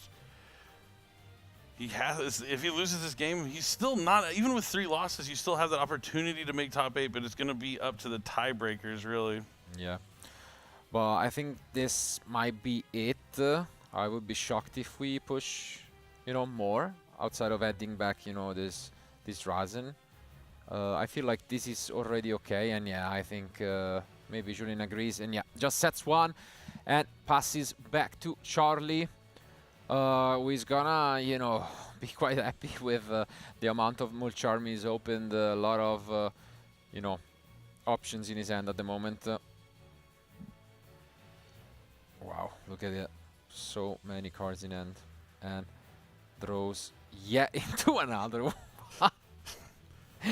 This is unbelievable. Was it another Purulia? Yeah. Purulia's really good. If it, Yes. as a Purulia to wow. start. Mulcharlie is just off to the races here in game 2. Julian can't catch a break here in this match. Anything he does, Charlie's also going to just happen to draw a card as well. Do you just negate this? That's the question, I guess, from Julian. Julian's played 4 turns of this duel so far, and he's been under a Mulcharmy every single turn, which feels a little unfair, doesn't it? And no, I think it resolved. So we are going to start things off with reinforcement of the army. I mean, you cannot be surprised when you see so many cards. You're gonna get pretty much all of your engine pieces, and yeah, that's gonna be a Razen. Are we gonna be doing the same as we did last time, destroying the Razen on site? with the forced release. Or maybe this time maybe the Ripper has a material, so maybe you just kind of hold it for a little bit longer.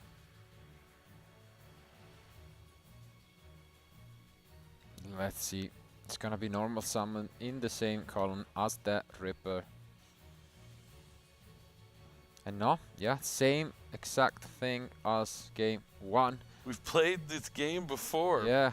But you have to think though, if this was the plan, wouldn't you? Right? Why wouldn't you just negate the Perulia? Yep. Just get the value and yeah. I was also thinking that, but I mean,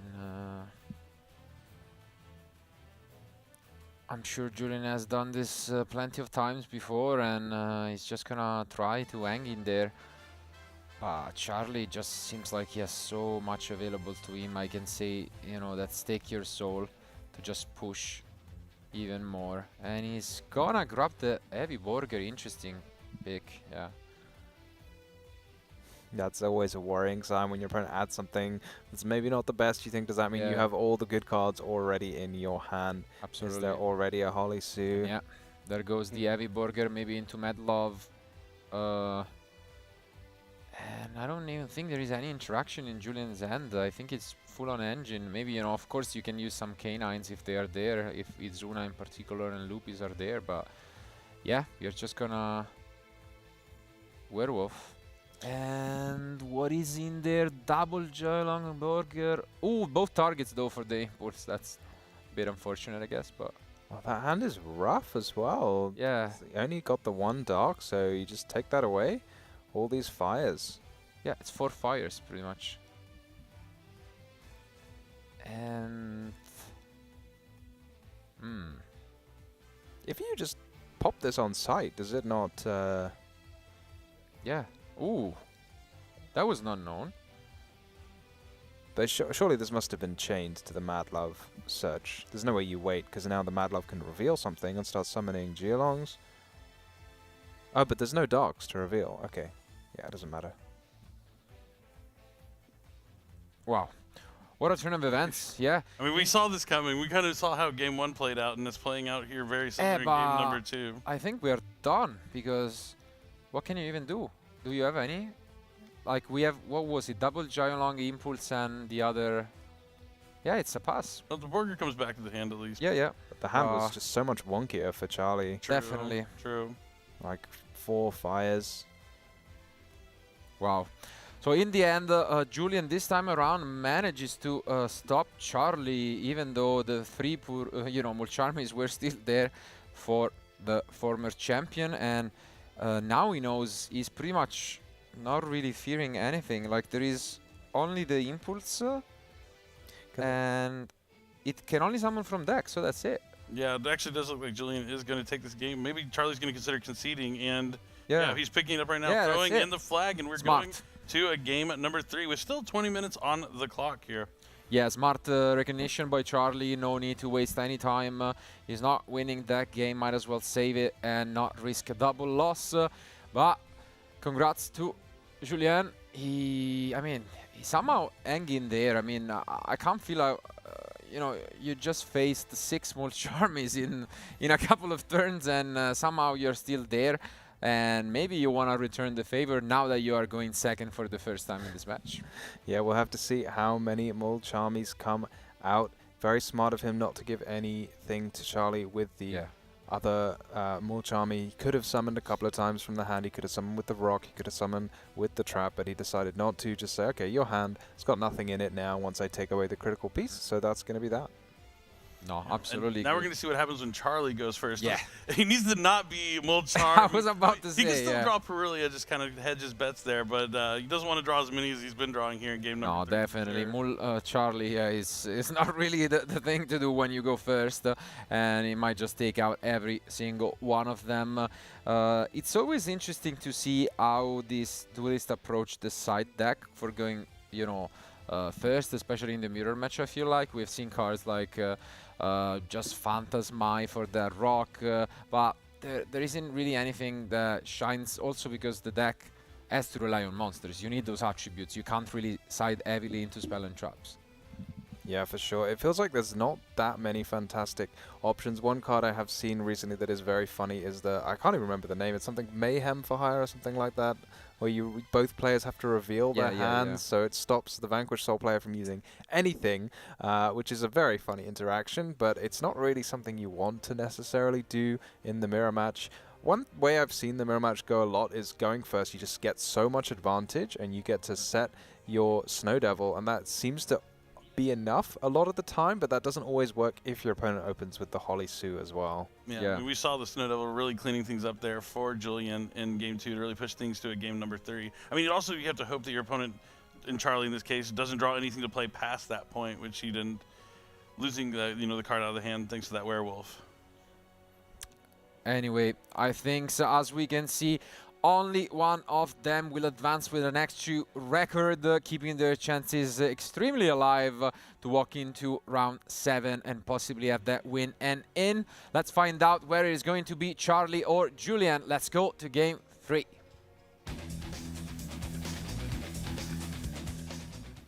Yeah, you really called it there, Marcello. If you have 2 losses going into the last round, that is pretty much the bubble. Because if you do finish with 2 losses, you're probably more than likely going to make the top 8, depending on how many players there are with 2 losses. But usually at the WCS, we have 1 or 2 players with 3 losses making it in. Yeah. No, I've done the math before the event, and I'm pretty sure like XU is guaranteed to make it. In. Yeah. So yeah, I mean it's good news. And of course those double losses make it even more likely at some point that they are gonna make it. So let's see. I mean, it all comes down to this. Around 19 minutes left in the clock, should be plenty of time to make it. And Charlie going in first, the first time in this round 6. Yeah, are we going to see, I don't know, Molt Julian? I don't know what you call it exactly. Doesn't quite... Molt Julian, yeah, it's a stretch. I still respect it. But yeah, that could be the case. This could be the time for Julian to be the one to draw the Mulch armies, but... Could be the case for Kane. We'll keep him coming. Keep him coming. Yeah. Leo, you can tell that it's been a while. And the end looks promising. I see a lot of interesting cards. And... let's see. I don't see Julian activating a Purulia, so... Okay, we do see this Take Your Soul, but an Ash Blossom could be devastating here. Do we have a starter? If we are Charlie, do we have a K9 card? Nope, just a set and a pass. That's brutal. He needed that Stake Your Soul to resolve, but instead the Ash Blossom from Julian is just huge. Also, because I'm pretty sure he had Olisue, Charlie, and then... that's just brutal if you don't have anything to make it work with. And now your opponent knows you have the impulse in hand, so it will make things interesting for Julian, but that's definitely not the start we were hoping for. Yeah, how effectively can you play around that impulse? And maybe if you're Julian, you just go straight for a Ripper here. You just go Jokul, summon Azuna, and make a Ripper as your first action, and then shut down the impulse. Because when your opponent's like past turn, you think, I want to do everything I can. I don't mind if they hand trap me and prevent my other plays, but I do mind if they draw extra cards, because at the moment they can't do anything. Yeah, I totally agree with you, and I guess we are about to find out, because here we could just not use the search effect and go into Reaper. I think it makes a lot of sense. Yeah, because Jokul can just go and fetch a Lantern anyway, and then the Lantern can bring back the Jokul, so you're not like missing out too much. But we are gonna use the Jokul instead, and this could be a risky decision for Julian. Yeah, that is really interesting. Maybe he sided out Lantern, so he thought if he didn't use the Jokul now, he won't be able to use it at all.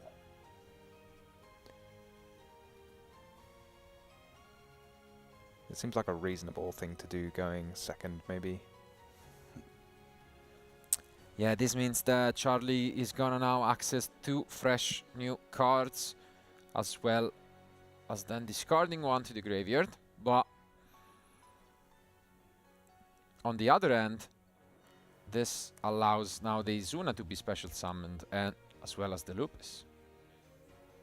Ooh. Yeah, it's kind of tough drawing from that side. Yeah. Gotta be careful. And now looks like he's thinking Yeah, he needs to discard one, no? It's going to discard another impulse. That's an easy choice. Yeah. But as mentioned, now we can go into Reaper right away to just make things a bit easier, I think. Makes sense. Just prevent a possible Olisu from coming down on, you know. What sort of cards are you thinking the face down could be? Is it, I mean, almost certainly you've got to be considering the Snow Devil, and then maybe Forced Release would be a sort of bluff. Although having said that, you can summon it. You can summon a Ripper on your opponent's turn, so. Yeah. He definitely still has some interaction in the hand here against Julian, but looks like he's thinking about using it right here on the Ripper. It's a tough call. Yeah. And also others on the face down. And ooh, Metal Tronus. Metal Tronus. Okay. Interesting. Side deck option, I guess, from Charlie. And it's going to just be activated right away. Yeah, that is quite the card to side in. I guess it's maybe one of those cards where you're just siding in because you don't have, you know, you don't have other cards to side out for the Molchamis. Maybe it's just one of those cards you need for the siding patterns. Because I can't imagine it's something you like really want. Maybe you do, but I mean, it's yeah. I guess it's alright, but if you need to take out those Molchamis, maybe that's what he just is comfortable with siding. And well, we still have so much we can do. We have a normal summon. We have Izuna and Lupis, which we can use. So the question is, do we have Vanquish Soul cards? We might not. So Lantern brings back the Jokel. Yep. do you even need them though? You're gonna have, like, there's the case for K9. Can you activate case? No, you can't, right? Because I think it's the on activation. Oh, I think we are out of targets though. Just gonna be a PU minor. Yeah. When you side deck, sometimes you'll side out those extra options that might not be in your deck, and that's definitely something that would happen here when you're going second. Of course. I mean, but fair yeah, enough. Is Azuna into Lupus not just more than 8,000 damage? Through the... Yeah, because you get the 900 boost, right? So all of your monsters are nearly 3,000. Yeah, could totally be the case. I can see it. How big is the... I want to say like 2,200, something like that. Yeah, 2,200. Spot on. I was like, oh, yes. All right. Yeah. Okay. Yep, Nesh Knight. You're Coming right. Down, gonna clear the attacker. But yeah, why not do it this way? And then this way you can put up the Masquerade on top of the... for some extra protection. And yeah, here comes Izuna. I guess we can use Ash here if we want. Not quite. But you have to Ash, otherwise it's just... Oh, no, it's not big enough, actually. The National is only 1,700. I mean, I guess, yeah, when you play between kind of like acquaintances slash friends, you see some good sponsorship, because I think... He's going to summon Holisu? What did he reveal? Also, why did he summon the Holisu? Just to block some damage, maybe? I guess so.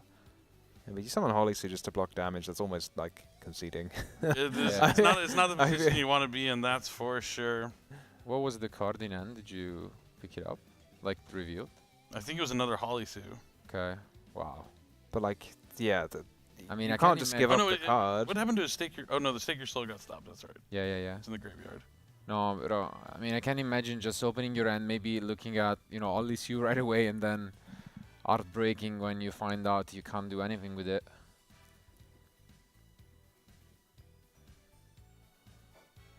But yeah, it seems like Julian, although he looked like he was in a rough spot all match long, has found a way to just stay in this and climb all the way up from that loss.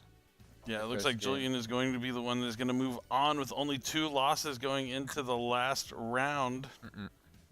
But even when Charlie loses this, you mentioned X3 with three losses and however many wins, 4 would be the case here. Still not out, but definitely a lot more dicey than being locked in with 2 losses. Yeah, for sure. I mean, if Julian loses, then Charlie and Julian might end up competing for the same spot. That's a Zeus with a lot of materials. Oh well. Miracle draw off the top. I don't believe there is any part of extravagance to make things a bit closer. And there goes the handshake. Unfortunately, as you can see, Charlie obviously not happy with it. Has to just give it out to Julian. What Do you a hear me match. on the list? Yeah? Okay, thank you.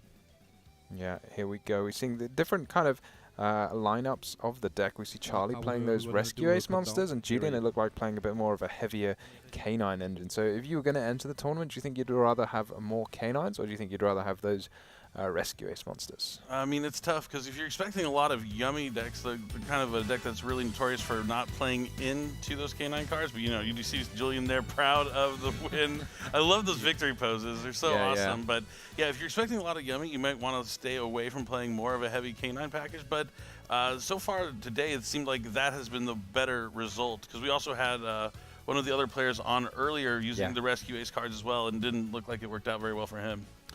Yeah, I mean, I guess it's not the most straightforward card. Sometimes you do like Fire Monsters, which is also why, you know, Dogoran has been a choice for some players as a one-off, just to add that count. And I guess they are among the better options in that regard. But yeah, I definitely think it was a rough choice because I would have expected Yami to be the most represented deck, and then, you know, maybe the heavy K9 count, it doesn't look too great against those, but in reality it was only 7 out of 27, so you know it's a close one. You never know, and those kind of decisions are the one that is gonna matter the most, especially because I feel like when it used to be 5 rounds, then you could get lucky and maybe, you know, avoid it, but with 7 rounds you're gonna play against pretty much all of the field, and yeah, I think those decisions on your reads about what's gonna be the most represented deck do matter a lot. But regardless, I think I mean it was a nice show between two of the best you know, North American players, so you should be proud. I think, Billy. It's you I know, am. Yeah, no, no. Either way, no matter who won here, you know, North America has a player that is X2 going into the last round, and I told you there was also another table. I think it was like table 3 with 2 other North America players that were going at it. So no matter what, there's going to be 2 players from that region with an X2 record into the last round, potentially making that top 8. But this next round is the last round, the bubble for so many players. The players that are X2 want to continue to win just to guarantee it. And then if you have 3 losses, there's still a chance. You don't want to give up hope, and you want to finish strong at the World Championship. Absolutely, and it changes a lot. I mean, it's also going to be the first time in a while that we do not play the top 8 on the Saturday. So that means that no matter what happens, especially if you have been playing, you know, on the bubble, let's say, for a long time, maybe your nerves, you know, have taken quite the toll. You get to relax after the last round. You know, if you make it, you just have, you know, dinner, shower, and then you get a few hours of sleep, and you can come back tomorrow. And even then, you might not, you know, play in a few hours, because as mentioned, we are going to be live streaming every single top 8 match, which is also something I think can give an extra motivation to just, you know, want to make it, because your friends might want to support you from back home, because every single match will be shown tomorrow. So that's a great, I think, thing to look. It'll be on the lookout for. I love that change. Yeah, I've never been a big fan of having the top 8 played out after the last round on this day, because it's kind of anticlimactic. Yeah. I mean, you had to do that, right? You made top 8, and then I remember us all just we all went back to the hotel while you were still playing your top 8 match. So you're just like in a room alone. But to have all the top 8 matches on the stage, that's incredible, because it's incredibly hard to make the top 8 at the World Championships. You're going to be along with the 8 best players in the world, and the fact that we're going to get to watch each and every one of those matches tomorrow is absolutely incredible. I mean, it's special also because I feel like you never know who is going to take it at the end. And so the fact that we'll be able to follow through the World Champion full matches is important. You know, you want to see how they made it there, and if they got lucky, if they got, you know, to have some battles, or like their opponent bricked, or whatever happened. I think it's a nice story, even for them, to be fair, to be like years after they've won. This is how I've become, you know. It's something you want to show your grandchildren one day. So it's a nice little story. So I mean, come over here, Johnny. Check out the time that I made top 8. You gotta see these old Yu-Gi-Oh feature matches that Paris. In Yeah, Paris. absolutely. So I mean, I would. I know I will. So I mean, hopefully. But I mean, This is when maybe- I made the EU Exactly. WCQ finals. Exactly. So I mean, that's definitely a funny one. But no, I mean, for now, still again, congratulations to Julien. Oh yeah. He had really you know, an interesting tournament up until now, and he's gonna get yet another chance in the last round. As meant up until now, Yuna is the only player who we knew was already locked in for Top Cut, being the only 5-0 in the tournament. Kudos to her. What a run. I mean, maybe she's 6-0 at this point. We don't even know. So, you know, absolutely crushing it through the competition with her deck. But I think we obviously want to get into the brain of Julien in a few seconds, because it does seem like it was a very interesting take on the deck. Throughout the match, we saw also multiple copies of a case for K9, which I think is maybe the only player who's doing it this weekend. Yeah, it's definitely very unique, I think. You know, players just, it's searchable, so you just like play one. That's fine. But then you say, actually, well, what are the cards I really actually want to draw? And maybe they just say, okay, I just want a few more K9 monsters in my deck. So let's start with that Jokel into Ripper, and then anything you do from there is going to be uninterruptible. Yeah, definitely. And you were talking about whether you would want to have a heavier K9 package or not, but it seems to be really proving dividends here for Julien, as he has to, it doesn't have to win the next round, but if he wants to lock it in, he's going to be playing on that bubble. And meanwhile, on the other side, Charlie, to even have a chance at making the top 8, he's also going to have to win that last round. And I mean, in a way, he could also return to the favor. I mean, they could both still keep the trend on, because in a way, Julien could carry Charlie once more. You know, if he wins the last round, that they both do. Yeah, that would be incredible. That would be a funny story. But on the other end, we could also get you know, the opposite thing, where Charlie just plays out, wins, and then he gives the additional tiebreaker if Julien loses the round. So, you know, they are both still on the lookout for one another, and I think it's you know, the beauty of these little stories and how they made it all the way here. But I mean, as mentioned, Julien is the one who made it by qualifying twice, which I think you always, you know, just gotta be on a side and applaud, because of that, you know, incredible accomplishment. And I think he's definitely one of the most deserving of at least a chance of advancing to day 2, but who knows? I mean, every single one of these 27 players deserves a chance to get there. Not everyone can make it, of course, only about a third of the field, but we'll see how that goes anyways. But as mentioned, now the spotlight is on Julien, and so I think it's only fitting that we hear it from the man himself, the winner of round 6. Let's go to the post-match analysis. All right, thank you once again, Marcello. I've got here with our winner of the round 6 feature, Julien. How are you feeling? Feeling good. Almost finished with day 1, just one more round. So feeling good to, you know, before second to last round, get a win in. Right. And why do you think VSK9 is the best deck for this event? I just think that if I go first, okay, what I'm about to say is going to contradict what happened on stream, but when I go first, I should like never lose. But to be fair, I misplayed crazy and I got hit by 3 Molcharmies, so those two things combined. I did want to ask about that. So obviously you got hit by not 1, not 2, but 3 Molcharmies, both game 1s and game 2.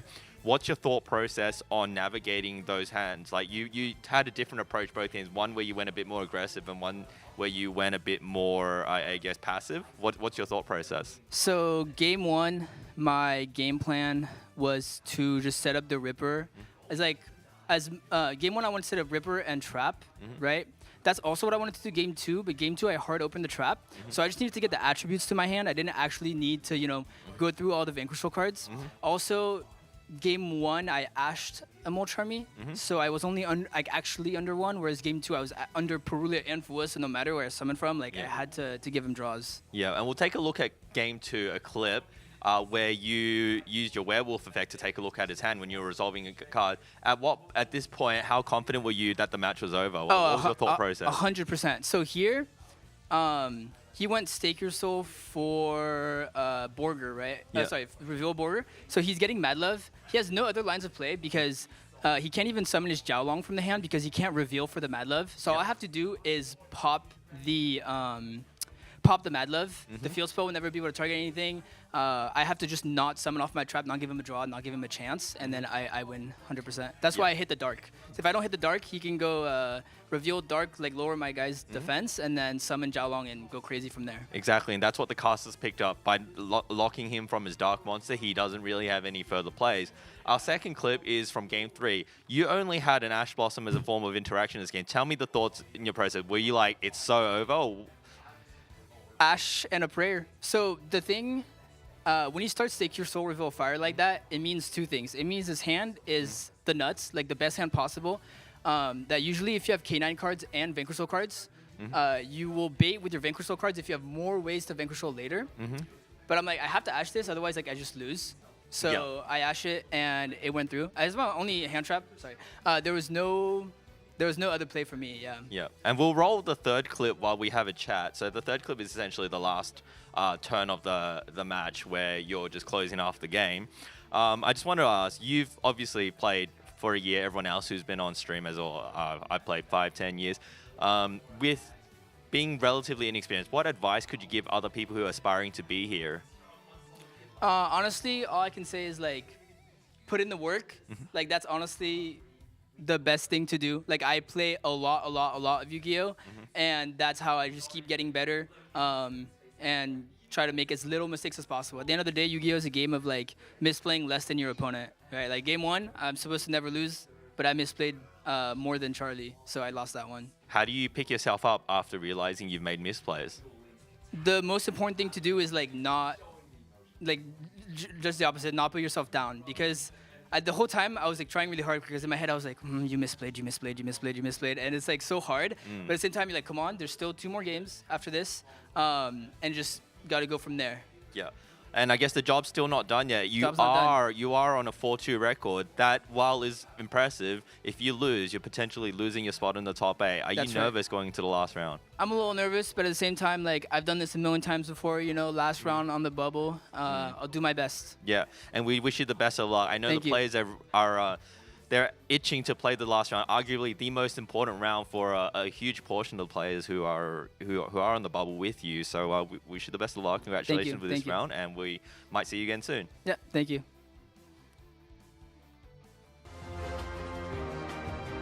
C'est l'heure du duel.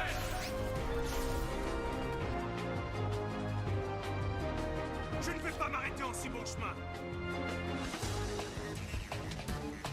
Alors, qu'as-tu à répondre à ça? Te voilà enfin, Yugi.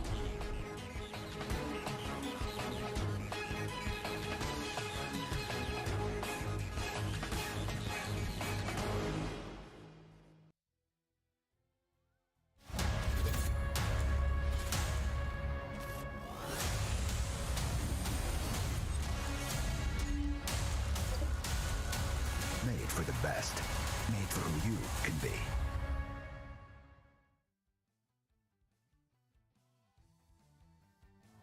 He wasn't supposed to win. Wasn't the favorite. Wasn't the smartest one out there. Wasn't the guy with the shiny, rare, whatchamacallit card. He was the third-rate duelist with a fourth-rate deck. Hey, listen to me. I say talk is cheap. I fought my hardest to get where I am right now, and I never let anyone get the best of me, even when all hope seemed lost. So why should I start now? The whole gang's rooting for me. And with my friends behind me, there's no way I can lose. What I'm fighting for? I got that part down. Here I go. It's all or nothing.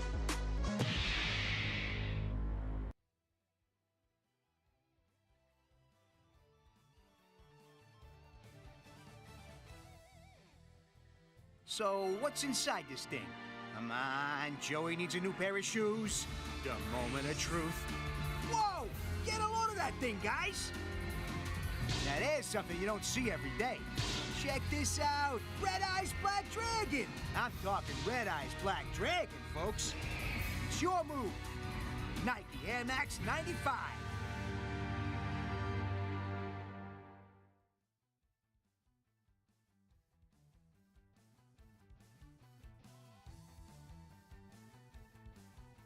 なんだなんかドキドキするな。うわ、来た来た来た。これはすっげえ。見てみろよこれ。どうよ、俺もびっくりしたぜ。おいみんな、ここにすっげえのが見えるぜ。レッドアイズブラックドラゴン。さあお前のターンだぜ。ナイキエアマックス95。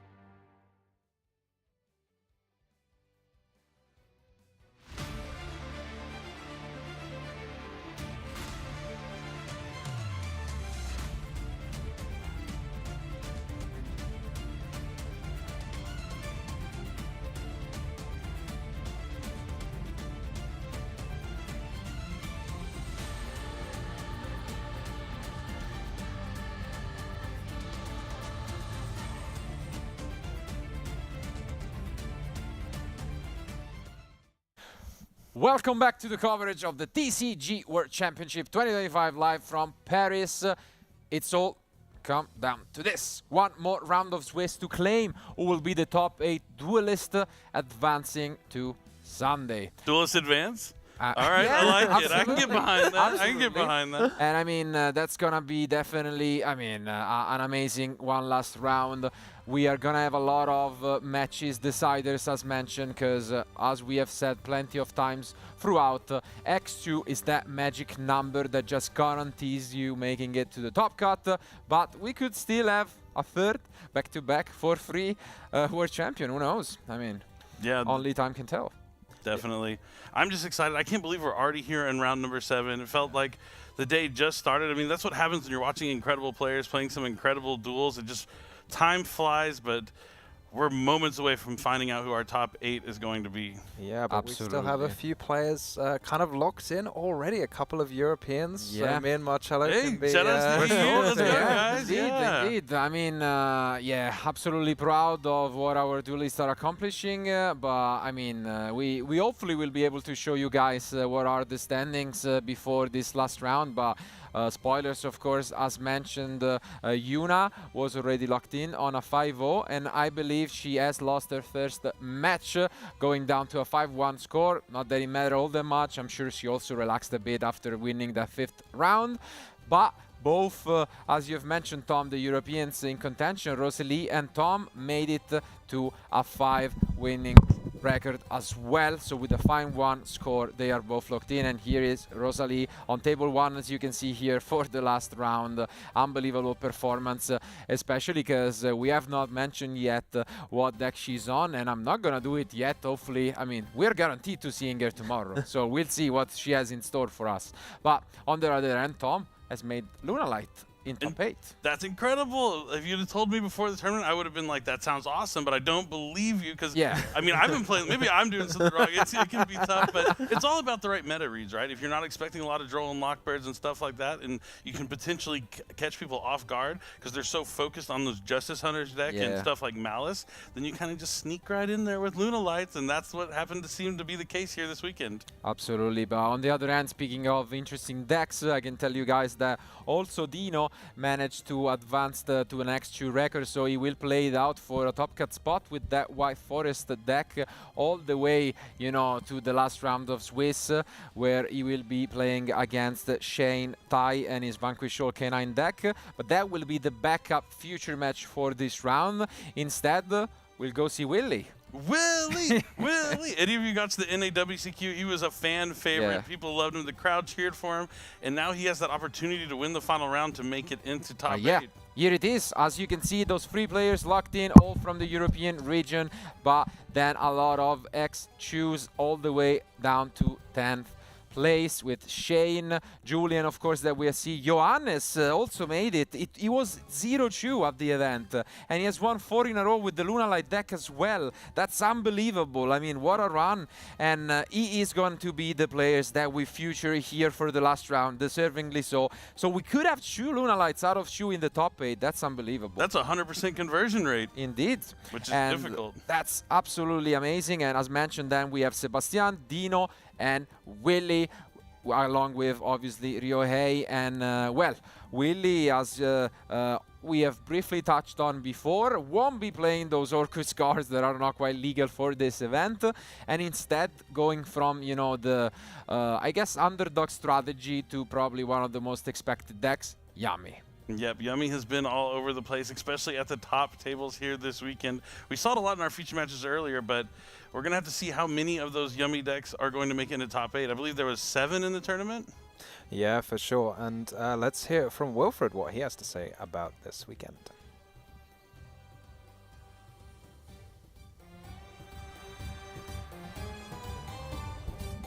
I'm from Florida in the United States. I've been playing Yu-Gi-Oh! For probably like 12 years-ish, and I like animals.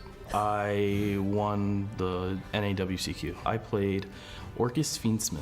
The entire weekend is just exciting for me. I didn't think I'd be here, so I'm very happy. It didn't matter what the result is. I got here. That's not what most people get to do, so. Oh, it's Sky Striker Ace Rose. I like her art more than Ray, and her effect isn't as good, but the art's is better, in my opinion. Croissant. I mean, doesn't even have to think about it. It's croissant, croissant, croissant. Yeah, are you kidding me? You know, maybe we need to give them like an actual test, like bring them a presentation of both to try them and then make an accurate, you know, decision. Maybe you have like the best croissant and the best macaron. Production, if tomorrow you wanna bring some for us, Hey, just say it. I mean, I do it for the show, of course. Yeah, I mean, we need to settle this once and for all. Yeah, you have to close your eyes just so it's fair, so you don't know which one you're eating, you know. I'm sure I wouldn't be able to tell the difference. No, absolutely not. But yeah, now I think it's time to see if the streak continues, because we're down to the last interview. Are we gonna get the one macaron? Let's hear it from Johannes.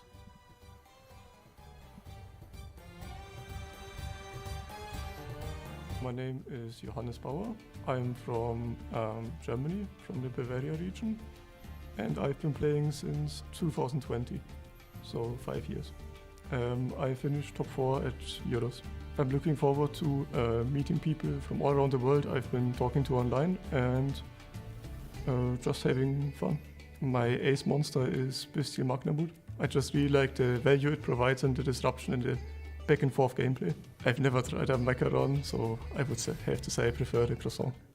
Okay, that one's by default. That one doesn't count. If you haven't tried them both, you can't have an accurate pick, but still croissant. Yeah, absolutely. I mean, anyways, as mentioned, guys, it's an amazing match for sure. What an incredible story. On the one end, of course, we have the NAWCQ winner. On the other end, the possibility of having 2 out of 2 Luna Lights in the top 8 after starting off rough today for Johannes. I think it's gonna be an incredible matchup, and on the one hand I might be worried for Willy, because I believe that has been one of the, you know, matchups that, talking to these Luna Light players, they prepared for. You know, they brought this deck because they thought Yummy was gonna be the most represented deck. All right, here we go. The final round of Swiss. The winner of this will lock their spot in top 8 at the Yu-Gi-Oh! World Championship here in Paris, France. Yeah, here we go. You know, I was thinking to myself, like, I think we had 7 unique decks, and wondering if we could possibly get, I was thinking, can we get 8 unique decks in the top 8? But obviously we can't, because there's only 7, so one deck has to have 2. Yeah. But who would think it would be Lunalight would be the deck that has 2? Yeah, indeed. If there happened to be 7 decks in and yeah, I mean, the 3 locked-in decks are 3 different decks for now, so that is definitely at least what's going to happen. Willy starting things off strong with an Obedience Schooled. This means we aren't going to see Herald of Arclight. Yeah, we did see Johannes losing earlier to the Lunalight deck, I think, but we will see how it goes. Again, we did see Tom's deck, and I get the feeling that they may have prepared together, Tom and Johannes, so maybe their decks will be similar. So maybe we'll see those similar kinds of cards like Dark Ruler, Book of Eclipse, and Called by the Grave as his strategy going second. All right, gonna go into Yummy Snatchy and then Synchro Summon for Yummy Cupsy Way. Or Cupsy Yummy Way, rather. Gonna add Lollipo and Cupsy, and going to send that Lollipo to the graveyard.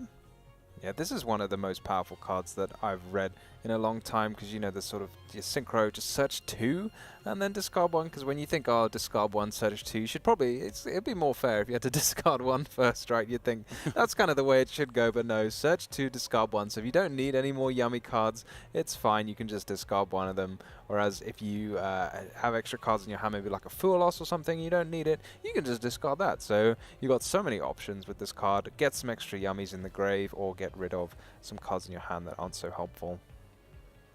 Certainly, and looks like Lollipo Yummy Way is coming out next, bringing back 2 yummy monsters from the graveyard, and then they're going right back, but for the Starham. Yeah. Oh, interesting take. Yeah. But I mean, I guess you have to do it when you open Obedience Coding. Yep. Exactly right. So gonna make a Synchro monster, and then make the monster brought back a tuner, which gives you a 1 and a 3, which you can then use on your opponent's turn. Even though you can't start their turn with the Herald, you can make one pretty sharpish. And oh gosh, is that 3 face downs as well? Wow, what an opener this is. And I mean, I must assume that on the last round of Swiss, you know what you're up against, right? Like, I would be shocked if they didn't know. So it could be interesting that, you know, Willie just tries and opens like this against the Lunalight deck. Will it be enough? Let's find out. And will we see some, you know, field-breaking spells again, as we did for... Ooh, this is huge. Heavy Polymerization is great going second. It's an easy way to summon one of your fusion monsters from the extra deck. It lets you fusion summon using monster in your extra deck that has a fusion material of an extra deck monster. It costs a lot of life points, because you're going to take, I believe, like their attack points is damage to your life points. But it's a good way to get out your Lunalight fusions fast. This is incredible. Yeah. So is this a card where, again, like, we see maybe not starting the turn is that much weaker? Because if you start the turn with Herald in play, then you can just negate the first thing your opponent does if it's powerful like this. But now you know you can just get your first play straight through, because it won't be negated because Herald's not yet on the field. Yeah, and here, as you can see, we are not gonna be chaining, because basically you can use materials up to the number of monsters. So if you chain the synchro, you just give your opponent more materials, and yeah, it's not but ideal. 4 monsters, they're all going to be banished, so he's not going to get the benefit of the effect. But Liger Dancer is going to come down right away at the beginning of the turn, and there might not be anything in the Yummy deck that's going to be able to deal with this Liger Dancer. Indeed. I mean, you can always attack it with... with what? Huh? Well, if you... Oh, you get big enough? Yeah, they don't even get big enough, I don't think. No, I think you can't, because the maximum you can reach is 37, I believe, with, you know, 2500 boost. But maybe no, if you put one in the actual monster zone, it's that 3000. Maybe you can, but I still, guess then the field's going to get wiped. Yeah. It is definitely tough for the Yummy deck to out the Liger Dancer. And following up with the Triple Tactics Thrust, it's going to be chained to return the Synchro monster, so Willie can summon back 2 Yummy monsters from the graveyard. But maybe this is a sort of grind situation then. If you know, if your opponent's got the Liger Dancer in play, then you think, okay, well, they've only got so many destroys. Maybe the Yummy deck can just sit there and just keep summoning monsters, putting them in the way. It's a tough thing to do for sure, but maybe that has to be the plan. And in the meantime, I can inform you guys, we have had a super fast game 1 in the backup future match, and Dino took it, so he's only 1 game away from claiming a spot in the top 8 with that White Forest deck. Wow. That's incredible to hear. We might have those 7 different decks in top, indeed, Tom. Well, not if Johannes is able to take this. We're going to have at least 2 Lunalights. Yeah. If that's the most represented deck in top 8. That would be absurd. Absurd. And I mean, to be fair, up until now, we know 3 guaranteed decks that are not the 2 most popular, and they're all different decks. So that definitely a possibility. I mean, if Dino wins, it's at least 4 different decks, and none of them are the 2 most represented. So that would be an absolute insane result. And we are considering Foolish Burial as a target. Definitely not the most common one, but... Especially with Herald on the field, but he's going to have to go to battle phase to clear the Herald probably first. And yeah, that's going to be it. We do get a draw, it seems. But it's a rough spot. I mean, heavy polymerization just doing So much work. Heavy work.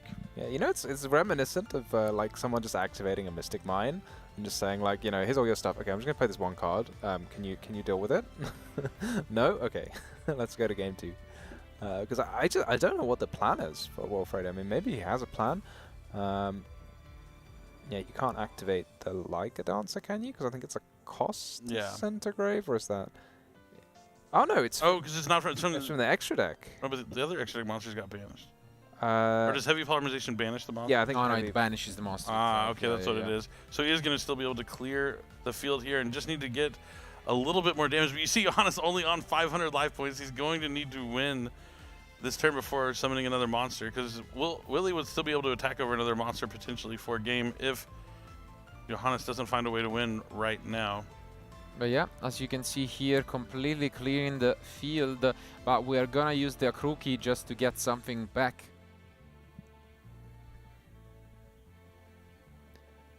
Here comes the cookie. I'm slowly learning. They're all too similar to get the names from telling them apart, but this one is the cookie. And cookie, when it's summoned, you can reduce the attack of a monster, or if it was summoned by a synchro, you can destroy that monster. So quite a powerful effect, but not so helpful when your opponent's card is unaffected by card effects. Definitely not. Now Foolish Barrel's going to send the Lunalight Silverhound to the graveyard, which will allow Johannes to special summon a Lunalight monster from the deck. Willie still has Yummy Surprise face down. Yeah, you gotta do something though, maybe, because once you get a Lunalight Fusion with the Silverhound in grave, then the Yummy Surprise can be negated. So maybe this is the plan now, just use it earlier rather than later. He has it already, right? Because he sent the he sent a fusion to use the Liger Dancer. So he could negate the Yummy Surprise right now.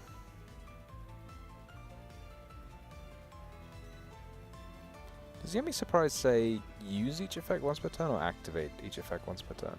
We're gonna have to pull that one up. I'm gonna go with use, but that's a hunch rather than a no.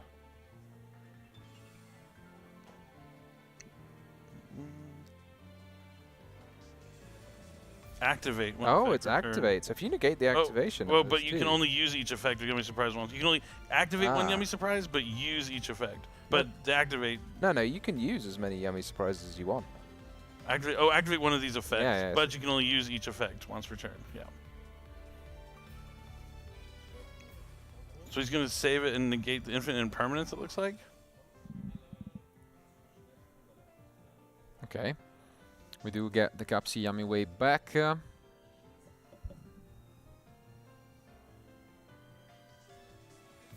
Giannis just has to be careful. Even though he has that Liger Dancer on the field, if Willie has the opportunity just to do 500 points of damage, he can take this game back. And just paying attention to which column that infinite impermanence was activated in. Although having said that, it was negated anyway, so not too much of an issue. Gonna add the Kaleido Chick with the Leo. Now Johannes has to send a card. He has 2 copies of Lunalight Perfume. That card is not once per turn. For sure, that is not once per turn. You can use as many of those as you like. I do think Johannes is going to be able to take this game, but Willie's goal right now is to survive and then hopefully like attack over something or attack directly somehow, potentially, to navigate a way around the Liger Dancer. I like the different costs to activate effects because Willie's paid 100 for his. I mean, if he pays too many hundreds, it actually matters in this scenario, which is pretty funny. And yeah, we do get 2 monsters back with the Capsi Yummy way. Oh, but we might have a response in Called By. Wow, what a hand going second. Heavy Polymerization, Called by the Grave.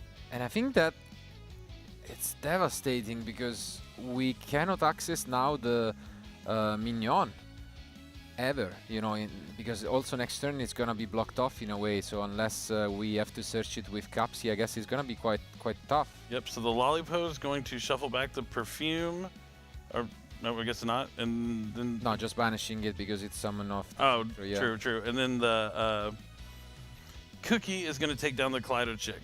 Yep. But now we can add it back to the end. With the Lunalight Gold Leo effect. And we still have in hand the second copy of Perfume, I believe. So. Willie doesn't know the bad news yet, but Kaleidochick's going to go ahead and send a Lunalite to the graveyard to copy the name, but that will be the one he wants to summon back with the other copy of Perfume in the hand. Yeah.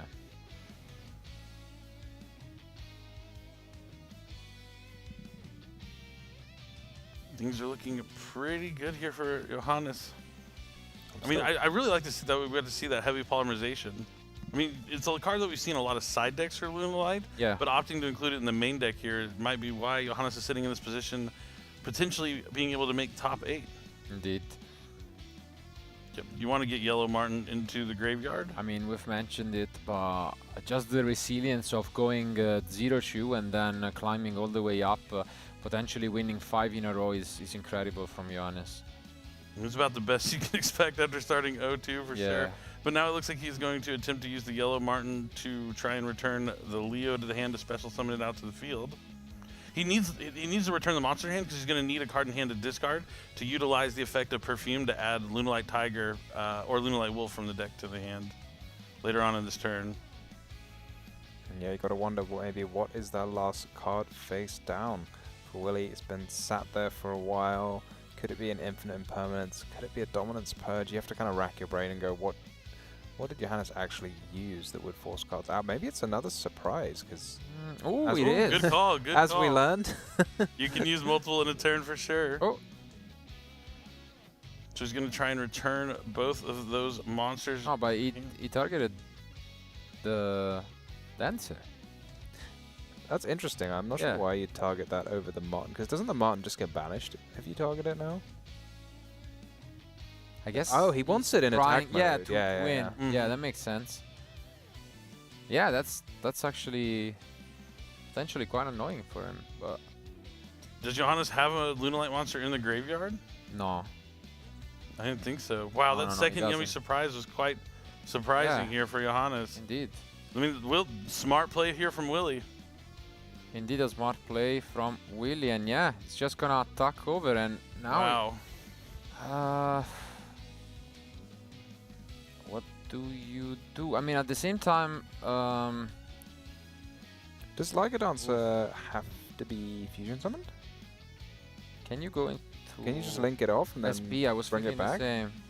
Surely it has to be, but it's too powerful to be cheated out. Yeah, it must be fusion summoned. I mean, he still has the Liger Dancer effect to kind of protect the Yellow Martin, potentially. Yeah, but that's a super heads-up play, because, I mean, is there a way... Oh, there's also the and it's a Link path. 2, which does 1500 damage, so even with the monster in play, maybe you just go into the Link 2 and that's that. I mean... Do you just rip the Liger Dancer right here and hope that Willie doesn't have another way to get a monster on the field? There is the field spell, so you doesn't work. That's true. Like, unless he's out of yummy monsters, he has to just count, because he knows 3 are in the end. Maybe he's out.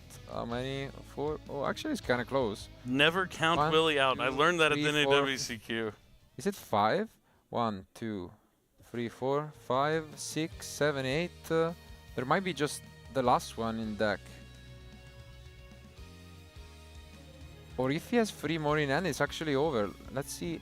I wanted to check the end from Willie, because I'm sure there is at least 3, but there might be 4, and in that case, he's out of monster. This might be one of the biggest mind games, because it doesn't summon from hand, right? It summons only from deck. Let me check. But like, what's he gonna do at this point? Snatchy is not a threat, right? Because you call by the grave on Snatchy anyway? I think he has 3 monsters in hand. So it might be over without... yeah, he has to read... that is the card that you win with, if you don't do it. And you can special summon only from the deck. So yeah, I mean... Oof, it's a big... Wow. That second yummy surprise really put Willie in a good position. Yeah. I mean... Oh, I guess... I don't know. Is it a slow play warning just because... Yes. I guess so. I mean, he doesn't seem too happy with it. But... I guess that has been the decision. And... there is an Anima. And here is where we could actually use the dancer. I mean, I guess there is no reason. But there's still no reason to use. Yeah, you can wait here and do it here, because I think if it's destroyed, it triggers, no? So you have to do it now. But does it not need 2 beasts or something like that? Or no? No, only 1 beast. 1 beast, okay. So I think you do it now. Like, you do it now. Is there any way that he survives through it? No. I wonder why he didn't make it there. Yeah. I mean, Maybe surely you have the Liger Dancer here. he's scared of the field spell, maybe. I guess, like, is he really playing? Yeah, I don't get it. Johannes could have also summoned this Yellow Martin in defense mode, right? I actually don't get it. Yeah, because you're right. I think, did Willy not realize he's out? Or is there one more? Let me check. Let's check the deck. Is there one? Like, there is either the very last. Okay, there is the very last one. Then, yeah, we're fine. Okay. I was worried for a moment because he had a lot of monsters in hand, but that was literally the 9th Yummy monster. Will never count Willy out. Even when things look grim, he found a way here. And a yummy way. The yummy way. I mean, that's such a maybe a tilting moment for Johannes, but I mean, if anyone's going to come back, he will, because he's come back from 2 losses down. But you can give it 1,000 less defense attack as well and just swing over it. But an attack for game? Incredible. Yeah, that's a surrender. Yeah, that's Willy! Oh, man. A game that just looked almost impossible. On the back of 2 copies of Yummy. Surprised there. Oh, there's so many points that Johannes is going to look back on the game and think if he could have done something different to not be put in that position. Maybe, like, activate the perfume, like, a little earlier just to get it into the graveyard, because he just really needed to get that Lunalight perfume into the graveyard and then add a card back to his hand. To maybe banish and get a Lunalight Tiger potentially, because he just needed 1 more monster on the field to win that game. Yeah, that was super heads up though, leaving the extra Martin on the field in attack mode, so it can't be, you know, it's just kind of stranded there in attack mode. But you've got to think, maybe the burn damage, maybe there must have been a way to like really force through the burn damage. Yeah, I don't think it really mattered, because at the end of the day, you could have just crushed into the...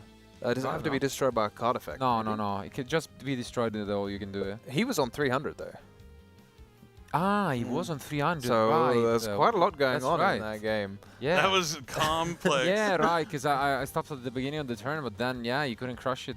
Yeah, that was definitely an heads-up play, even more than by him. But wow, it's down to the wire for sure. And now we are only 1 game away from possibly, you know, having this upset and Willy claiming a spot in the top cut. I'm telling you, you can never count Willy out. Like, even in the finals there at the NAWCQ, all hope seemed lost, but he still found a way to win that tournament, and he's still doing it here at the WCS, the World Championship.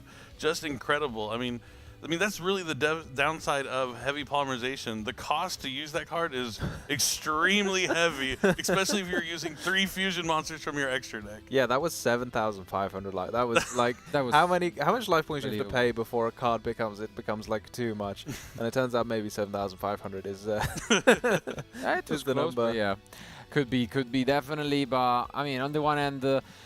Well, now we have mentioned that this time around Willy decided to, you know, have his own take on one of the most popular decks, Yummy. I gotta say, he has quite the interesting take on the deck. In this game, we didn't quite get to see those tech cards in the main deck. Maybe now we'll get to see, but I can tell you guys that his deck list is quite unique. But it seems like we are done with the side decks, so let's jump back into action.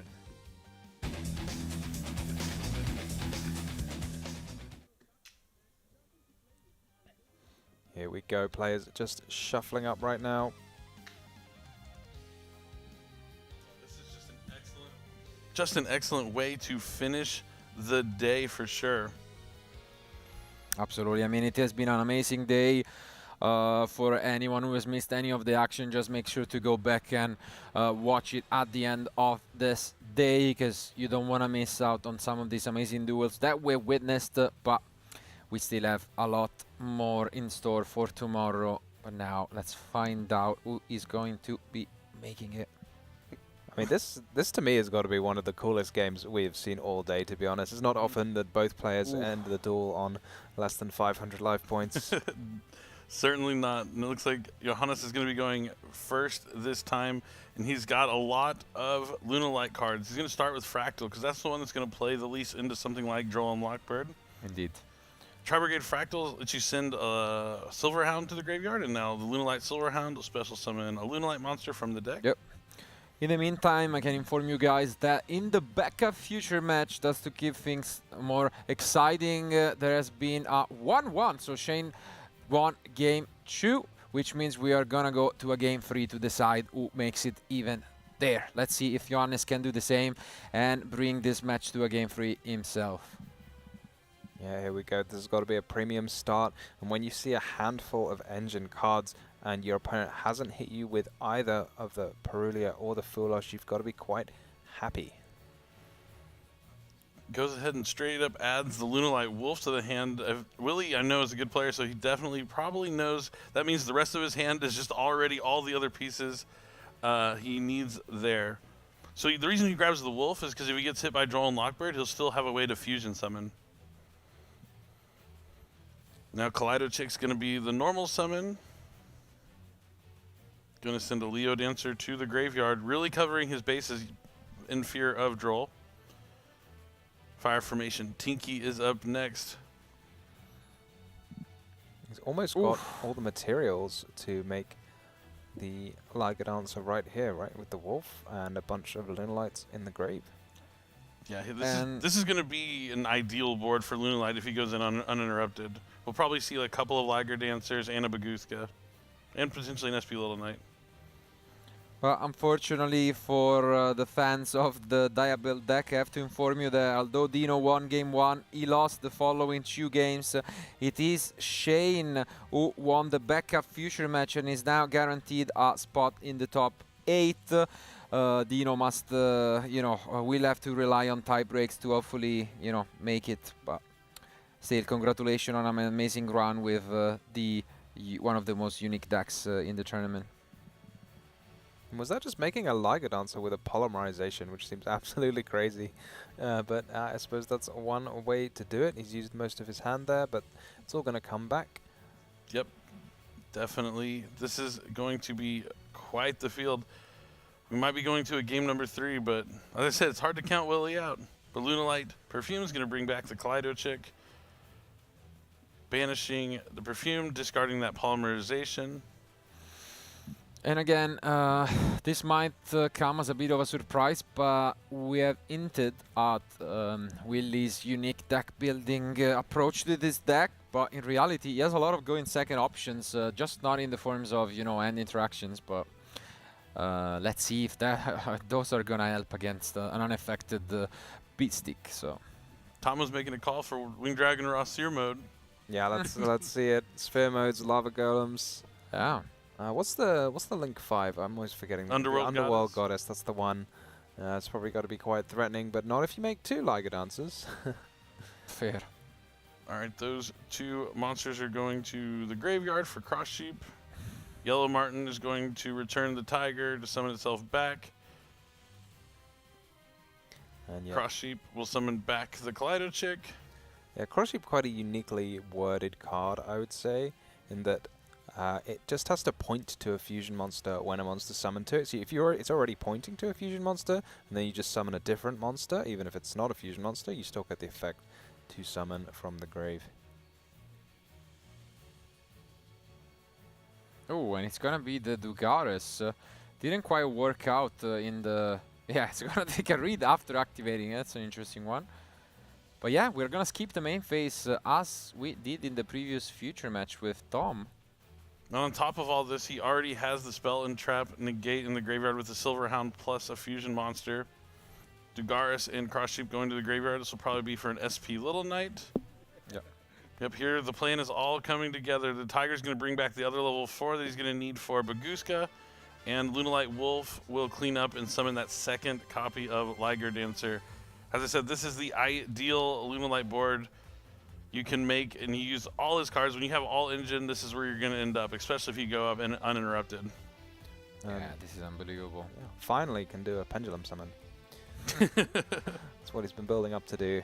I do like how the Lunalight pendulums, like, while you can pendulum summon, it's cool that they're just like continuous spells almost. But that's kind of a good way to describe pendulum monsters. But yeah, this is ideal. Yeah, this is by far the best opener we have seen from Lunalight all weekend long. And although you said it, never count Willy out. This is one field, you know. I might be counting him out this time. He's gonna need that ancient beast of the sky. Please hear my cry. Yeah. Envelop the desert with your glow and cast your rage upon my foe. I guess what card could help out? Maybe as Tom mentioned, outside of Sphere mode, very few. And I think the flag that is coming has been down. enough. I mean, there are 23 minutes left. You really don't want to risk a double loss on the bubble match. Might as well take your loss and bring it up to the game, especially considering game one was close and Willy went first and full comboed. So you know that it might take a while. So makes a lot of sense. And this game, too, that we just saw right here is basically why I think these players brought Lunalights into the tournament, because they knew one of the most popular decks is going to be Yummy, not using a lot of those hand interactions, right? And if you get to go first uninterrupted, you can make this a turn one field that is pretty much unbeatable outside of, as you mentioned, Sphere mode. I reckon Willy's going to side in a couple of copies of Ceasefire and Just Desserts, just in case that heavy polymerization comes down again. You know, go down to 500. Poison the old man. Okay, yeah, there we go. Poison the old man. Yeah, fantastic Yu-Gi-Oh! That would be. But I'd be very surprised that was in his side deck, but I would be very here for it. Absolutely. I mean, probably not quite going to be the case, but we have a lot of other options that obviously might be there.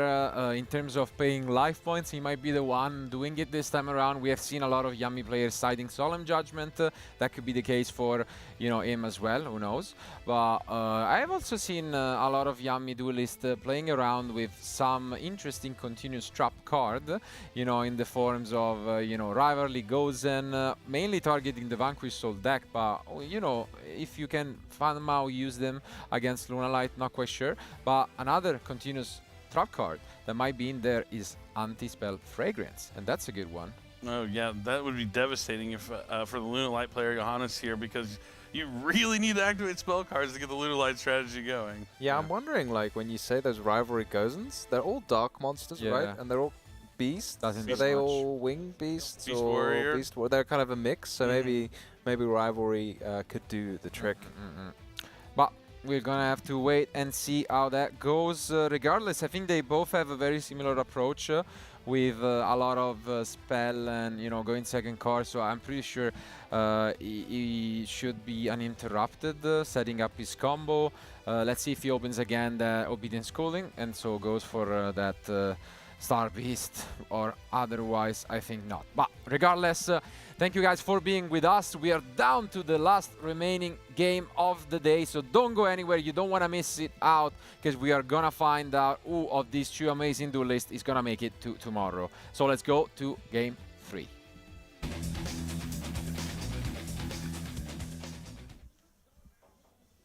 I'm wondering, I mean, I know I was joking about the ceasefire, but maybe you just end on the link 2, and then you check heavy polymerization. Because if that's in the field, I dare you to do it. You can't do it anymore, right? Because you play the heavy polymerization, you pay almost all your life points, and now you've got this monster that if you destroy it, you lose the game. So yeah, that's two towers staring one another down. But you heard it here, free masterclass from Tom Payne. There you go, there you go. This is how you beat Lunalight. Absolutely. Specifically how you beat heavy polymerization. I wouldn't really bank on Johannes running more than, like, I don't know how many copies. How many do we think? I mean, there might be a few. I mean, as Billy has mentioned, is not uncommon to see more copies in the side deck for going second. So maybe we'll see it again. And I mean, this is a scary part for Lunalight too, because we saw his hand there in game 2, all Lunalight cards. If you draw that hand going second, it's bad news. Absolutely. But the one thing that Johannes does have going for him is a lot of the interactions from Yummy, putting your opponent's monsters face down, returning monsters to the hand, not particularly good against fusion-based strategies. Indeed. And let's see whether that will be the case. As mentioned, Willy going first. Gonna try and set up his Yummy plays. could be the last hand that one of these two draws for the World Championship. Big moment.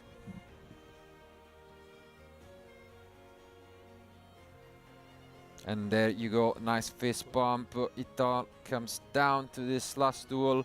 And you can see one by one the cards are being picked up. Oof. I think the last one was the crucial one. If I'm not mistaken, it was the Obedience Calling. The rest of the end, I'm pretty sure, was full brick in terms of engine. But this is just the one card that makes the opener so good. And you can see Johannes smiling about it. Yeah, I mean, once you resolve the Obedience School, the rest of the cards might as well be traps or hand traps or whatever you like. But it's one of those things, like, it depends how your hand lines up against your opponent, right? Because if you only have the one Obedience School and it gets Ash, then it's not gonna do what you want. But when you've got the Obedience School resolving, now all of a sudden those four non-engine cards just come alive. Yeah, certainly. It is one of the strongest one-card starters you can have in any strategy. We see the Cupsy Yummy Way coming down to add a Cupsy Yummy and a Lollipo. And then just like we saw, the Lollipo is going to be sent straight to the graveyard. Indeed. I mean, let's see. We do have this Akruki, obviously can help out play around Nibiru and other possible interruptions from Johannes. Typically, you want to place it on the field during your opponent turn, but I guess you don't really need the minion if you open the Obedience, so... Yeah, it makes a lot of sense. I think it's a little bit of insurance as well against the potential Nibiru. I don't know how much I would respect Nibiru in the Lunaline deck, but I guess you don't know how much what your opponent's deck contains for you, so you might as well play around it. And yeah, we are gonna see once more the Star Beast, since we are locked on Beast. Oh no, and it was in the end indeed the minion. That makes, I guess, explains it a little bit better. And I think the rest of the end is full on trap cards, which could make this opener just so much better for Willy. Oh my goodness. Oof. Four face You downs. called, I mean, they're not, not interactions from the hand, but there are plenty of interactions that are going to be on the field. And on top of it, we are just gonna, you know, recycle some resources using the minion effect to shuffle back the Cupsy and the Snatchy.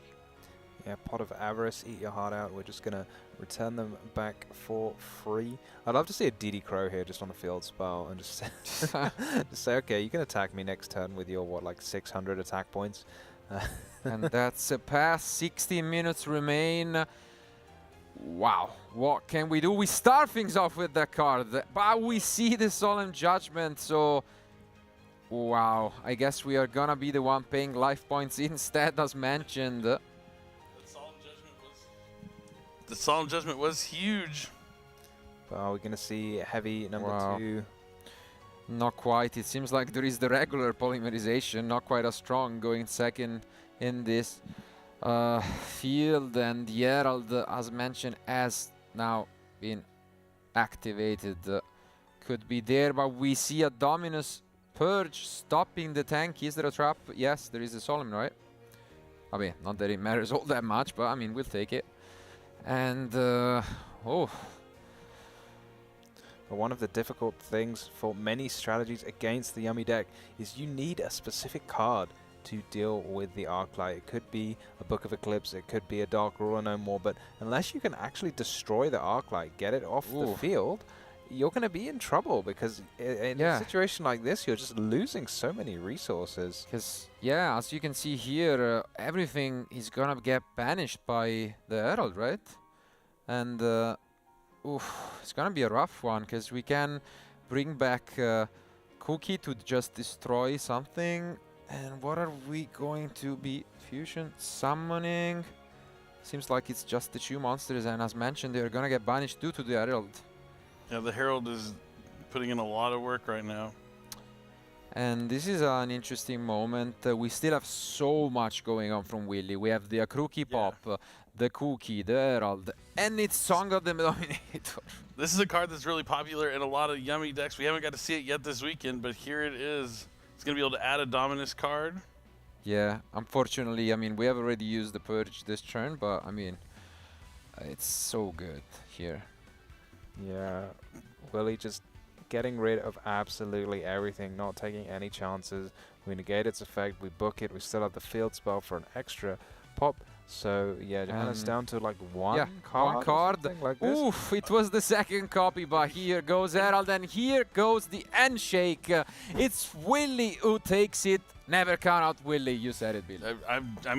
I've been here before. I've seen this game before. Willie is quite the duelist, and he found a way here to finish 5-2. And yeah, look, he's already holding his trophy in the victory pose there. He won the NAWCQ in epic fashion, and now he's locking his spot into the top 8. So we will see him again, because as you mentioned earlier, we are featuring all the top 8 matches tomorrow. Absolutely, we will see him again, and I'm excited about it. Gotta give credit to Johannes, as mentioned, rough start. 0-2, but managed to climb all the way down to, the 4-2 and the bubble match. And unfortunately, unless, the tiebreaker gods are on his side, we won't see a second Lunalight in the top cut, but we will see Willie, and we all should be happy about it. Such an amazing player and fun to be around. And having the 2 copies of Heavy Polymerization, right? One of those is strong enough to play through Herald Arclight, but the Solemn Judgment was really the key moment in that game, where I feel like as soon as that got activated, Johannes was looking at his hand and knew that was going to be it. Yeah, that is a lot of trouble, and then you can immediately get that Herald of the Arclight on the field. You should have just made the link 2, and then you could just let it resolve. All fine, The anti-heavy Put polymerization yourself down card. to 500. Your opponent has 2 heavy polymerizations. Come at me. Yeah, absolutely. That's the key to winning the game. Maybe for anyone of your opponent, from Tom, there's Don't still a listen to Lunalight. me. Listen to Tom Payne, That's the key to winning against them. But yeah, I guess we do have another. We already had 3 duelists who were guaranteed in top cut. Now we get Willie, but also as a result of the backup future match, as mentioned, we have Shane Tai, which I believe was on Vanquish Shoal K9, also now guaranteed to be making it. So for now, it's 5 different decks. Is it really? It's really 5 different decks. So it's amazing. We have confirmed 5 different decks in top cut, and then we will find out what the remaining 3 are. I believe since we had 3 players on X1, it will be depending on the X1 facing off against the X2, whether we're gonna have only 1 duelist or 2 duelists with the X3 record making it. So it's gonna be a close one for sure. But we saw some amazing names up there, so I'm sure we will, find some amazing duels tomorrow, and I'm really excited for it. As mentioned, first time ever we're gonna see all of them. So. Yeah, and with such variety and the chance that we're going to have the opportunity to watch all these strategies go at each other in the top 8 to make it to the finals, I couldn't be more excited. Today was such an incredible day, and we saw not only cool decks with awesome tech cards, the play from these players has just been almost immaculate. Yeah, it's been so cool. I'd say it again, watching that game 1 play of Willie just deliberately leaving a monster on the field in attack mode. Genius. Weak enough just to attack over. Yeah, absolutely perfect. No, a lot, definitely ever since the start, I gotta say, on round 1 with Ruben losing it, but still, showing us, quite some interesting plays. And I gotta say also Yuna back in round 1, and then crushing everyone with those cheeky, Sky Striker Hornet drones playing around Nibiru on both sides. It was really a lot of amazing plays, and I think, it shows why they are here. They are the best players in the world. Everyone, us included, have something to learn from these amazing duelists, and so I can't wait to find out who is it going to be that becomes the world champion. Yeah, this format is so cool. It is the world format, so it's a little bit different because it's the 2 lists combined, but this is still pretty close to what we see in the TCG and stuff, and the back and forth, the decision making is just absolutely incredible, and it's been an honor to be able to watch it and cast these games along with you 2 guys. It's been a wonderful day, and I can't wait for tomorrow. No, absolutely indeed. As mentioned already, for anyone who has missed it, there has been a lot of Yu-Gi-Oh going on in this past few days, and there is still plenty coming up. But if you have missed any of the action from today, I really highly suggest to go back and watch some of the matches. We have been able to show you guys even more than the 7 promised matches, let's say, because on a few occasions we were able to touch on the backup future matches. But I'd say for now, deservingly, once more the spotlight is on Willie, and I think we want to hear it from from the man himself. Willy, I'll join on it. There you go. See, all you yeah. gotta watch him once, and then you're a fan. Absolutely. I mean, I'm sold. So, without further ado, let's just go once more for this day to the post-match analysis. Thank you so much again, Marcello. I'm starting to think that Billy has a favorite in this tournament. What do you think? Just maybe. Just maybe? You're your fan favorite. All right. In 3 words, what's going through your head right now? Long tournament. I only got 2 for you. You only got 2? Yep, so that would have been probably the most stressful match of your entire life, right? Like more so than the NAWCQ top 8 match? I don't know. That one's pretty stressful.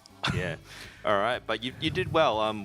Why did you think your deck was the best deck for this tournament?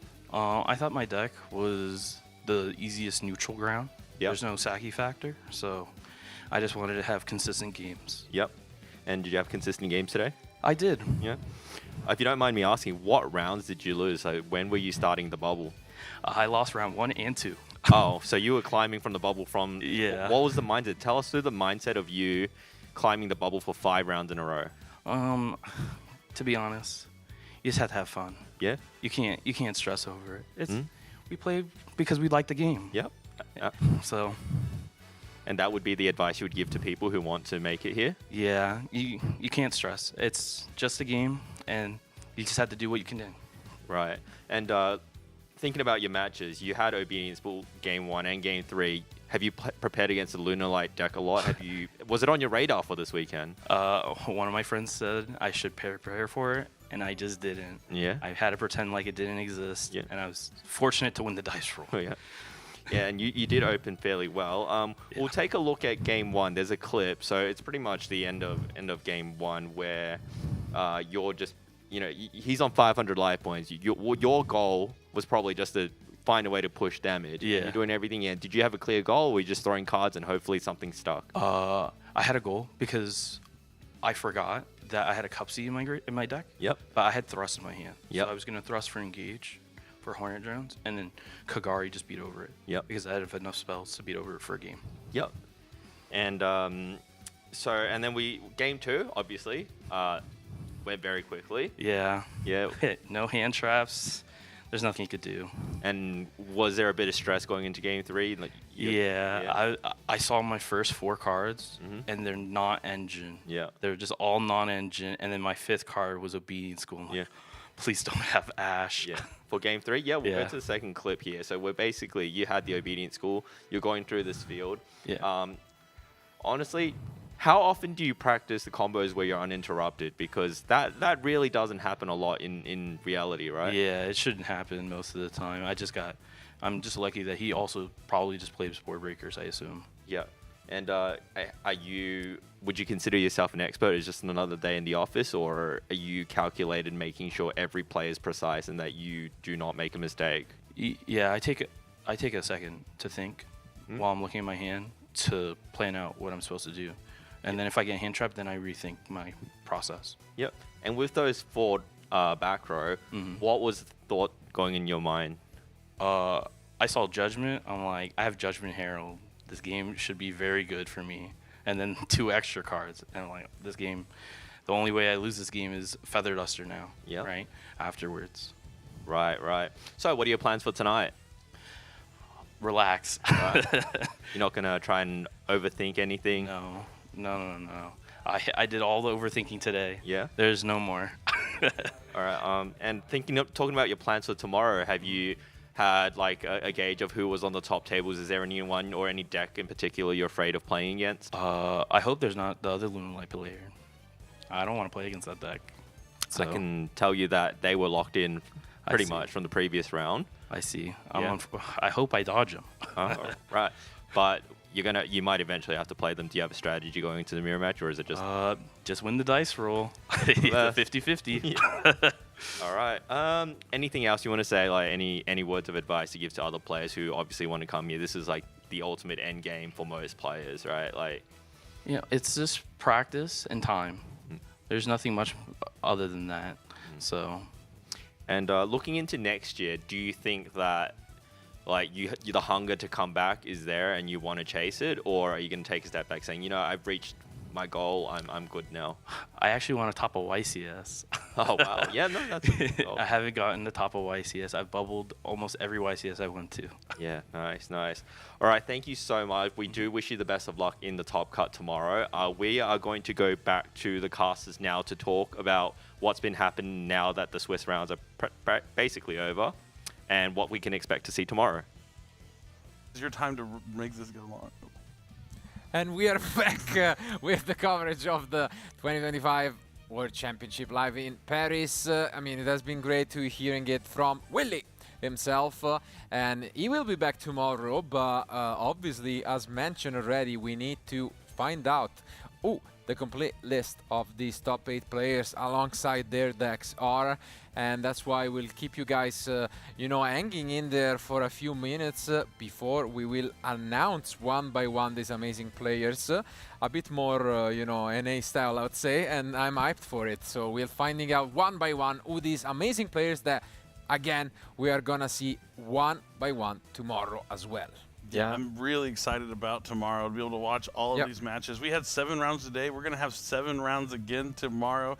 And yeah, all these duels have just been so entertaining because like when you see the top players playing these decks that are just incredible and the tech cards are just really making an impact. Because, you know, like even down to like the 2 copies of Yummy Surprise, right? We see some Yummy players only use 1 copy, but Willie really showed why it's important to have a couple copies. Because even when you draw 2, you might need both of them.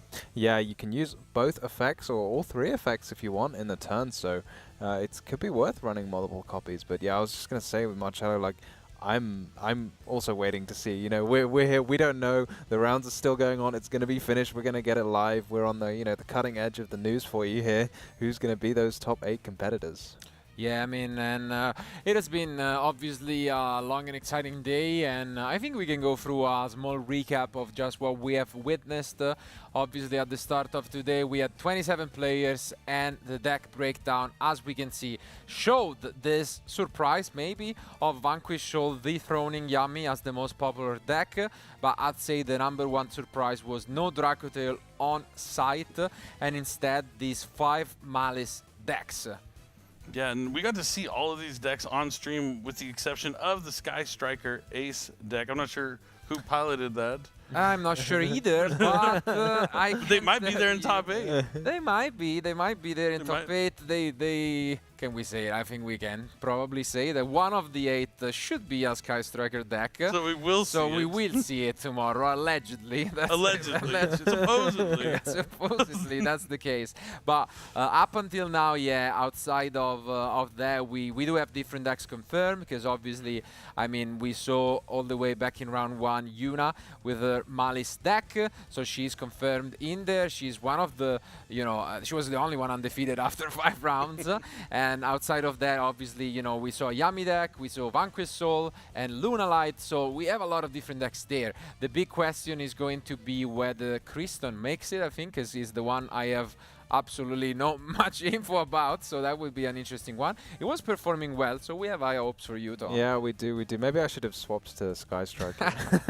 But again, yeah, as mentioned, I mean, do you want to go through what we have seen today in terms of format, Billy? Sure. This is day 1. We had the 7 Swiss round matches, and as we saw, 50 minutes per Swiss round. You got to finish before that 50-minute time is up, otherwise both players would receive a loss. And I think with those changes that we saw here for the WCS, we saw players playing very quickly. Yeah. Not a lot of time spent side decking. They came in with a plan because they didn't want to waste any time side decking, so they already knew what they were putting in and taking out in each matchup. It does require a little bit more preparation. I imagine a lot of these duelists before the tournament started were practicing with a clock, and so they would be used to playing under the time pressure, and I think it resulted in some really good games because of that case. You're not just like sitting around watching someone like kind of think for too long, but obviously these are the best players in the world, and it was a fantastic day to watch that. And I gotta say that was enjoyable for sure, and we'll see. I mean, it was definitely an interesting change, but that's done. Yeah, tomorrow that's though. done. Tomorrow there is no time limit. So- Doesn't mean they can play any slower. Let's not take it course. seriously. Otherwise, we're gonna be here. I gotta fly back on Monday. I can't stay here too much longer. As nice as France is. Yeah, absolutely. But I mean, we could have a little bit, of a longer matches. But I mean, what it mostly means is that I think game freeze will probably happen a lot more in terms of that. We've seen a couple times where the players, picked up their cards a bit earlier. No reason to concede. Yeah, no incentive, so they might just, even in terms of, getting the best of their opponents, we saw a couple instances where, the nerfs got there, and tomorrow the big difference will be that we will be moving on to a different stage that today has been reserved for the digital titles, but we have an amazing, live crowd that will be joining us, and we will move to a different, stage where I can tell you, having played in one in the past, it gets you. Like, it's very different from playing, in a regular future match stage. Yeah. Yeah, I can't wait to be on that stage tomorrow. I mean, this room we're in is awesome to begin with, Yeah. I love the AC. I've been cool all day. That's usually like my problem casting is it gets a little warm because we got bright lights shining on us, right? Cannot relate. The Italian jeans, getting the best. I mean, I left Rome with like 35, Celsius. I have to, do the convert. What is that? What is a Celsius? What is a Celsius? What is a Celsius? But yeah, I mean, so I mean, the AC is interesting for me, but no, I mean, we do need it after a long day, standing in suits in August. Oh so yeah, I for think sure. That's for sure enjoyable. It's been it's been a long day for sure. But yeah, being on the stage is gonna be so exciting. It is. All the spectators So are good. gonna file in and. Yeah, and I mean, it's different for like a YCS, of course, also in that regards. It's deep, I think quite usual that at the end you have the live crowd even there, but players against actual spectators, it's quite different. They are coming here to cheer, so that's very different, and I think it's gonna be a beautiful sight for our players tomorrow. Yeah, I'm interested to see if we're gonna get some Willie chants because I mean it was all over the NAWSQ, and to see him if he can win over the EU crowd, that would be fantastic. Yeah, that would be very impressive because one of the things you see at YCS is like it's normally your friends or like the home country or whoever's got the most people. So you got to imagine though, just because of where we are, there's going to be slightly fewer Americans and a few more Europeans. So just maybe a few. just a touch, one or two. Yeah. So yeah, we will see. Maybe the chant is good enough to get behind. Yeah, I mean, and there's plenty of EU players. I mean, we're going to find out who the top 8 is, but we already know a few EU players are locked in. Absolutely. I mean, top 3 were pretty much at, before the last round, they were all from the European region. So we'll see. It's also going to be interesting to get that conversion rate in terms of who we could see claim the title. Is it going to be for the third times in a row, the North American region? Or are we going to see, that resurgence from the OCG players as well? Or this long-lasting, European duelist after really, a long abstinence, I think of, I have to say, around 15 plus years. So it's been a while. Do you remember who the last EU World Champion was? I'm trying to think, because I'm pretty sure it was the Greek player, because I mean, I am proud of, Dario Longo back in the day, which was the Italian player. That was a long time. I remember that Dario was Longo. Like 2006. I met him when I was a child. Yeah, exactly. It was like, I didn't even see that World Championship. We are talking like 19 years ago. And I'm pretty sure right after it was, a Greek player. I'm sorry, I don't remember. I was not already, an adult, I guess, at all. And I pretty much think that's it. I mean, after that, as mentioned, there has been some success from, South and Central America and a lot of OCG winning players. And of course, we had a Canadian winner alongside the recent 2 North American winners. But outside of that, Europe getting close. We got a lot of finals. I mean, even, Oceanic region got there in a second place with Bowden, back in the day. Oh, but, that match was brutal. The lullaby of obedience. I'll never forget it. Yeah, indeed. Even Mind Crush, he did everything. Those matches usually are amazing to watch. But it has been a while. So we're back in Europe. Who knows? Maybe this time around. Last time we were in Europe, I believe it was finals between 2 Japanese players. So we didn't really get a chance to bring one home. But we'll see if things will be different, and we'll at least get a chance to do that. But I mean, regardless, obviously, thank you guys for being with us throughout all day, but we have a lot more action for you tomorrow coming up, and we need to find out who these remaining players are. It could be that, as mentioned, 1 or 2 X3 make it into the top cut, and that has been a lucky number for the past 2 years, so that's interesting. Yeah, maybe that's the goal. You just go and you say, okay, I'm going to win 4 and then lose 3, so I can go in it with the 4-3, the magic 4-3 record. Yeah, I mean, your luck is good enough to make that top 8. You just got to take that luck and continue it all the way to the finals, because once you're in the top 8, it's only 3 wins away from becoming a world champion. Yeah, I mean, I can tell you one of my, I guess, most interesting nights of sleeping was when I was locked in, for top 4, and then I mean, I can't barely sleep at all. I was like only thinking about going back there for the matches. In this case, it's gonna be one more because they have to play the full top 8. But I mean, I'm sure they will be stoked, going back to the hotel and just sharing strategies, maybe with friends. Because at the end of the day, they most likely will know what they're playing against. They will definitely know who they're playing against, since usually you can figure it out from the top 8 standings alone. So that's gonna be an interesting one. And also we'll see whether we get some matchups in between, different regions, or how it's going to be line up, that has been happening all day throughout, especially the Master Duel category, I believe. And yeah, that will be interesting to see how it transitions in the end. Yeah, I'm really excited to see how it's going to play out. And we had 7 different decks total in the tournament, right? So what if we end up with 7 different decks in top 8? That would just be an incredible feat. That would be absolutely my dream, and I think we are extremely close to doing it. Yep. Unfortunately, I mean, as mentioned, we didn't witness it because it was on the backup. Dino with this, White Forest deck was up 1 game in the decider bubble match and unfortunately lost out, because that would have been 1. So if he sneaks in it, he has to do it at X3. But I mean, even if he it's could still like, make it in. Of course he could. But like, even if it's 5 or 6 different decks in top 8, that's honestly incredible. Absolutely. It's something like unheard of. If you told me that like 10 years ago playing Yu-Gi-Oh! I remember the first time there was like 4 competitive decks. I was like, the variety is insane. And now the way the game is, there's so many different strategies that you can kind of pick the one that speaks to you the most and kind of figure out a way to play it to really compete with all the other decks. Like, that's one thing I love about the current Yu-Gi-Oh! The way it is even there is no like, I mean, there are strategies that are maybe might not feel as strong, but they're all capable of winning in the right hands. Yeah, it is fantastic to see because there's so much creativity going on. I mean, I think going into the weekend, there was probably the 2 best decks, maybe the Yummy and the Vanquish Soul K9, which probably players had their eyes on. But then we're seeing so many other different decks being brought here. And again, that Draco Tail deck not being brought at all. So many surprises from the players. Yeah, there has been definitely a lot of surprises. And as we are getting a lot of results confirmed, I can inform you that at least 1 player is not guaranteed to make it, which has been the current world champion. It has been a really rough day for Ruben, unfortunately, and I've just heard that he has not won any other match since that one bye. So unfortunately, it can happen. Sometimes it's not really your day, and I'm sure it's still absolutely proud of what he has accomplished in this game, and I'm sure he will be back trying his best for the new upcoming season. But we still have, as mentioned, a lot of different duelists who could sneak in, and I do believe that we are close to getting, because I'm about to receive some standings. Obviously the preliminary standings are out.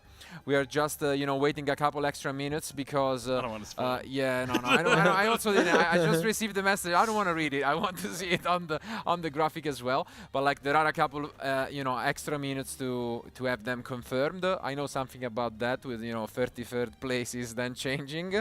So I mean, we want to see that, and obviously we are just gonna see how that is going to be. But in the meantime, we have been informed by our fellow, analyst that the final for Master Duel has concluded in a close, again, 3 matches with a 5-4 record. It seems like Team Ragnarok made it, so congratulations to them and their captain, Mr. Herman Hanson. It means that a European team has made it, so that makes it at least 2 world champions, because I've heard, the Duel Link Speed Duel has been won by, the Thomas brother, and so he made it with Snifus, I believe his nickname in game is, so he made it, and that, I mean, we're crushing it. I'm proud of it. Exactly. EU maybe not winning the TCG event, but the Master Duel, 2 out of 3. It ain't bad. That was the NA, I believe, last year, or not, yeah, all of NA. We kind of swept all of the games last year. Now we're in EU. Maybe it's EU's year to kind of sweep all of the different categories. Absolutely, and I mean, they had a team, very solid one for sure. They played together all season, and I think that just has proved throughout these past few years with, you know, Snipe Hunter, Team 7, and now Ragnarok, that they were all, you know, close friends playing together, and that extra synergy just gets you there. That's Herman Hansen, Nesh, and Luca. Yeah, right? absolutely. I mean,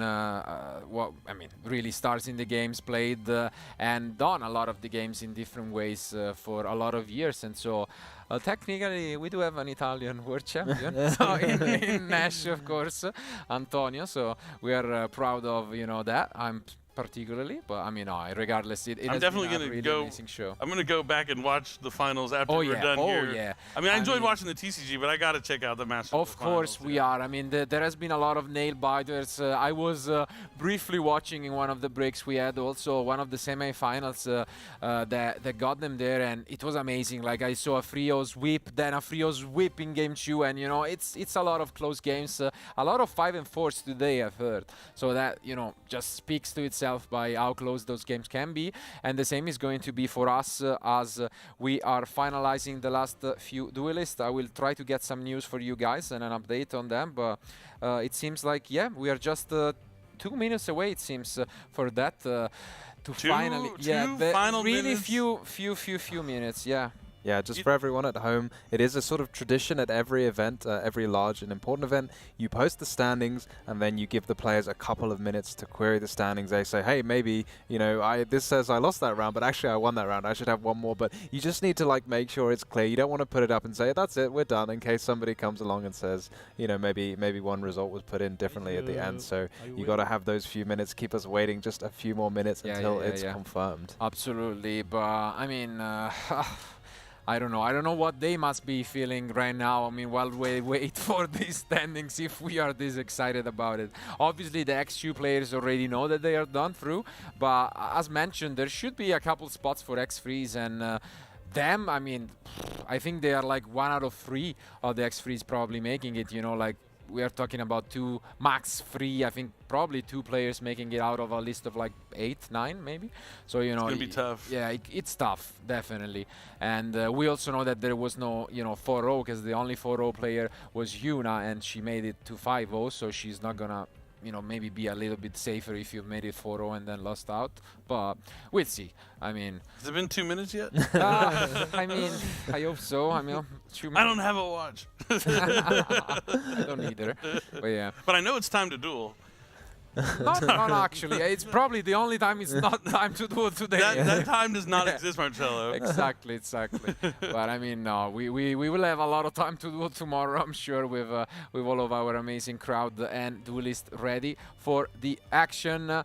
And I mean, as I'm gonna remind you guys later on, but tomorrow, if you don't want to miss out on anything, you're gonna have to log in once more at 9:30 a.m. CET. So that's when we are gonna be live again for day 2 and you know, the final day of the World Championship after 3 long days of different duels, different titles, and different Yu-Gi-Oh! World Championships. We have to crown the last one. Yeah, gonna conclude it with the TCG, you know, the over the field, dueling across opponent on the main stage. Spectators are gonna be here. The energy's gonna be electric. I can't wait.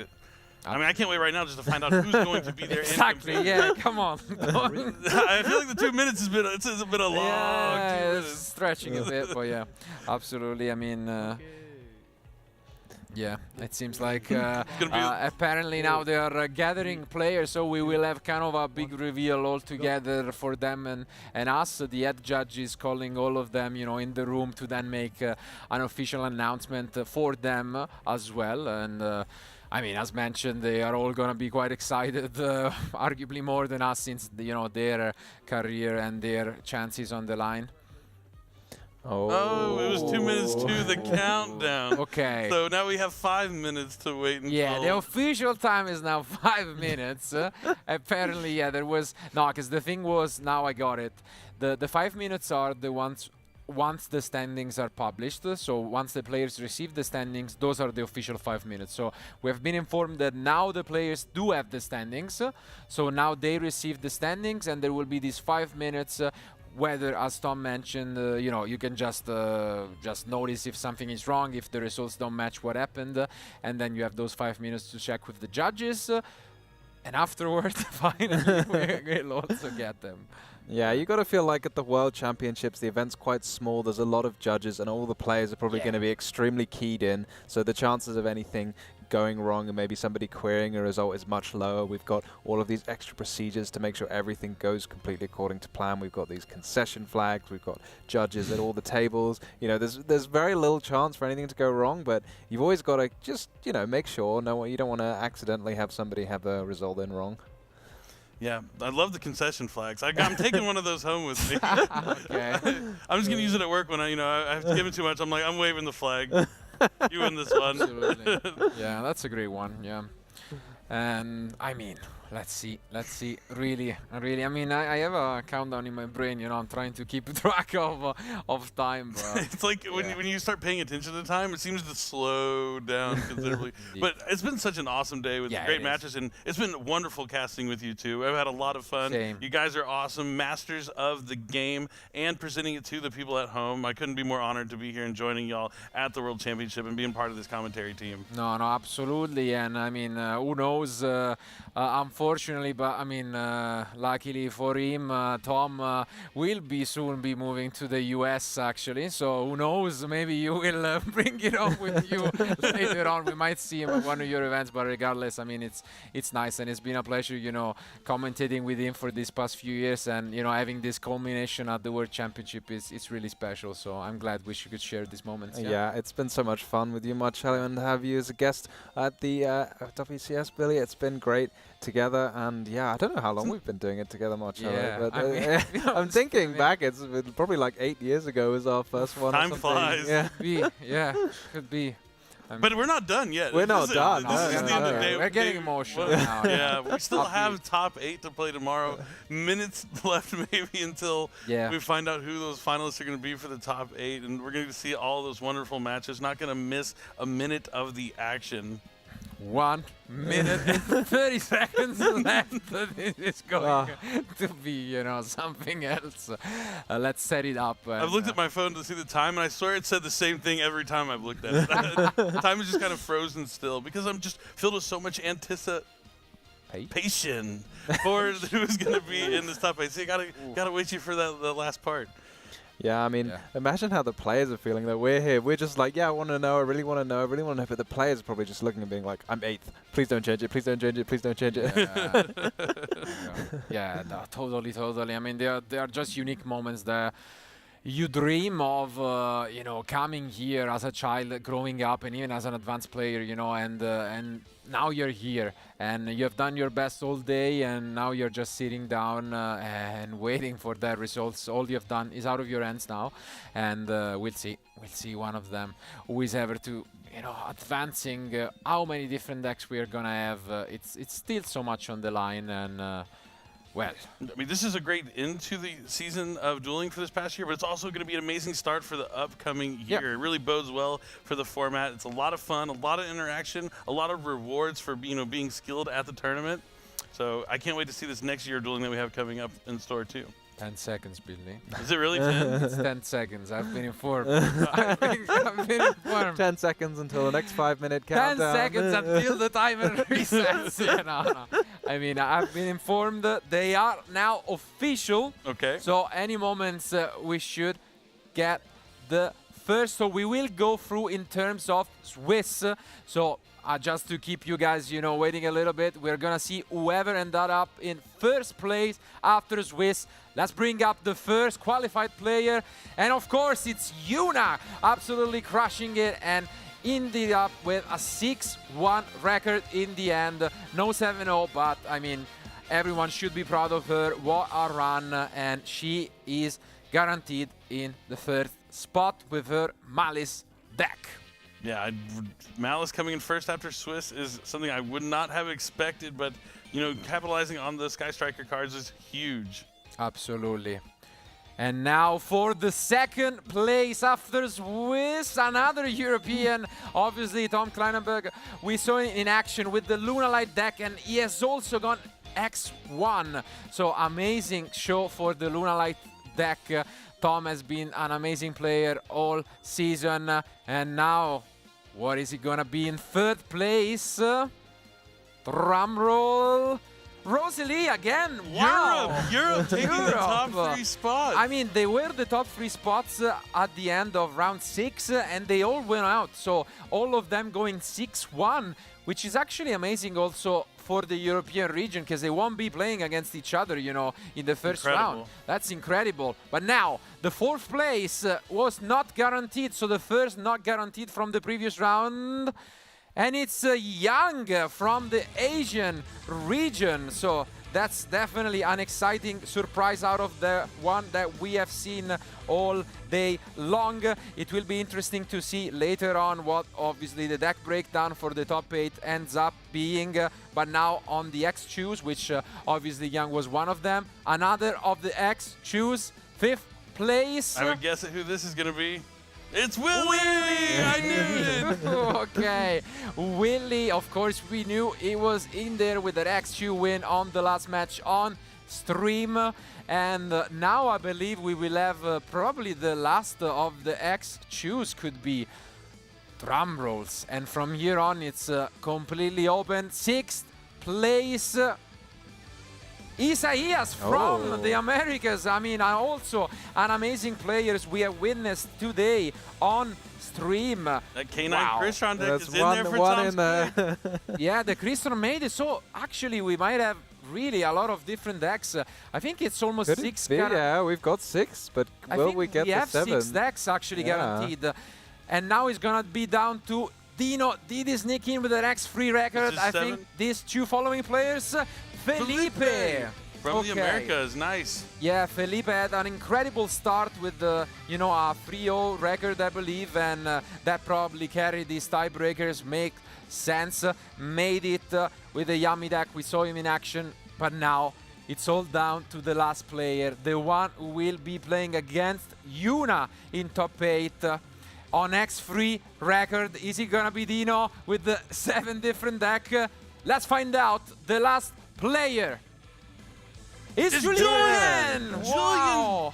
Wow, so that's, what is it, 4 players from the Americas, 3 from EU, and 1 from the Asia One region? from the, I believe so, I believe so. Yeah, and they're completely split. It was like, wow, what an unbelievable. Julian, I mean, maybe that, kind of an honorary EU, because you know, he's also representing France. I was about to say, maybe taking, you know, that French luck now that he's here playing and sneaking into 8th place. And I have to say, I have a little bit of an heartbreaking news for fans. We were this close to the 7 different decks. Dino got 9th. No, so close. Wow. I mean, obviously, Julian, amazing players, but Dino, I mean, gotta give credit to him. What a run with that White Forest deck. Honestly, just 1 spot away from making it to the top 8. But no, it will be Julien. But in a moment, obviously, whoever is familiar with how Top Card works in Yu-Gi-Oh! Can already make up in their mind what the matchups are going to be. But we are gonna show you guys the bracket in just a few moments. And I mean, it's gonna be an exciting one. I think we're gonna have a lot of EU against, you know, the Americas region in a lot of the different matches. Let's see this bracket for tomorrow.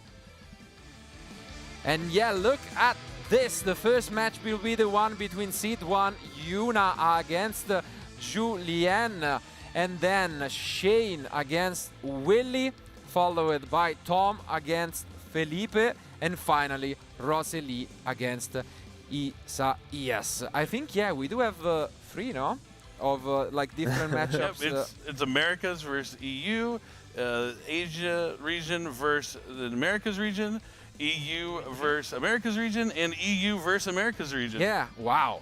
I mean, everyone's spread out. It's completely spread out, and we could have some really one-sided results at the end of the day. That's an interesting one for sure. And I mean, we'll be on the lookouts, and we will be preparing, of course, what is the deck breakdown for the event.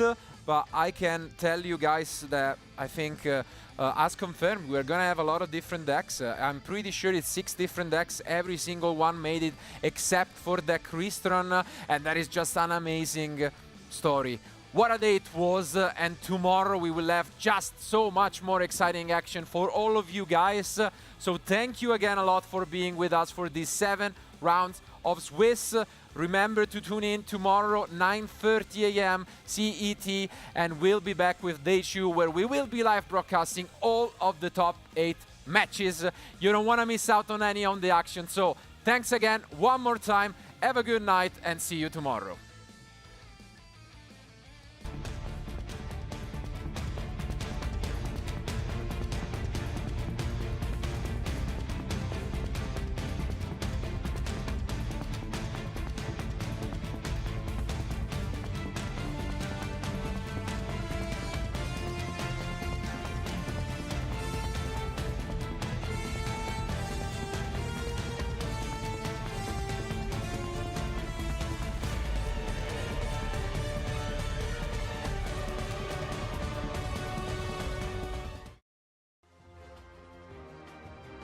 C'est l'heure du duel.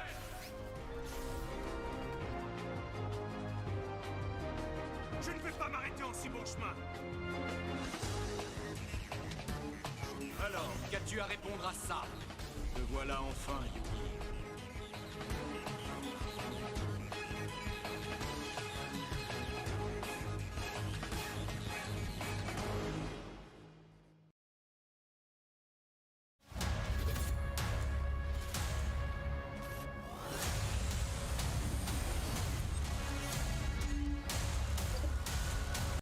Made for the best. Made for who you can be.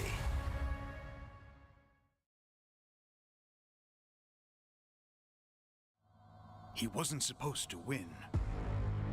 Wasn't the favorite. Wasn't the smartest one out there. Wasn't the guy with the shiny, rare, whatchamacallit card. He was the third-rate duelist with a fourth-rate deck. Hey, listen to me. I say talk is cheap. I fought my hardest to get where I am right now, and I never let anyone get the best of me, even when all hope seemed lost.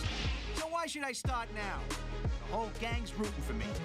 And with my friends behind me, there's no way I can lose. What I'm fighting for?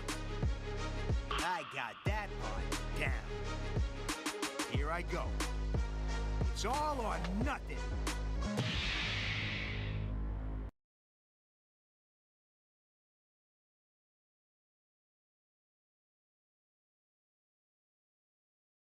So, what's inside this thing? Come on, Joey needs a new pair of shoes. The moment of truth. Whoa! Get a load of that thing, guys! Now there's something you don't see every day. Check this out! Red Eyes Black Dragon! I'm talking Red Eyes Black Dragon, folks. It's your move. Nike Air Max 95.